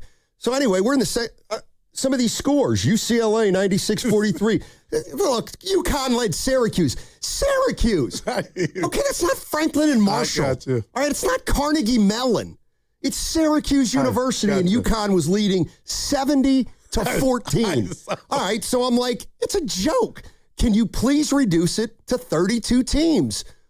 And the exact same principle holds with, you got to be kidding me, with NBA expansion. Oh, you have got to be absolutely kidding me. I'm clapping with you for that. Oh my God! But the cities deserve it. Seattle and Vegas, the cities deserve a Division III team. But this product is going to be wow. You've got to be kidding me. Oh my God! Well, guys that were on the cusp of having NBA careers and and their dreams, in other words, they're going to be right. Let's. So the bottom line, you're right. 30 more players are going to come into the league who have no business being in the league. Great. I wish I could frame it. I'm telling you, the NBA. It's greed. It's money, though, man. And Vegas needs a men's hoop. Come on now. You got everything else. Hey, you get nothing from here, man. I mean, I watch nightly. I see a lot of dudes, and I'm like, how? Then I'm like, maybe it's the system that has them looking bad. So let me ask you a question. I mean, seriously, there's 30 teams now. 20 get a crack at it, right? 20 teams get a crack at the playoffs. So if you go to 32 teams, what do you expand the play-in to have 8 teams in each conference? I told you Sunday night, 24 Minnesota, teams. Boston, Silver has something up with this lottery and the playoff thing. So just be prepared. Like, they were talking like we're going to be shocked, and he's going to... Guru, they don't make good decisions. The NBA, like Adam Silver, does not make good decisions. But I think tanking is something that the MLB, NFL on its worst day have not had the experience to the degree to where the NBA, it is just bad. But what if he's in the lab and has hired a firm and he can't wait? What's he going to do? Like what's he doing? Worst, don't get first. Okay. Then that right there changes. Right. And then what's going to happen is too frequently, good teams are going to get the best players, and then the bottom feeders who are legitimately bad aren't going to be able to elevate themselves. But how long have the Wizards been bad? You know, we could keep going down the list. Well, let me tell you something about the Wizards. They've actually had a better history than the San Francisco Giants. Like, think about that. Well, not true. Well, yeah, 3 and 5. I mean, up until 20. What I'm saying is, hello. You want I forgot about those 3 titles. Never mind. 3 and 5, mind you. But let me tell you something. I'll bet if I look at the Wizards' history, they've made the playoffs back-to-back seasons more than just one time. That was startling, man. That was like, whoa. I didn't like that. Like, that was whoa. I know, because you think of them as an elevated franchise. No, I've had my heart broken because I always jump in the water for them since, 2021? Well, would the Giants have made the playoffs, and we'd have to go through this, just speaking out loud, if they had no divisions? Like in the NBA, it's not by division anymore. So you just take the top 8 teams, like right? they would have made I forget the year, but when they won the 103. top 7 in, the Matt Williams NL. year you're talking about. When they lost to the Braves ran them down. Yeah, they won 103 games that year, the Giants. Boy, baseball was brutal. And I get it. Evan, I got you. I feel like they would have qualified. Yeah, if it was structured differently is all I'm saying. Yeah, I mean, the Giants 103 team would have absolutely made the playoffs that year. But there's nothing I got to go here. Gee, and Evan got me thinking, and you got me thinking. I'm excited for Vitello rather than, and I'm going to give you a respectable name, Clint Hurdle. Somebody, another version of Bob Melvin. Don't you get excited that this is going to be the first time he's met? It's never been done. Can I cut to the chase? Yeah, like that excites me. Yeah, you know what? Like, you're not being genuine. I'm not. You know why you're excited? The same way and the same reason you get excited and you look at a car accident. The reason you're excited about Vitello is you're hoping that somebody will finally flip a spread or somebody will get ejected or somebody won't go cut. That was the greatest. That's the bottom. And you know what? Dude, that was the greatest for me. Melvin's no review sign. Listen, they need energy. I think all young guys and athletes. What team are we talking about? The Giants. Okay, so after Melvin, I can't wait. Well, tomorrow. It's only tomorrow. Yeah. Well, then, and you told me that. I know, but you're going to want. But Steiny, I want to know how good this team's going to be after 50 games. About their wait 2 months. Evan was talking about they got Diego. Who else they got? The Mets. I'm not doing this. Okay. You will admit it's a tough draw out the gate. They play 4 playoff teams. Yeah. Yes, so it's a tough draw. I don't even need anything from you. Okay. So what? No. And guess what? They have the easiest August in the history of baseball. But when the Warriors started, they're traveling. They're not sleeping in their beds. You were beating that drum. Remember early seasons? Because it was true. 4 playoff teams. I was right. They just weren't good enough. No matter where they played. Oh, here he is. Who we got? We've been waiting for him today. He is San Francisco's Oh, my man. Most positive greeter. I saw him today getting out of Bart in Montgomery. Hey, hold on. Antonio in Oakland, one of our favorites, one of the most optimistic fans out there. What's up, buddy? Good to see you this morning, man. Yeah, great to see you, Stein. I think it's like the third time we met, I believe. It was at a 49er event. That was the second time last year, 2024. And the first time was like on Halloween Day. I met you and Guru. Yep. Yeah. But you definitely met us out at the arena. That. Yeah. I think the old arena. Yeah, this is Steph Curry lookalike. Yeah. That's how he looks like. Yep, at the Oracle. Yes, sir. Damn right. So I don't think the NBA should have this expansion because not enough talent. Like the NBA always be trying to add stuff and it messes up. Like the play-in tournament, in-season tournament, the bubble, all that stuff. Man, I'm just tired of that. But the Warriors, I don't think we got a chance to do nothing. Do I want to see Steph Curry in the playoffs?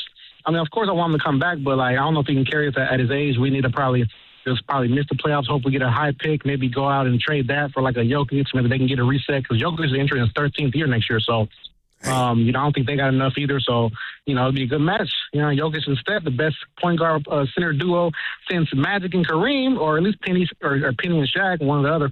Anyway, man. And if the Niners, it's not Niners, but the Warriors to make the playoffs, I would pretend like they're going to win it all because I'll be that happy. But in reality, I know they'll probably get swept maybe or a gentleman swept. So let me ask you this. Let me ask you this, Antonio. So you're employed by the city of San Francisco, right? You can certainly say that, yeah. So, but do you guys do more than just greet? You know what I mean? Like what's? Yeah, we do.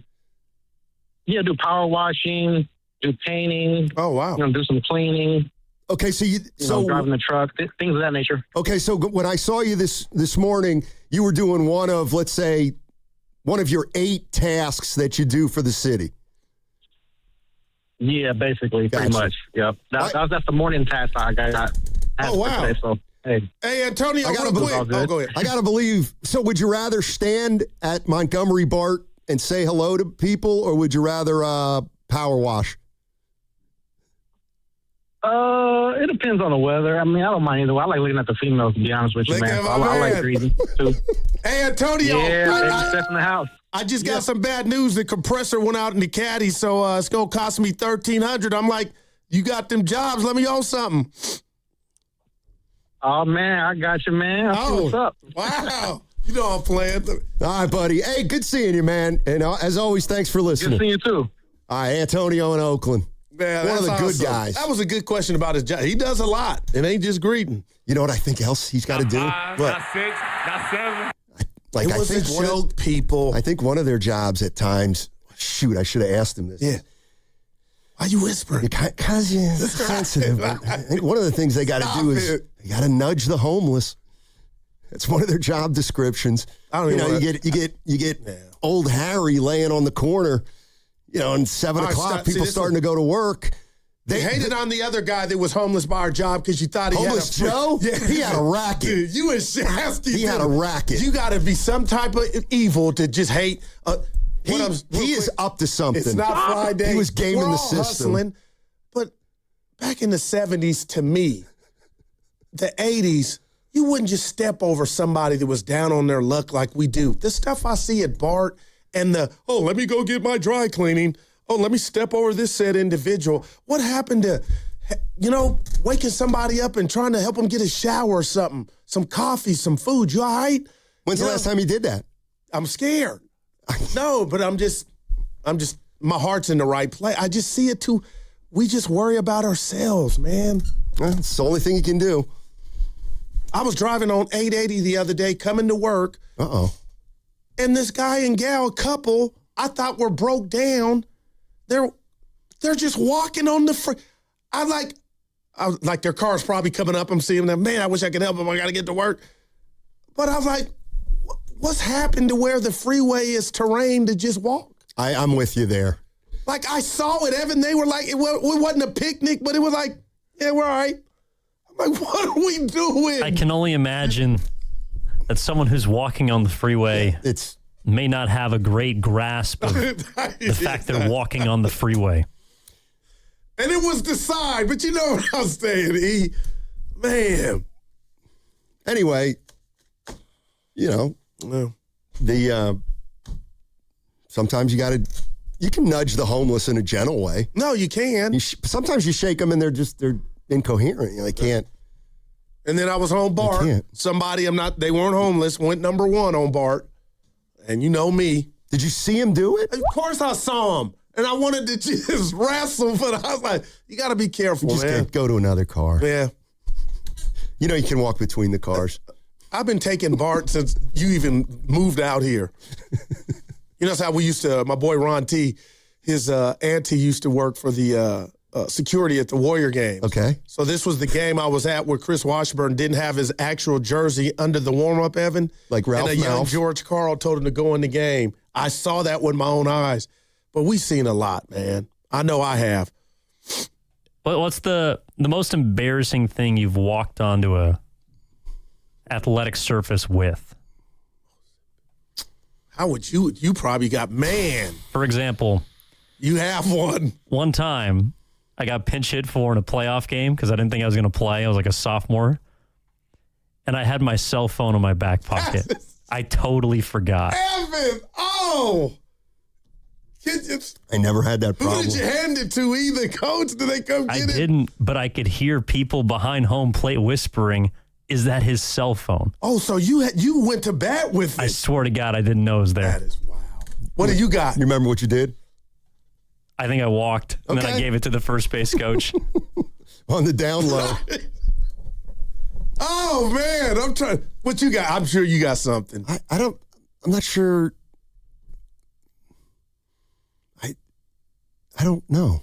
Like, I never forgot my sneakers. But somebody would let you know. Like, you ever wear the wrong socks? Yeah. No. Because at Logan, Logan Varsity had 3 uniforms. How many did you guys have in high school? We had white, silk black, and then red. This was bad boy. We was Logan. We just had 2. Just what color? High school or college? No, diplomats. No, that's your college, your high school. Blue and white. All right. High school was blue and gold. The Blue Jays. Mm-hmm. You ever come close to a Paul Pierce moment? Which is what? When you, number 2? No. During a game? No. Remember, it was on his shorts. Don't make it up like we made it up. He sharded. The only thing not that part. Right. But it was I got caught in a bad spot against Reading High once. Put it that way. Hey, I tried to take a charge. I'll tell you on the other side if you. And then we got to come at Wimby, and then how you tried to make the Wimby story. See, now about you're gonna. you. All right, 888-957-9570. That's hold your horses now. Baseball's back. Opening night is live on Netflix starting tomorrow, March 25th. Aaron Judge and the Yanks. They clash with Rafi Devers and the Giants. MLB opening night. Yankees-Giants live on Netflix. 5 o'clock start out here in the Bay. And what's coming up on the game is brought to you by Fremont Bank. Here for you, here for good. You didn't have a career. And now an ode to play, brought to you by Scratchers and the California Lottery Philharmonic. Take a time out from your busy day for a quick moment of play. Get some scratchers, then get scratching. You deserve it, won't you say? Scratch, scratch, scratch, scratchy, scratchy, scratchy, scratch, scratch. Feel the play and up your game. Scratchers from the California Lottery. A little play can make your day. Please play responsibly. Must be 18 years or older to purchase, play, or claim. Come on, kids. We're almost there. The map says straight ahead. One-a-day 50-plus multivitamins are made for your overall health, with nutrients to support your brain and muscle function. Because don't you want to make the most of each day? So even on the family hike, you're not just keeping the pace. Hey, Dad, wait up. You're one step ahead. One-a-day 50-plus. The one for you. This statement has not been evaluated by the Food and Drug Administration. This product is not intended to diagnose, treat, cure, or prevent any disease. It's the Good Guys 42nd All-American Get-Together. Thousands of the coolest cars and trucks. Swap meet, Fender, Midway, free family fun zone, live music, and more. Happening all this weekend in Pleasanton. Details at good-guys.com. Are you interested in being an install or service technician? Good news! R&S Doors and Gates is hiring. If you have good mechanical skills and a knowledge of power tools, welding, and motor controls, you should apply today. R&S Doors has openings to repair and install commercial overhead doors, entry doors, and loading dock equipment. You must be able to work in a professional, fast-paced environment. Call 800-FIX-A-DOOR and apply today. That's 800-FIX-A-DOOR. Or visit rsdoors.com. R&S Doors. Look for the red truck. Pump up the volume. Business moves fast. Orders roll in, deadlines close in. When you ship with USPS Ground Advantage, you can keep up with confidence. Every package stays in our secure network from dock to door. And with nationwide reach, dependable tracking, and upfront affordable pricing, you get built-in peace of mind. You run the business. We run the routes. Visit USPS.com/Ground Advantage to learn more. You've got a big day, so you use Unstoppable Scent Boosters to give your laundry non-stop freshness. So no matter how long the day goes, you can't stop this power, this walk, this pose, this strut, this look, this talk. Your clothes will be so fresh you can confidently strut into that end of the day meeting like a bosses. Let's talk business in my office. Add new Unstoppables beads to your wash for 24-hour non-stop freshness so you can smell unstoppable. Hey, life doesn't give you a warning when everything changes. It starts with shock, confusion, and 1,000 questions running through your mind. Maybe it's a car accident, a serious injury, or a tragedy that changes your family forever. Suddenly, you're dealing with insurance companies' paperwork and pressure, all while trying to heal. That's where Beam Law comes in. They take on the legal fight, the negotiations, and the stress so you can focus on recovery and taking care of the people who matter most. Beam Law is local, and they've recovered millions for clients across the region. That's why SF Weekly has named them Best of the Bay 4 times. So if you've been hurt or lost someone because of someone else's negligence, call Beam Law at 415-523-5555, 415-523-5555. That's 415-523-5555. Or visit hurtinthebay.com. That's hurtinthebay.com, because it's not whether you get knocked down, it's whether you get back up. Beam Law, they've got your back, Bay Area. 1-877 Cars for Kids. KARS Cars for Kids. 1-877 Cars for Kids. Donate your car today. 1-877 Cars for Kids. KARS Cars for Kids. 1-877 Cars for Kids.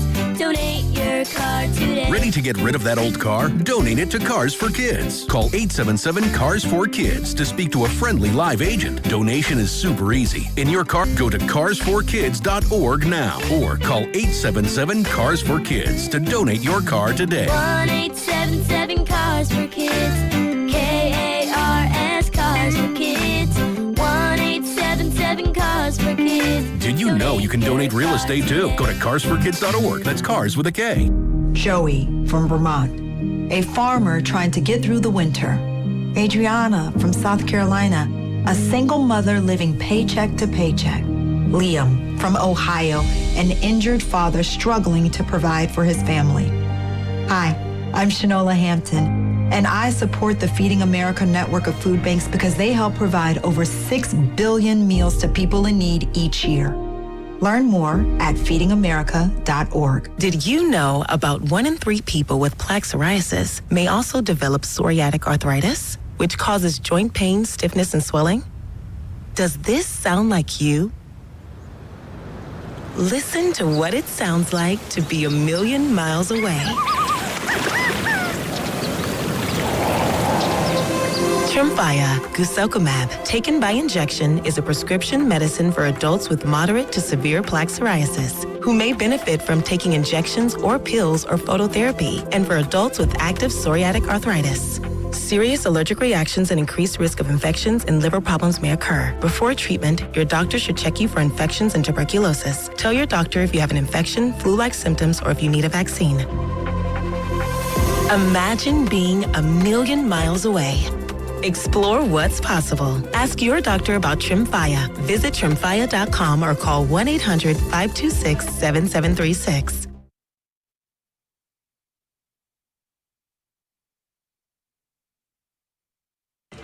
Santos cuts in, takes the pass, the shot's up, it's good, and he got fouled by Middleton again.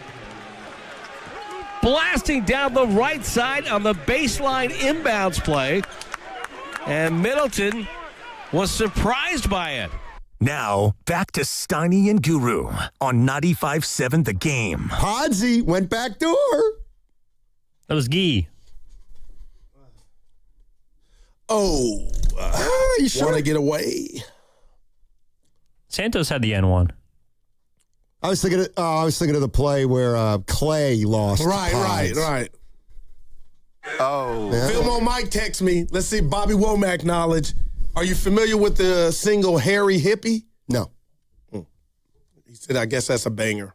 From Womack? Yeah, Bobby Womack. All right. If you think you're lonely now, wait until tonight. Okay, so that's good.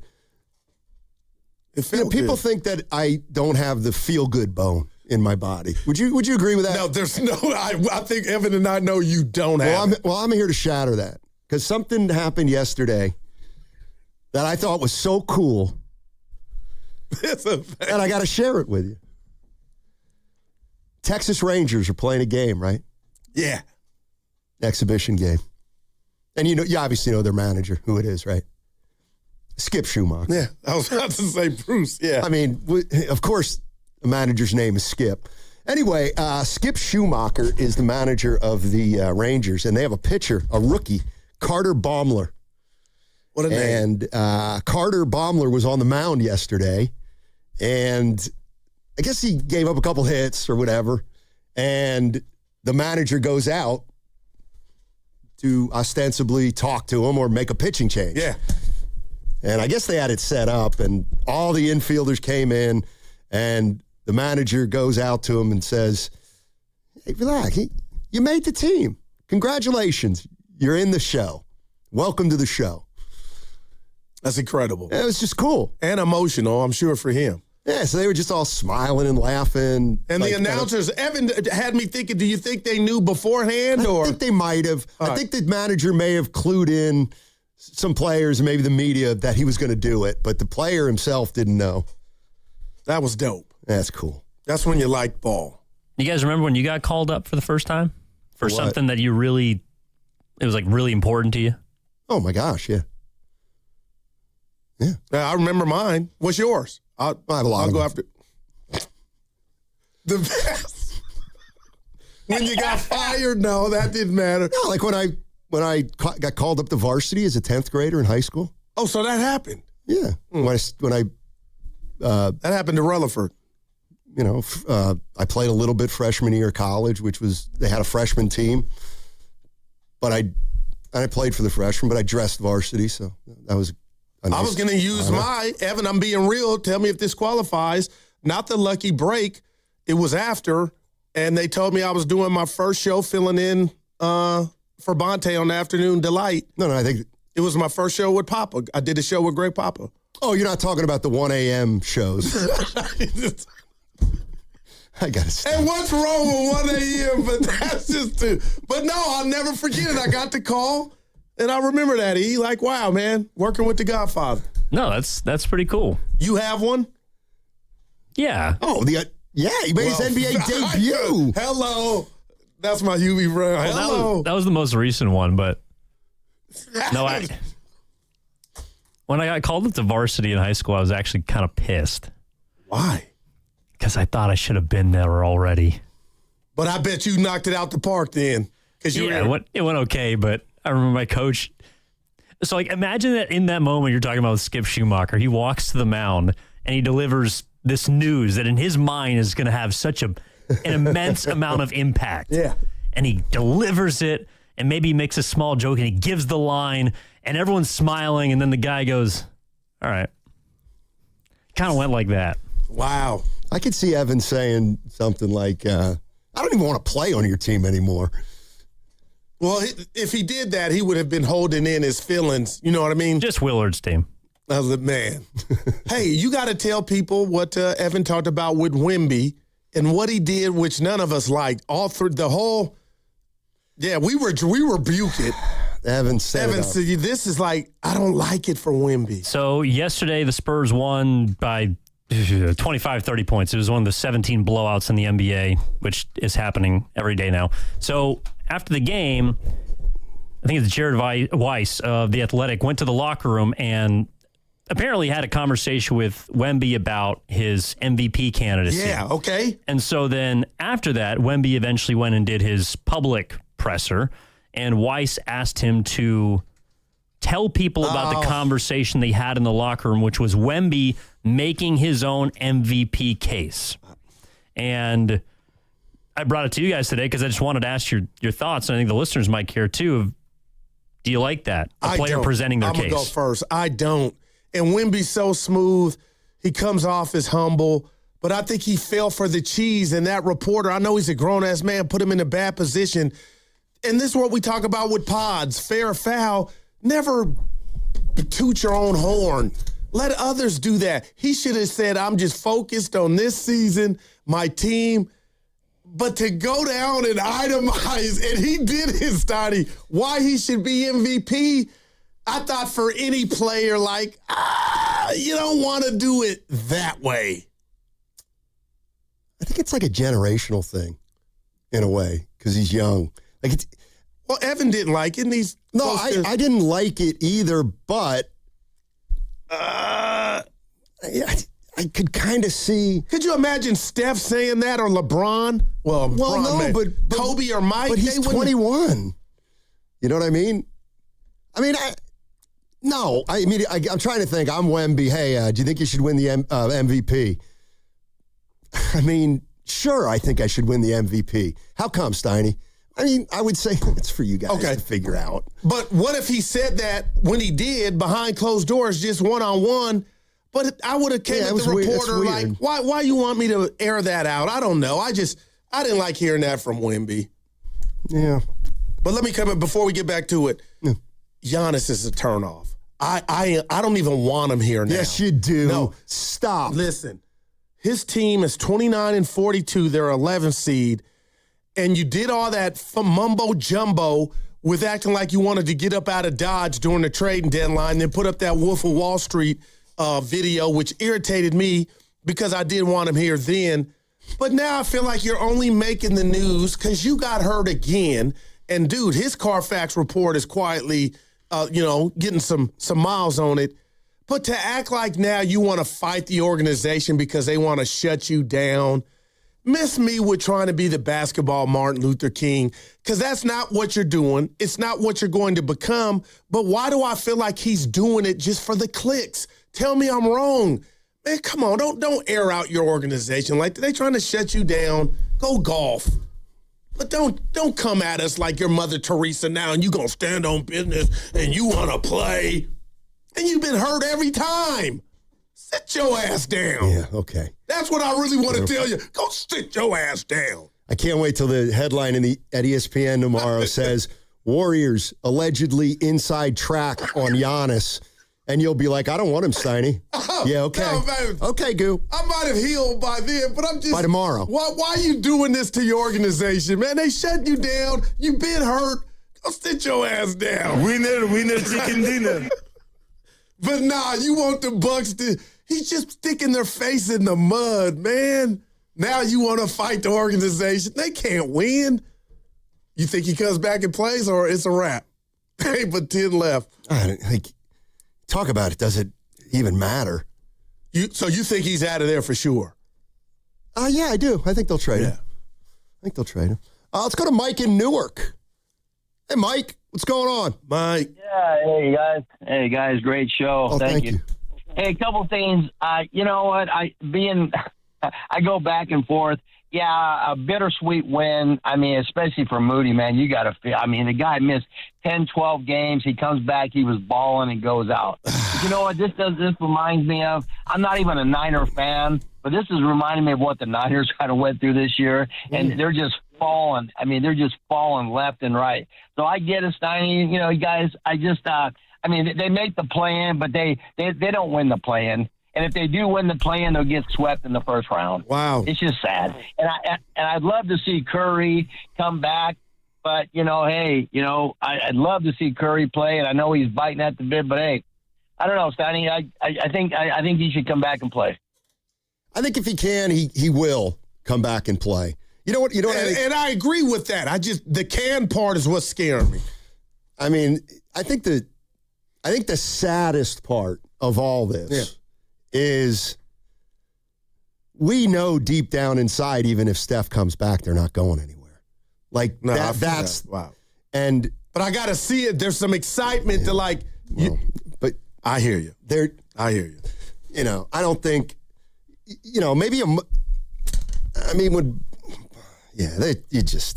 I tell you why it hurts more to me? It's a continuance of last year with the hammy. I felt like we were robbed of the Warriors really going deep in the offs, and it was manifesting. And then Curry goes out. Now we fast forward to this year. I'm assuming health, dum-dum. We watched the tragic thing happen to Jimmy that's going to follow him into next year. Now Steph out of nowhere. Yeah, runners need nothing to see here. In my mind, I'm thinking, guru calculator, 6-8 games. They'll be back 10. I mean, now this is devastating. That was devastating last night. Not just for Moody. Yeah, of course, 99.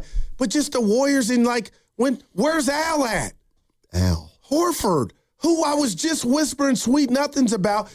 There's only 10 games left. What's up with old Al? Are we so sure he's going to be ready to go when they play Portland? Somebody give me an update on old Al. Okay, so let me get this straight. Big Smoothie calls in and says, I'm sick of these updates. They shouldn't give any updates, but now you want updates on every single player who's hurt. That's different. I ain't heard nothing about Al in the Cavs. Guess what? Al's going to be reevaluated in 3 days. Right. And then 3 days from now, if they say he's going to be actually evaluated in another 3 days, you'll rip him. Oh, the word is not rip. Yeah, right. You'll lambaste him. All right, Anthony Slater. He works for ESPN. Here's his update on Steph Curry and his rehab. Anthony Slater. Saturday, they announced he's going to be incorporated into live action, contact action. That's important. Saturday pregame in Atlanta. Steve Kerr says they expect him to scrimmage Sunday in Atlanta. I talked to Steph postgame briefly, and I nudged him like, hey, maybe Wednesday, maybe Friday. And he's like, hey, tap the brakes on that. He's got some checkpoints. They then canceled the Sunday scrimmage. He still is yet to scrimmage. And he says he wants to come back. They keep saying he wants to come back. But the reality is he has to get into a scrimmage live action, see how the knee responds to it, because it hasn't responded that well at times.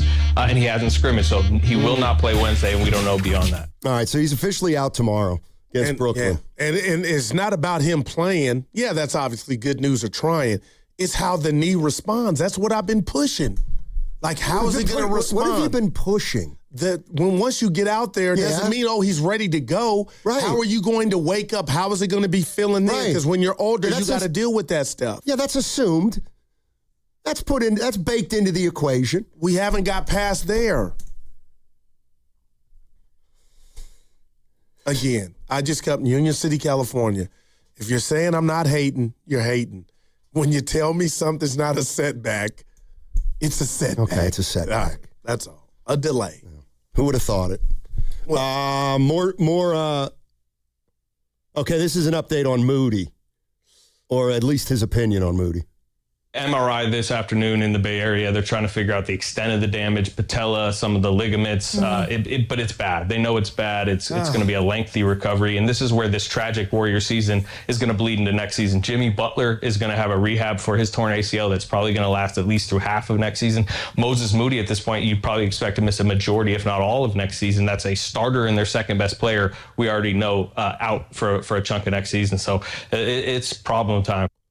Wow. And he told obviously there's 53 guys on the roster in the NFL, 12, 14 on the NBA team. But are you starting to get Niner vibes with these injuries? No. Every situation's different.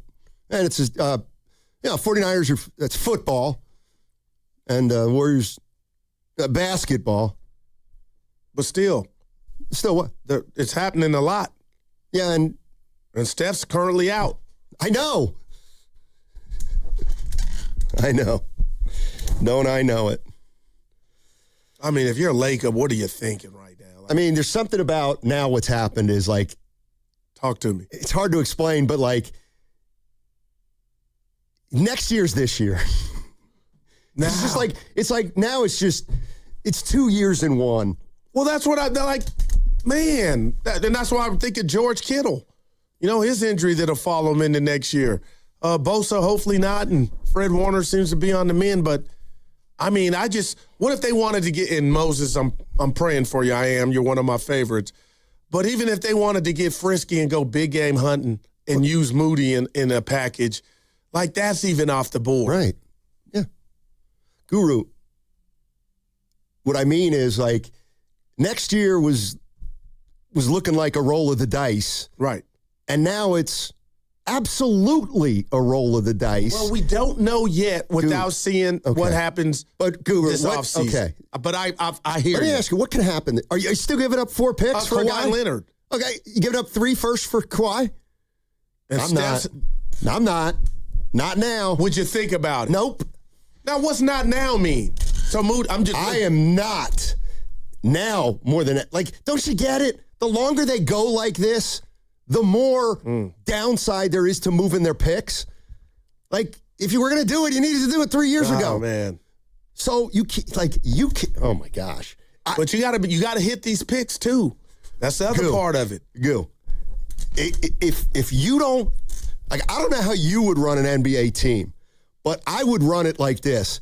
Hey, Kawhi's available. Okay, what do they want? Believe it or not, they'll take Butler because he's coming off their cap.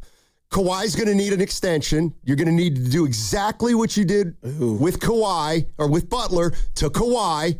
So Kawhi's going to play next year with the Warriors, and then definitely the year after that, you're going to give him another 50, 55. Okay, and at that point, you don't have picks. You don't have 3 picks every other year. Okay, like what if I go the Willer route? Do you put into the equation at all that if Kawhi Leonard gets hurt, you will not have a draft pick and you go 25 and 57? I guess they did. You cannot do that. Okay, but what if I go the Willer route, which is, remember I said that to him, the LeBron James, who's a free agent, and I hang on to my capital. What He's if I not do coming here. You don't. They said two spots. Miami. They said Cleveland 2 spots. The Lakers and Cleveland. No, I heard Golden State. He's not been linked to the Warriors. Well, Joe's called is what I mean by linkage. It's 4 years ago. Goo, you gotta give up. Negative. I'm not negative. You know I'm just saying they could call them. You know what? Goo, go ahead. Go get your hopes up for LeBron, for Giannis, for Paul George. Go ahead. Go get your hopes up. At this point, that's all we got left? No, it isn't all you have left. You gotta pick yourself up, acknowledge the position you're in, and start making smart moves that may not yield results immediately. But we're staring 9, 10, 11, or 12 in the face next year in regard to seeding. Yeah, and there's nothing you can do about that. Well, you can if you land Bron. Okay, so let's just put Bron on the Warriors. Okay. I got Jimmy coming back when? January? Hey, you know what, Jimmy? February or March will be fine. Well, you know, and this is... And I'm being real, yeah. No, you're not. That's the problem. You're not being real. You're being...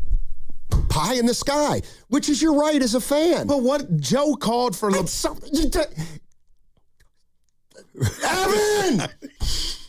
Oh, man, hey, you're saying this to Laker, but you're putting my face... He called for Kawhi. Okay, so they'll just give it to him. No, that's different. You can have that. But what if they landed Bron for 1 year? You tell me. You kept Porzingis You 1 tell for 25. me. How good is that team? And how are you getting LeBron? How's he coming here? And what's he playing for? Well, all that would have to be in the pitch. Okay, LeBron, we'd love you to come to the Warriors with Steph. We've got a mid-level to offer you. Like, what are we doing?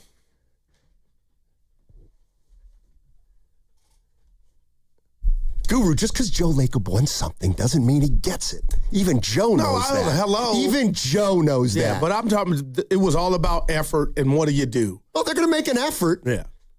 Joe Lacob, wake up, man. Thank you, Priest. Good to hear from you. Good to hear from you. You got Nathan Hyatt coming for me? I just feel like if I would, you know what I would love? Here's what we should do. You need a hug. Here's what we should do one day. We'll get listeners to play my role. And so When you, I would love to know, when you do something like you just did, Steiny, I'm dreaming. And what, Steiny, we can do I'm this. asking questions. Right, Steiny, next year, what if we get LeBron? And I'm like, well, Goo, look at their cap situation, it's going to do, I want a listener or listeners to come on, play me, I want to hear what they would say. If they would say, you know what, Goo, I think they're going to get Giannis and LeBron. No, I don't know how to respond to that. If you think that's going to happen. But why are you going the easy way out? Which is what? Joe Lacob is who you need to really be asking those questions to, because these are the actions and the things he's tried to do. He's picked up the phone, it's reported, called, checked on LeBron. How come they haven't made a significant move? But see, that other energy than Butler is you got it geared towards me. I don't know. I can't stand. But they got Butler. That was big. Until it wasn't. Yeah, it didn't work. Well, it worked. It didn't work. It worked. Curry got hurt. Okay, you're moving the goalposts. How? They acquired Jimmy Butler to win a title. Oh, gotcha. Yeah, and they're not gonna. But period. In year one, and he got hurt, and now he set you back 2 years. No, year one, Jimmy. You don't think the Warriors are paying the price in a way right now for trying to get the quick fix? No doubt. Okay. No doubt. Right, and so they tried for a quick fix. They didn't get it, and now you want, let's try another quick fix. When is the quick fixes over? But that would when be Steph retires. No, that would be okay. Well, that's going to be in 3 years. So what are we going to do? Do you think Joe year? Lacob is closer to trying to do? I love that how you put it. Quick fix. I think if there was one, he would try. 95.7 The Game. Breaking news. This is from Shams Charania, the news that everyone's sort of been waiting for, and unfortunately it is what many believe. Golden State Warriors guard Moses Moody has been diagnosed with a torn patellar tendon in his left knee.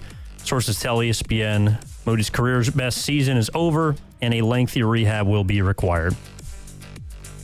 Heartbreaking, man. Nah, it's really... Yeah. And then the part Evan put on it is best season. Man. Wow. Thoughts and prayers. Torn patella tendon, Stoney. Yep. I believe that was the injury that Glenn Azubuike had. That's amazing. He knew it. He knew it right away. Man. Anyway, yeah. Cloud's Cloud's a nice little win, obviously. Yep. All right. Crossover coming up on the other side, which means we're going to get a lot of Dibley patellar talk. Oh, yeah. He's got his brace on, too. Dibbs will give us the update on the injury and what he thinks about it. Valkyries are back. Season number 2 is on, and single game tickets go on sale this Thursday at 2 o'clock. So you want Valkyries tickets? All you got to do is go to Valkyries.com at 2 o'clock on Thursday and start purchasing those tickets. And don't forget, the Valkyries host Phoenix on May 10th at 5:30, and that's their home opener at Chase Center. There's going to be 9 weekend games at home this year, 3 Fridays, 2 Saturdays, and 4 Sundays. Those are great days to attend a game. They also take on the Indiana Fever. You know who they have, Caitlin Clark. That's at Chase Center on Thursday, May 28th. And the reigning WNBA champion, Las Vegas, they visit Valhalla on Sunday, May 31st. That segment was brought to you by Safeway. All right, well, that was fun, and now it's going to change. Willard and Dibbs. Head to Safeway all week long for chicken tenders from the deli for only $5.99 per pound. Clip coupons from the weekly mailer or download them from the Safeway app. Visit Safeway.com for more details. See you in the aisles.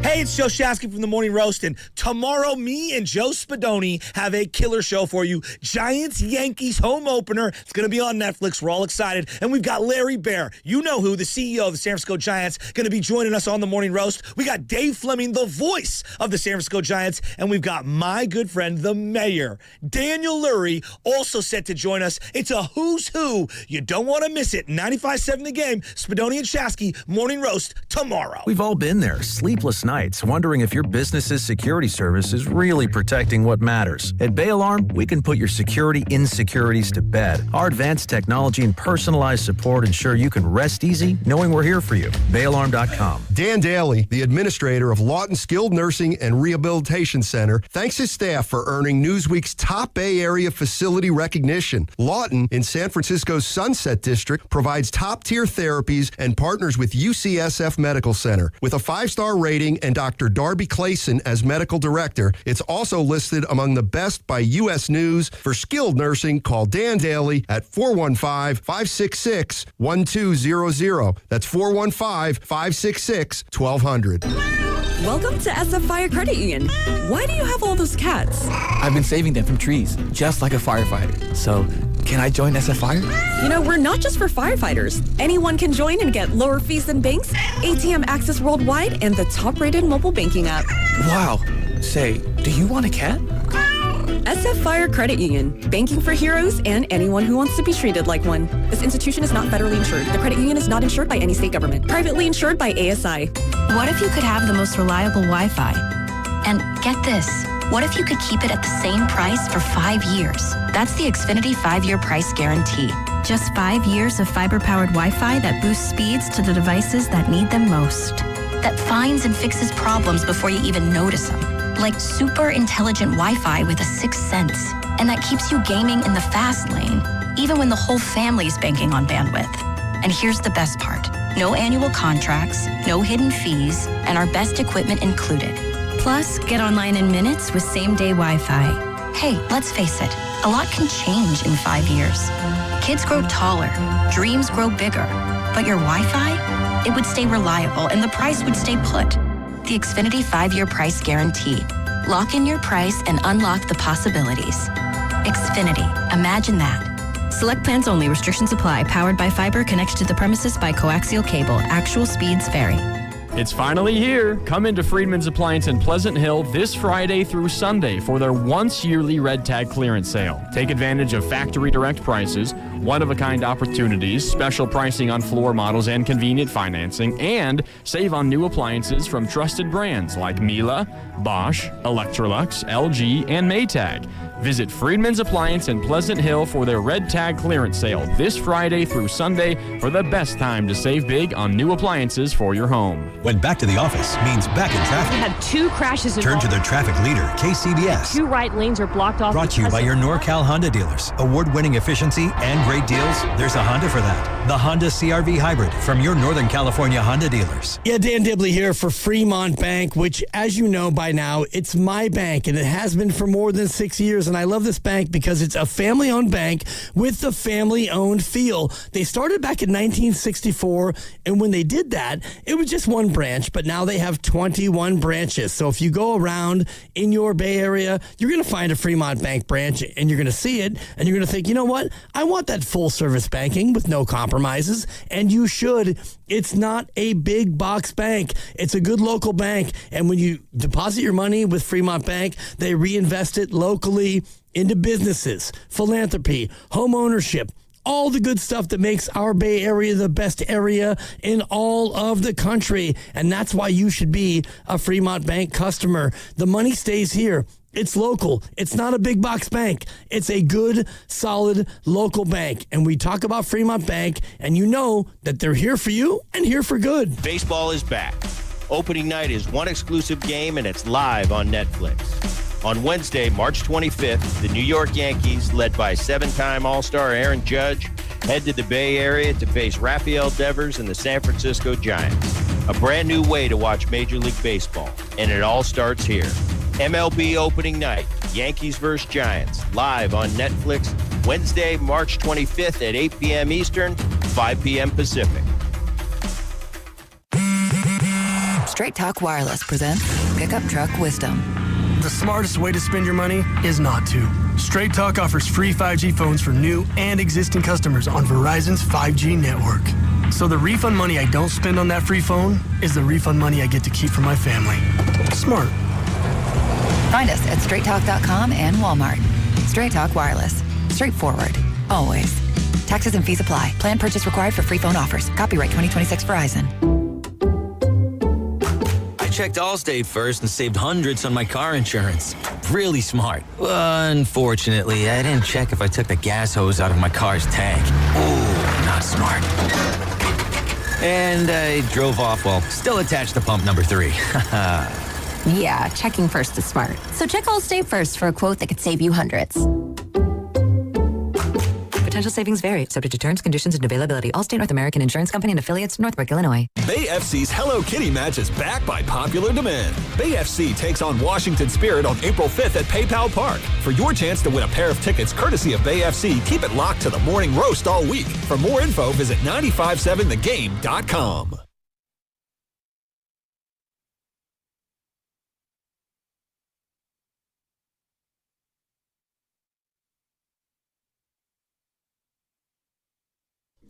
I'll tell you like this, man. Timberwolves, Timberland, Ant-Man, Edward Scissorhands, Pineapples and Spam, Poison. Now, back to Steiny and Guru on 95.7 The Game. All right, it's time for the crossover brought to you by Bay Alarm. Rest easy. We've got you covered. BayAlarm.com. Let's welcome in Willard and Dibbs. And I agree with Mark. And I've been trying to tell people, Mark, I do have a soft spot.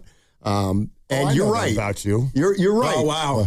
We're watching Malika Andrews and Kendra Andrews, sisters, doing a talk back on ESPN. And Mark said, whoever Mr. and Mrs. Edwards are, or mom and dad, you got to be pretty proud. That's pretty cool. That'd be a moment. That's cool. Yeah. I think that's cool. Super cool. Turn the TV on and your two daughters are talking to each other, hosting a show, NBA TV, wow. That's dope. Yeah, it's the same thing as the Kuiper family now. Not 2, but 3 Kuipers together because Jeff is the director, right? I think he's the director of the broadcast. Yeah. And, Glenn now joins Dwayne. And the grandson, Cole. Yeah. He does podcast stuff. Still does. Yeah. I know that they used to have that show in the outfield with Therese Vignal. On Sundays. And, is that the guy? No, that's the gal. She used to do Sports Focus with Robert Bronstein. I like that. Yeah. She's fantastic. Yeah. Anyway. How y'all feeling, man? It's somber day. Sick to my stomach. Yeah. We need a real something in there for Moses, man. It's brutal, dude. It's just, your first initial thought when you saw him fall, I thought, he just slipped. Oh, boy. Oh, no. You knew. Did you feel like you knew? Yeah, because you could, I'll share with everybody. I was kind of driving from point A to point B. All right. And it's super, the phone went absolutely bananas. Right.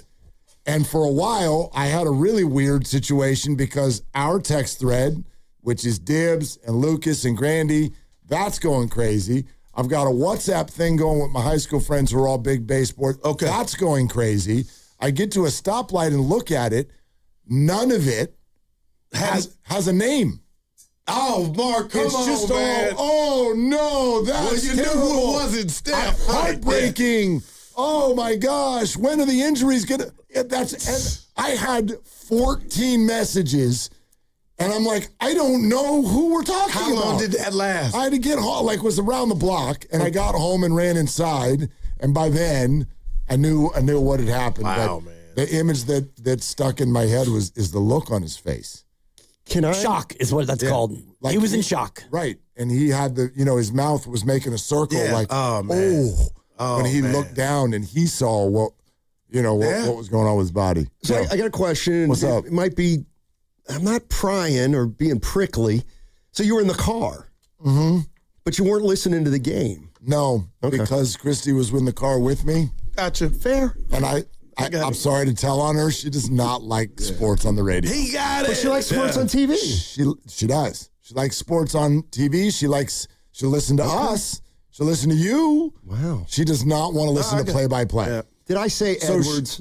Why? Nobody corrected you? You did. We thought you were. Because we're scared of Steiny. Yeah. But anyway. Malika and Kendra Andrews. Yeah. I'm sorry. I was like, who the hell is that? So she had the little game cast. She knows that I want to follow the game, but she doesn't want to. And Tim Roy, I'm so sorry. She doesn't want to listen to play-by-play. So she had a little game cast on the phone. And she just was like, the score has been the same for a really long time. I'm like, I get it. I think somebody got hurt. No doubt. Yeah, but we didn't know. In real time, I kind of reacted like, what was that? Yeah. I didn't know immediately that it was bad. And then you watch the replay of it, and I tried not to watch it too many times, but Kristaps immediately goes hands to head, and he's the closest Warrior there, and he goes like hands to head, and you go down the other way, and as soon as Moses doesn't show up on that end of the court, that's when I was like, oh God, it's bad. My phone's going crazy. First text, my ex-wife, who's watching the game with my son, her roommate, also her son, and she's like, the way she reacted was the way I reacted, like, what was that? And Keon, who's very astute and mature, he kind of told her, like, that looked like it's pretty serious. And then I thought it was just an ACL, garden variety. And Keon's like, no, his kneecap was like way to the side. Yep. And that's when I immediately was thinking about the other times we've seen these injuries and just how much worse than a torn ACL that is. How much worse? Oh, go ahead. Kalena Azubuike. First words out of his mouth. Immediately. And it was like, you know how you got to, like, guys are really careful about that. Mm-hmm. He was just like, he was reliving it. He said his kneecap was in his, the kneecap went to the. He actually said, that's what happened to me. Yeah. And then Steiny showed me that video of his, and it looked similar. Dibs, I got to ask you, how worse is this than the ACL? It's probably 50% worse. It's just way worse because you've got the kneecap, you've got the patella tendon, and we don't know if any ligaments were also torn. You're praying that it's a no. And I think about Kalena is a great example. He had this happen, and it took him a year. He came back, he played 3 more games, and his career was basically over.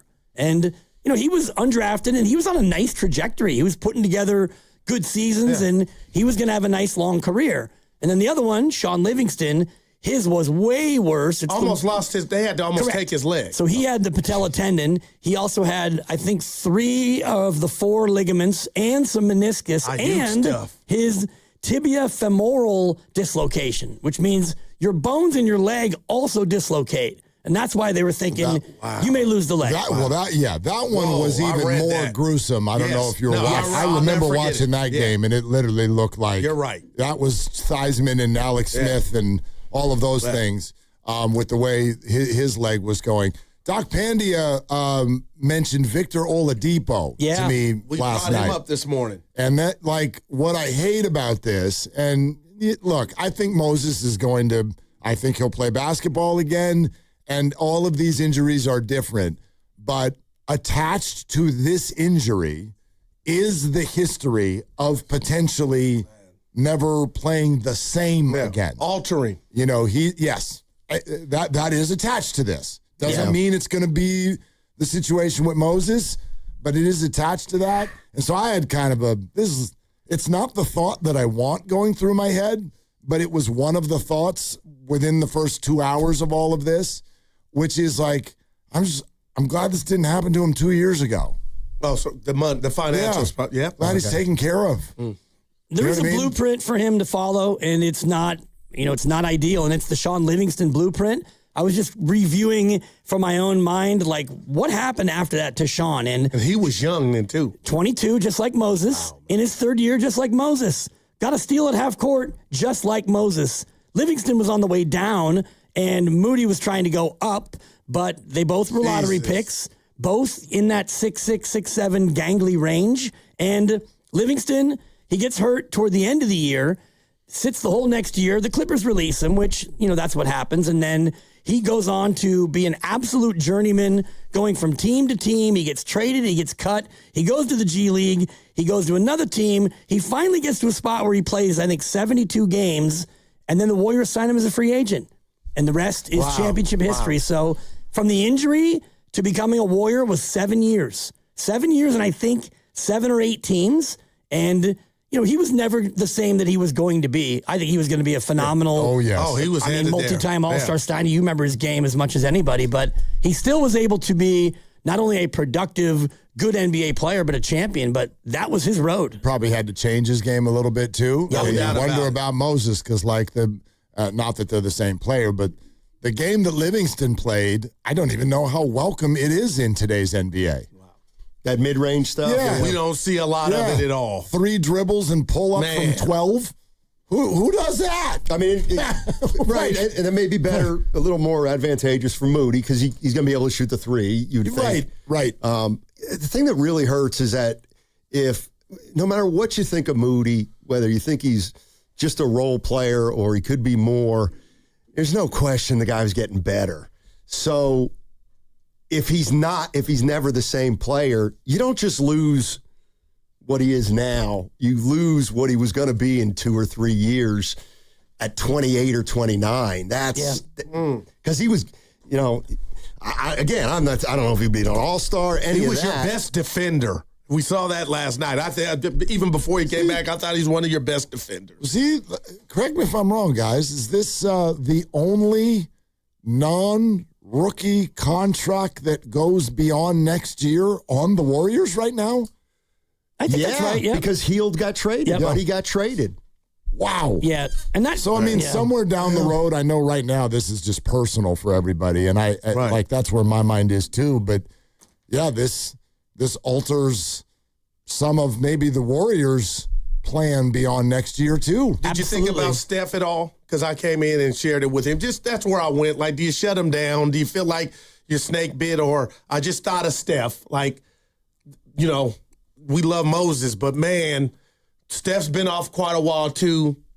I'm just asking, did you think of Steph at all? Because I did. I did, and he and I are going to get into it a little bit more on the show. And you think about, like, what does this mean? I don't think it means anything. Right. You were right in our show thread back and forth. I don't think it means anything, but the default for fans are going to be, now you got to double bubble wrap him. It's got to be double bubble wrap now for Steph, just in case. I had multiple text messages, and I think they were mostly sarcastic, but I think they were speaking to the moment. People are like, just end the season. Okay, all right, I got you. Just stop. Yeah. But I think that's PTSD, not just Warriors. That's Niners, too.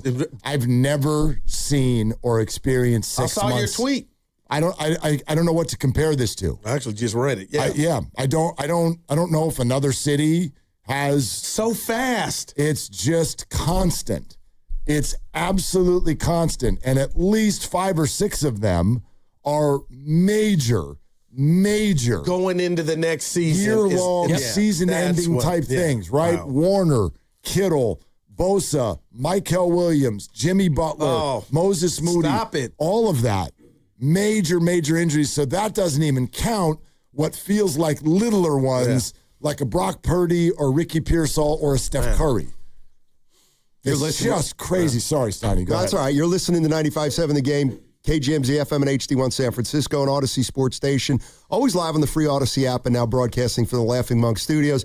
These guys will have Steve Kerr on at 5 o'clock. Yep. 3 hours from now today. Right, that's appointment radio. You said something earlier that made it kind of hit me even harder, talking about, maximizing the Steph Curry window. So Moses Moody likely out all of next year. If you look at the history of this injury, and we don't know if there's ligament damage or not, but it's 9 to 12 months typically. And you're not going to have Jimmy for the first 40 or 50. So you got Moses, who's getting better, $13 million. You've got Jimmy, who you really need $50-something million. You're going to have about $65 million in the hospital next year on your books. And, you really need those players. Yeah, you knew Jimmy was going to be out, but now Moses, a starter and a guy who is, like you said, Steiny, steadily getting better. And that's what hurts the most about last night as a fan, where Moses is back, and he's playing like that. Yeah, what does this mean for Porzingis? Because Steiny's on it. Evan brought up to you two last week, 1 for 25. Because you're not going to find anything that good out there to me, like KP. But are you the team to roll the dice after this injury on a guy that has question marks in regard to health? In a crazy way, I might roll him more. Man. Because if it's only going to go through next year, I think 25 is too much for him, to me. But for 1 year, I think I would do it. He can ball when healthy. I can't have him under contract in 2027 right now. It has to be a 1 year deal.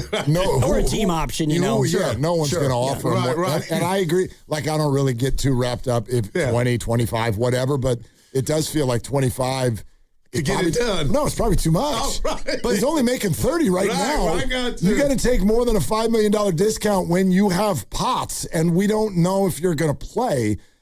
But he's been available. He's fantastic. I think he's going to be on the Warriors next year. I do too. I'll tell you why. Because the basketball's there. It's just, can you play? Like, I can't see anybody giving him more than the mid-level. Right. At this point in his career. Which is 15. Something like that, yeah.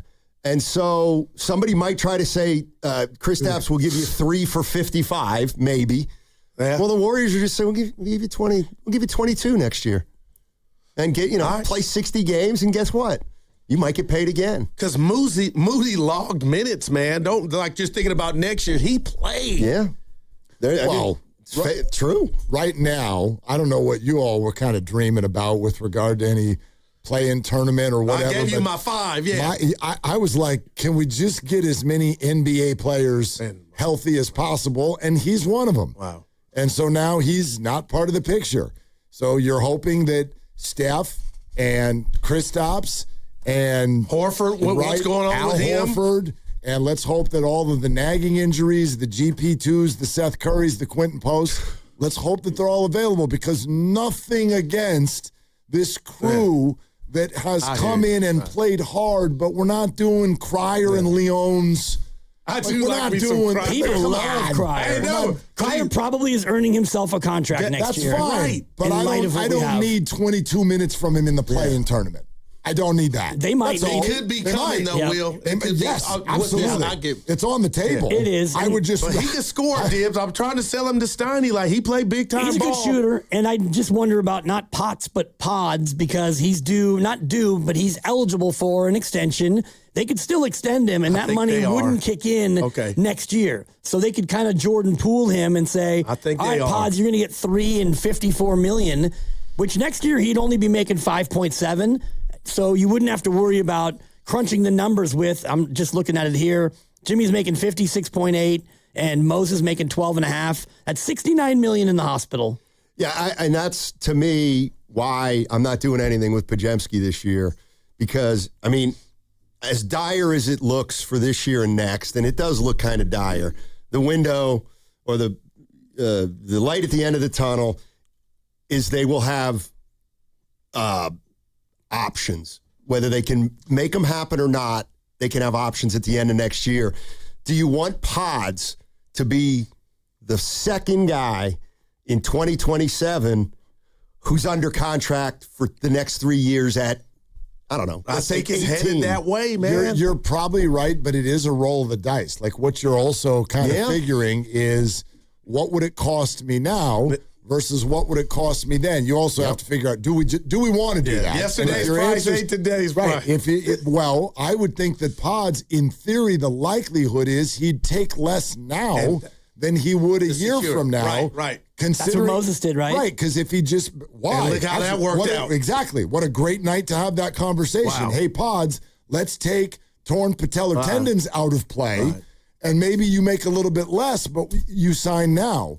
I don't know if the Warriors want to do that, Steiny. You're probably right. But in theory, if he just plays the same way he's always played, it probably costs a little bit more next year than it does this. I mean, like, here's the thing that I would ask seriously. It's like, knowing that the Warriors, how much more or less is Pods worth than Moody?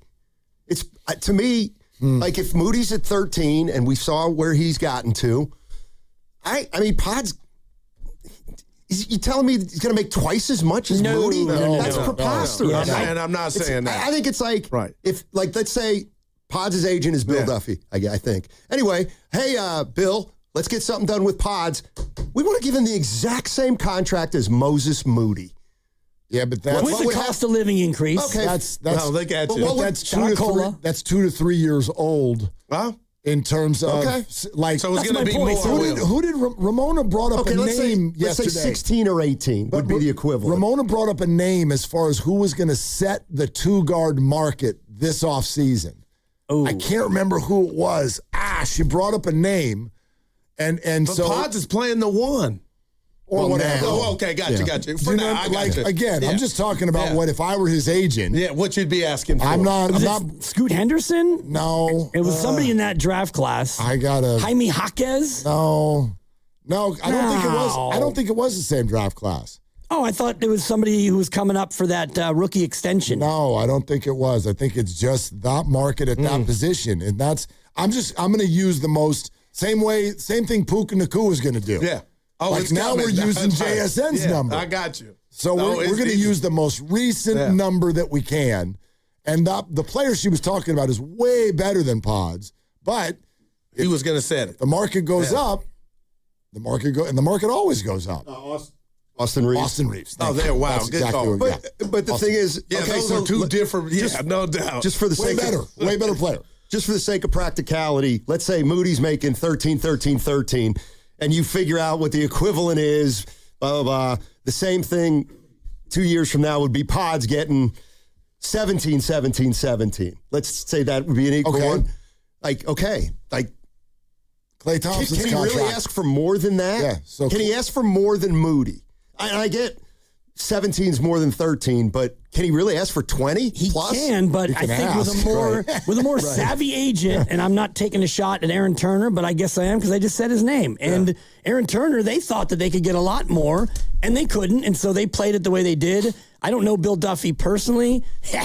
We used to have him on the show back in the day. Yeah. Great guy. Yeah. I think that he would have the countenance and the maturity to pull Pods aside and say, it's $51 million, and you're still only going to be 25, 26. We're taking this, Brandon. That's kind of Bill's MO. Like, he's pretty good. He's a respected agent. No doubt. Good agent. Yeah. No doubt. For sure. And they could do it the way they did with Jordan Poole, which is give him the extension now, and then in a year go ahead and trade him. Yeah. Which, I mean, they did that with Jordan for obvious reasons. You might be right, though, Steiny. The Warriors may say, like, we don't even want to have this conversation right now. They might say that. But then again, in fairness, you 3 for 48, let's say, something like that. Okay, he's on your books for 16 that first year. That's fine. You know what I mean? Like, you just can't make a mistake and have a guy making too much. You know what I mean? I mean, if you're giving Pods 16 or 18, he's not going to be terrible. No, and that doesn't kill you. That doesn't kill your books. But if you pay him, you pay a guy 25 or 30 and he's not then now you're in trouble. Yep. So. And there's a PR part of it too with the fans, because I was looking at your guy, Rashid, Warriors World, and just putting up clips on Twitter, and he put up the clip of Pods like in the fourth quarter, dribbles right, step three. It didn't even hit the rim. Not even close. And he's like, how is this possible? Yeah, his low lights are low. Who came on and said, I think we had that was Tim.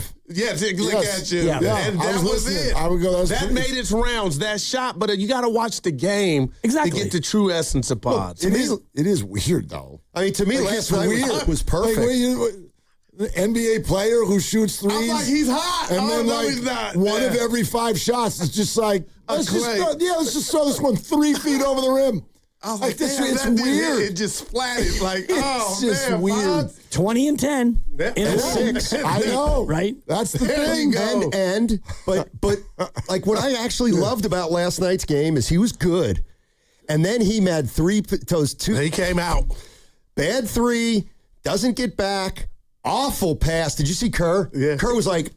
Right. Yeah. He covered his hands. They couldn't take care of the ball collectively. He said, Spencer, get right in there. 24 turnovers. 24 And Dre had turnovers. 3-on-1 at the end, and he kept getting the luck of the draw to where they kept retaining possession. So I'm on the over 21 and a half points, rebounds, and assists, and I'm looking at it on my phone. Oh, man. He's at 19. He gets a defensive rebound. Now we're bursting the other way. I'm like, yeah, Draymond, lay it in. Nope. He throws it to BP, or I'm sorry, KP, and he fumbles it, and back to Draymond. Next trip down, it's a turnover. Next trip down, it's a turnover. And I'm thinking, can we just get a bucket? Yeah. Get me over the hump? And he got there right before regulation ended. 0 for 5 from 3. That's always the key. If you want an Ottoman game for Draymond's PRA, he just needs to hit a couple threes. Yep. But he didn't hit any last night. No. He eventually got there, and shout out Klay Thompson. I went over 2.5 threes made. Way to go. 5 of them. Five. Mark gave me the look like, big ones. You smoking over there? I'm like, no, I mean, Klay in a revenge. I wanted him to get that last shot. Flag didn't get it to him on the Pods was on Klay, but I wanted Klay to take that last 3. Who took it? Cooper Flag couldn't get the ball to him. Cooper Flag had 7 turnovers too. And Moody was taking. God, that game. Yeah, I mean, that was like. Today's not the day to needle Steve, but he always says like, "Oh, you got to win the turnover battle." You had 24 turnovers and you won, so maybe it's not about that. Matched you. I know, right? Yeah. Like Melt and Draymond had 13 by themselves. 7. You can't have that ever. Each team had 2 guys with over half a dozen. Jeez. All right, gents. We didn't even mention Najee Marshall had 8. He was unbelievably bad. For a close game that the Warriors won in the end, you get the Moses injury and then the turnover line. You're like, this is an awful game. Yeah. But they won. But expansion sounds like a good idea to me. And Scotty comes in like, yesterday was a great game. It was just 2 teams. And my boy Squirt texted me, what game were you watching? 46 combined. I thought it was entertaining. Yeah, I really did. Right? It was. I was into it. I was into the game. There we go. I wish it wouldn't have ended. That's the word. It was messy, though. Yeah. It was very messy. All right, Kents. Steve Kerr, 5 o'clock. Steve Kerr, 5 o'clock, and we've built in a comedic relief because it's a heavy subject today. But Frank Caliendo's coming on at 4. Wow, got to get the impression. I don't know if he does a Moses Moody, probably not today, but he'll be on. Dibs, I get him a little mixed up with Siciliano. Yeah, completely different. No, you're right. Frank Caliendo, is way funnier. Yes, and just tune in for the Biden and the Trump because they'll both appear on the show. Oh my God! Yeah, and he's on video. Phenomenal. He's on video. What time? At 4 o'clock. All right, lock it in. That's important for Frank because sometimes the facial component takes it to a new level. Give me Gruden today too. No doubt. On 95.7 The Game. Are they the smartest show in the Bay Area? You guys are an intellectual feast for the smart sports fan in the Bay Area. Wow. You're pretty much the smartest guys on the radio. I agree. Good Lord, how big is your ego? Are they the funniest show in the Bay Area? Give it a laugh. Come on. You're a funny guy. Come on. Give me a laugh. You are funny, dude. Hit that S again. Are they the coolest show in the Bay Area? And no white boys. They're cool. That's what people are saying. You guys are phenomenal. This is one of the most perfect ways that I could end my day, getting a chance to talk to Mr. Mark and Dan, you know? We'll let you be the judge. Oh. All I know is it's a couple of Bay Area boys talking sports. I know nothing. Thanks. It's Willard and Dibs on 95.7 The Game. All right, here we go. Yep, Steve Kerr at 5 o'clock. And I don't know if he's going to be like Jan. I heard Jan cry pretty much on Steiny and Goo today, and I get it. I totally get it. I know that just about almost... My heaven. Yeah, almost everybody listening, you've never met Moses Moody, but I know it feels like you have. It feels like we know these guys. We do yoga. Yeah, man. Yeah. Moses has come on the show so many times, and Moses, again, I don't want to act like I know the guy, but you know, we're around the Warriors, and you can tell when everybody says the same thing about a person. Moses Moody is the nicest dude. He does seemingly absolutely everything the right way. And I'll just trumpet something. My oldest son texted me right when this happened. He's like, when's it going to end? What the hell's going on? And the answer is nothing. I already know the answer. It's a rhetorical question. When the hell is this not going to be like this? This has been 6 months of an absolute constant flow of this kind of news. Catastrophic injuries, sports injuries. I don't want to overplay catastrophic, but if you think about just the Warriors part of it and you go back to the beginning of the dynasty, you do have to recognize that for a number of those championship years, they got a lot of health luck. And I know they were younger guys and younger people. I mean, Moses, this was a freak accident. I don't think he slipped on the wet floor, even though they were toweling it off all the time. I think he just planted and the knee went the wrong way. But back in the early championship runs, you didn't have a lot of injuries. You had a young core, and they were able to stay healthy. Now, the finals against Toronto is a different story, where you had boom, boom, 1-2, both gone. That was bad luck. But in general, the Warriors have not been beset the way the Niners have. And then this year, and even into last year, like Steph and the hammy and Jimmy and the tailbone, and then all the way through this year, it feels like just when you're starting to see things go pretty well. And Moses last night, that was fun watching him play that well. And then great. To have it go and end that way is it's just terrible. Yeah, absolutely brutal. But yeah, he might have been, he was right up there with the best players on the floor last night. He was back. That gives everybody a little bit of a boost in terms of, like you're saying, looking forward and, okay, dream a little bit. You know, how's this going to go? You know, I joked yesterday that the Warriors might go 3-0 this week, and they might. They might. They got 2 bad tanking teams coming in the rest of the week, and it's like that could have been a little bit of a buoy to see if they could get the 9 or get the 8, and you get a little bit more professional because Moody is now in the building, and then it literally happens on what was going to be the exclamation point for victory. And it also was a narrative buster because it's been very easy for all of us all year. Whenever the Warriors get the injuries, you're like, well, yeah, dummy, they're old. He's 23. Right. He's 20-freaking-3. This is like when Michael Williams had it happen with the Niners. This guy's a rookie. So this is not about age. And so there's no answer to the question that I ask, but I know that's what a lot of people are feeling right now, which is what the hell is going on? This is just, it's an unreal run of bum luck. Yeah, and this one I think is the one that feels maybe the bummiest, and I'm not going to just sit here and justify reasons for injuries, but Nick Bosa has had multiple torn ACLs, and so that happens, and you're not totally shocked, you're bummed, but that's happened before. Michael Williams, I don't know his knee history, but he's young, but he plays a sport where you're one big guy falling the wrong way away from you being out. Jimmy Butler's an older player, and so the older you get, you've gone through a lot and the mileage on your body and whatnot. Steph's runner's knee, you put that to the side because that's more of a chronic ailment than it is a catastrophic injury. But then you get to this one. And this is almost like the Brock Purdy one, Mark, where, he just gets hit and, your elbow, and now you need a complete, replacement, and you're going to be out for a long period of time. And I thought of that injury yesterday. But again, that's football, and that happens. This was just a guy getting ready to jump and dunk and seal a game that he was the MVP of. Yeah. And I don't know. I think these moments start to make you think about a little bit of a bigger picture, right? I mean, these are the moments, and this is part of why they're so hard, because you can look at this from a different lens if you want. We don't know. We're not friends with Moses Moody. We don't do barbecues together, and Moses has a $40 million contract in his hip pocket. So it's not like what you just said. It's not tragic. No, nobody died. Nobody is not going to be able to take care of themselves. But I think what happens is we just start thinking about the future, and we start thinking about how his life might have just changed. The course might have just been altered. Here's one thought that went through my mind. I just think in general, when we choose a career, there's sort of two routes we can go, and there's overlap here, and I don't think it's always defined, but there's kind of two routes we can go. We can go safe.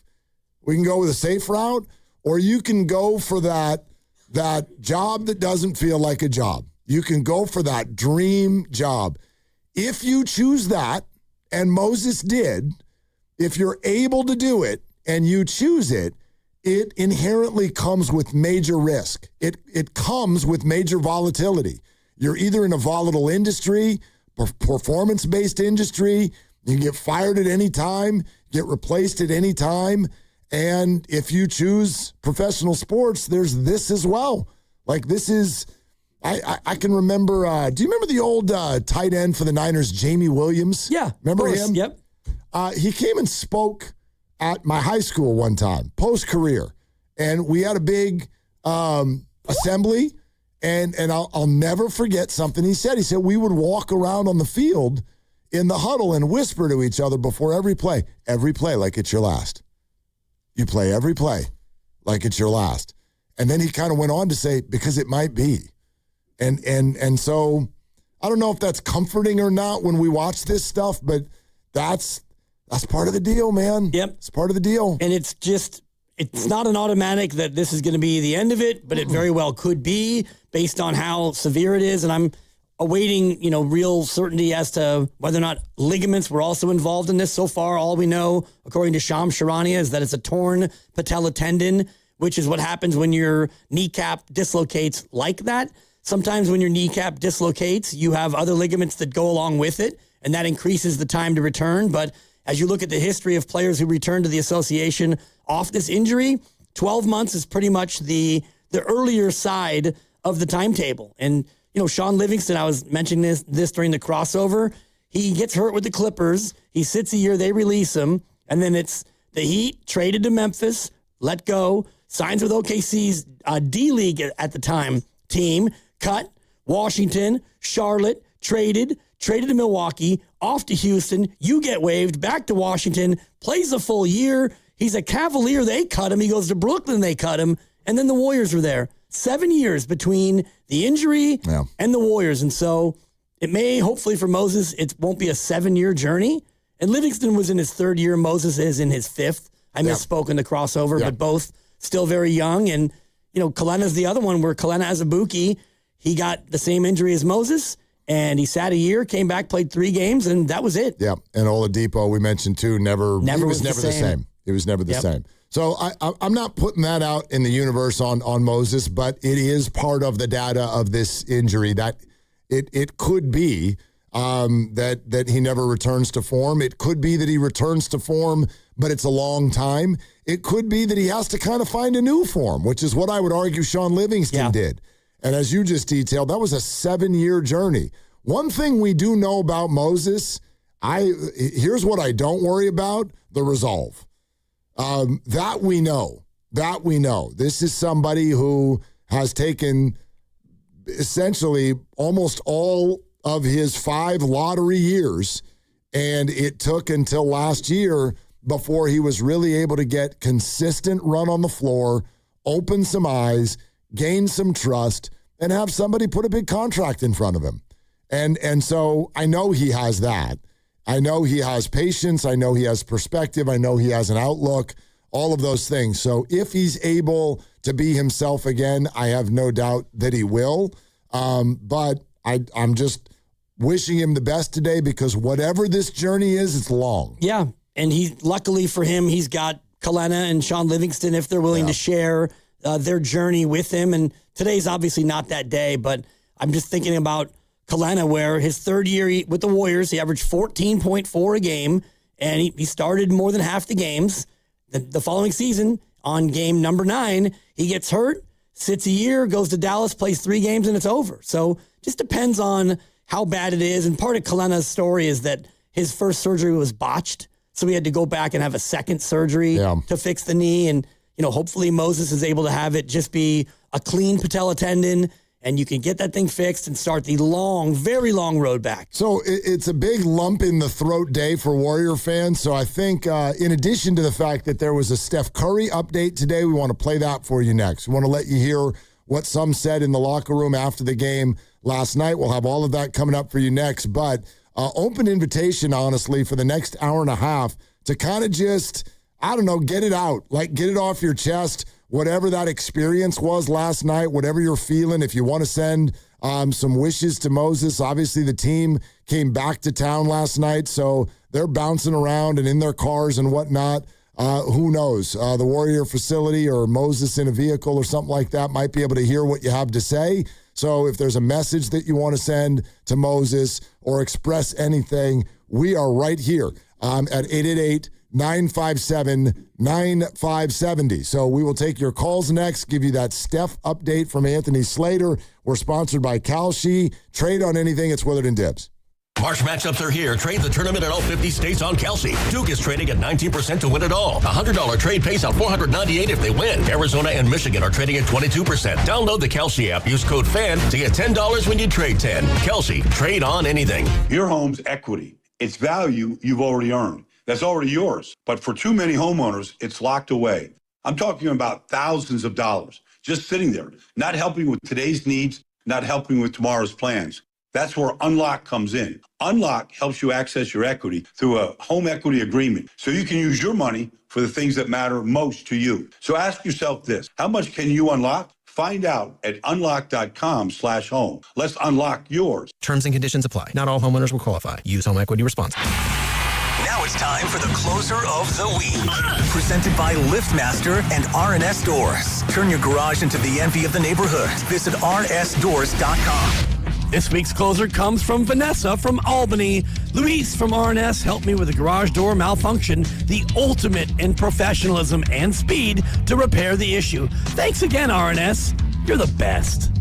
Recently, Apparently, my garage door opener was not working. I was in need of a closer. I was put in touch with R&S Doors, and they hooked me up with a brand new garage door opener from LiftMaster. With LiftMaster's MyQ connectivity, my garage door opener can be controlled right from my smartphone. You'll know when a door or gate has been left open and can close it with a tap, no matter where I am. Be one of the first 10 callers and receive 20% off a LiftMaster garage door opener. Call 1-800-FIX-A-DOOR. That's 800-FIX-A-DOOR. Or visit rsdoors.com. R&S Doors. Look for the red truck. Hey, Jimbo. Why is your cubicle full of plastic coffee pods? Well, I brew a lot of pods. How come yours isn't? Because I brew San Francisco Bay Coffee's commercially compostable one-cup coffee pods. Commercially compostable? Indeed. They're just like yours, but they're made from plant-based materials. So I'm helping to reduce plastic landfill waste. Commercially compostable one-cup coffee pods from San Francisco Bay Coffee. One small sip for a better tomorrow. One-cup coffee pods can help reduce plastic waste in landfills when commercially composted. Commercial composting is available in limited areas and may not be available near you. What if you had the smartest Wi-Fi? If you did, it'd be Xfinity, of course. And it'd come with their best state-of-the-art equipment. It would boost speeds to the devices that needed them most, prioritizing your most important connections, whether you were streaming, gaming, or gaming while pretending to work. And it would let you stream 4. That's right, 4 games on one screen. It would even power your mobile connection so you could bring faster, secure Wi-Fi speeds with you where you use it most. It would be proactive and fix problems before you knew you had them. Impressive, right? And it would have security features that protect you from threats at home and online. Kinda like a force field for your life. If you had the smartest Wi-Fi, well, everything would work together seamlessly to keep you connected, no matter what. Xfinity. Imagine that.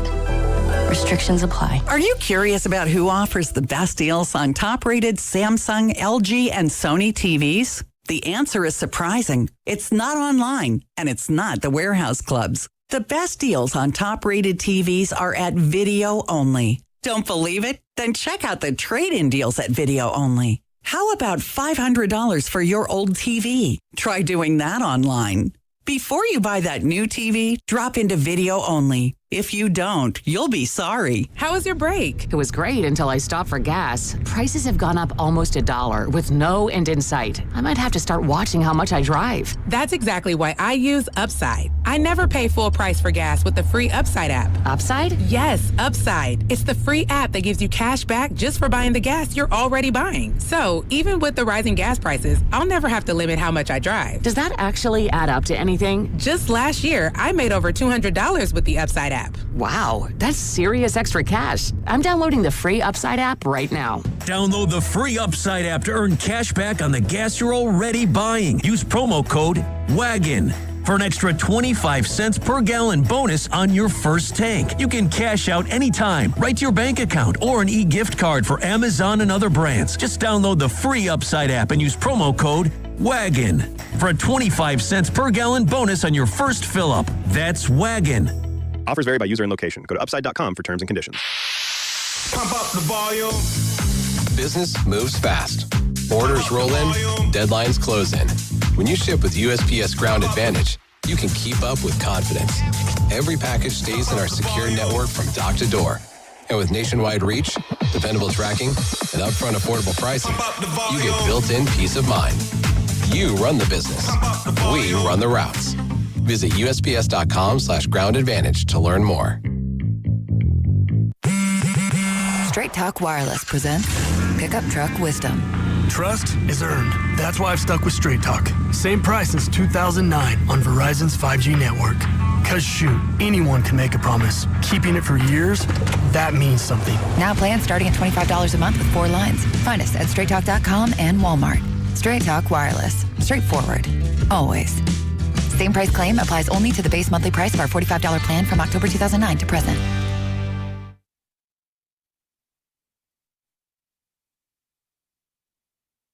Melton probing the defense, shoveled up top to Draymond, over to Pajemski, splits traffic, shoveled to Moody, right side, lets it fly, 3-ball, right corner pocket for Moses Moody. Moody with 14 and now 17 in his first game back. Bay Area is Moses Moody. You're listening to Willard and Dibbs on 95.7 The Game. Coming to you live from the Laughing Monk Studios. This is Hero, right? Foo Fighters? It's a good choice, Grandy. For the YouTube audience, Grandy's trying to make us cry. And I like your chances today.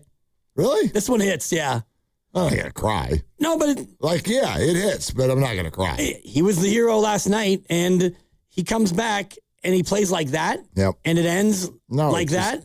It's brutal. Yeah. It's brutal. Moses is like... that's just like the most fan-friendly, team-friendly. Like, it's just Moses. Homegrown. Yeah. And you love to talk about homegrown. Love homegrown. And he's that. Homegrown. And it's too bad that he plays for a coach who doesn't develop young people. It's a little early for the Steve Kerr sarcasm hour, but... That was more of a shot at the anti-development faction out there because he did develop Moses Moody. Yeah. He steadily has gotten better and better and better. And the way Steiny put it earlier, that's what really hit me of, like, next year. So if you really want to maximize this window we all talk about, and KP fits like this, and maybe Melt can stay, and Draymond maybe has one more season, and Steph comes back, and Jimmy and Moses is playing like this, then all of a sudden you can dream a little bit more than you can now with no Jimmy till February and probably no Moody all year. And so it becomes harder to convince yourself of next year, I think that, you just touched on something that is the entire Warrior fan experience right now. And I think that all of us go back and forth with that. I think it's what happened in real time for a lot of people last night, which is at a certain point, you want to read the story. You want to go on the journey. It's like buying a Powerball ticket. You buy the ticket and you walk to your car and you let yourself go down that road. What would I do if those are the numbers tonight? How would life change tomorrow? You go through the whole process in your head, and then those numbers come out, and you pick up your ticket and realize, dude, you didn't even get one. You didn't even get one number. And yes, you're more likely to get hit in the face by lightning and all of that stuff. And so you say to yourself, why did I let myself believe that? I think that's the continual process right now of being a Warrior fan. Like, okay, everything for Steph. Here we go. Moses is back. And then a couple hours later, you're like, what are we doing? What are we doing? Steph just turned 38. Everybody's hurt. They don't really have a lot of good players. What are we believing in right now? Well, it's the one thing to believe in it and not win the Powerball fine, $2, $5, whatever you invested. But in this analogy, somebody comes up and steals your car. And because the negative of losing Moses is more than like, you didn't win the lottery fine. Of course. It only cost you what you had already put in. The dream is dead, yes. And what were we even thinking? But in this case with Moses, it's like the dream was kind of out there anyway. And now you stole my car, so I didn't win $114 million, and now I have no car? Yeah, it's more than $2. Right. But I'm also talking about the larger view of Warrior basketball. Agreed, yeah. The Steph career, and is there another championship? I think there's another thing you have to remind yourself. The worst thing that could happen, the absolute worst, and this isn't about Moses, Steph's career, the absolute, if everything just keeps going horribly, then you got 4 rings and one of the best players to ever play the game. That's the worst thing that could happen. Yeah, that's already what you've accomplished, right? So that's like a super rich person playing lottery, I guess. Yeah. Or something. It's like Tiger Woods trying to catch Jack for most majors won. Right. Tiger's got 15. Jack's got 18. I don't like your chances, but you got 15, T. So at the very least, not bad. You got 15 majors. Not bad. So I look, a lot of people kind enough to call in, want to say some things. Don't want to miss any of you. So let's go out to the phones. Oh, I did promise the Steph update. I don't want anybody sitting in their driveway waiting for that. Here's Anthony Slater, NBA Today on ESPN. Saturday, they announced he's going to be incorporated into live action, contact action. That's important. Saturday pregame in Atlanta. Steve Kerr says they expect him to scrimmage Sunday in Atlanta. I talked to Steph postgame briefly, and I nudged him like, hey, maybe Wednesday, maybe Friday. And he's like, hey, I tapped the brakes on that. He's got some checkpoints. They then canceled the Sunday scrimmage. He still is yet to scrimmage. And he says he wants to come back. They keep saying he wants to come back, but the reality is he has to get into a scrimmage live action, see how the knee responds to it, because it hasn't responded that well at times, and he hasn't scrimmaged, so he will not play Wednesday, and we don't know beyond that. Okay, so the update there is tucked into the end. Steph is out tomorrow night in the home game against Brooklyn, which I want to push this to a little bit later. I think that there's a real loss there for the Golden State Warriors, that Steph Curry will not be playing tomorrow night, because that had been circled in pencil by some as the potential night of his return, and it will not be. No, it's going to be a bananas night in that part of the world anyway. And if Steph was returning, combined with the Yankees are in town, and you got Judge, no Bryce Eldridge, who went Oppo Taco last night. That was pretty fun. He homers every single at bat since they sent him down. First time he's homered in a big league ballpark, though, so that had to feel good for him. And he's going to be a dog. Dude. That thing was a no-doubter. That thing was absolutely launched. I have zero concerns about Bryce Eldridge. Yeah, no doubt. That's going to be an impact player. No doubt. And, tomorrow would have been super triple special. It's still going to be awesome. And, the Warriors do have a home game, and it's not a must win by any stretch, but you're going to get to see more Cryer and your 7 and all the rest of the fellas. 415 has a message for you. I want to read it because I just wholeheartedly could not disagree with it more. But thank you for listening and engaging. Love it. But this is the game that so many of you play, in my opinion. Moses has always been great. All caps, please do not credit Kerr with that. If anything, he hindered timely advancement for Moses. All caps, be real, guys. Okay. So that's the game you play. If somebody doesn't develop, that's Kerr's fault for not developing him. And if somebody does play well, no. They did that on their own.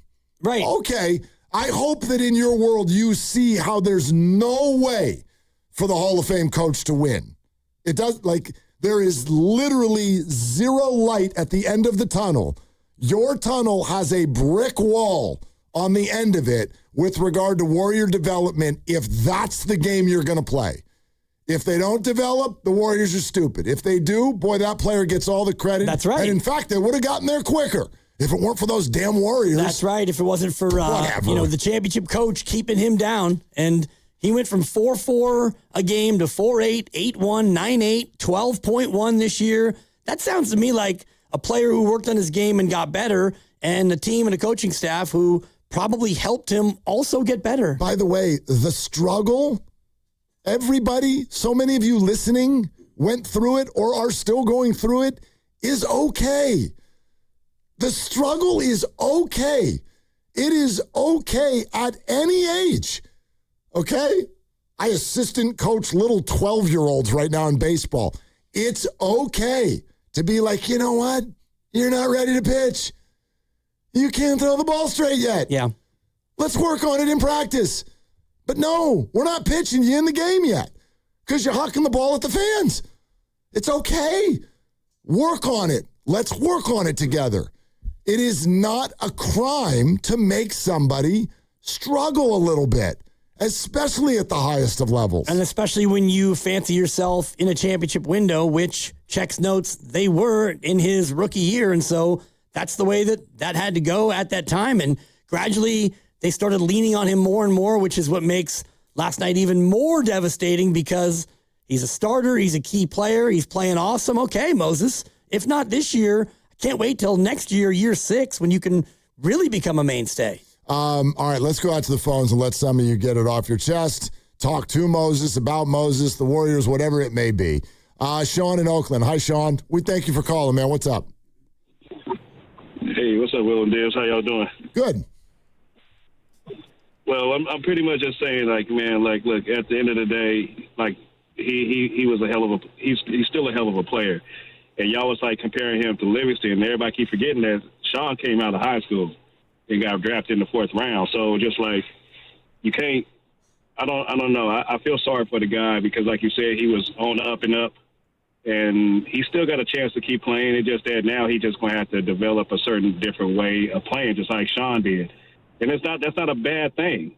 It's just like you just got to put a little more repertoire into your game, and that's okay. Like these players come out here every day and play for us, and we got players that we don't like and players we do like, but they out there putting their body on the line every day, so they deserve our dedication to them wholeheartedly, 24 hours a day, 7 days a week. Sean, I couldn't agree more. By no stretch, and thanks, Sean.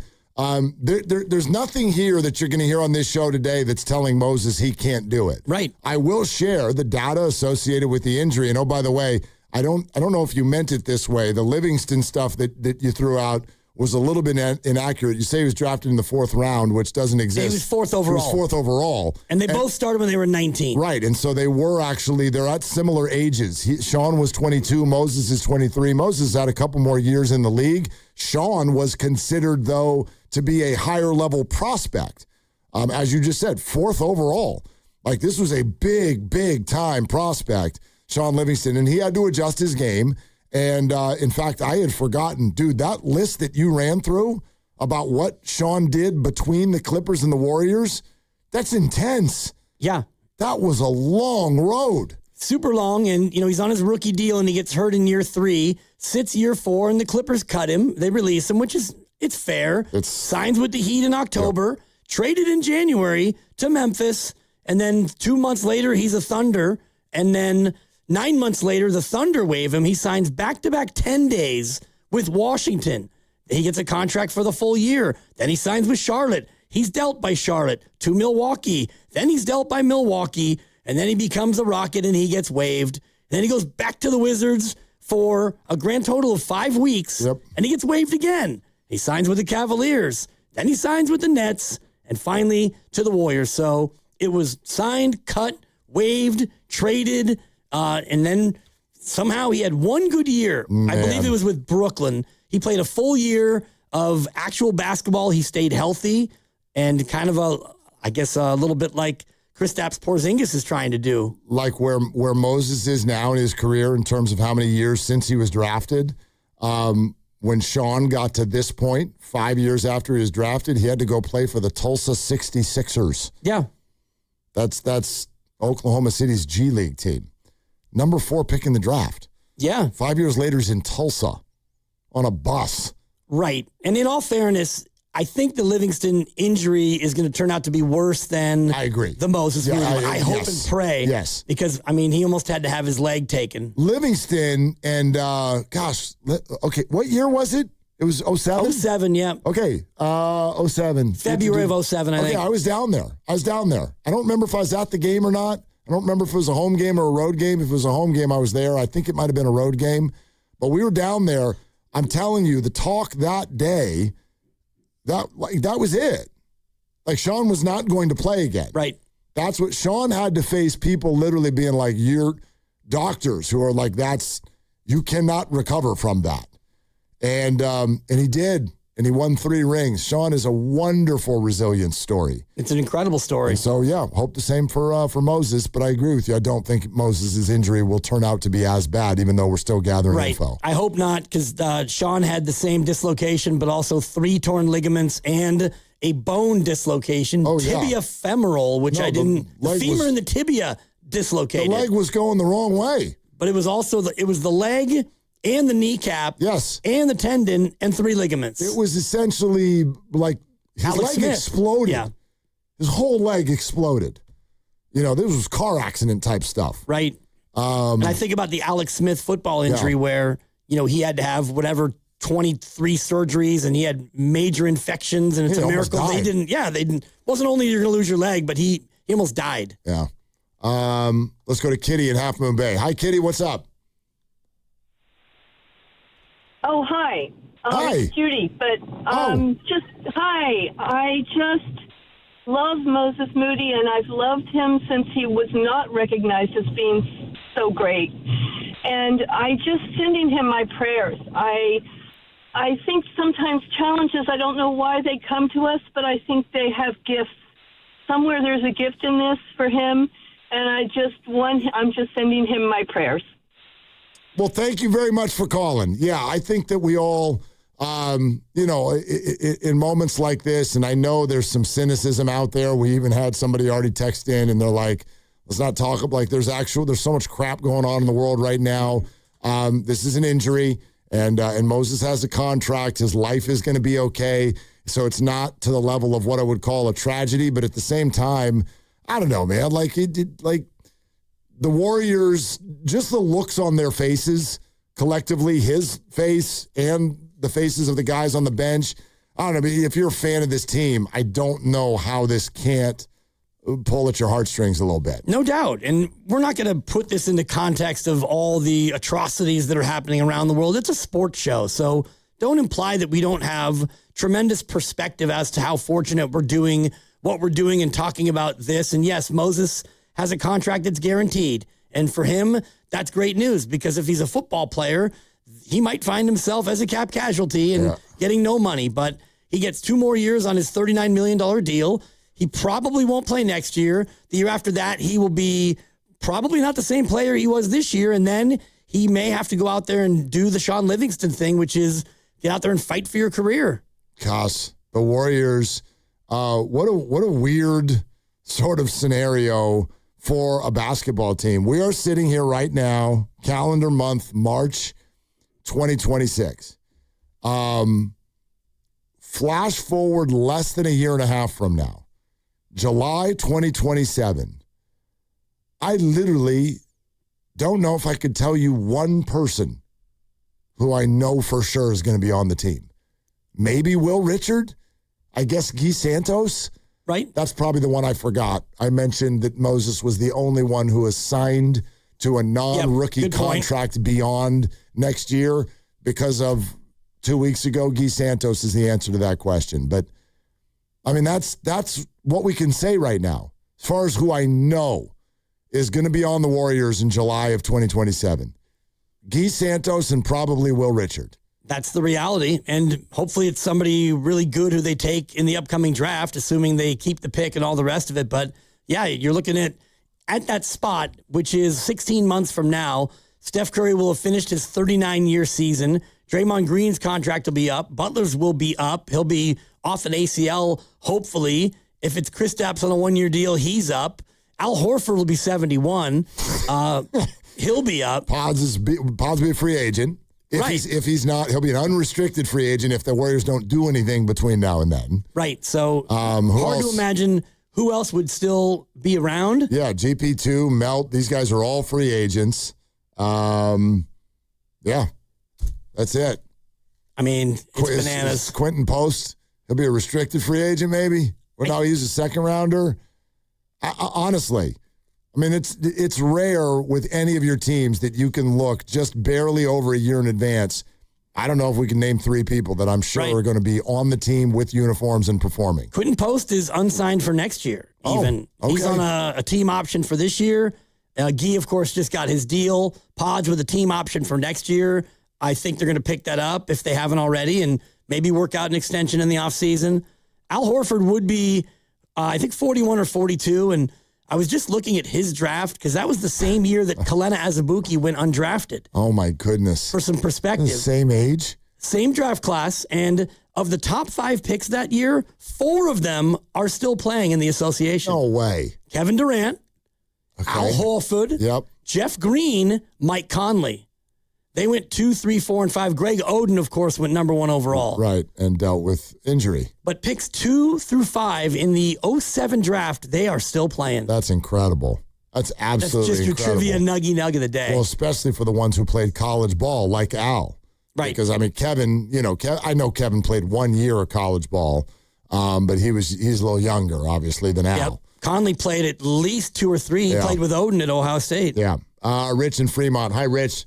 Thanks for calling in. What's up? Rich. Boom. Okay. Go on. Call back, Rich. He is. I know he wanted to get in. I tell you what, while we're waiting for that to get all squared away, we've got something else squared away.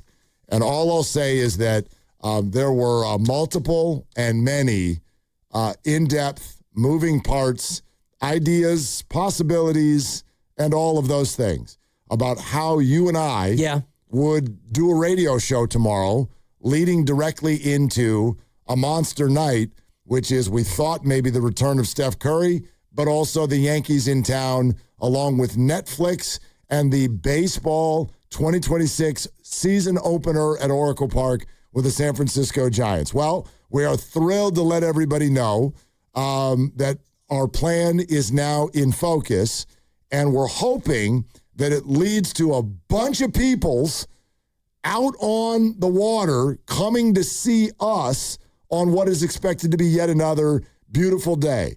Senior Sisig at the Ferry Building will be our host tomorrow. So if you are ferrying into the city or ferrying out after a day of work, on your way in for Warriors, for Giants, or just to see your afternoon friends, Willie and Dibby, whatever it is, if you're over at the Ferry Building at all, Senior Sisig is the spot, presented by Ashby Lumber. We will be there all afternoon long, getting in a little, a little vibe. Yeah. A little vibe search tomorrow afternoon. Little bay ambiance. And you come to Senior Sisig for the food, you stay for Willard and Dibs, and then you stroll the promenade on a beautiful day in San Francisco. Absolutely. So that's the plan, and I think it's a good one. It's a great one. I can't wait. I can't wait. Yeah, come in and you're on a boat if you come in that way, which would be fun. And you could take a good hard look at all of the boats. Yeah. And take a hard look at Willard and Dibs and hope I'm not getting sunburned because I just cut my hair today. Yeah, you do have that fair skin, don't you? Yeah. Yeah. Sunscreen. And a hat. Yeah. That's fine. It's a casual job, the one we have. Yeah, I wear shorts every day. I know you do. Every day? Yeah, except for when we're going to be out and about with like fancy highfalutins. Will you wear shorts tomorrow? Tomorrow for sure. For sure. Okay. All right. Hey, this Saturday, March 28th, Hobbs Law is covering adoption fees for every dog and cat at the San Jose Animal Care Center. How great is this? Go get your friend. 10 a.m. to 4 p.m. at 2750 Monterey Road in San Jose. Hobbs Law, rough on injustice with a heart for paws. We're also brought to you by Fremont Bank, here for you, here for good. We'll get back to the calls coming up next, and I also want to get to why that's maybe a bigger deal than we thought, that Steph specifically won't play tomorrow night with the Brooklyn Nets in town. This is Willard and Debs. Hey, it's Joe Shasky from the Morning Roast, and tomorrow me and Joe Spadoni have a killer show for you. Giants-Yankees home opener. It's going to be on Netflix. We're all excited. And we've got Larry Baer, you know who, the CEO of the San Francisco Giants, going to be joining us on the Morning Roast. We got Dave Fleming, the voice of the San Francisco Giants, and we've got my good friend, the mayor, Daniel Lurie, also set to join us. It's a who's who. You don't want to miss it. 95.7 The Game, Spadoni and Shasky, Morning Roast tomorrow. Hi, I'm David. I'm Chris. And I'm John. We are the three brothers who own Jack's Restaurant and Bar. And we are here to... Not again. That's my line. That was my line. Boy, stop it. Mom? What are you doing here? Have you heard your commercials? They're terrible. That's not our fault. You taught us how to cook delicious food. Using only the freshest ingredients. And to treat all our guests like family visiting our home. But you didn't teach us how to write catchy radio spots. They remember that and get back to work. Yes, Mom. Jack's, serving delicious breakfast, lunch, dinner, and drinks the way our mom taught us. ilovejacks.com. We all hear the radio ads about the IRS. They tell you to be afraid, to be scared, and they try to frighten you into calling. I'm not here to do that. Tax Relief Advocates is different. TRA is here to tell you that if you owe money to the IRS, whether it's $5,000, $50,000, or $500,000, we have a solution. It doesn't matter if you're sitting in your car, at work, or with your kids. No matter where you are, call now. 800-507-9701. Don't lose hope. TRA can eliminate or reduce what you owe to the IRS. Generous programs are now available that can give you a fresh start. Our passion is taxes and helping individuals fix their IRS problems. We have over 1,000 5-star reviews on Google and an A+ with the Better Business Bureau. You don't need to be afraid of the IRS any longer. End your tax nightmare today by visiting us online at TRA.com or call 800-507-9701. That's 800-507-9701. Tax Relief Advocates. Real solutions for real people. Xfinity Tech Support. Matthew speaking. Hi, I live in a pretty remote place, like Jurassic Park remote. Oh! Wow. Will Xfinity Mobile work out here? Yep, the combination of reliable Wi-Fi and 5G makes it so that you can stay connected in all kinds of places. Plus, you get access to ultra-fast speeds and coverage, whether you're poolside or out live streaming with a T-Rex. Hold still, you're about to go viral.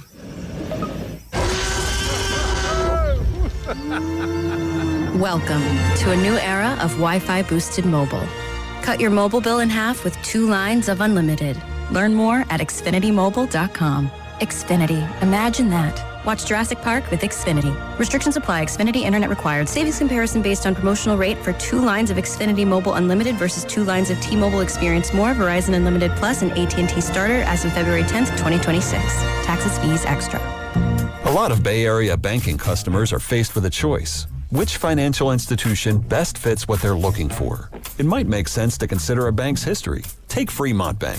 For 60 years, we've provided stability and consistency with an emphasis on relationships. We've grown one customer at a time, not through mergers or acquisitions, because that's how you can do business when you're independently owned and community focused. Fremont Bank. Here for you, here for good. Neuropathy is a debilitating condition that is sometimes misdiagnosed. Symptoms can include pain, numbness, and tingling in your hands, legs, and feet. Neuropathy is a progressive condition that only worsens unless you get effective treatment. SF Bay Wellness is a leader in neuropathy reversal and uses FDA-cleared, non-invasive electric cell therapy to restore nerve function with no injections, no drugs, and no surgery. The treatments have a 95% success rate. If distance is a factor, ask about our virtual consultation option. Call SF Bay Wellness at 844-94-NERVE for the $99 neuropathy evaluation and receive a personal treatment plan that is tailored to your needs. Don't wait another day. Call 844-94-NERVE. That's 844-94-NERVE. Why keep suffering with the painful symptoms of neuropathy? You deserve to live a pain-free life. Start getting the treatment you need for your neuropathy symptoms. Call today. Baseball is back. Opening night is one exclusive game, and it's live on Netflix. On Wednesday, March 25th, the New York Yankees, led by 7-time All-Star Aaron Judge, head to the Bay Area to face Rafael Devers and the San Francisco Giants.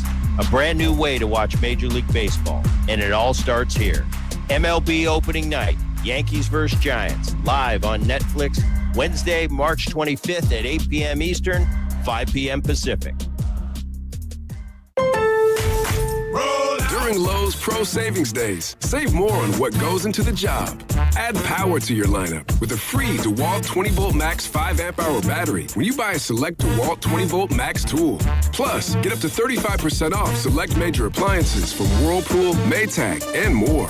Get the job done right. Keep more in your pocket. That's Pro Savings Days. Our best lineup is here at Lowe's. Valid through 3/27. Selection varies by location. While supplies last. And now an ode to play, brought to you by Scratchers and the California Lottery Philharmonic. Take a time out from your busy day for a quick moment of play. Get some scratchers, then get scratching. You deserve it, won't you say? Scratch, scratch, scratch, scratchy, scratchy, scratchy, scratch, scratch. Feel the play and up your game. Scratchers from the California Lottery. A little play can make your day.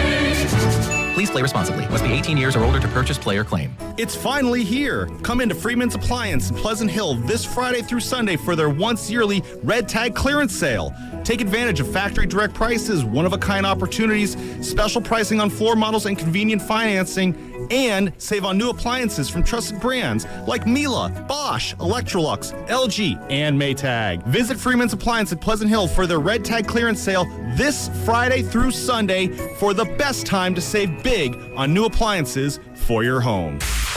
You're listening to 95.7 The Game, KGMZ-FM and HD1 San Francisco on Odyssey Sports Station and the home of the Golden State Warriors and Valkyries. Always live on the free Odyssey app and now coming to you live from the Laughing Monk Studios.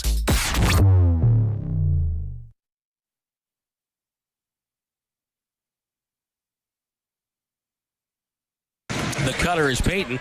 Payton cut off by Bagley, low right. Backs it out to above the break. He'll feed Porzingis on the bounce.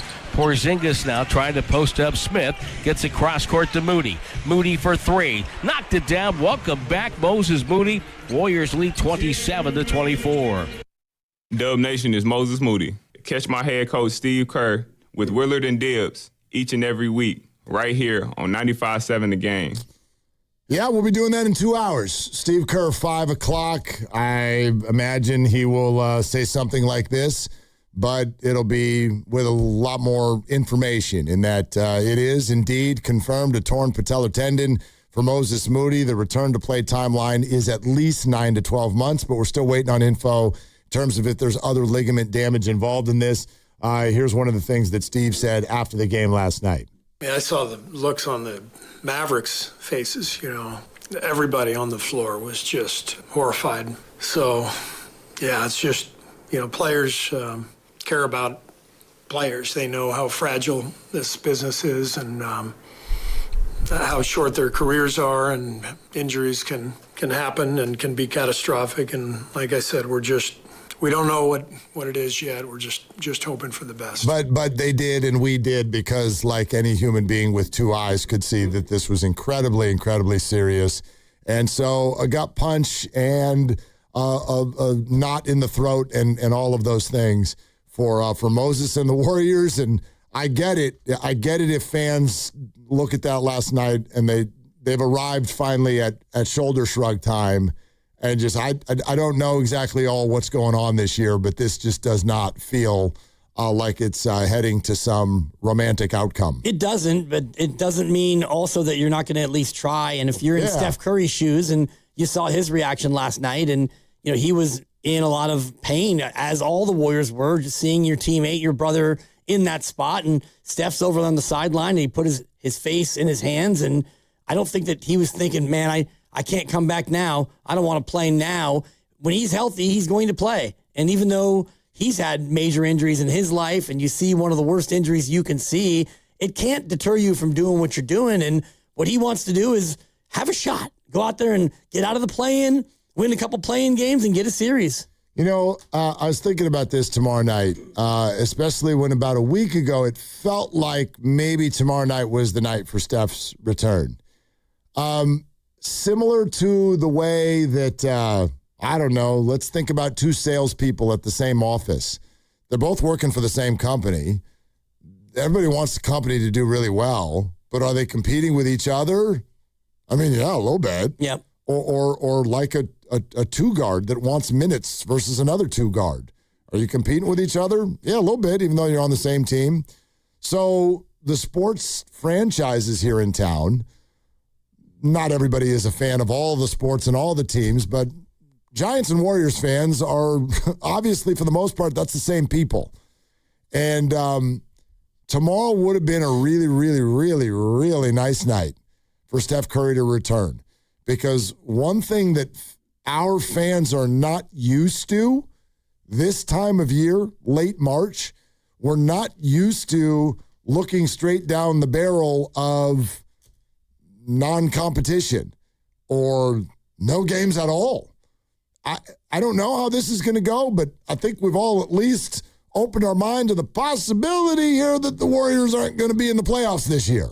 Right. So the entertainment dollar, I'd argue, is a little bit more available right now than it usually is for at least the month of April. Let's put it that way. And when the San Francisco Giants are granted the standalone Netflix streaming opening of Major League Baseball season game, and the weather's beautiful and Aaron Judge is in town, I think it would have been nice for the Warriors if Steph Curry had been back on the court that night too. Let's just put it that way. Yeah, just from we're going to splash back at you. We have the splash brother, you have the splash hit, and our splash brother is going to be back. And who knows if you get a splash hit, and I know the Cove is going to be full of boats and people are going to be excited, and it is the standalone game. So for that night, the Giants actually might have more of the buzz, even if Steph came back. And now that Steph won't play and the pall of the Moses Moody injury is cast a little bit, and the downtrodden season, etc., it's up to the Giants. I mean, it's the Giants for the taking on that night. And I just was looking at last year. The Warriors played until mid-May. Exactly. 2 years ago, they only played till mid-April. So last year, even though the Giants had a great start, it still was the Warriors in that 7-game upset of Houston, and now we got Minnesota action and all the rest of it. And then flash forward to Friday, because, I don't know, listening to Anthony Slater sort of felt to me like even Friday feels unlikely. Right. Washington will be in town, and earlier that day, the Giants will have their actual, what's considered opening day. They'll already have a game in hand, but the tradition is to have that day game as the opener to the season, and they'll have that on Friday afternoon. Sets up for one hell of a beautiful city day. And shout out to any of you who got tickets to both. Good on you. Yeah. I love you. I'm jealous. Can I borrow some money? That's right. I am going to go. We're going to go to the Friday night game, but obviously we'll be on the air during the Giants game. But Giants during the day at 1:30, Warriors at night. Again, it'd be nice. It would be nice if DeAnthony Melton wasn't the featured player. And Guy Santos, and the great story, and what will Pods do? He's going to hit 5 threes, but shoot 3 air balls. Like, there should be a threes versus air balls count for Pods from 3, because he'll usually hit 2 or 3, but one of those misses is going to be a hideous air ball of some sort. So hit like an usher or something.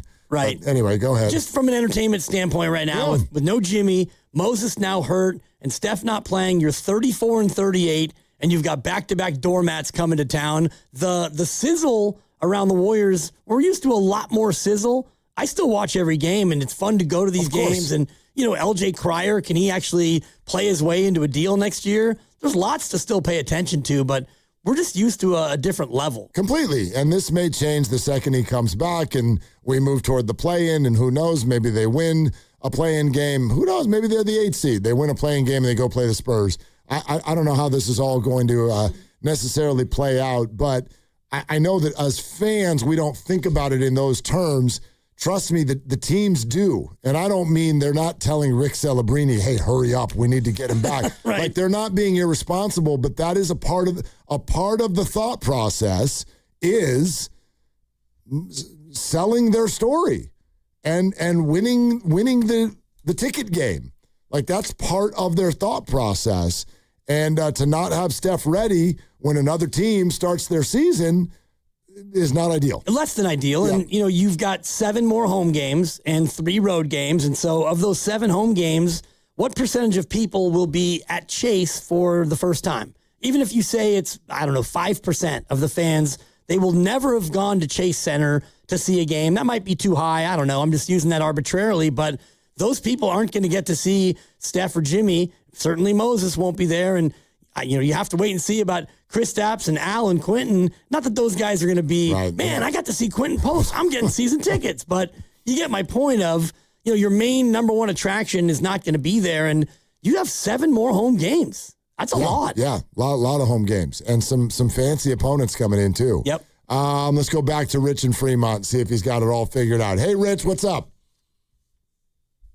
Hey, guys. Thanks for taking my call the second time. Sorry I grabbed the phone the wrong way. It happens.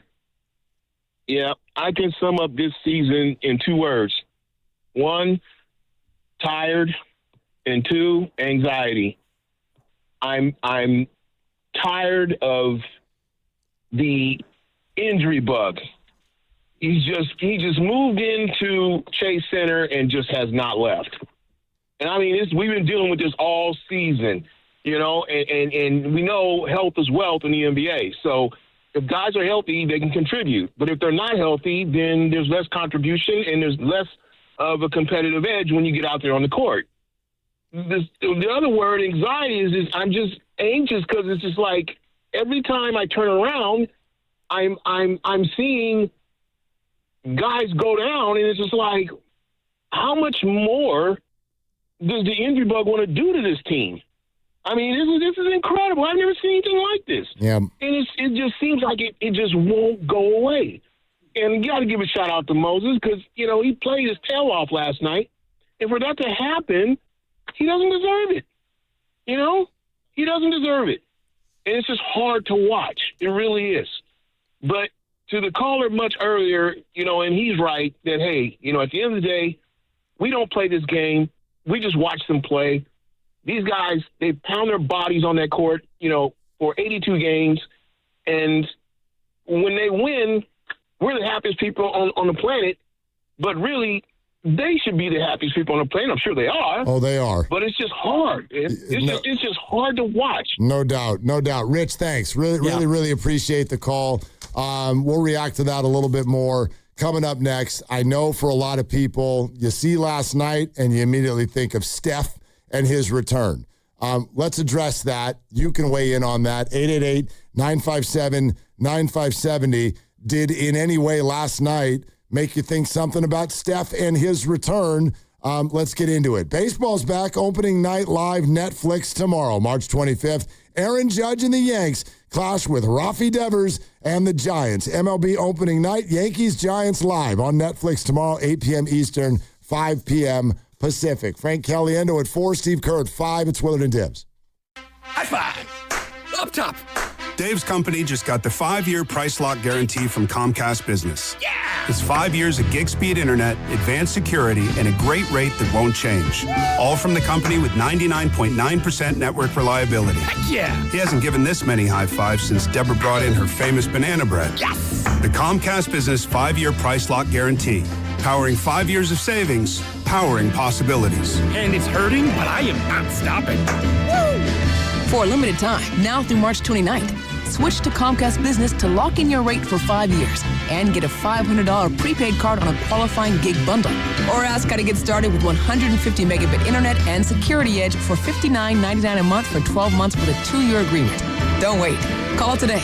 Restrictions apply. New customers only. 1-year contract required for guaranteed rate. Paperless billing and automatic payments with bank account required. 5-year pricing applies to monthly service charge excluding taxes and fees. Come on, kids. We're almost there. The map says straight ahead. One-a-day 50-plus multivitamins are made for your overall health, with nutrients to support your brain and muscle function. Because don't you want to make the most of each day? So even on the family hike, you're not just keeping the pace. Hey, Dad, wait up. You're one step ahead. One-a-day 50-plus. The one for you. This statement has not been evaluated by the Food and Drug Administration. This product is not intended to diagnose, treat, cure, or prevent any disease. Wesley is a truck driver. I drive a truck, and I love what I do. A truck driver with IRS troubles. They told me I owed them $43,000. It got really bad. Quite a few letters in the mail. They were talking about wage garnishment, coming after my house, my car. Yeah, they don't play around. I seriously thought that I was going to lose everything. One sleepless night, Wesley finally made a call to Optima Tax Relief at 2 a.m. Kind of figured I'd get a machine, but I didn't. I actually got to talk to an actual person in the middle of the night. He found just what he was looking for. Oh, they were great people. You need a team of people that know what they're doing. Optima Tax, they know what they're doing. Optima Tax Relief came through with flying colors. I saved an incredible amount of money. Happy don't even come close. I was absolutely overjoyed. Take Wesley's advice. If you're in any kind of trouble with the IRS, call Optima Tax Relief. Don't trust anybody else. Call Optima for a free consultation. Call 800-708-5977. 800-708-5977. 800-708-5977. Optima Tax Relief. Some restrictions apply. For complete details, please visit OptimaTaxRelief.com. He's the best interview in the Bay Area. He looked like Steph Curry always has, so he still got it. I mean, I think the biggest thing when you're 37 is maintaining the level over the course of 82 games. And he joins Willard and Dibs every week during the NBA season. We have a blueprint that everybody's feeling confident with. Steve Kerr is presented by Great Clips. In sports, success is about team effort, and the same is true for your hair. Great Clips. It's gonna be great. It's the Good Guys 42nd All-American Get-Together. High-octane Good Guys autocross racing action. Explore the Dead-End Magazine Lowrider Showcase and more. Happening all this weekend in Pleasanton. Details at good-guys.com. 1877 Cards for Kids. KARS Cards for Kids. 1877 Cards for Kids. Donate your card today. 1877 Cars for Kids. KARS Cars for Kids. 1877 Cars for Kids. Donate your car today. Ready to get rid of that old car? Donate it to Cars for Kids. Call 877 Cars for Kids to speak to a friendly live agent. Donation is super easy, and your car can be picked up as soon as tomorrow. Go to carsforkids.org now or call 877 Cars for Kids to donate your car today. 1877 Cars for Kids. KARS Cars for Kids. 1877 Cars for Kids. Did you know you can donate real estate too? Go to carsforkids.org. That's cars with a K. At Uline, they know going the extra mile takes hard work. For companies pushing to go further, Uline will go the distance with you. 24/7, they answer the phone to get you the shipping and industrial supplies you need. Business can move fast. Unexpected large orders, adverse weather, new safety guidelines, and changing economic trends. Uline works hard keeping 41,000 items ready to ship, minimizing detours on your way to the extra mile. Visit uline.com. It all comes down to this, folks. Yep, the entire season is on the line. But my throat has officially thrown in the towel. Sounds like you need Vicks VapoCool drops. They're max strength and vaporize sore throat pain. Whoa! These VapoCool drops hit fast. Speaking of fast, did you just see that play? Yeah, he vaporized that ball. That pun should have come with a penalty. Vaporize sore throat pain with Vicks VapoCool drops. Use as directed. Staples presents That Was Easy. So I opened a restaurant and needed everything. Menus, signage, catering brochures. Everything and then some. I went to Staples. They printed it all and even suggested takeout menus. One money pit with a side of fries. But now at Staples, you get up to $125 off custom print orders. $125 off. Now you're cooking. Brand your business in a big way at Staples. That was easy. Shop Staples in-store, online, or in the app by 4/18 to unlock. Exclusions apply. Visit staples.com/print for details.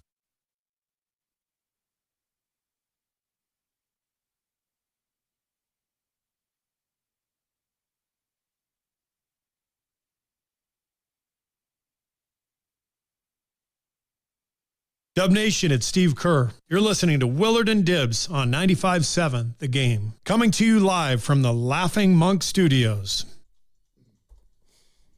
Steve will be on at 5. Frank Caliendo's going to make us laugh at 4. Good luck. No, we can laugh. He can do it. I know he can. He can do it and we can do it. Yep. Nobody died. I know. I mean, somebody died. Right, but I'm sure somebody died yesterday, and rest in peace and thoughts and prayers and, you know, I hope everything's okay. But right. Well, it's not okay. They died. Well, spoiler alert. No, but do you feel like someone did this? Boy, we're about to go just fly off topic. Okay. But I now have a question for you. You better be careful. No, it's okay. Trust me. Little leeway here. Hi, Lucas.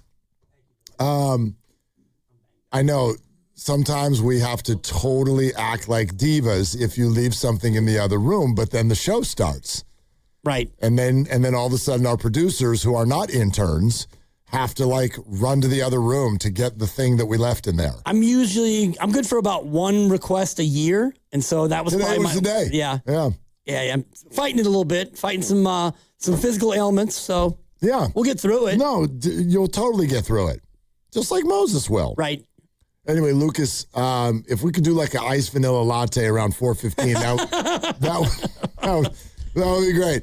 Anyway, so broadcast partner of mine years ago when I was doing Boise Hawks radio in the Angels organization, he was like, and some people are like this about death. Do you think that it's sad when there's a funeral for someone who was like, say, 96 years old? Probably not. I mean, it's always sad because you feel that sense of loss, but there is a point where, you know, the more prevailing thought is hell of a run. You know, you get to that. I don't know what the age is. I've never said that at a funeral before. Nor have I, but that's like the prevailing sentiment. There's an age. I don't know what the number is, and it depends on like how the last years were, but hell of a run. Like if you're my great grandma, rest in peace.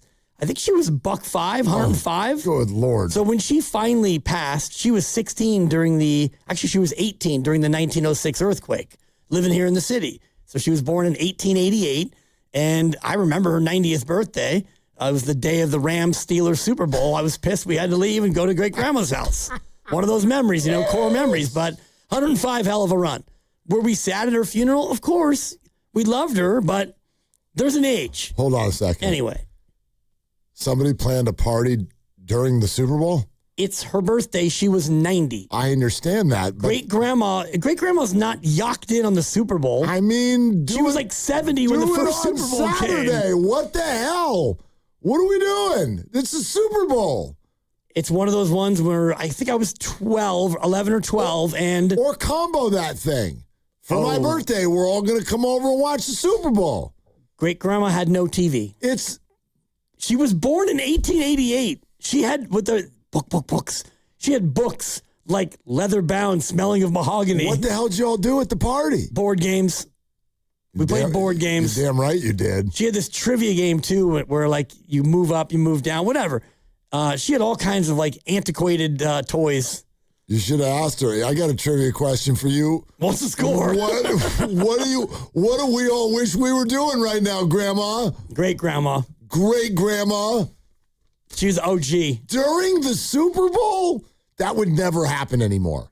Right. This was 1980, I believe. It would never happen. Or, yeah, I think it was 80 Steelers and Rams. I don't even care if I sound insensitive right now. I'm not kidding. Don't plan your party during something that people want to be at. Because, and I mean this for you, then people don't want to be at your party. Right. And we couldn't, like, pull out our phones in 1980. You had a phone with a rotary dialer. You couldn't watch it on your phone. I get mad if people do their kid birthday party during week 5. Like, I had a couple of those this year. Yeah, there's a Niner game on. Know your audience. I drew a couple of 3-year-old birthdays. Yeah, we live in the Bay. There's a whole weekend. This is not a college sports town. There's a day called Saturday. Do it then. Or if you want to do a Sunday party, I got an idea. Get donuts and be done by 10:30. Chop, chop. Or at least have the game on in the living room while Gladys, the good witch from the north, is face painting my daughter. I can at least watch like the opening drive of the third quarter. Yeah, if you want to babysit the kids while we can be in the other room, that's fine. Great-grandma Helen, she didn't give 2 bleeps about the Super Bowl. She was 90. Anyway, there's a Super Bowl. There's a point in everyone's life when you get to the funeral and it's hell of a run. And I don't know what that number is. Unfortunately, I'm going to be going to a memorial service in a couple of weeks for a guy who passed at about 61. Yeah. And that's not. No. Yeah, that's not. Those are the ones where you're sad. That kills. That kills you in the heart. I mean, that's just. Anyway, how do we get on that? Nobody died. Moses hurt his knee. Nobody died. Right. Nobody died. Frank Caliendo is going to make us laugh, and it's okay to laugh. And if anybody did die and they were, in their 90s, then hell of a run. Right. And this isn't even, I don't know if we need to do this on the show, but I was thinking about like the worst Bay Area injuries of all time. And I think about Dave Dravecki, who that's had a cancer good in one. his arm. Oh my gosh. And he comes back and among the first pitches he throws, his arm basically breaks in 2 and he has to have it amputated. And the ball went flying in the other direction. Right. It was a really... And the crack that you could hear in the stadium. Yeah. I don't want to go too far down this road. No, it's funny because I was just in, I took a little restroom break during that last break. And I don't know why this popped into my head. I go, all these injuries that we talk about this year or even just in recent years, the 3 that came to my head that kind of like, pow, like hit me in the heart the hardest. And we don't need to rank them. That's weird. These are injuries. Right. And so, but Brock Purdy in Philadelphia, Fred Warner last year in Tampa, and last night. And Moses Moody is not at the level of Brock Purdy and Fred Warner. You know what I mean? Yeah. The Jimmy Butler one was its own vibe, but in terms of the heartbreaking nature of it, the Purdy one was, like with a chance to go to the Super Bowl. Yeah. The Fred one, you remember I had all these injuries were happening, and I had said to my daughter 4 minutes before it happened, well, we got all these injuries, but the guy we can't lose is Fred. And Thanks, Dad. Yeah. Turn around 4 minutes later, and he's on the ground. The other one I would think of is Dre Greenlaw in the Super Bowl. Yep. Where he takes the negative step and he was playing out of his mind. And, they might have won that game. And Klay Thompson in the NBA Finals where it's the ACL and he's hurt and he comes back and he hits the 2 free throws. And you can tell it's the ACL. And you're thinking, all right, well, at least we still have KD. Or did KD get hurt before him? I can't remember the sequence of that. But I can't remember either. Randy remembers. KD was before. KD was in first. Toronto. They still won that game to force Game 6 back in Oakland, and then Klay at the very end of Game 6 tore his ACL. There you have it. Thank you, Grandy. I knew you'd come through for me like Lucas did getting my water. No ice cubes, but I guess I'll work through it. Anyway, yeah, Moses is not. Way to go, Lucas. Moses is not at that level of esteem as far as an accomplished player, but just it's a different vibe though. And the it's vibe, a different vibe. The vibe right now is, Moses, you came back and you're starting to really do some things. And he's just Moses. He's just very likable. I think we've all seen his story. Everybody's been rooting for him to get more minutes. He gets more minutes. He's growing into a player. He gets his contract, all of that stuff. And then you get this. Then you get this, which is not just, oh, damn, that's too bad. Like, he'll be back. It's hard not to start thinking about, I don't know if he's ever going to look the same again. I don't know. No guarantee. No guarantee. And at least there is a blueprint of, Sean Livingston. Took him 7 years to finally come all the way back. And he was never the same player. But Oladipo was older than 30 when he got his injury. Kalena Azubuike's was, beset by a botched surgery, reportedly, where he had to go back in and have surgery again. And Dr. Nirav Pandey, a friend of the station, on Twitter said the procedure is basically to reattach the patella tendon to the patella itself, not unlike the Achilles tendon repair. And so that takes a long time to heal. Long time. Theo in East Bay, apparently is in the process of recovering from this surgery that Moses will need. So this is interesting. Hi, Theo. Thanks for calling. What's up? Yeah, thanks for having me on, guys. Yeah, I just wanted to call in. Today on the show kind of felt like a somber show, and I get it. I mean, anything at this point for Warrior fans just kind of feels like, we're getting kicked while we're already down, so I get it. But I kind of want to just get on here and, maybe be a little more positive.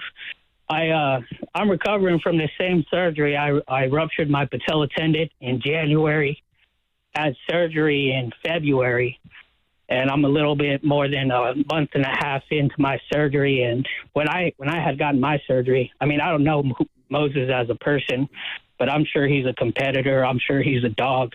And, I'm not trying to compare myself to him, but when I got hurt, I didn't want anybody to feel sorry for me. Or, your prayers were welcome, but you know what? I'm going to come back better and stronger than ever.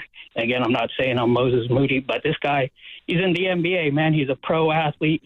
I already know, what he's going to kind of go through. It's going to be hard, but, man, he'll be good. And, just wanted to wish him well. And for all the Warrior fans out there, this sucks. But, we'll be back next year, and we'll see how it looks like next year. But, yeah. Man, Moses, we're all rooting for you. Yeah, Theo, hang tight for a sec. I want to, first of all, that's a great call. The sentiments, I think, very, very well received. That's really good perspective. And I'm sorry if I missed this off the top. Did you share how did you do the injury? What happened? Yeah, I mean, if you guys will indulge me, I was actually going to the Sheriff's Academy. And there's a point in the Sheriff's Academy to get in where you got to do a physical exam. And I figured it was time for me to do something else with my life, move on from my old job, and help out the community. And you got to jump over this 6-foot wall. And when I was doing it, I ran my knee straight into the wall, fell down, and had to be rushed to the hospital. Doctor took x-rays, told me, you've ruptured your patella tendon. You're going to need surgery. Recovery is going to be a year. And, I could have gave up right then and there, but, in life, how you respond to things is who you are, is your character. Mm-hmm. And I wasn't going to let this make me who I am. I told myself right then and there that this is going to build my character and come back stronger, go back to that academy, and help the community out. Theo, that is awesome. Good on you, man, and good luck. And keep us posted. Keep in touch with us, Theo. I love it. I would say you got this, but I don't even need to say it. I can tell you do. When I pass that, when I get into the academy and I get in there, I'll give you guys a call. Please do. Yeah. Please do. Theo, thanks, man. Thank you, Theo. And yeah, good luck. Whenever you do become an officer, if you happen to catch your boy, maybe nothing major. I knew I'm you not were saying gonna you do let that. me off for murder, but Once if it's, What? I mean, if it's Once like you a jump that wall, will you send us a business card that we can flash when we get seriously, pulled over? Theo, it'd be nice to have a city where I, felt like I got somebody who has my back. I'm not talking felonies. Misdemeanor. Hey, quick aside. Yeah. The Giants have just optioned 6 players to AAA Sacramento. Okay. They did not make the team. Would you like to know who they are? Sure. I mean, I probably wouldn't be able to name a lot of them, but yeah, you will. One of them is going to be a catcher, I would imagine. Nope. Are they keeping 3? Check this out. You will have heard of these because, count them, 1, 2, 3, at least 4 and maybe 5 of the 6 have already appeared in Major League games for the San Francisco Giants. Okay. Is Matos one of them? No. He's here. I'm trying to think of who has... This is not final cuts, by the way. More are still needed. Yeah. 32 players remain in camp. That's too many. Yeah, and who has options? I'm still trying to ponder. Just lay it out there, Mark. Can I give you a hint on one, Dibs? Sure, Grandy. He's legitimately a crazy person. Oh, Drew Gilbert. Yeah. He's been fighting through shoulder injuries throughout. Drew Gilbert is going down, and so this won't mean much because he's never been on the Giants before. He's been in the majors, but outfielder Will Brennan is going down. And so what that officially means is I don't think the Giants have any left-handed hitters on the bench. No Bryce Eldridge, no Will Brennan, no Drew Gilbert. So no lefties. That's it, just none. No lefties. And Patrick Bailey, when he's not starting at When he's catcher. not starting, yeah. And you'd have to use 2 fingers, as Buddy would say, when you say hitters. Right. It's mean-spirited, but... The rest are pitchers. Tristan Beck. Okay. Spencer Bivens. You hate to see that. Trevor McDonald, who could be called up if they need a spot start. And the same goes for this next guy, Carson Seymour, who also appeared for the Giants last year. So those guys have all not made the opening roster for the Giants. There you go. And the opening roster will be the roster that they have on the opener, obviously, but it could change by the time they play again. Well, this is Giants baseball. You can change the roster every night if you want to. Yeah. Depending on who has options and what you're trying to do. But I was struck earlier today because I was just kind of poking around and put in a little Sharks hockey prize picks just to have, 4:00 game against Nashville. It's a big one. It is. It's a big one. They all are right now. Well, this one's a head-to-head because Nashville's ahead of them in the in the wild card standings. And so I was thinking, Giants win total for the season. I wonder where it is. 80.5. Yep. And I was thinking, this is almost too easy. Then I flashed on Grandy taking over 47.5 with the Warriors, and the reason why I didn't love that one was because of age and injury, and that's actually come to pass. But I got the Giants going 82-75. That would be the pay, over. Pay the over. Pay the over, yeah. Although they'd have to play the full 162, as Steiny learned. I don't know if you ever heard that story, but in the COVID year, he had the Warriors under whatever the number was, and they're 15-50. There's no way they could have gotten to the over, but they didn't play a full season. So all bets were null and void. Even though they would have had to win 35 in a row or something, and they only had 17 left. Come on, Vegas. That's it. So come on. Anyway, I looked at 80.5 for the Giants, and I thought, it's almost too easy. Well, hope springs eternal. And so we always think they're going to go over this time of year because they're 0-0. But the lineup. I know. Friendly reminder, they need to be healthy. Right, but and nobody has been in this town all year long.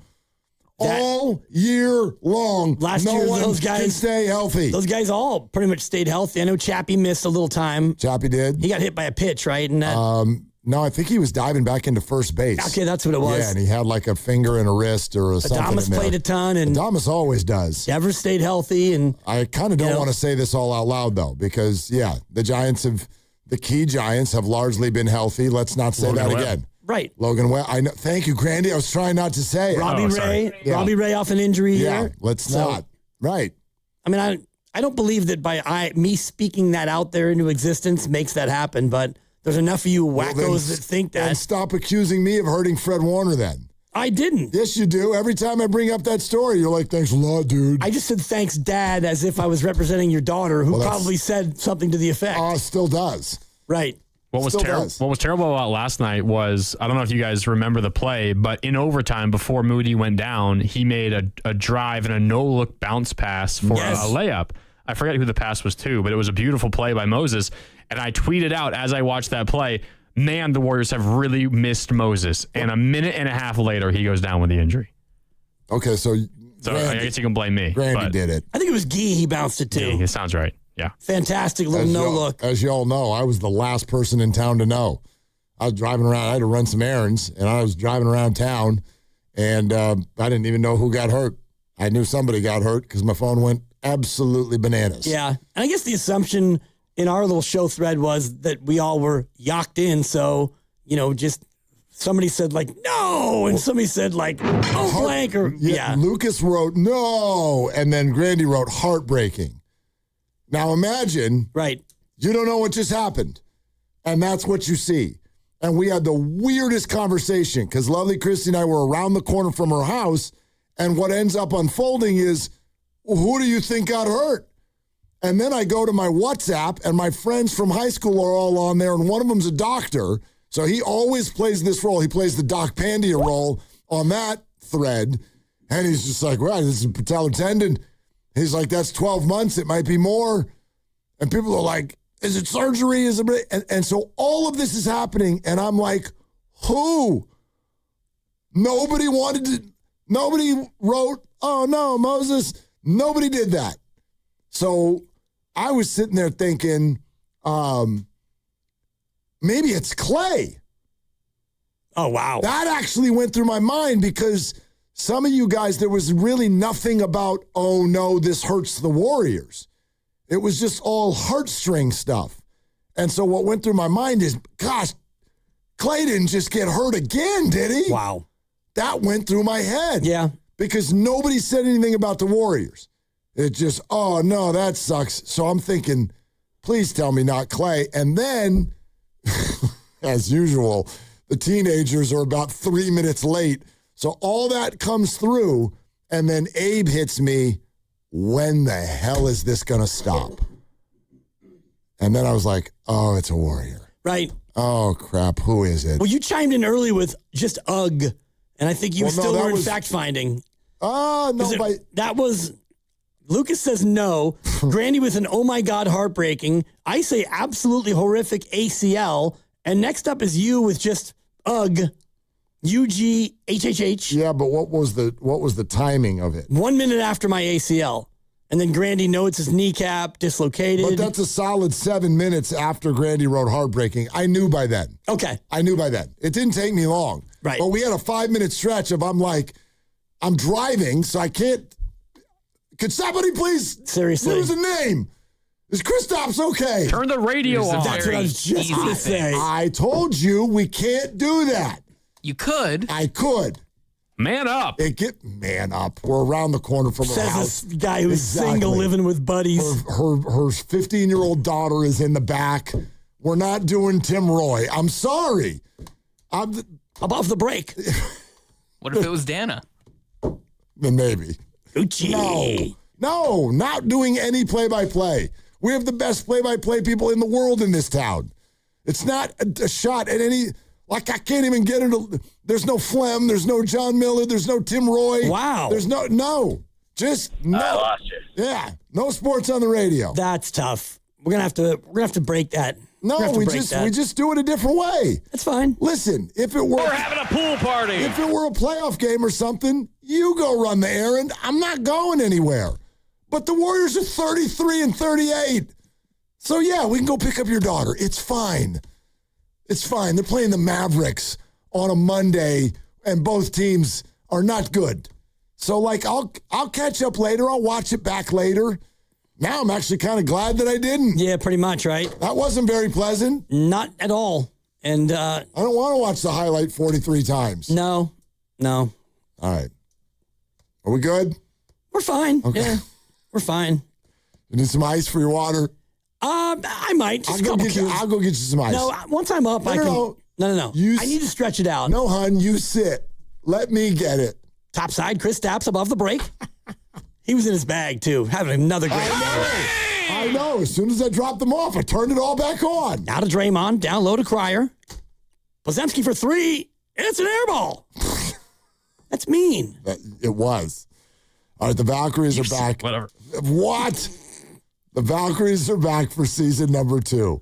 Single game tickets go on sale this Thursday, March 26th, 2 p.m. Fans who wish to purchase tickets may do so by visiting Valkyries.com. Valkyries host Phoenix May 10th, 5:30 home opener.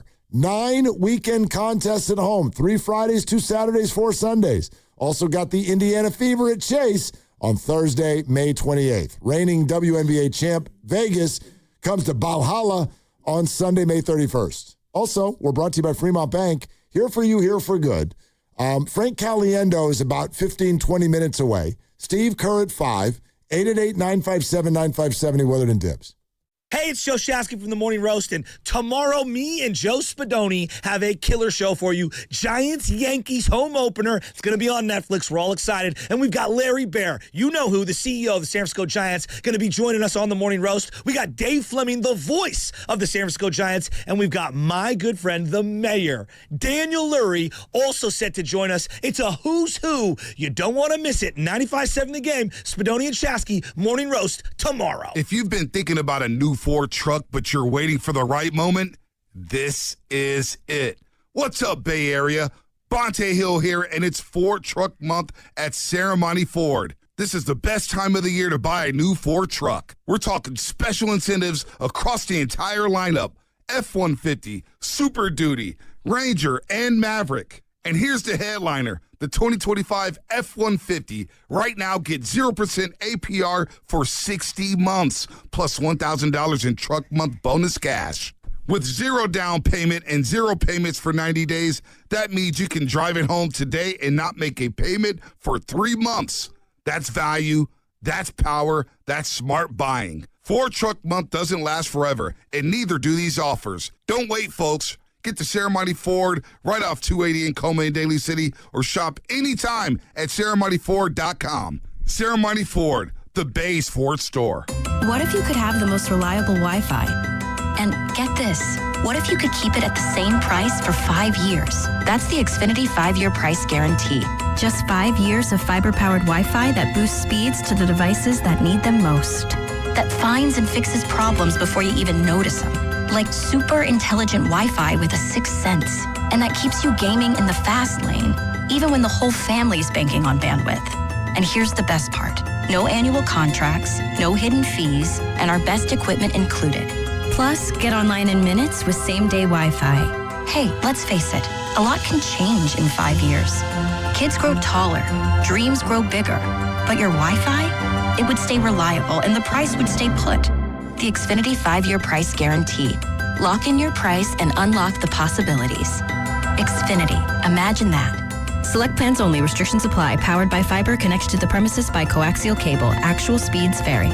Just hearing the word IRS can make people break out in a cold sweat. No one wants to deal with the IRS, and now you don't have to. The good news is Legal Tax Defense has been successfully negotiating with the IRS for more than 15 years. It doesn't matter how much you owe, whether it's $5,000 or $5 million. You deserve the best in the business on your side, and that is Legal Tax Defense. Even if you're working with someone else and just want a second opinion, there is no cost or obligation to call. They can prevent levies, liens, wage garnishments, even file back tax returns. And the best news about Legal Tax Defense is they won't take your case unless they know they will reduce or eliminate your tax debt. Call Legal Tax Defense right now for a free no-risk consultation. 800-346-2476. 800-346-2476. You have nothing to lose but everything to gain. 800-346-2476. I get in the car and there's something very wrong. There's empty cup holders with no delicious McDonald's drink to sip on.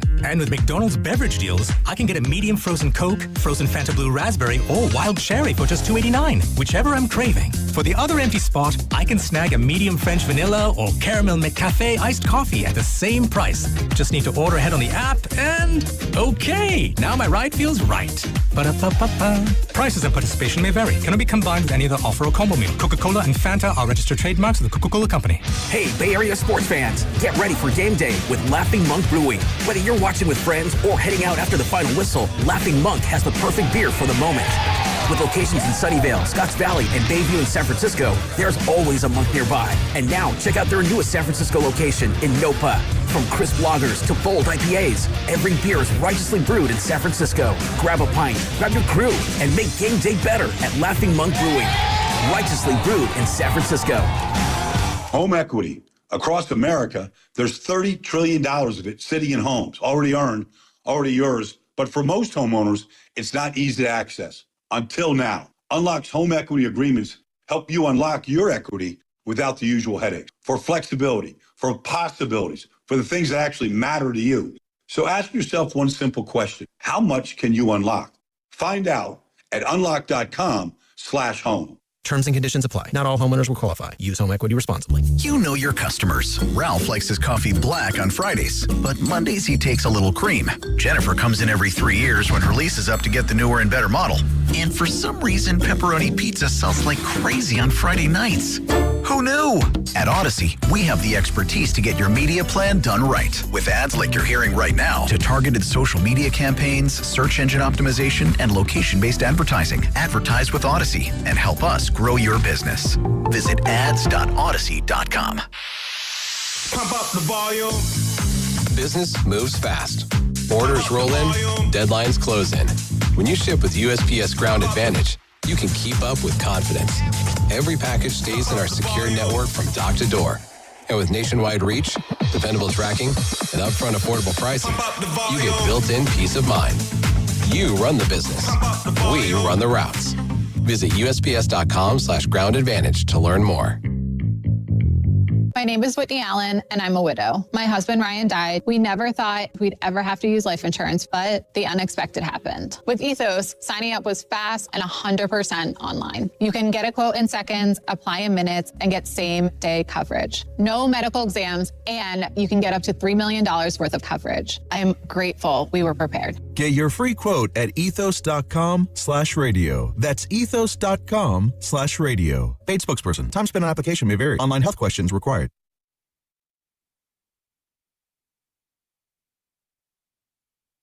Warriors on top. Moody off a screen. Catches, turns, fires for three. Got it!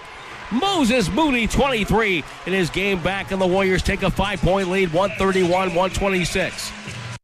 Dub Nation is Moses Moody. You're listening to Willard and Dibbs on 95.7 The Game. You know what, Dibbs? I like your picks.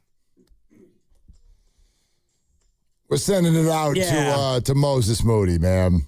Torn patellar tendon. He'll miss the rest of the year, obviously. Good portion of next year, if not all of it as well. But the long road to recovery starts today.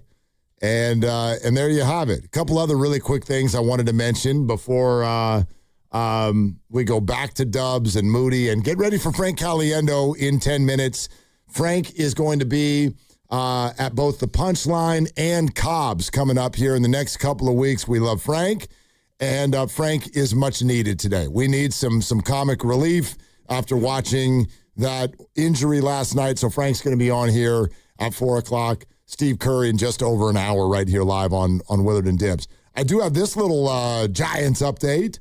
Remember how Harrison Bader was said to be kind of questionable for opening night because of a hamstring? Well, Bader is in the lineup tonight for the Giants exhibition game against Monterey, their second exhibition game. This is what used to be that Bay Bridge series, but as they get ready for tomorrow night, Bader is in the lineup in center field. So he should be good to go for tomorrow. Also, if you weren't with us a handful of minutes ago, the cuts that the Giants made, I will say, we didn't really mention this right off the bat, I think they represent really good news for Luis Matos and Gerard Encarnacion. Both of them are out of options, but the fact that Will Brennan and Drew Gilbert were both sent down would suggest to me that I think that those two guys are going to be on the team. Yeah, at least to start, and I do think you're going to have to address the left-hand hitting pinch hitter spot at some point.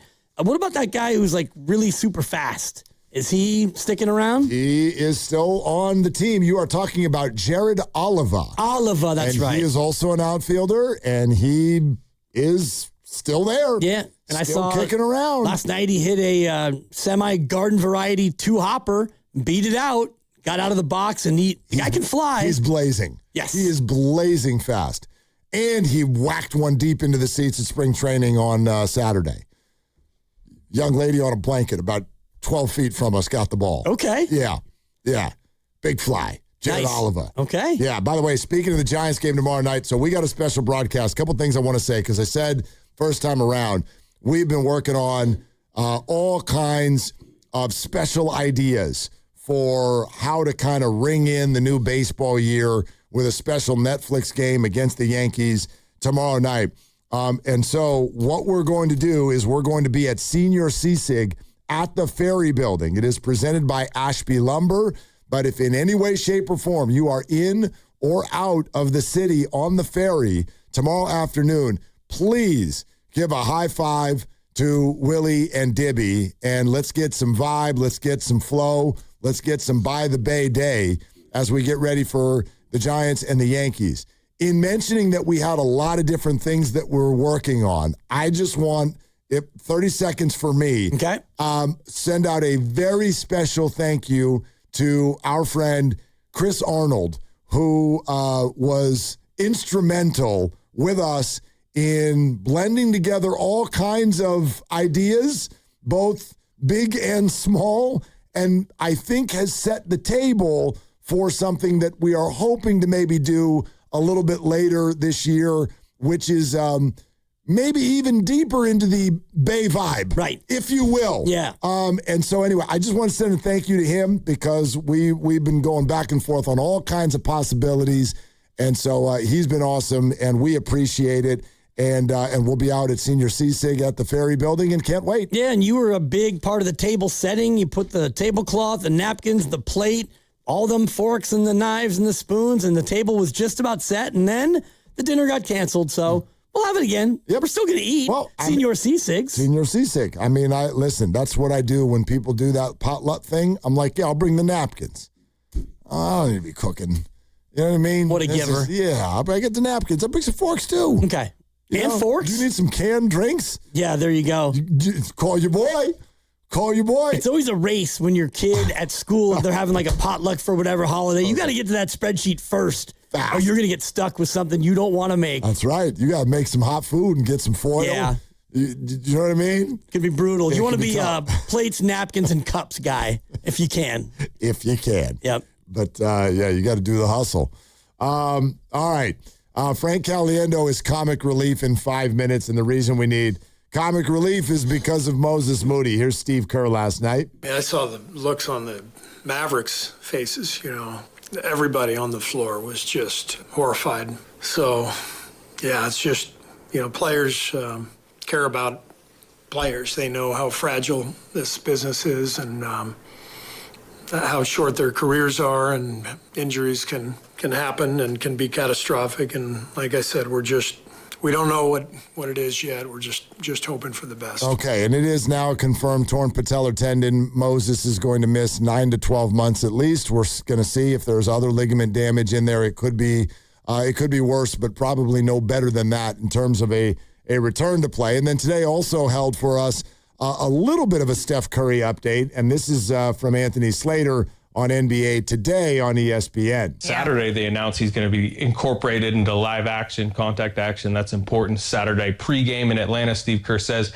they expect him to scrimmage Sunday in Atlanta. I talked to Steph postgame briefly, and I nudged him like, hey, maybe Wednesday, maybe Friday. And he's like, hey, tap the brakes on that. He's got some checkpoints. They then canceled the Sunday scrimmage. He still is yet to scrimmage. And he says he wants to come back. They keep saying he wants to come back. But the reality is he has to get into a scrimmage live action, see how the knee responds to it, because it hasn't responded that well at times, and he hasn't scrimmaged, so he will not play Wednesday, and we don't know beyond that. Okay, so no Steph on Wednesday, just him saying directly to Anthony, tap the brakes.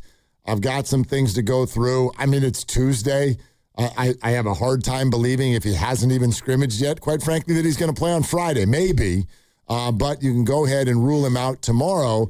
So let's combine those two things. Frank's going to be on in a couple minutes, but I think the conversation after that, I had multiple people, and they were kidding in a sarcastic sort of a way. Grandy might have even been one of them, if I'm remembering correctly. But in the wake of Moses Moody's injury, multiple people hit me with, dude, just end the season. Just shut it down. Just let's stop. This is too much. And clearly they don't fully mean that, and right. I don't even think you're allowed to do that. You're not. But you're allowed to not play Steph. And I know that after the dust settled, that is where the minds of many went. And I just want to quickly say, I don't really understand that. What is it about yesterday that would now change the return to play or the arc for Steph Curry's return? You don't want that to happen to Steph.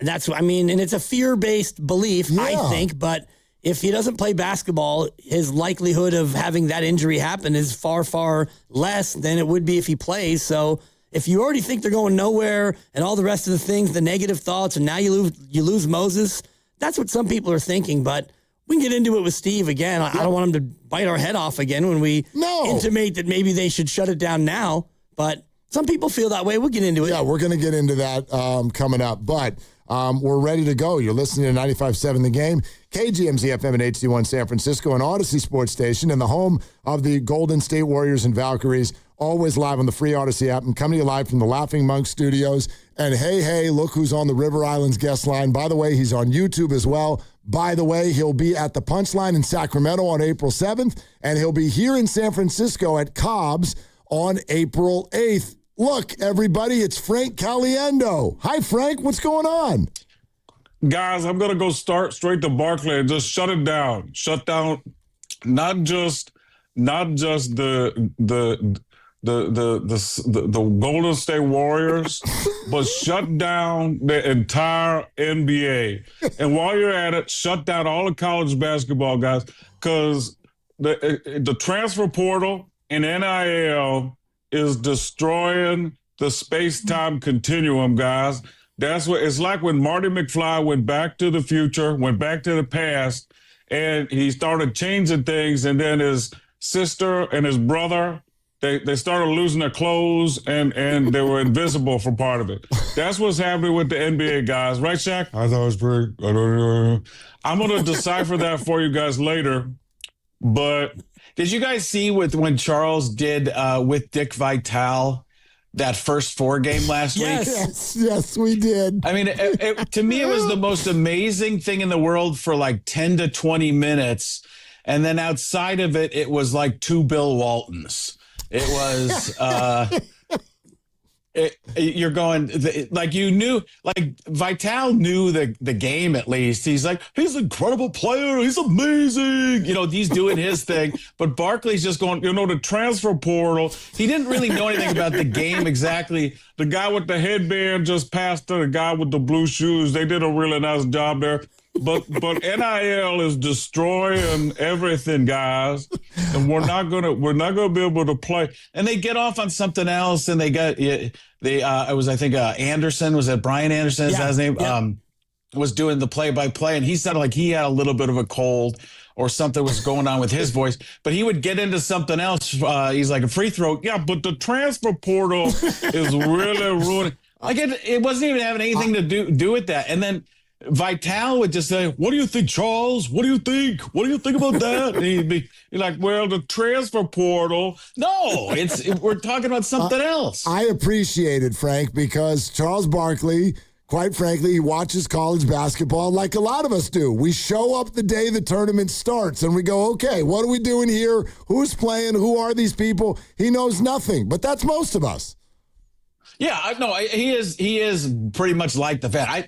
I wouldn't trade anything for Charles Barkley on NBA or college basketball, but we all wish that we could do what he does, which is basically show up for work with zero prep and still be the most sought after entity in the business to have on your air because he's that much fun to watch. So that's pretty amazing. But they play with it. They don't even try and hide it when they do mascots and try and have them figure out what state, different colleges are in or who the mascot is, all that stuff. So kind of runs anathema or the antithesis of what you do, right? Because you're preparing all year to come out and do your tours and do your shows. And so as you think about doing your sets, or what are some of the ones you're looking to roll out, some of your best A material as you get ready to come to town? No, I'm very similar. I just throw it out there. That's why I feel like I'm perfect for that. Frank, us too. Yeah, he's just the best at that. He's like Nate Bargatze, the greatest average American. Charles is the greatest unprepared. I'm trying to think of even what you would call him. Analyst, but he's a little bit of everything. But he's an entertainer and former NBA player. It's not all sports. People think my shows are all sports. There'll be a bunch of sports. But it's got, I'll do some Robert Downey Jr., which is, if you haven't heard, it's just basically burping through the second half of sentences, that type of stuff. Or then Liam Neeson, I don't know who you are. I don't know what you want. But if you're Steph Curry, I think you should hang it up for the rest of the year. Oh, take it easy. Yeah, right. No, Frank, be careful. Be careful what you ask for. You know which one of yours was on my mind today, and I don't know if you know this. We've been promoting you all afternoon as comic relief for us because we need a laugh today because one of the Warriors suffered a very, very bad injury last night. Moses Moody tore his patellar tendon right at the end of the game, and it was like one of these kind of gruesome looking things on TV, but now his journey back, starting today, begins, and so I was like, boy, when we tell that story, I feel like it's something that Morgan Freeman would do well. He'd gone through 500 miles of the filthiest slop I can't even imagine, or maybe I just don't want to. But that's what rehab is, finding your way backward and trying to play the way that you once were. Kevin Durant's done it on multiple teams. And he's even stayed there at the Golden State for a while. Took me a second to put those two together, but once I did, I realized I would just best be moving on. But that's just the way it is in Golden State. That's so like great. Instead of Shawshank, Golden State. Yeah. Yeah, it'll play here, and that's kind of the level of sadness we're just sitting with. And you could always go into the Pacino description of things, or get presidential. Any of those directions would work on a day like this. They're doing. Moses is going to do the greatest. He's been fantastic. The way he parted the sea and his patella was parted, and we said we're going to have it put back together.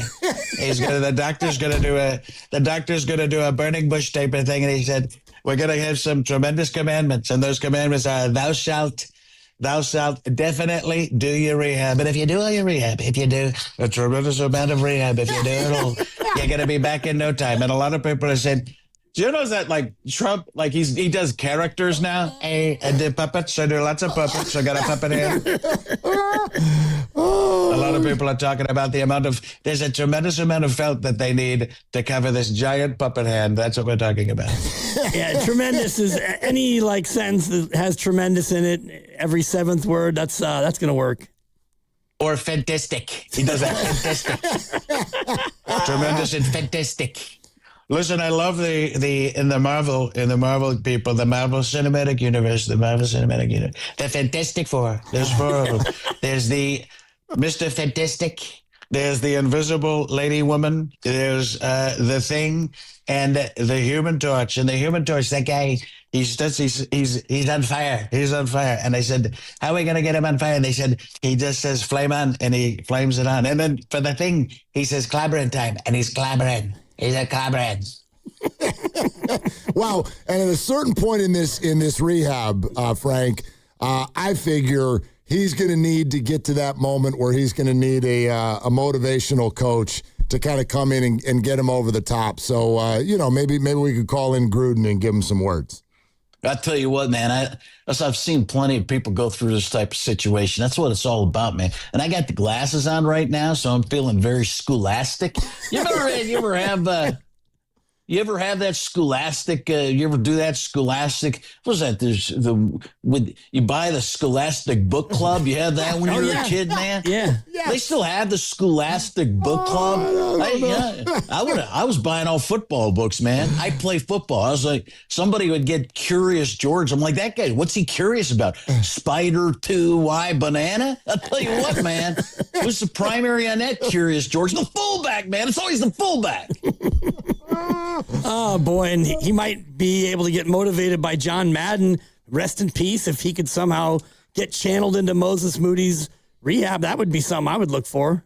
I mean, and you guys are really looking for the segues here. You're making me work. And when you look at when you're working at putting that knee back together, you got the patella over here. And you got I don't know what that's called, but there's a patella, and there maybe the Abdullah oblongata. Is that what that is? Isn't that from the Water Boy? The patella. Oh, yeah. I don't have that in the song. They got the knee bones connected to the shin bone. They don't have patella in that song, and that's why I don't really know what goes in there.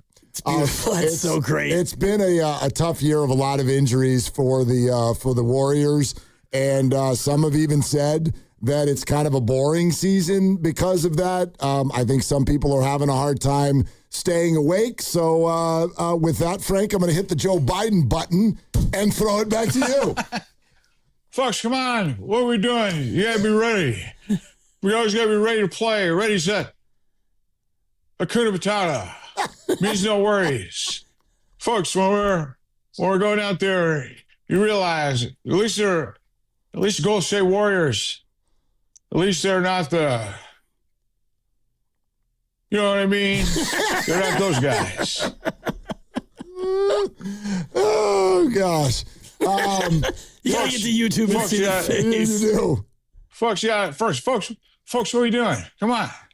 What are you doing with the guy with the thing? Come on. Trying to think of a team tanking worse than anybody else. Who's the worst tanking team? Well, those teams are coming to town this week. We got the Brooklyn Nets tomorrow night. Brooklyn Nets, folks, come on. Brooklyn Nets. Go see the Nets. Nets against Golden State Warriors cutting down the Nets against the Brooklyn Nets. Folks, it's no joke. Come on. It's no joke. And then Friday we get, speaking of presidential, Friday we get Washington, D.C.'s team. The Wizards are coming to town, Frank. The Wizards, and my favorite wizard, Voldemort. I love Voldemort. I said, how does Voldemort, what does he do if he had bad eyes? I said, he couldn't wear glasses. He couldn't wear glasses because there's no way to put your glasses if you're Voldemort. You're a snake face. Voldemort, Tom Riddle. A lot of times, they came to me and said, Tommy Riddle. I said, what are you going to do? He said, Tom Riddle. He seems like he's a decent kid over there in Slytherin. And I said, well, what's he doing in Slytherin? Shouldn't he be in Ravensclaw or one of the others? Hufflepuff? Hufflepuff is a tremendous house. But he said, I'm going to be Slytherin. And I said, that's a snake. And you're going to get snake bit. And he did. And he who shall not be named, and they call him Voldemort. They said, don't say it. I said, I'm going to say it. They said, why are you going to say it? I said, because I'm the president. Frank Caliendo. Oh, we needed it. Yeah, we did. He's the best. April 7th, Punchline in Sacramento. April 8th, right here in the city at Cobb's. And Frank, we cannot wait, man. We cannot wait. Thanks, man. And tickets at frankonstage.com it sends you to their websites, which I think are Ticketmaster, but frankonstage.com brings on. I'll try and You guys can have some more scenarios ready for me. I'll try and pop in live with you in the studio, and you can make me work for no reason whatsoever. That's perfect. We're getting close to the NFL draft, so maybe we'll do talk about tremendous situation. Before we go, let's talk about one last thing. But we get you guys doing a tremendous job. I always thought about being an English teacher. I love to teach grammar. There, and there. 3 different there's. One is about placement. THERE actually has the word here in it. THEIR, that's there. It's a possessive. And then THEY apostrophe RE is the contraction for they are. And so, I get that one correct all the time, but then there's it's and it's. I'm not sure which that works in, but remember, at the end of the day, I before E, except after C, and when sounding like A is a neighbor or way. And I'm really going to go with that. FrankOnStage.com. Again, coming up April 7th and 8th. April 7th, Sacramento. April 8th here in San Francisco. And you better, man. We can't wait to see you here in the studio. Awesome. Thanks, guys. Okay, Frank. Frank Caliendo, everybody.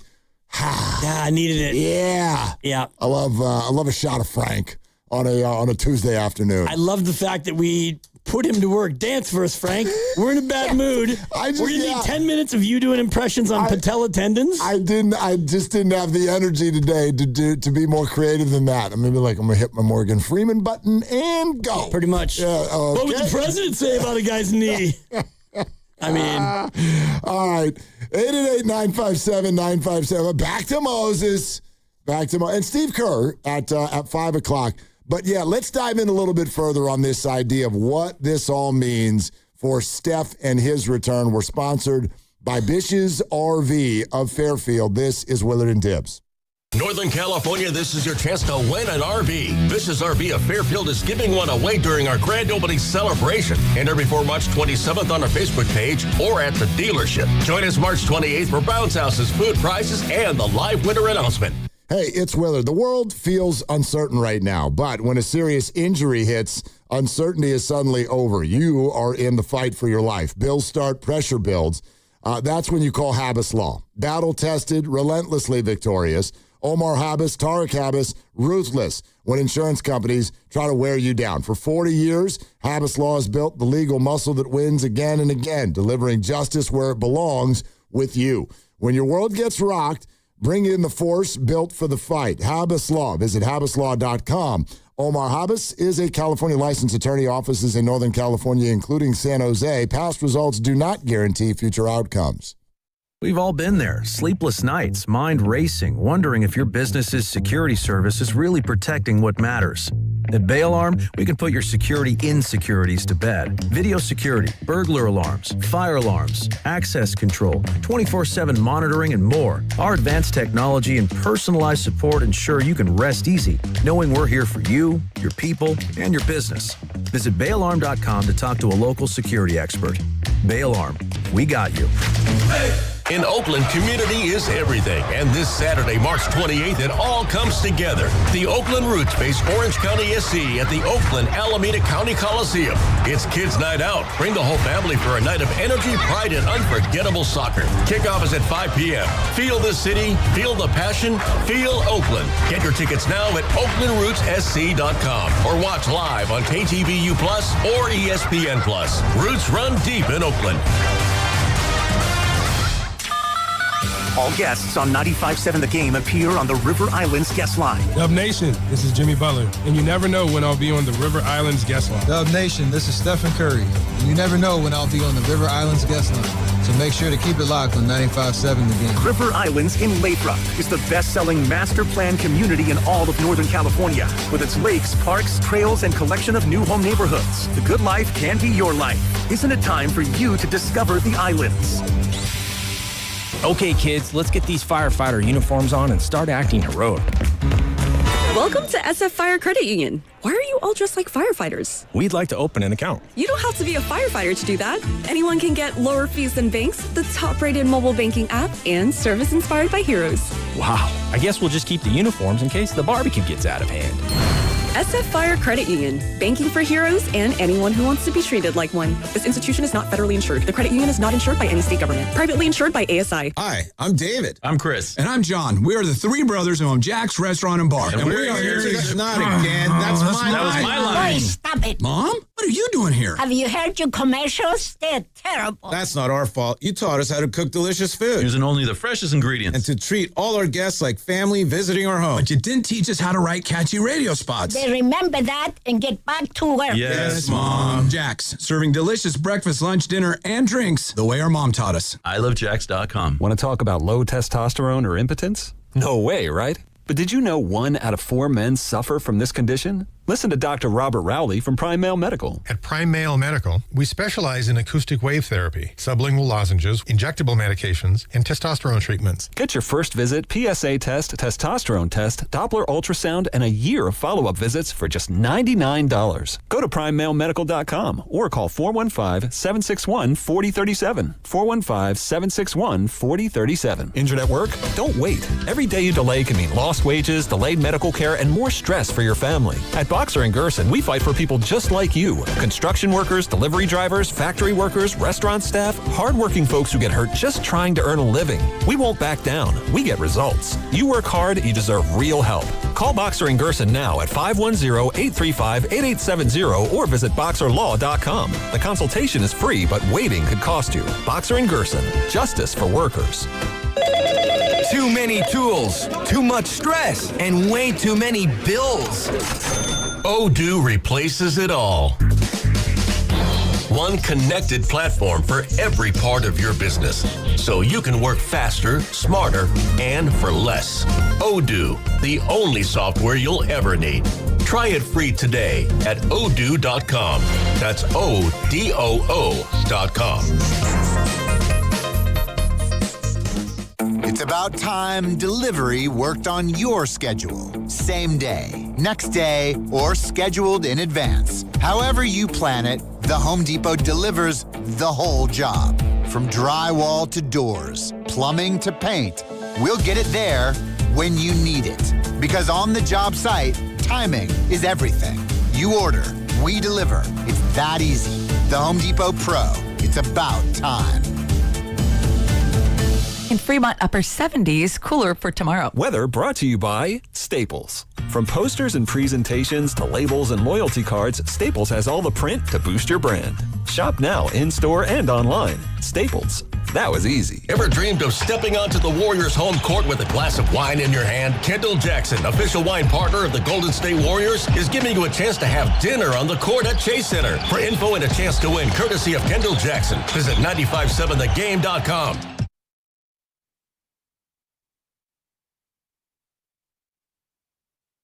By Porzingis, picked up by Podziemski.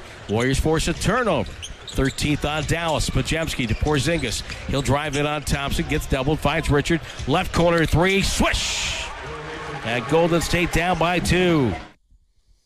What's up, Bay Area? It's Will Richard from the Golden State Warriors. You're listening to Willard and Dibs on 95.7 The Game. Coming to you live from the Laughing Monk Studios.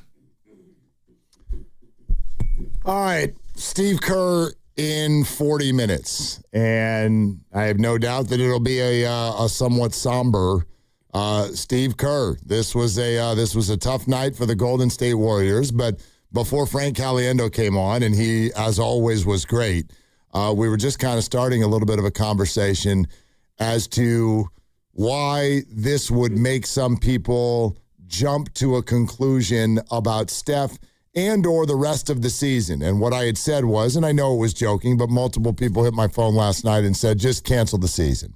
Like, just be done with this. In your response, you had used to me what is the key phrase here, and that is fear-based. So the idea that, well, now Moses Moody is out, therefore whatever team Steph returns to is weaker, and then beyond that, something bad could happen to Steph too. Let's focus on that second part for a second. That's always the case. It is 100% of the time that someone is playing and an injury could happen. I guess my response to that is I don't even know how you could amass data that would suggest that if you didn't play Steph for the rest of this year, in some way, shape, or form, that makes his health next year more likely. No, it's impossible to equate the two things. That's not a thing. Especially when you look at how Moses got hurt, and it was just a freak accident. It was non-contact. He planted to jump. His kneecap went sideways. He's not old. He didn't have a history of knee problems before. He didn't have patella tendonitis or anything like, runner's knee. He just tried to go up and dunk the ball, and he got hurt, and now he's gone for a long time. So there's no way to look at it and say, yep, bubble wrapping Steph now will ensure that he's healthier next year. He might be fresher at the start, but catastrophic things can happen at any time. Look at Jimmy Butler. Jimmy Butler was just playing basketball. I'm just kind of fascinated by this entire concept and by the way, this is what Steve bristled at when he came on last week. And again, it's all kind of coming from different angles, but just let's whittle this down. The concept is you're able to try, but don't. I don't get it. Maybe I'm dumb. No, but even the whole, Ramona answered us I'd like to tank. They can't. I mean, they can lose all the games, and they could fall to 11 but Memphis would have to. Not really. Memphis would have to win tonight. If Memphis loses tonight, I think they clinch the 10 officially. So, and there's 10 games left. So No. And Grandy just whispered to me it means lose the first playing game. I get that. Right now, as currently constructed, they're kind of in line to do that anyway. But I'm having a hard time with, I guess, what is the risk reward. I don't even really understand the reward. So, okay, you lose that first game. Now you're in the lottery. Well, you still need a miracle to move up. At 10%. Yeah. It's less of a miracle than you winning the NBA title. For sure, but it's still wildly unlikely. Again, it's a Johnny Cueto hit. Yeah, 10%. So how'd you feel when Johnny Cueto grabbed a bat? You thought it was probably an automatic out. I was like, I got not getting a hit. Yep. Career 100 hitter, and that's what this would be roughly. It's about 10%, but if they get a little bit worse, they can move up. And if you move up one more spot in the tankathon, your odds I think they double of your odds of going into the top 4. They go up precipitously. Well, you're saying if you get to the 11. Or if you get to the 10, if you become the 10th worst team in the association. I'll bring it up for you. Right, but I mean, I'm having the hardest time with the mere concept of this based on, and I know everybody's an individual, right? So there's opinions are all over the place, but we do this every day. We do this for a living.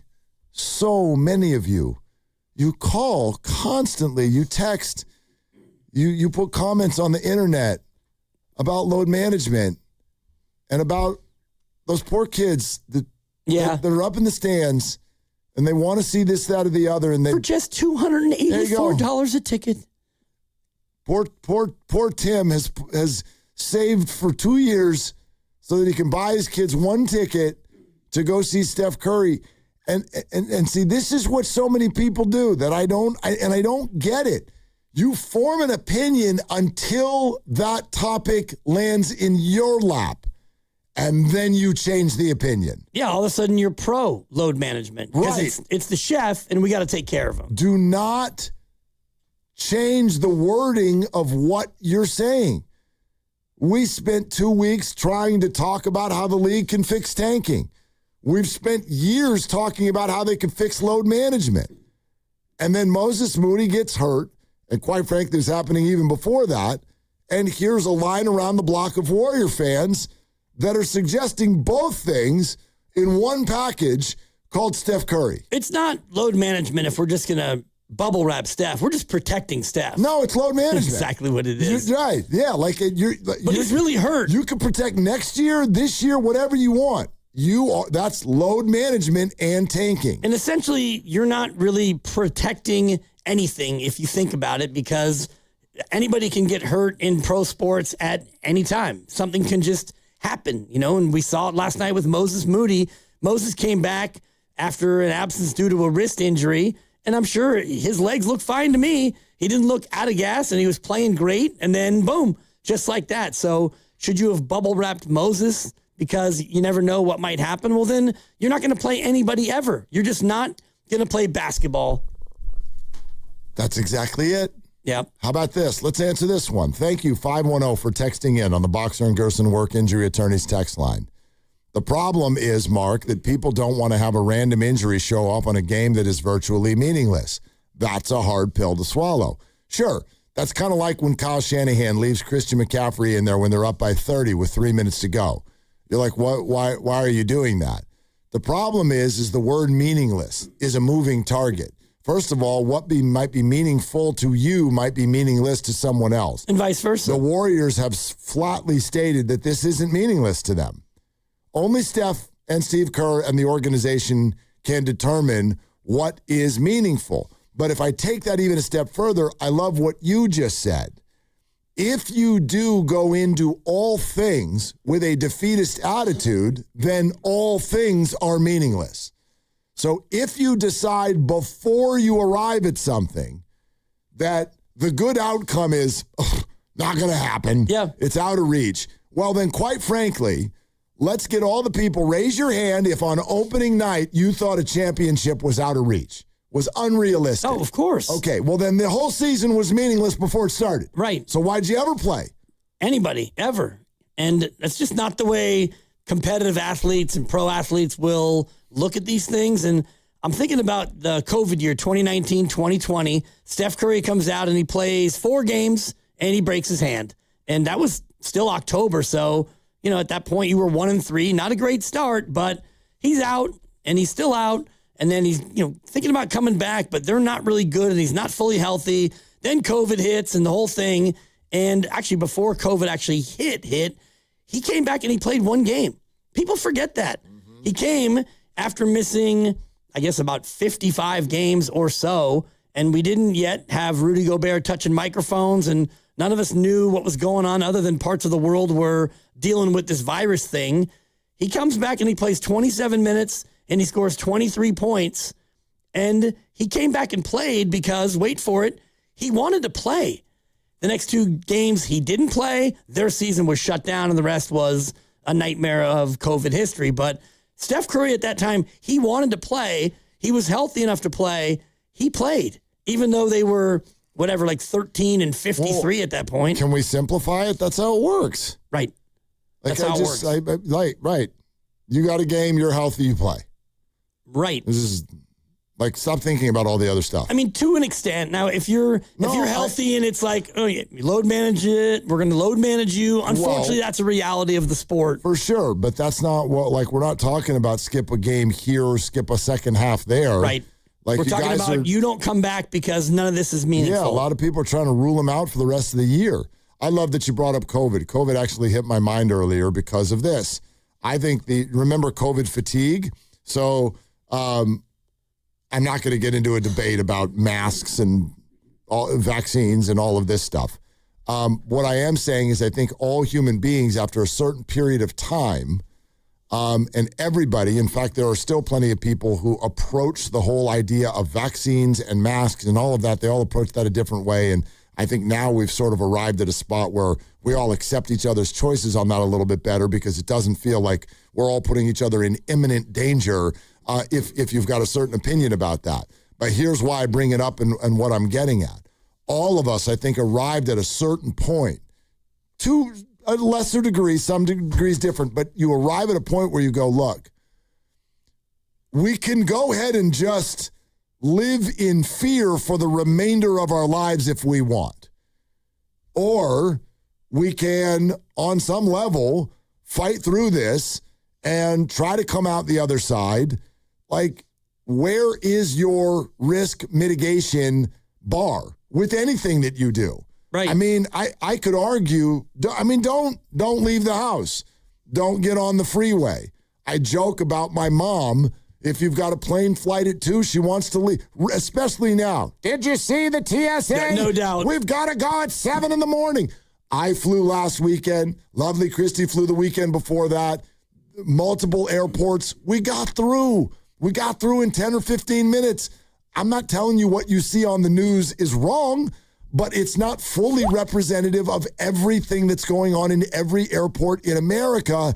And we can be terrified and show up 10 hours before or never buy that plane ticket at all.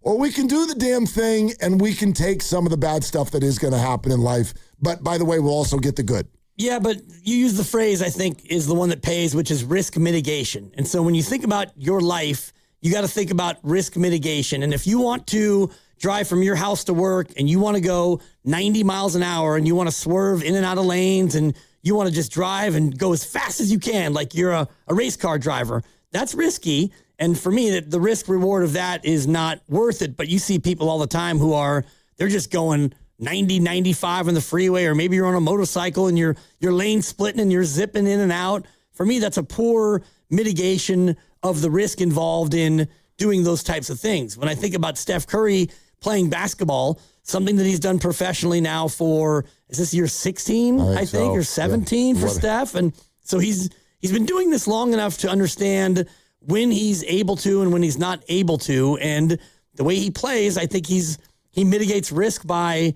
playing a certain way. He doesn't often get into the lane and try to go up and dunk on people. He mitigates risk with the way he plays. So for Steph Curry, are you looking at him coming back and thinking, well, man, the way he plays, it is reckless. And the other one I think about is Kevin Durant, where that was probably not good risk mitigation when he came back with a calf strain, but he was fully aware of what could happen.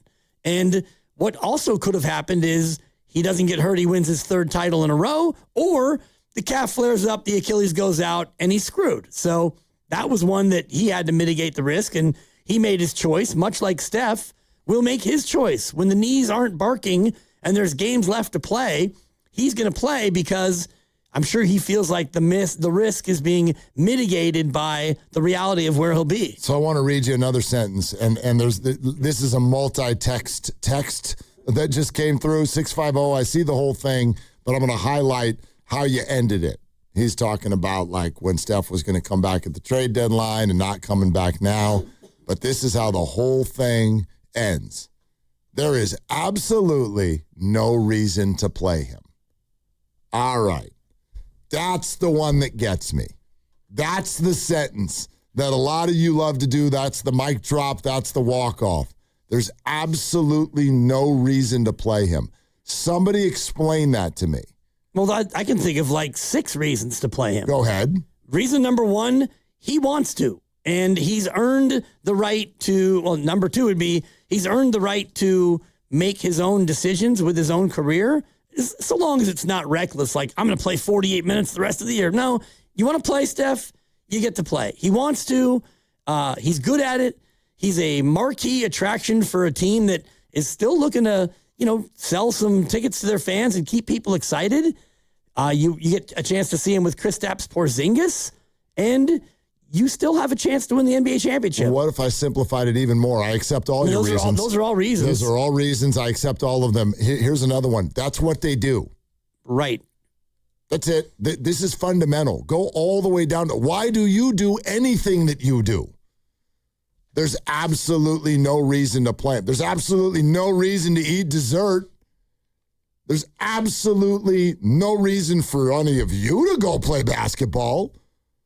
There's no reason. I can think of way safer workouts for all of you 40 and 50 and 60-year-olds. Way safer.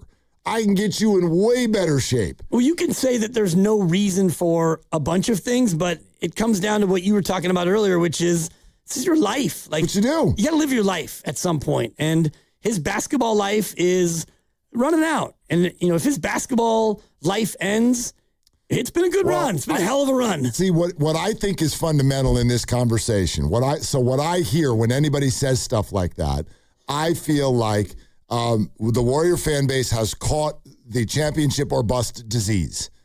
You've caught it. Forget COVID. Y'all caught the championship or bust disease. And when you have the championship or bust disease, you completely divorce yourself from what I think is 98% of the fan experience. You divorce yourself from the regular season. You divorce yourself from popcorn in section 120. You divorce yourself from watch party. You divorce yourself from Steph Curry and his warm-up routine and hitting tunnel shots. You divorce yourself from everything that we do if your opinion is, I only want to see the Warriors do things that help them win a championship. That is not the way they run their business, nor should it be, because that is not, like, you want to talk about what's not realistic. That is not realistic. They are an entertainment entity that is doing things round the clock, 365 days a year. The goal is to compete for championships and hope that you win sometimes. And they've done exactly that.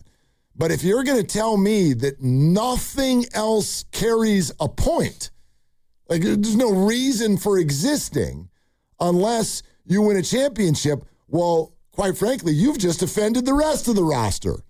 Why the hell are they playing? Right. Well, they would be playing, and you would like hold back all your best players until about game 75, and then ramp them up for the playoffs. They'll be fresh. Why is Kristaps playing? Why is he playing? I mean, he wants a contract. There's no reason to play him. Well, I'm sure his reasons are he feels healthy enough finally to play basketball, and he's 7'3". So what else is he going to do? Go out there and be a middle blocker for some European pro volleyball squad? It's not a bad idea. I mean, he'd be really good. Yeah. Will Chamberlain was one of the phenomenal volleyball players of his time. But good athletes are good athletes. This is what they do. And if you're a rock star and you've been doing it for 35 or 40 years, should you still be out there rocking and rolling? Well, if you want to and people want to pay to come see you, then do it. But what about the hearing loss? And what about, the risk of falling off the stage and all the other things? And, if you're a rock and roll superstar and you've been doing it for a long time and this is what you do and this is what you're good at and this is what brings you joy, then you do it.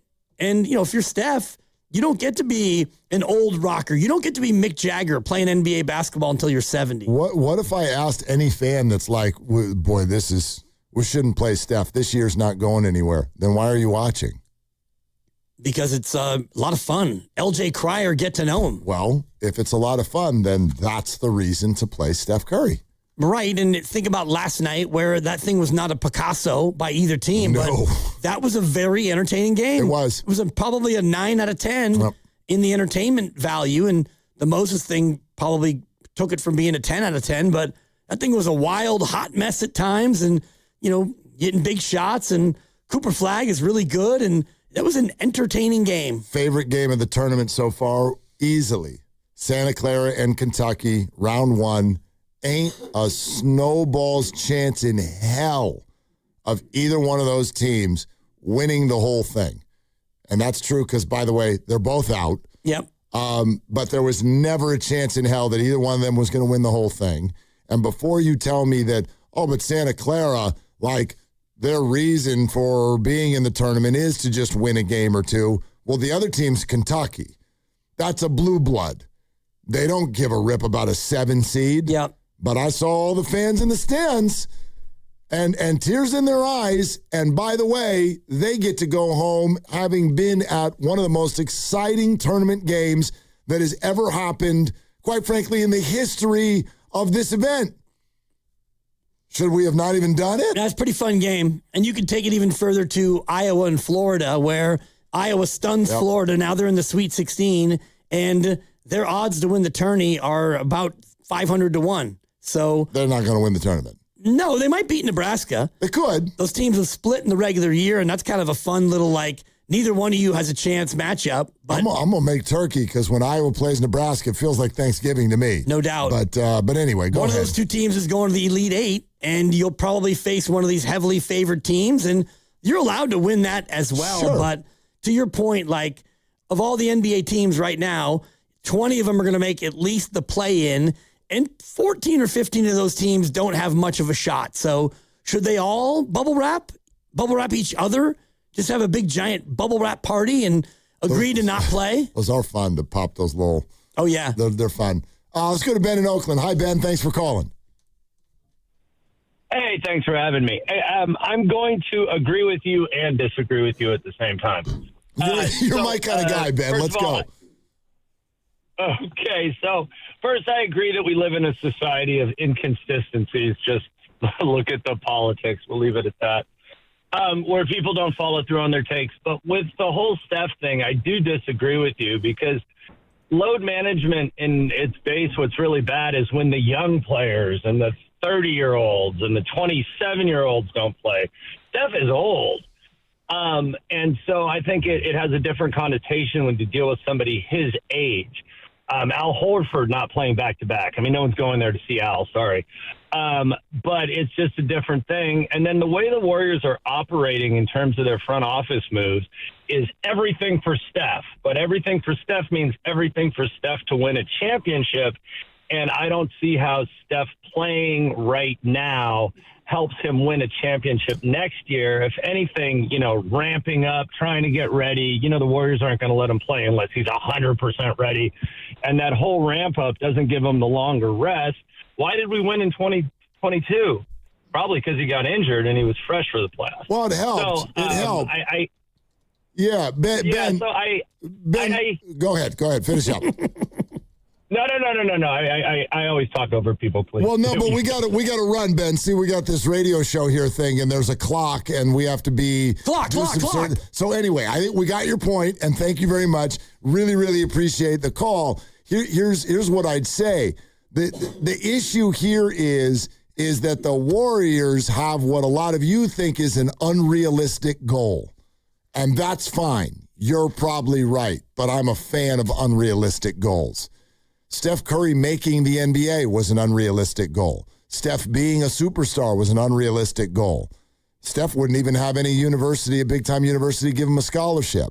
I'm a fan of unrealistic goals. I'm with you. I don't think they're winning a championship this year, but they haven't given up on that goal yet. And you've got to be in it to win it, and that's all they want. And they probably deep down have the same expectations as all the fans. Like, deep down in a quiet room, they know that they're almost certainly not going to win it, but if they don't make it out of the play-in, it's 100% that they won't win it. Baseball is back. Opening night, live, Netflix, tomorrow, March 25th. It's Aaron Judge and the New York Yankees clashing with Rafi Devers and the San Francisco Giants. MLB opening night, Yankees-Giants, live on Netflix tomorrow, 8 p.m. Eastern, 5 in the West. Also, we're brought to you by Fremont Bank, here for you, here for good. Steve Kerr in 18 minutes on Willard and Dibs. And it's Dan Dibley here to talk about Fremont Bank. It's a proud bank, and they're celebrating more than 60 years in business. They started it as a family-owned bank, and it's got that family-owned feel, and they started it with one branch down there in Fremont Boulevard, Capitol Avenue. If you happen to be down in the area, check out the building. It's an award-winning building, and it's befitting of what should be an award-winning bank because they're a great local bank, and they're active members of the communities that they serve. 21 branches in all in the greater Bay Area. I deposit my money with Fremont Bank because, yes, I'm a customer and have been for more than 5 years, and I love the fact that money stays local and it supports family-owned businesses and home ownership right here in the Bay Area. They support nonprofits, and they make meaningful grants for the betterment of all the Bay Area communities. I made the change many years ago because I wanted to be a part of a local community and not a big box bank. I wanted to be where customer service is second to none, and it is. They care about me and my financial goals, and that means a lot to me to have people that I trust who actually care about my investments and what I'm trying to do. And by the way, I haven't paid an ATM fee ever. Big box bank charges me one, and Fremont Bank will reimburse it, and that's pretty awesome. It's Fremont Bank turning family-owned businesses into household names. Hey, it's Joe Shasky from the Morning Roast, and tomorrow me and Joe Spadoni have a killer show for you. Giants-Yankees home opener. It's going to be on Netflix. We're all excited. And we've got Larry Bear, you know who, the CEO of the San Francisco Giants, going to be joining us on the Morning Roast. We got Dave Fleming, the voice of the San Francisco Giants, and we've got my good friend, the mayor, Daniel Lurie, also set to join us. It's a who's who. You don't want to miss it. 95.7 The Game, Spadoni and Shasky, Morning Roast, tomorrow. Xfinity Tech Support, Matthew speaking. Hi, I live in a pretty remote place, like Jurassic Park remote. Oh! Wow. Will Xfinity Mobile work out here? Yep, the combination of reliable Wi-Fi and 5G makes it so that you can stay connected in all kinds of places. Plus, you get access to ultra-fast speeds and coverage, whether you're poolside or out live streaming with a T-Rex. Hold still, you're about to go viral.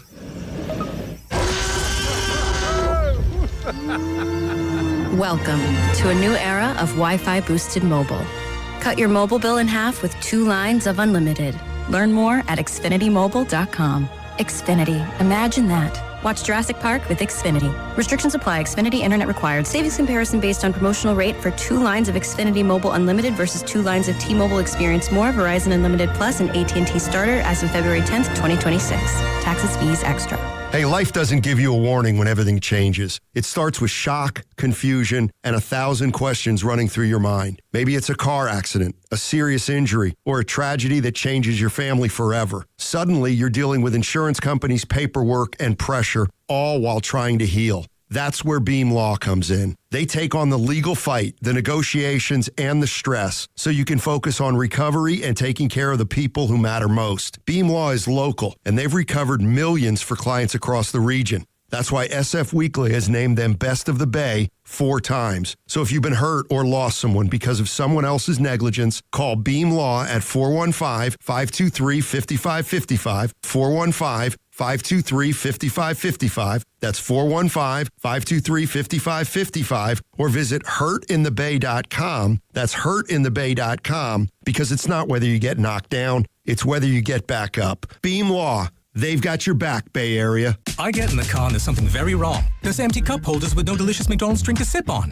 And with McDonald's beverage deals, I can get a medium frozen Coke, frozen Fanta Blue Raspberry, or wild cherry for just $2.89, whichever I'm craving. For the other empty spot, I can snag a medium French vanilla or caramel McCafe iced coffee at the same price. Just need to order ahead on the app and okay, now my ride feels right. Ba-da-ba-ba-ba. Prices and participation may vary. Cannot be combined with any other offer or combo meal. Coca-Cola and Fanta are registered trademarks of the Coca-Cola Company. It's the Good Guys 42nd All-American Get-Together. Thousands of the coolest cars and trucks. Swap Meet, Fender, Midway, free family fun zone, live music, and more. Happening all this weekend in Pleasanton. Details at good-guys.com. It's finally here. Visit Freeman's Appliance in Pleasant Hill Friday through Sunday for their once-yearly Red Tag clearance sale. Take advantage of one-of-a-kind opportunities on floor models and factory direct pricing. Visit Freeman's Appliance Red Tag sale for the best time to save big on new appliances for your home. Baseball is back. Opening night is one exclusive game, and it's live on Netflix. On Wednesday, March 25th, the New York Yankees, led by 7-time All-Star Aaron Judge, head to the Bay Area to face Rafael Devers and the San Francisco Giants. A brand new way to watch Major League Baseball, and it all starts here. MLB opening night, Yankees vs. Giants, live on Netflix, Wednesday, March 25th at 8 p.m. Eastern, 5 p.m. Pacific. Staples presents That Was Easy. So I own a coffee shop, and I wanted to label everything with our logo. That's ambitious. Cups, boxes, bags. Ooh, that'll add up. Not at all, because right now, Staples prints custom labels for 30% off. 30% off? That's shockingly affordable branding. Yep. Now our logo and URL are seen all over town. Brand your business for less at Staples. That was easy. Shop Staples in-store, online, or in the app by 4/18 to unlock. Exclusions apply. Visit staples.com/print for details. Febreze. New Febreze Air Mist has 50% more odor fighters and up to 30% more fragrance than the old formula. So now you can take on 100% more stinky odors, like sweaty gym bags, greasy cooking smells, and the after effects of the dog rolling around in something. Just spray, and new Febreze Air instantly restores just clean freshness. Smell you later, odor. Breathe happy, Febreze, la la la la la. Straight Talk Wireless presents Pickup Truck Wisdom. If you're only good to your new friends, you're not going to have any old ones. Straight Talk gets it. That's why new and existing customers get free 5G phones on Verizon's 5G network. Pretty simple, really. You keep good people by being good people. Find us at straighttalk.com and Walmart. Straight Talk Wireless. Straightforward. Always. Taxes and fees apply. Plan purchase required for free phone offers. Copyright 2026 Verizon.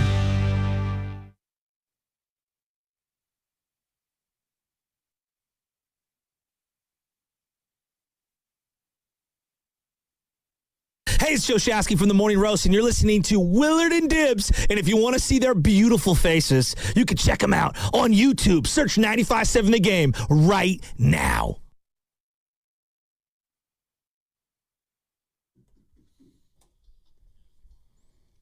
What's wrong? You're making a face.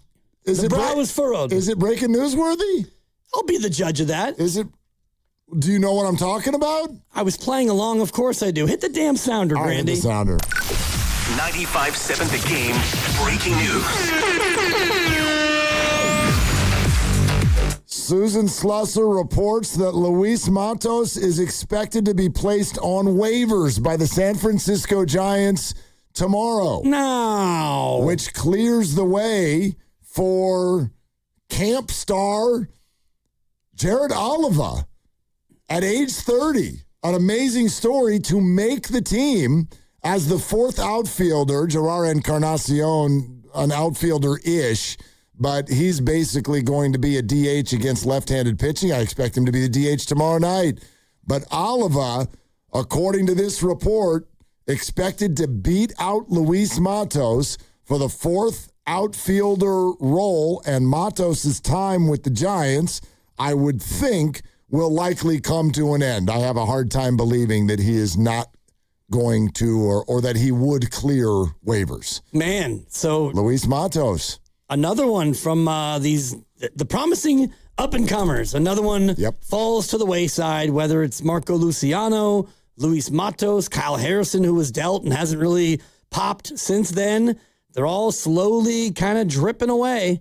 This one's not totally shocking, but he showed, signs last year, some flashes. No, I mean, like the homegrown nature of what's happening out there tomorrow night. You got Bailey behind the dish. You got Ramos in left field.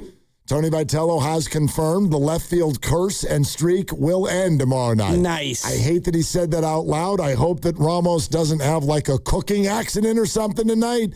But yes, Elliot Ramos is expected to start in left field tomorrow night, and that will end the new left fielder every year streak, which I think was at 15, something like that. Felt longer than that, but that could be right. Yeah. It was since Bonds, right? Yeah. So anyway, Ramos will be out there, and then the starting pitcher, Logan Webb. But the whole infield, not homegrown. Center field, not homegrown. Right field, not homegrown. They need to start switching that. That's right. They need to start getting that pipeline going. And Matos never really had that much of a. I mean, he had the chance, but he never made the most of it. And he's only 24, just turned 24 in January. So maybe a change of scenery will be enough for Luis Matos to go out there and jumpstart the career. We'll see. By the way, no, it was 19 consecutive seasons that the Giants have had a new left field starter on opening day every single year. I feel like tomorrow we should probably see how many of those 19 left fielders we can name. Yeah. As Ramos comes, helps it come to a close. I bet you and Grandy you guys could crowdsource it without looking it up. You guys could probably crowdsource it and get them all. You guys are pretty there are some really weird ones in there. Super random ones. I mean, Connor Joe might be one of them. I think Connor Joe is definitely one. I think Aubrey Huff is one. Oh, really? Yeah, they did throw him out there in the outfield a couple 2011, times. I think. It wasn't very pretty. Yeah, there's probably some. Yeah. Actually, will probably shock you with how few of them I could get off the top of my head. It's Fred Lewis. All right. Well, Grandy, let's not do it now. Oh, sorry. Might as well. Jeez. Let's do it live. I mean, a few minutes here. Yeah, Steve Kerr in 5 minutes. No, Bobby and Los Altos Aubrey Huff is a correct answer, by the way. I'm not surprised. Wow. There's one. There's some weird dudes in there. Like Nori Aoki. Oh, my God. Nori Aoki. Yeah. He was going to be good. There's an American hero who started and left in 2010. An American hero? WBC? The greatest American hero? No. Mark DeRosa. Believe it or not, I'm walking on air. Don't age us. Too late. Mark DeRosa hit a home run in that game, Dibs. Sure did. The Machine? Pop Burrell? The Machine. Really? The guy who had his career end with Jeff Samardzij's shoulder in his head? Oh, yeah, Michael Morris. I knew that. Is Cody Ross one of them? No. No, he didn't do an opening day. Okay. A guy whose last name used to get shortened and chanted in a foul manner. That's right, yeah. Alex Dickerson. A guy whose name you love to say in a certain way, who shares a last name with a great NBA Austin Slater. Slate's got signed today. Austin Slater. Wow. Okay. By somebody. I think it was Miami. It was, yeah. He's a Marlins. Blake Sable, Rule 5. Blake Sable started left field on opening day. And the backup catcher. A guy who, Michael Conforto. Oh, I was going to say, DiVincenzo was in left field. Anyway, Angel Pagan, Jarrett Parker, Andres Torres. All right, that's the end of that bit. Yeah, so I guess we're doing it today. Dave Roberts, whatever. We just did it. Dave Roberts? 2008. Really? Duh. I mean, I thought he was older than that. You would have done poorly. I'm glad we did it now. I would have done terrible. I know my brain doesn't work that way. You know this. That's the same as asking me what number does Elliot Ramos wear. I don't know. He's got a jersey and it says Ramos on it. I don't know. 40-something? I have no clue. If you said it with your chest, I'd believe you. You could tell me it was 102. I'd be like, I believe it. I can't disprove it. Not allowed. 17. Yeah, Elliot Ramos. 17. Okay. Chris Mullen. All right. Well, that I would have known. Yep. That's different. Except not at St. John's. He wore 20 and a T-shirt. Let's go to Bobby in Los Altos before Steve Kerr comes on. Bobby, I hope you know that whatever you say, Steve Kerr could be listening. Hi, Bobby. Hey, thanks for taking my call. Yo, Steve, this is what I got to say. There is absolutely no upside at all to let Steph Curry play. I know it's out of your hands. Steph wants to play, and you want him to play. But if I'm shook up, I'm going to tell Scalabrini to. There is no way. Bobby, your phone is just, it's an obliteration sensation. Oh, there you go. What it is. Don't blame me, everybody. We're not hanging up on Bobby because I didn't like his take. That was his phone. Yeah. But I don't agree with him. A little rough, yeah. Yeah, I don't agree with him. And Steve doesn't agree with him, and Steph doesn't agree with him. So when healthy, he's going to play. They're going to give it the old college try, see if they can win at Portland in the 9-10 and then go to wherever and win in the loser of the 7-8 game and then fight like heck to go down to OKC and knock off the defending champs. Yeah, why not? That's what you do. Why not? Because they're in the NBA. Because people's patella tendons can explode. Yes, that's why not. Yes, they can. Yes, they can. I can't take another one of these, Mark. Well, can't take it. Yeah, but unless it's Cryer and you're at 7. No, you will. You actually can take it, and you will. And I have, yeah. There will be more. There will be more. This is. So you're going to go with Daniel Day-Lewis. There Will Be Blood. Good movie. I thought that's where you were going. Oh, yikes! Stay alive, no matter what occurs. Is that him? Not bad. Yeah, I will find you. Anyway, that's the Liam Neeson. Yeah, I just. This is very simple to me, and I am willing to be wrong. Like I understand the other point, but for me, I find this to be very, very simple. It's almost caveman-esque. That's it. I healthy, I play. That's it. There's game, I play. That's what they do. That's who they are. That's fundamentally that's what they're hired to do. That's what he's paid almost $500,000 each night to do. Just feels hypocritical to me when everybody hates tanking and load management and now they want to sit Steph for the rest of the year.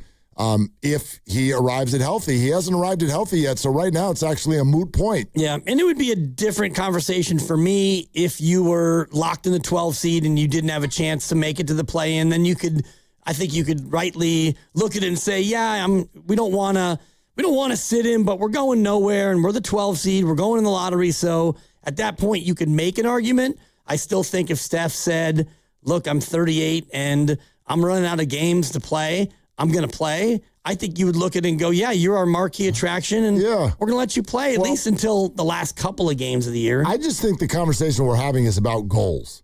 It's about goals. Like a lot of people have brought up, they're trying to kind of pin us by saying, well, then why would you ever take someone out of a 30-point game in the fourth quarter? My answer to that is because on that night, the goal has been achieved. You've already achieved the goal, and you are no longer at risk of not achieving the goal. The Warriors this year have not achieved their goal. They're going to have a chance to achieve their goal. You can think it's as harebrained and ridiculous of a concept as you want, but I support the idea that teams are going to go try to achieve their goal, and that is get into the playoffs and then do some things in the playoffs and see where that takes you. If not, if you really want to just kind of bubble wrap everybody for next year or whatever, like there's a bunch of playoff teams that I guess I could argue shouldn't show up or shouldn't play their players because it's dangerous. It's dangerous out there. It's very dangerous. I mean, should the Clippers play Kawhi? I mean, they're pretty much locked in, right, to where they're going to be. So maybe they shouldn't play Kawhi. But Should the Suns play Devin Booker? I watched him play hurt on Saturday night. Why did he play? They're going to be either the 6 or the 7. They're going to have every opportunity to move into the playoffs. They're not going to win a championship. There's no chance in hell. Oh, there's a chance. I mean, nope. Just like there's a chance for any of the 20 teams that'll be in the play-in. And that's all. That's just the way I look at it. That's I get it, and it's the way I look at how I live my life. And you go out and you try to do the things that you can while you can. And even though you know that it's probably not going to be great, for example, running a marathon and 2 ultra marathons coming off of a knee surgery probably wasn't the greatest long-term play for my knee health. But at the time, it was a goal. I accomplished it, and here I am almost 15 years later, and, my body's falling apart. Running 50 miles in 11 hours probably didn't help. Probably not great. No, but you live your life. Yeah. Steve Kerr is going to be along here in a few. You're listening to 95.7 The Game, KGMZ FM and HD1 San Francisco and Odyssey Sports Station, and the home of the Golden State Warriors and Valkyries, always live on the free Odyssey app, coming to you live from the Laughing Monk Studios. I don't want this to sound, like anybody who kind of has the opposite opinion is being bullied out of it or whatever. I just, I get it. I do. I understand the concept. But that's why I thought Steve's answer last week was such a good one. It wasn't even the words he used. It was the tone that he used. Understand what are we doing? Right. The concept of telling players to not play when they can kind of almost, it's offensive. That hits people, I think, that you can tell last week. That hit Steve to his core. You're playing golf, and your record's a 74, and you come out and you make a double bogey on the first hole. You're not going to get your personal best. Go home. Just don't play the final 17 holes. All right. Okay, he's here. Let's go out to the River Islands guest line and talk some more with Steve Kerr.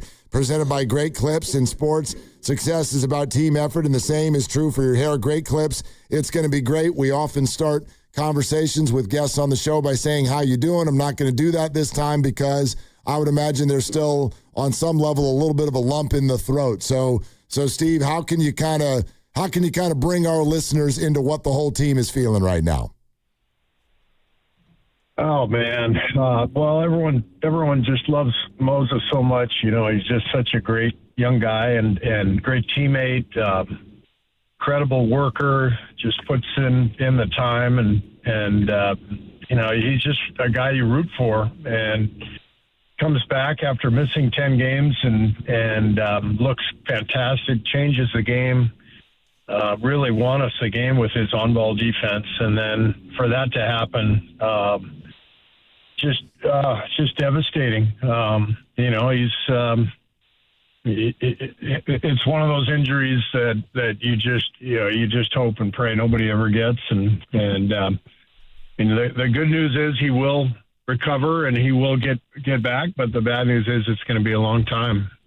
And how are his spirits? I'm sure he's really, really down. And I can't help but get the image of him immediately, just literally in shock with the level of pain. Yeah. But after the flight and the MRI, how's he doing?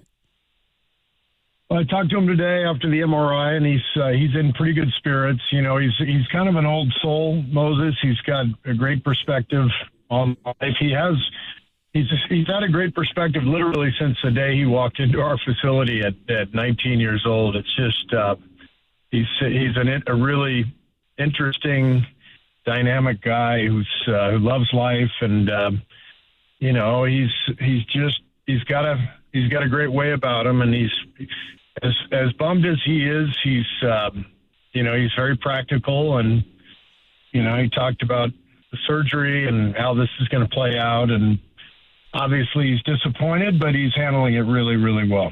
Steve, you hate to just kind of roll through the human side of this and end up back at basketball, but I know how I think Warriors and fans have been thinking the last few weeks, which is if you can just kind of reassemble something that looks like your normal group by the time you get to the play-in tournament, then this thing could look different. And Moses was absolutely a part of that.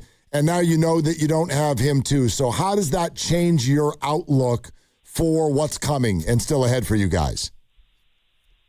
Well, it's another tough blow. I mean, this season has been filled with them, obviously. And all you can do is keep moving forward, keep plugging away. And that's our plan. So we'll just, reconvene tomorrow, get ready for Brooklyn, and, not a whole lot else you can do.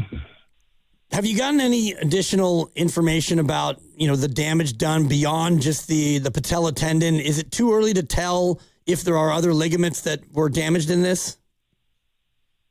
Well, the MRI was clean, in terms of all of that other stuff. So it's the tendon, no damage to cartilage and bone, and so that's the good news. And that allows it for it to be a pretty basic surgery. And beyond that, I probably shouldn't say anything because I tend to get myself in trouble. Right. I apologize, Steve, because I fancy myself a radio doctor, so I really try to doctor it up a little bit.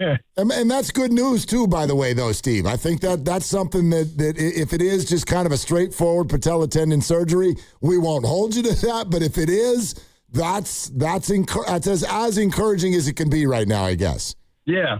No, it is. It is. So, again, Moses is in, pretty good spirits and all things considered. And I think the whole team just crushed for him. The whole Dallas team was just devastated last night. I mean, these players really care about each other on the floor despite the competition and everything else. They all know what this is about. And it's, it's so tough to see anybody go down with a serious injury.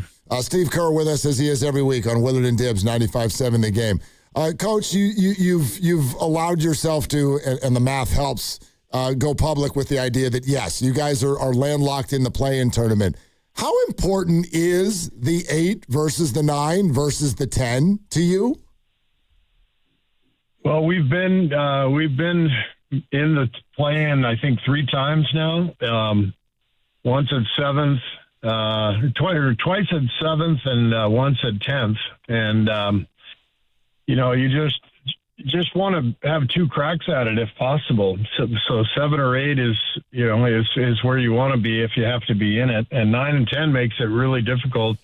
10 means you got to win 2 road games. So it's pretty straightforward what we want to do. But at the same time, we've got to make sure everyone's healthy and I'm sure you're going to get to that next with the other guys who are out with Al and Steph. And so it's we're going to be very cautious and make sure we give those guys every opportunity to heal. And then wherever we land, we land. Steve, Dr. Dibley here. I'm glad that you have officially reopened the case file. But in all seriousness, like Steph is the question that's on everyone's mind.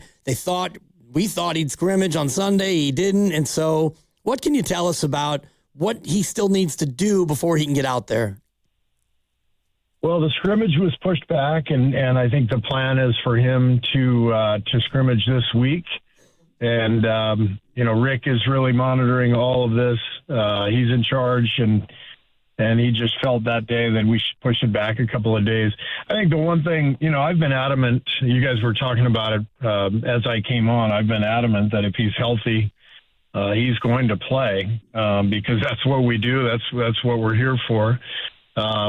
And I think today's a good day to, just reassure our listeners that if we don't feel good about it, then he's not going to play. I mean, we're not pushing him into anything if things aren't really clear. And Rick has been really adamant about that and very open with that, to me and to Mike here over the last week. And he feels good about it. But, we're down to 10 games left. And if there's anything that's a concern whatsoever, then that takes precedence. That takes priority. Steve, I bet fans are curious how those conversations go. Like, who's got the absolute final say? Is it Rick? Is it Steph? It's Rick, but he collaborates with Steph, but ultimately it's Rick's decision. But also, if they both say he's cleared to play, you get to decide if he plays or not, right?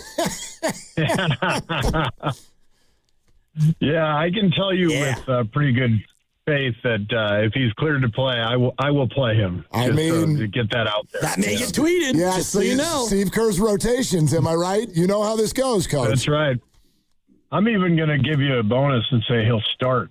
Oh! Okay, thank you, Steve. Yeah. You're a giver. Yeah. I appreciate that. That's it's the kind of breaker we need here to boost our social media now, Steve. You know that. There you go. Heard it here first. Okay. All right. Beautiful. So, all right. So the report is already out there that Steph is a no-go for tomorrow night, and then outside of that, you had said later this week. Is there any sort of schedule thing as far as what's next on his list that you guys are already thinking about? Yeah, he'll come in tomorrow and see Rick, and they will determine what's next. In a scrimmage, hopefully this week, and then if he clears that, then we can all look forward to asking you again in the near future about when he's going to play. That's right. That's exactly right. Steve, let's talk about someone who is playing. How about the Kristaps Porzingis story, if you will? Like, how's that going, and how will his starting and his back-to-backs and all of that, how will that go over the next couple of weeks? Well, we'll see, but it's trending in the right direction, clearly. Kristaps has been playing really well and feeling good. He did get banged up a couple games ago and take one game off, but all in all, his health is good. He's playing at a really good level. You see it. He just scores the ball so easily, and we can go to him in ISO situations, and he draws a lot of help. So he's really, really good player. Last night, kind of a weird one where you turn it over 24 times, but Dallas almost matched you in that category. Thing got kind of sideways, but how much was Kristaps and obviously Moses Moody? They were just such calming forces on offense. Yeah, they were great, both guys, and I was disappointed in the turnovers. It's one thing against Atlanta and Detroit, teams with really, really fierce perimeter defense. One thing to turn it over against those teams. I thought last night was much more a case of carelessness, especially in that first half, and it bothered me, and it's. I'm glad we came out and played a really good third quarter and early fourth to control the game. But both Moses and Kristaps were fantastic. Steve, you've said a number of times that you've sort of gotten to the point of throwing your hands up about just talking to the team about turnovers. So in a situation like this, what's the film room like the next day? What do you do to attack turnovers after a bad game like that? Well, and we've tried lots of different things. You ignore it. I think that's worked best, actually, ignoring it. That's interesting.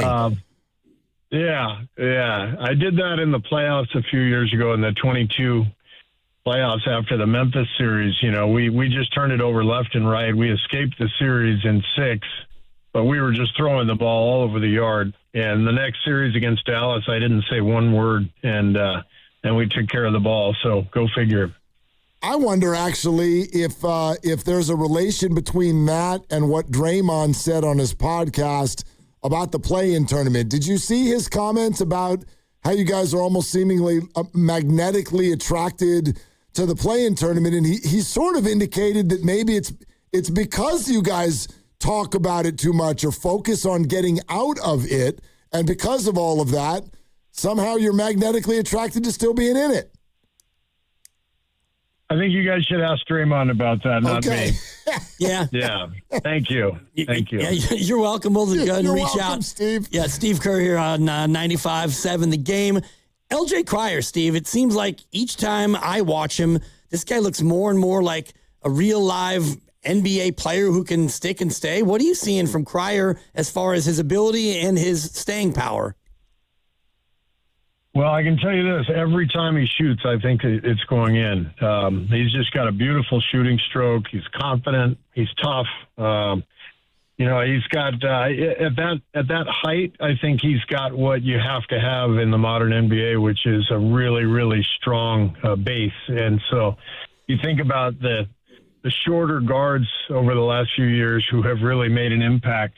Guys like Fred VanVleet, TJ McConnell, guys who are like, 5'11", whatever they are. They're just fire hydrants. And LJ's got that strong base that allows him to stay in front of people and not get knocked back defensively. So I'm a huge fan. He's really played well. Both he and Will Richard knocked down huge shots for us last night. And it's always fun to see the young guys really, really coming into their own. Steve, you had some interesting comments over the weekend in Atlanta about Brandon Pajemski, about his development, what he's really good at, what he still needs to work on. I found it really interesting. You may or may not be fully aware, because, again, we've talked about how you're not on social media. But he is, for many reasons, he's a lightning rod. He brings about a wide range of reactions from fans. I want to start with this. Do you get that? Do you sort of understand where that's coming from, and does that make sense to you? Yeah, I understand it. I mean, I don't see it, but people tell me that, and so I'm aware of it, and it makes sense. He's a really interesting, unique player, and he's I think a lot of the reactions from fans. To be blunt, he laid the expectations out there for himself by, in the beginning of the year, saying he was going to be better than Steph. So I think one of the things you learn as a young player is how to handle the media. And I think that one was a sign of his confidence, which I like, but there are other ways of showing your confidence and saying you're going to be better than Steph Curry. So I think he's a lightning rod, but he's put some of that on himself. And when you're brash and confident, that's kind of the way it works. Ask Draymond. It's the same concept. Well, I this might be completely out of left field, but I think that fans through the years have often heard that there was, and maybe it was playful at times, but that there was quite a confidence in, for example, Jordan Poole.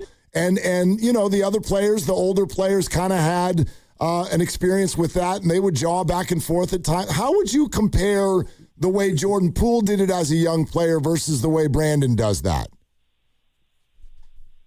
Well, they're very different players, first of all, but I think they were different human beings as well, different approaches. I think the league is funny. You really have to establish yourself in the league. You have to show that you belong. You have to believe that you belong. And then there's kind of this period where you have to gain the trust of your teammates, gain the respect of your teammates. And you have to do it in a lot of subtle ways. The locker room is a really interesting little subculture, and every team is different. You got championship teams that are maybe welcoming in a rookie or two and making them buy donuts and before shoot around. And then there's teams that have 500 records and people are fighting for playing time, and completely different dynamic in that regard for young players. So I think circumstances are everything for young players, and I think Brandon has gotten a great opportunity here just because of the roster and the age of our team, what we need. So I think he's played more minutes than anybody on our team this year, if I'm not mistaken. And he's shown a lot of promise, but he's also shown, his weaknesses. And as a result, he's, playing for the Warriors. We're one of the, most popular teams in the NBA. There's going to be a lot of chatter from the fans and from media, and that's all part of it. Has that been his biggest challenge? I think you referred to him as a secondary connector, and now without Steph and Moses being gone and no Jimmy, he kind of has to be more of a primary connector. Is that where he's at times having a struggle? I think that's fair to say. I mean, Steph's been out 22 games now, so Brandon and obviously Jimmy, I guess 15 more than that or so, whatever it is. So he's had to take on more responsibility offensively. He's had some big nights like he did last night or the game at Madison Square Garden. And then some nights where, you end up with Osar Thompson, underneath you, hounding you full court, and it feels a lot different.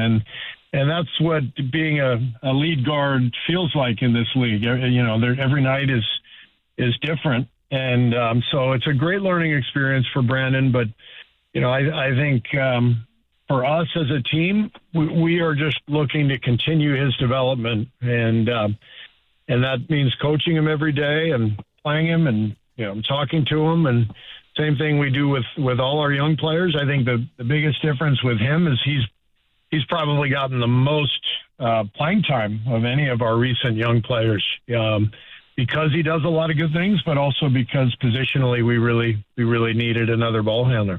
Now, Steve, I'm gonna do something now that I don't know if we've done all year, and that is I am going to ask you to assess a fully healthy basketball team, the Arizona Wildcats. What'd you think?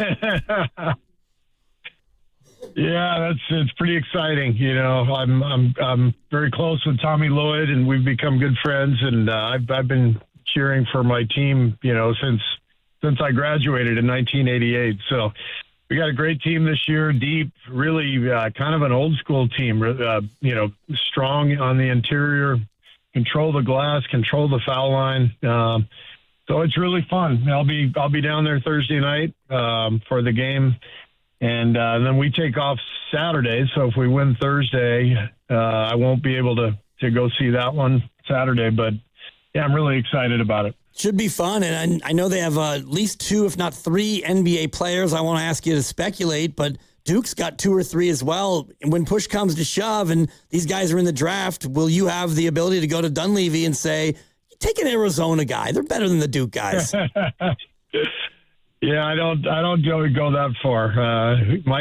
Mike's pretty damn good at his job, so he'll find the right guy no matter where he's from. Steve, I can't remember what your guys' travels were. Were you watching the game against Utah State live?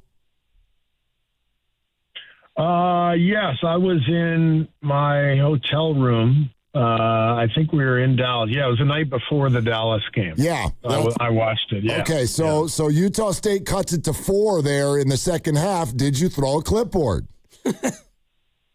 I did not throw a clipboard. I may have dropped an expletive or 2, but nobody was in my room, so it was fine. Okay, okay. Loud enough so that the room next door could hear you? Oh, 100%. Yeah, that's love it. Love it. Probably as concerned about your bracket. What's the status of the Steve Kerr bracket currently? That's a great question. I have not even looked at it. I mean, I'll tell you what. With our road trip that we've just been on, four different times we landed at 2:30 in the morning local time, including last night. Last night was actually we landed at 3:10. Oh. We have just been on the worst time frame, the worst road trip. Everyone is so excited to be home, but in preparing for games and being exhausted from the flights, I literally have not even looked at my bracket, and I couldn't tell you where I stand in the team standings. Well, your champion is still alive. I'm pretty sure. I can tell you that without even looking.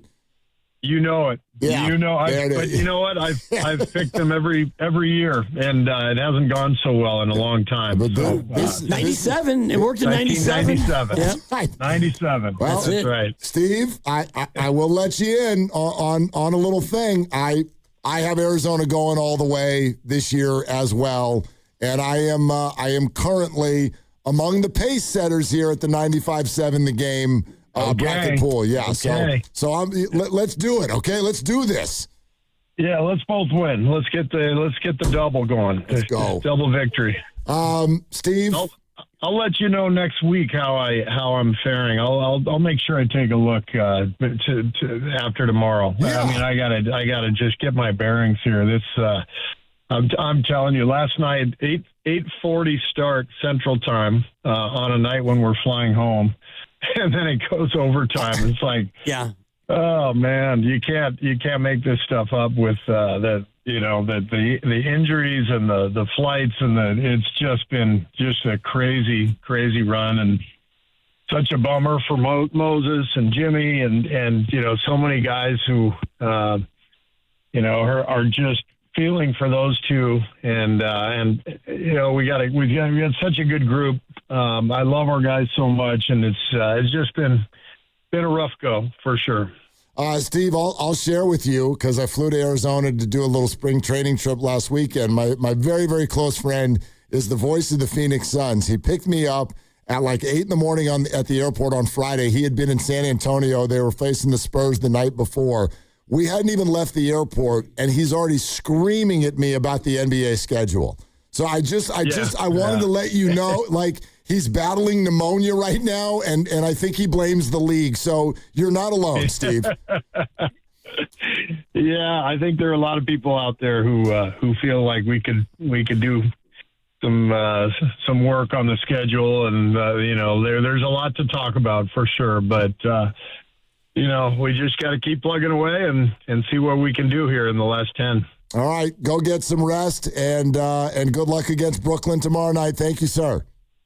Right on. Thanks, guys. Take care. All right, you too. Steve Kerr, right here, 95.7 The Game. So if he sounded tired again today, I'm not saying he did, but maybe we cut him a little bit of slack. He did, because he was. Right, so you land at 3:20, you probably get home at 4:15, and you just wake up and start your day. It's not like you can sleep till noon or 1. You're the coach of an NBA team. You've got stuff to do. And he's over 60 years old. Right. Yeah. Well, be careful with that. No, he is. I know he is. But, and I wonder, the key question, and I don't want to get into his sleep patterns, but can you sleep on the plane? That becomes a key thing. Some people cannot sleep on planes. I know. And I've told you I can't stay awake. I'm the same way. I cannot stay awake. I never am awake long enough for them to say, okay, you're now allowed to hit the little button and recline. I'm already gone. It's too late. Sitting up, yeah. Straight up. I'm not leaning on anyone. I'm not leaning back. I am out. Out. Like KD. That's why I'm out, because I'm on a plane. I can't sleep in any vehicle. Dude, Even a plane? No. I've told you guys Not this. in a train? Nope. Not in a boat? Not with a goat? No, you're not that kind of doctor, okay? No, I've told you guys With this. a fox? In a box? Just a real quick green eggs and ham. Come on. We all know it. I just happen to be reading it currently. It's in heavy rotation. Just switch to Goodnight Moon. That thing keeps going. Goodnight Moon's a nice quick one. Yeah, quickie. Couple good nights, the spoon, whatever, the old lady, and we're out. Dude, you got the fox, the box, you got the train, the plane. That thing keeps going. A lot of pages, but it's not a lot of words. It's a lot of the same words. I know. Over and over. I think that's the point. Just quick aside, my daughter is now old enough to know when you're skipping pages. Oh, no. Because when she's 2, you go from page 4 to page 12. Yeah. Now, Daddy, you skipped a page. Well, yeah, she's memorized it. Yeah, skipped a page. You're right, you got me. Got him. Anyway, I can't stay awake on planes. I feel for those people who can't do it the other way. Like I can't believe you have a little kid. 3.5. I can't. Dr. Seuss, green eggs and ham. You're doing Dr. Seuss and Goodnight Moon. I mean, we got Goodnight Soccer too, which is pretty good. What's Goodnight Soccer? it's good night soccer. They go to a soccer game, and then the home team wins, and she takes the ball and says good night soccer and goes to sleep with the soccer ball. Just a same idea, but it's soccer. Right there on the field? No, she gets back home, and she goes in her bed. She took the ball? They gave it to her. Who gave it to her? The star player, because she stuck around for an autograph. You don't get to keep the ball if you're a player. What is going on here? Good night, Gorilla's another one. That's a real quick or one. The coach gets the ball. The players don't get to give the ball away. Much like everything in pop culture, like something hits Good Night Moon, and so now everyone runs to get the knockoff. Good night soccer, good night gorilla. There's a whole bunch of good nights. Just ripped it off. Margaret Wise Brown, I feel for you. It's funny that we're talking about children's books because I told you this story before. And maybe we've talked about it already, right?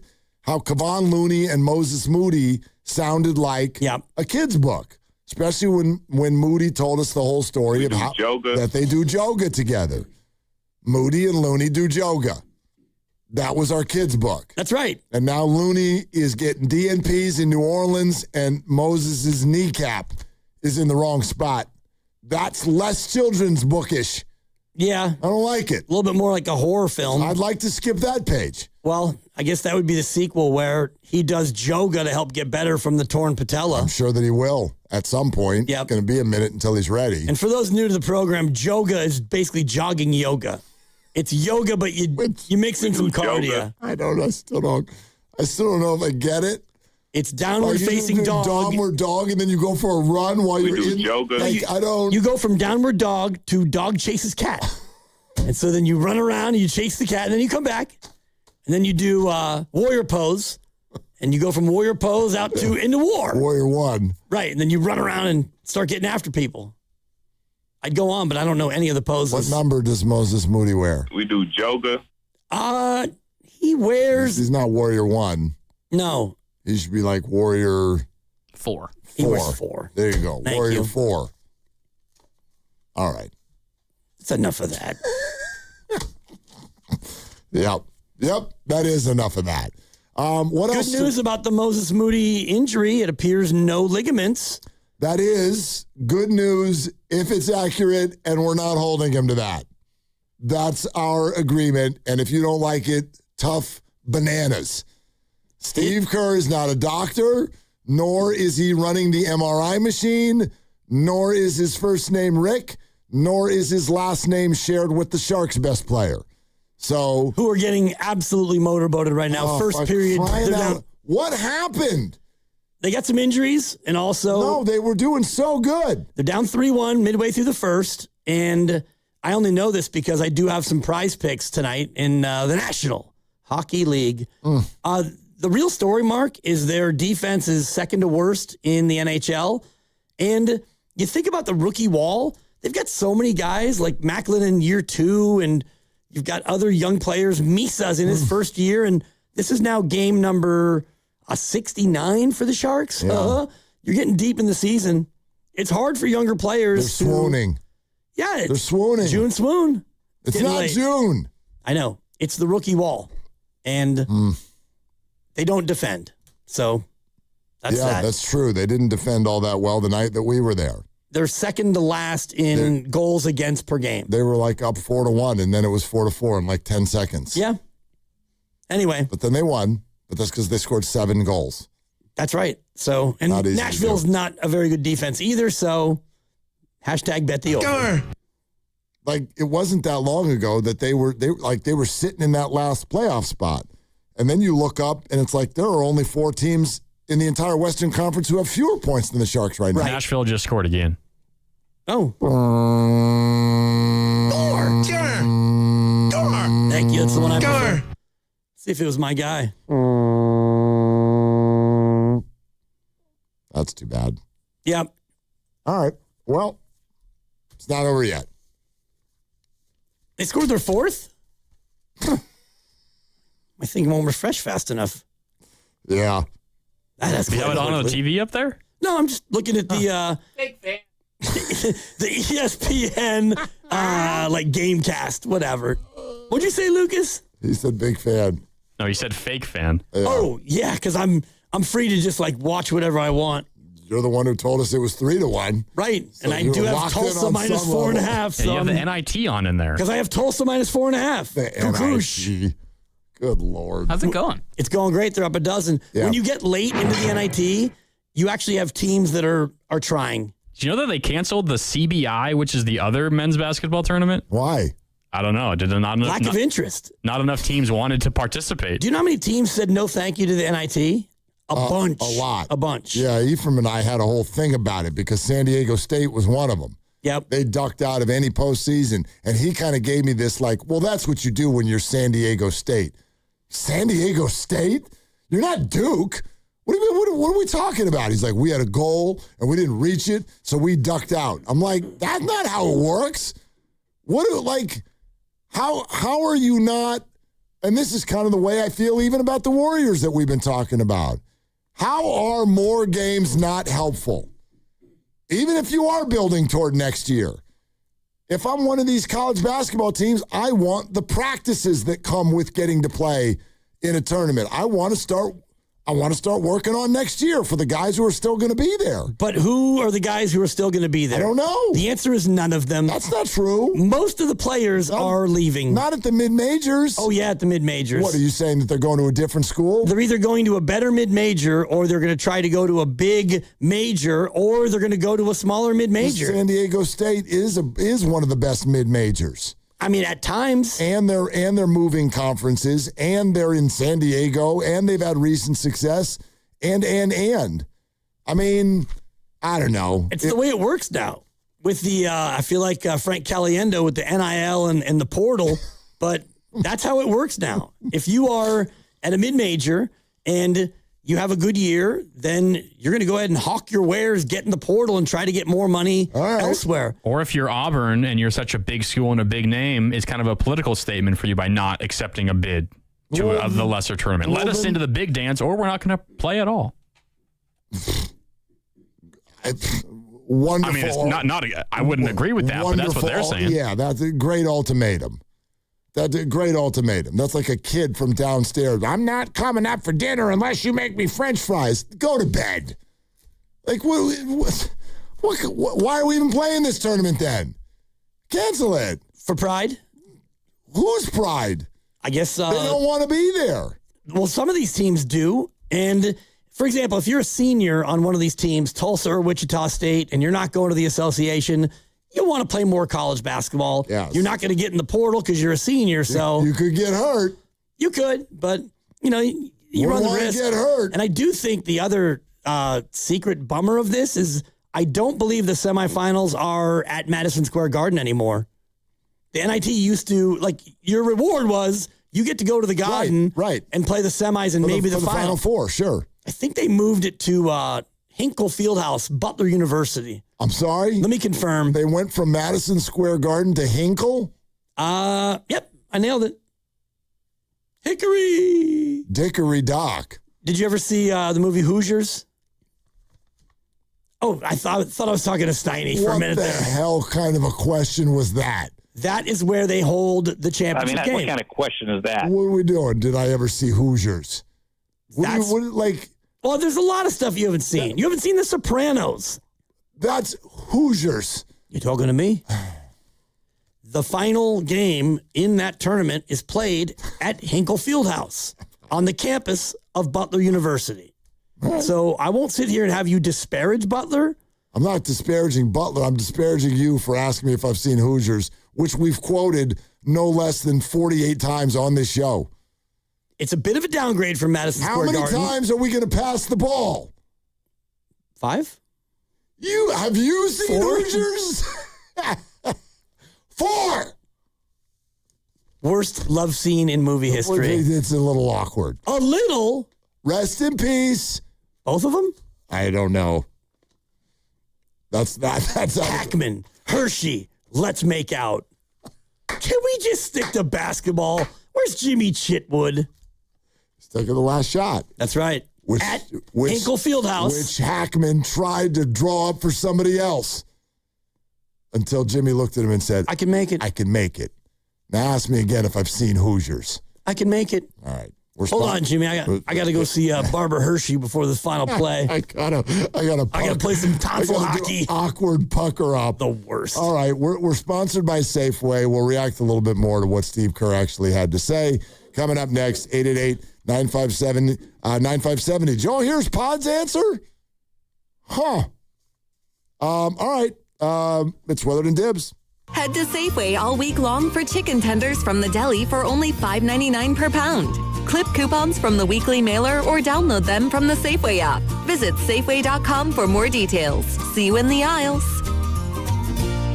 Hey, it's Willard for Underdog. The tournament is back. Here come the upsets, and quite frankly, even if the favorites win, it's not going to stop you from making picks and winning money right now in California. Playing on Underdog is very easy. You go in there, you take a look at your favorite players, who you think's going higher or lower on, all the stats. Then you match them all up, and if you get them all right, you can win up to 5,000 times your cash. This week on Underdog, I'm looking at Acuff. That's my guy with Arkansas. Moving on from DeBonsa, of course, because, he's out. But let's look at Acuff's numbers. I think he's going to have a big weekend. Let's go higher on those numbers. Download the Underdog app today. Then use my promo code, Willard. That'll score you $50 in bonus entries when you play your first 5. Again, the promo code is Willard. Underdog, make picks, win money, must be 18 or over and present in California. Terms apply. See assets.underdogfantasy.com/web/play and get terms _DFS_.html for details. If you're concerned with your play, 1-800-MY-RESET or ncpgambling.org. Hey, Bay Area sports fans, get ready for game day with Laughing Monk Brewing. Whether you're watching with friends or heading out after the final whistle, Laughing Monk has the perfect beer for the moment. With locations in Sunnyvale, Scotts Valley, and Bayview in San Francisco, there's always a Monk nearby. And now, check out their newest San Francisco location in Nopa. From crisp lagers to bold IPAs, every beer is righteously brewed in San Francisco. Grab a pint, grab your crew, and make game day better at Laughing Monk Brewing. Righteously brewed in San Francisco. What's your financial future look like? At Pettinelli Financial Partners, we help you shape it. Whether you're planning for retirement, buying a home, or saving for something special, our professionals are here to provide clear guidance and smart strategies. Visit PettinelliFP.com today and take the first step toward a more secure financial future. The financial consultants at Pettinelli Financial Partners are registered representatives with and securities offered through LPL Financial, member FINRA SIPC. Investment advice offered through Stratos Wealth Partners, a registered investment advisor. Stratos and Pettinelli are separate entities from LPL Financial. Want to interact with the hosts but can't call? Text the Boxer & Gerson Work Injury Attorneys text line at 888-957-9570. Boxer & Gerson, Northern California's premier workers' compensation law firm, helping injured workers get their lives back for over 40 years. What if you could have the most reliable Wi-Fi? And get this, what if you could keep it at the same price for 5 years? That's the Xfinity 5-year price guarantee. Just 5 years of fiber-powered Wi-Fi that boosts speeds to the devices that need them most. That finds and fixes problems before you even notice them. Like super intelligent Wi-Fi with a 6th sense. And that keeps you gaming in the fast lane, even when the whole family's banking on bandwidth. And here's the best part. No annual contracts, no hidden fees, and our best equipment included. Plus, get online in minutes with same-day Wi-Fi. Hey, let's face it, a lot can change in 5 years. Kids grow taller, dreams grow bigger, but your Wi-Fi, it would stay reliable and the price would stay put. The Xfinity 5-year price guarantee. Lock in your price and unlock the possibilities. Xfinity, imagine that. Select plans only. Restrictions apply. Powered by fiber. Connected to the premises by coaxial cable. Actual speeds vary. It's the Good Guys 42nd All-American Get-Together. High-octane Good Guys autocross racing action. Explore the Dead-End Magazine Lowrider Showcase and more. Happening all this weekend in Pleasanton. Details at good-guys.com. From carriage house to glass aluminum doors, R&S Doors has a full line of commercial and residential garage doors and gates to suit anyone's taste and budget. Visit rsdoors.com. R&S Doors. Look for the red truck. Hi, I'm David. I'm Chris. And I'm John. We are the three brothers who own Jack's Restaurant and Bar. And we are here.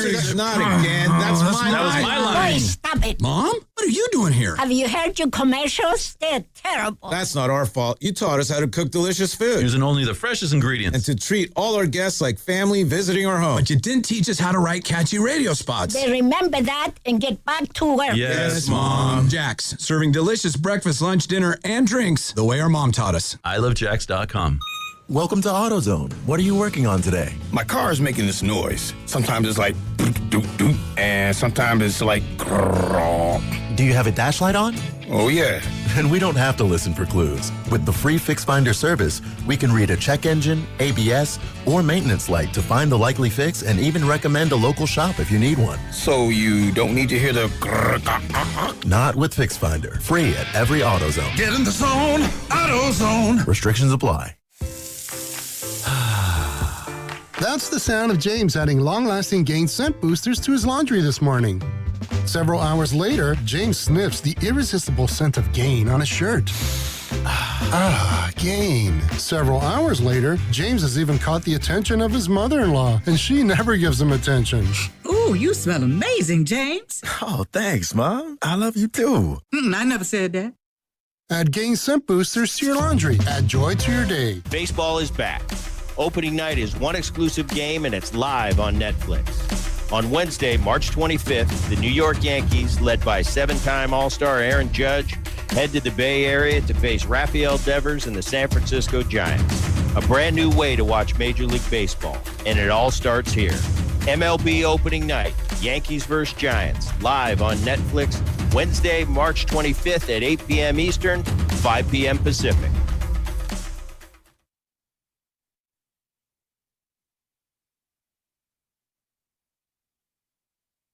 What is the point of what we're doing? Yeah, all right. This is not for me.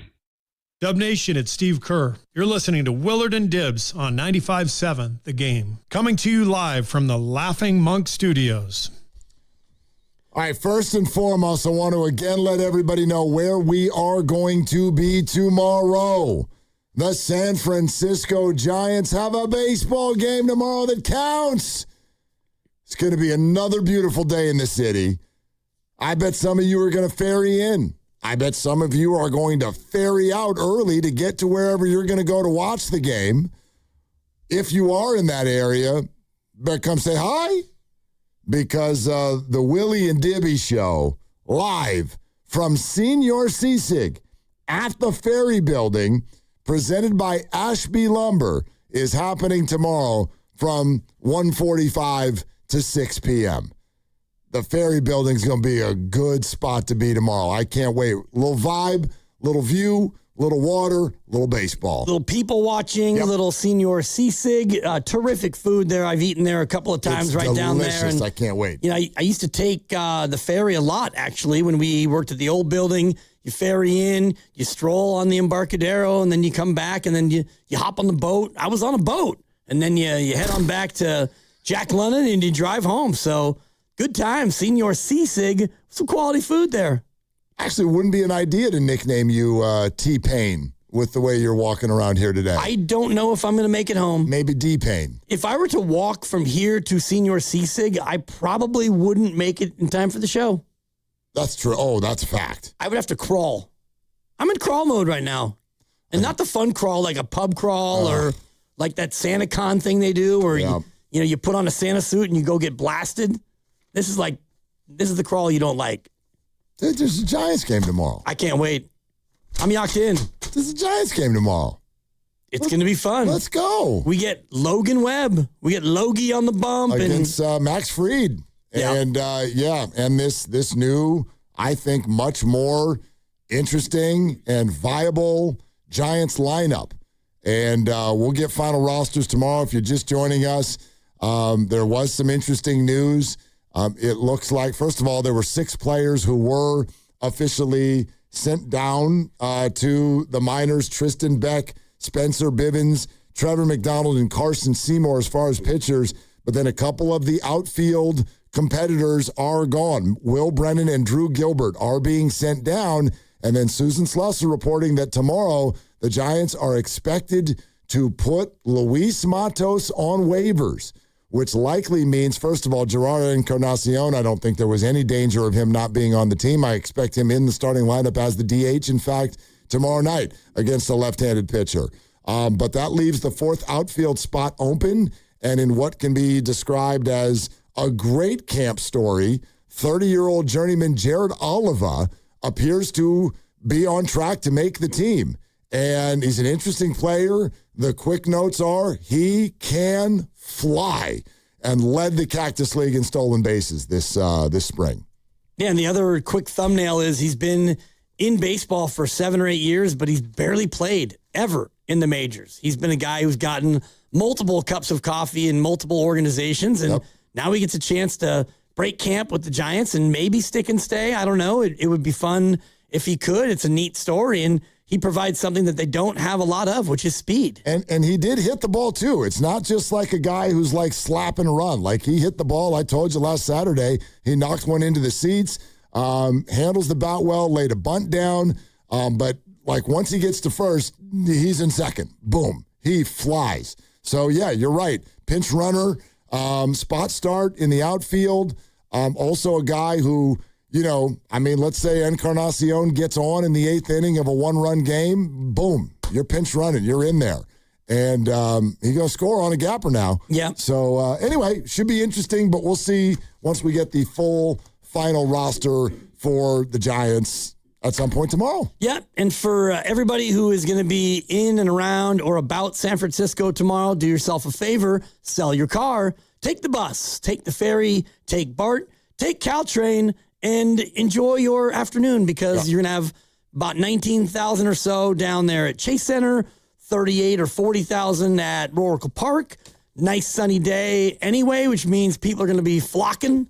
So go ahead and look at mass transit tomorrow. Very good call. Very good call. Yeah, tomorrow is going to be a day. That's right. It's also Warrior game day. Steph Curry will not return, but the Warriors will take on the Brooklyn Nets, and they're looking to try to I still think this is important, by the way. I know a lot of people from who I talk to are having a hard time getting into this, and I get it because the bar is set so high with the Warriors, but I would – they're the 10 right now. I'd love to be the 9, and when they get the 9, I'd love for them to be the 8. I think that's important. Coming out of the 10 seed, out of the play-in tournament is – I think that's a lot to ask. That's a tall order. That is a lot to ask. Portland, I think, won last night as well, so the Warriors remain a game and a half behind Portland, 2 games behind the Clippers. But again, Brooklyn tomorrow night and Washington on Friday, you can make up some ground. Then you got a lot of tough teams after that, but you can make up some ground. So this is an important game tomorrow night. Yeah, important, and some of these games are important for some teams, and others aren't at all for those teams. Kings right now, the Adorables, down by 42. Still 10 minutes to go. Hornets 118. The Adorables 76. Oh God, the Hornets. Yeah, the Hornets. Fun little story. Yeah, they're gonna be in their little play-in tournament over there in the East. Yeah. So Sharks down 5-1. Oh, it's 5. On pace to give up the most goals in a game in the history of the organization. It's still the first period. Correct, and the Preds are on a power play, and the first period has ended. 5-1. Thank God. Yes, Lucas? While we're talking about things that are happening in sports, I told you... That's what we do. As opposed to the other 4 hours. Sports radio. Well, you know. I told you I had a trivia question for you a long time ago, and you really did not even have any interest in it. I forgot. I'm forcing it on the air. No, I was into it, but then I forgot. You remember Patrick Baldwin Jr., former first-round pick for the Warriors? I sure do. He is starting for an NBA team tonight. Would you like to guess what team that is for? Oh, God. Patrick Baldwin is starting for an NBA team tonight. Only 8 games tonight in the association. I believe it's 4 games, so 8 teams. Oh, sorry about that, Mr. End of sentence with a preposition. Going to correct me? I don't know. Who is he starting for? No, for whom is he starting? Correct. You shame Marin Catholic. Freaking grandma. You bring It's shame upon us. It's unbelievable. It was my father, Dwayne Dibley. Well, it was my grandma. You could never slide one past the old man. Oh. New Orleans. Pelicans? Yeah, I was going to now. He is not one of many former Warriors playing on that team. The Magics? The Suns is his. You're through about 50% of the teams playing tonight. Yeah, let's just read them all. Let's do like Price is Right. Kings, Hornets, Pelicans, Knicks, Magic, Cavaliers, It's the Nuggets, Kings. Suns. It couldn't be the Nuggets. Like, they have pride. He's on the Kings. They have pride. He's starting. And starting. Oh, gosh. Along with Maxime Reynaud. Devin Carter. What an unbelievable crater the Sacramento Kings roster. Was that 2 years ago when the Warriors beat them in 7 games, or was that 3? That was 2, I think. 3 ago they lost in the play-in. Or do I have that backwards? No, 3 years ago they beat the Kings. The fall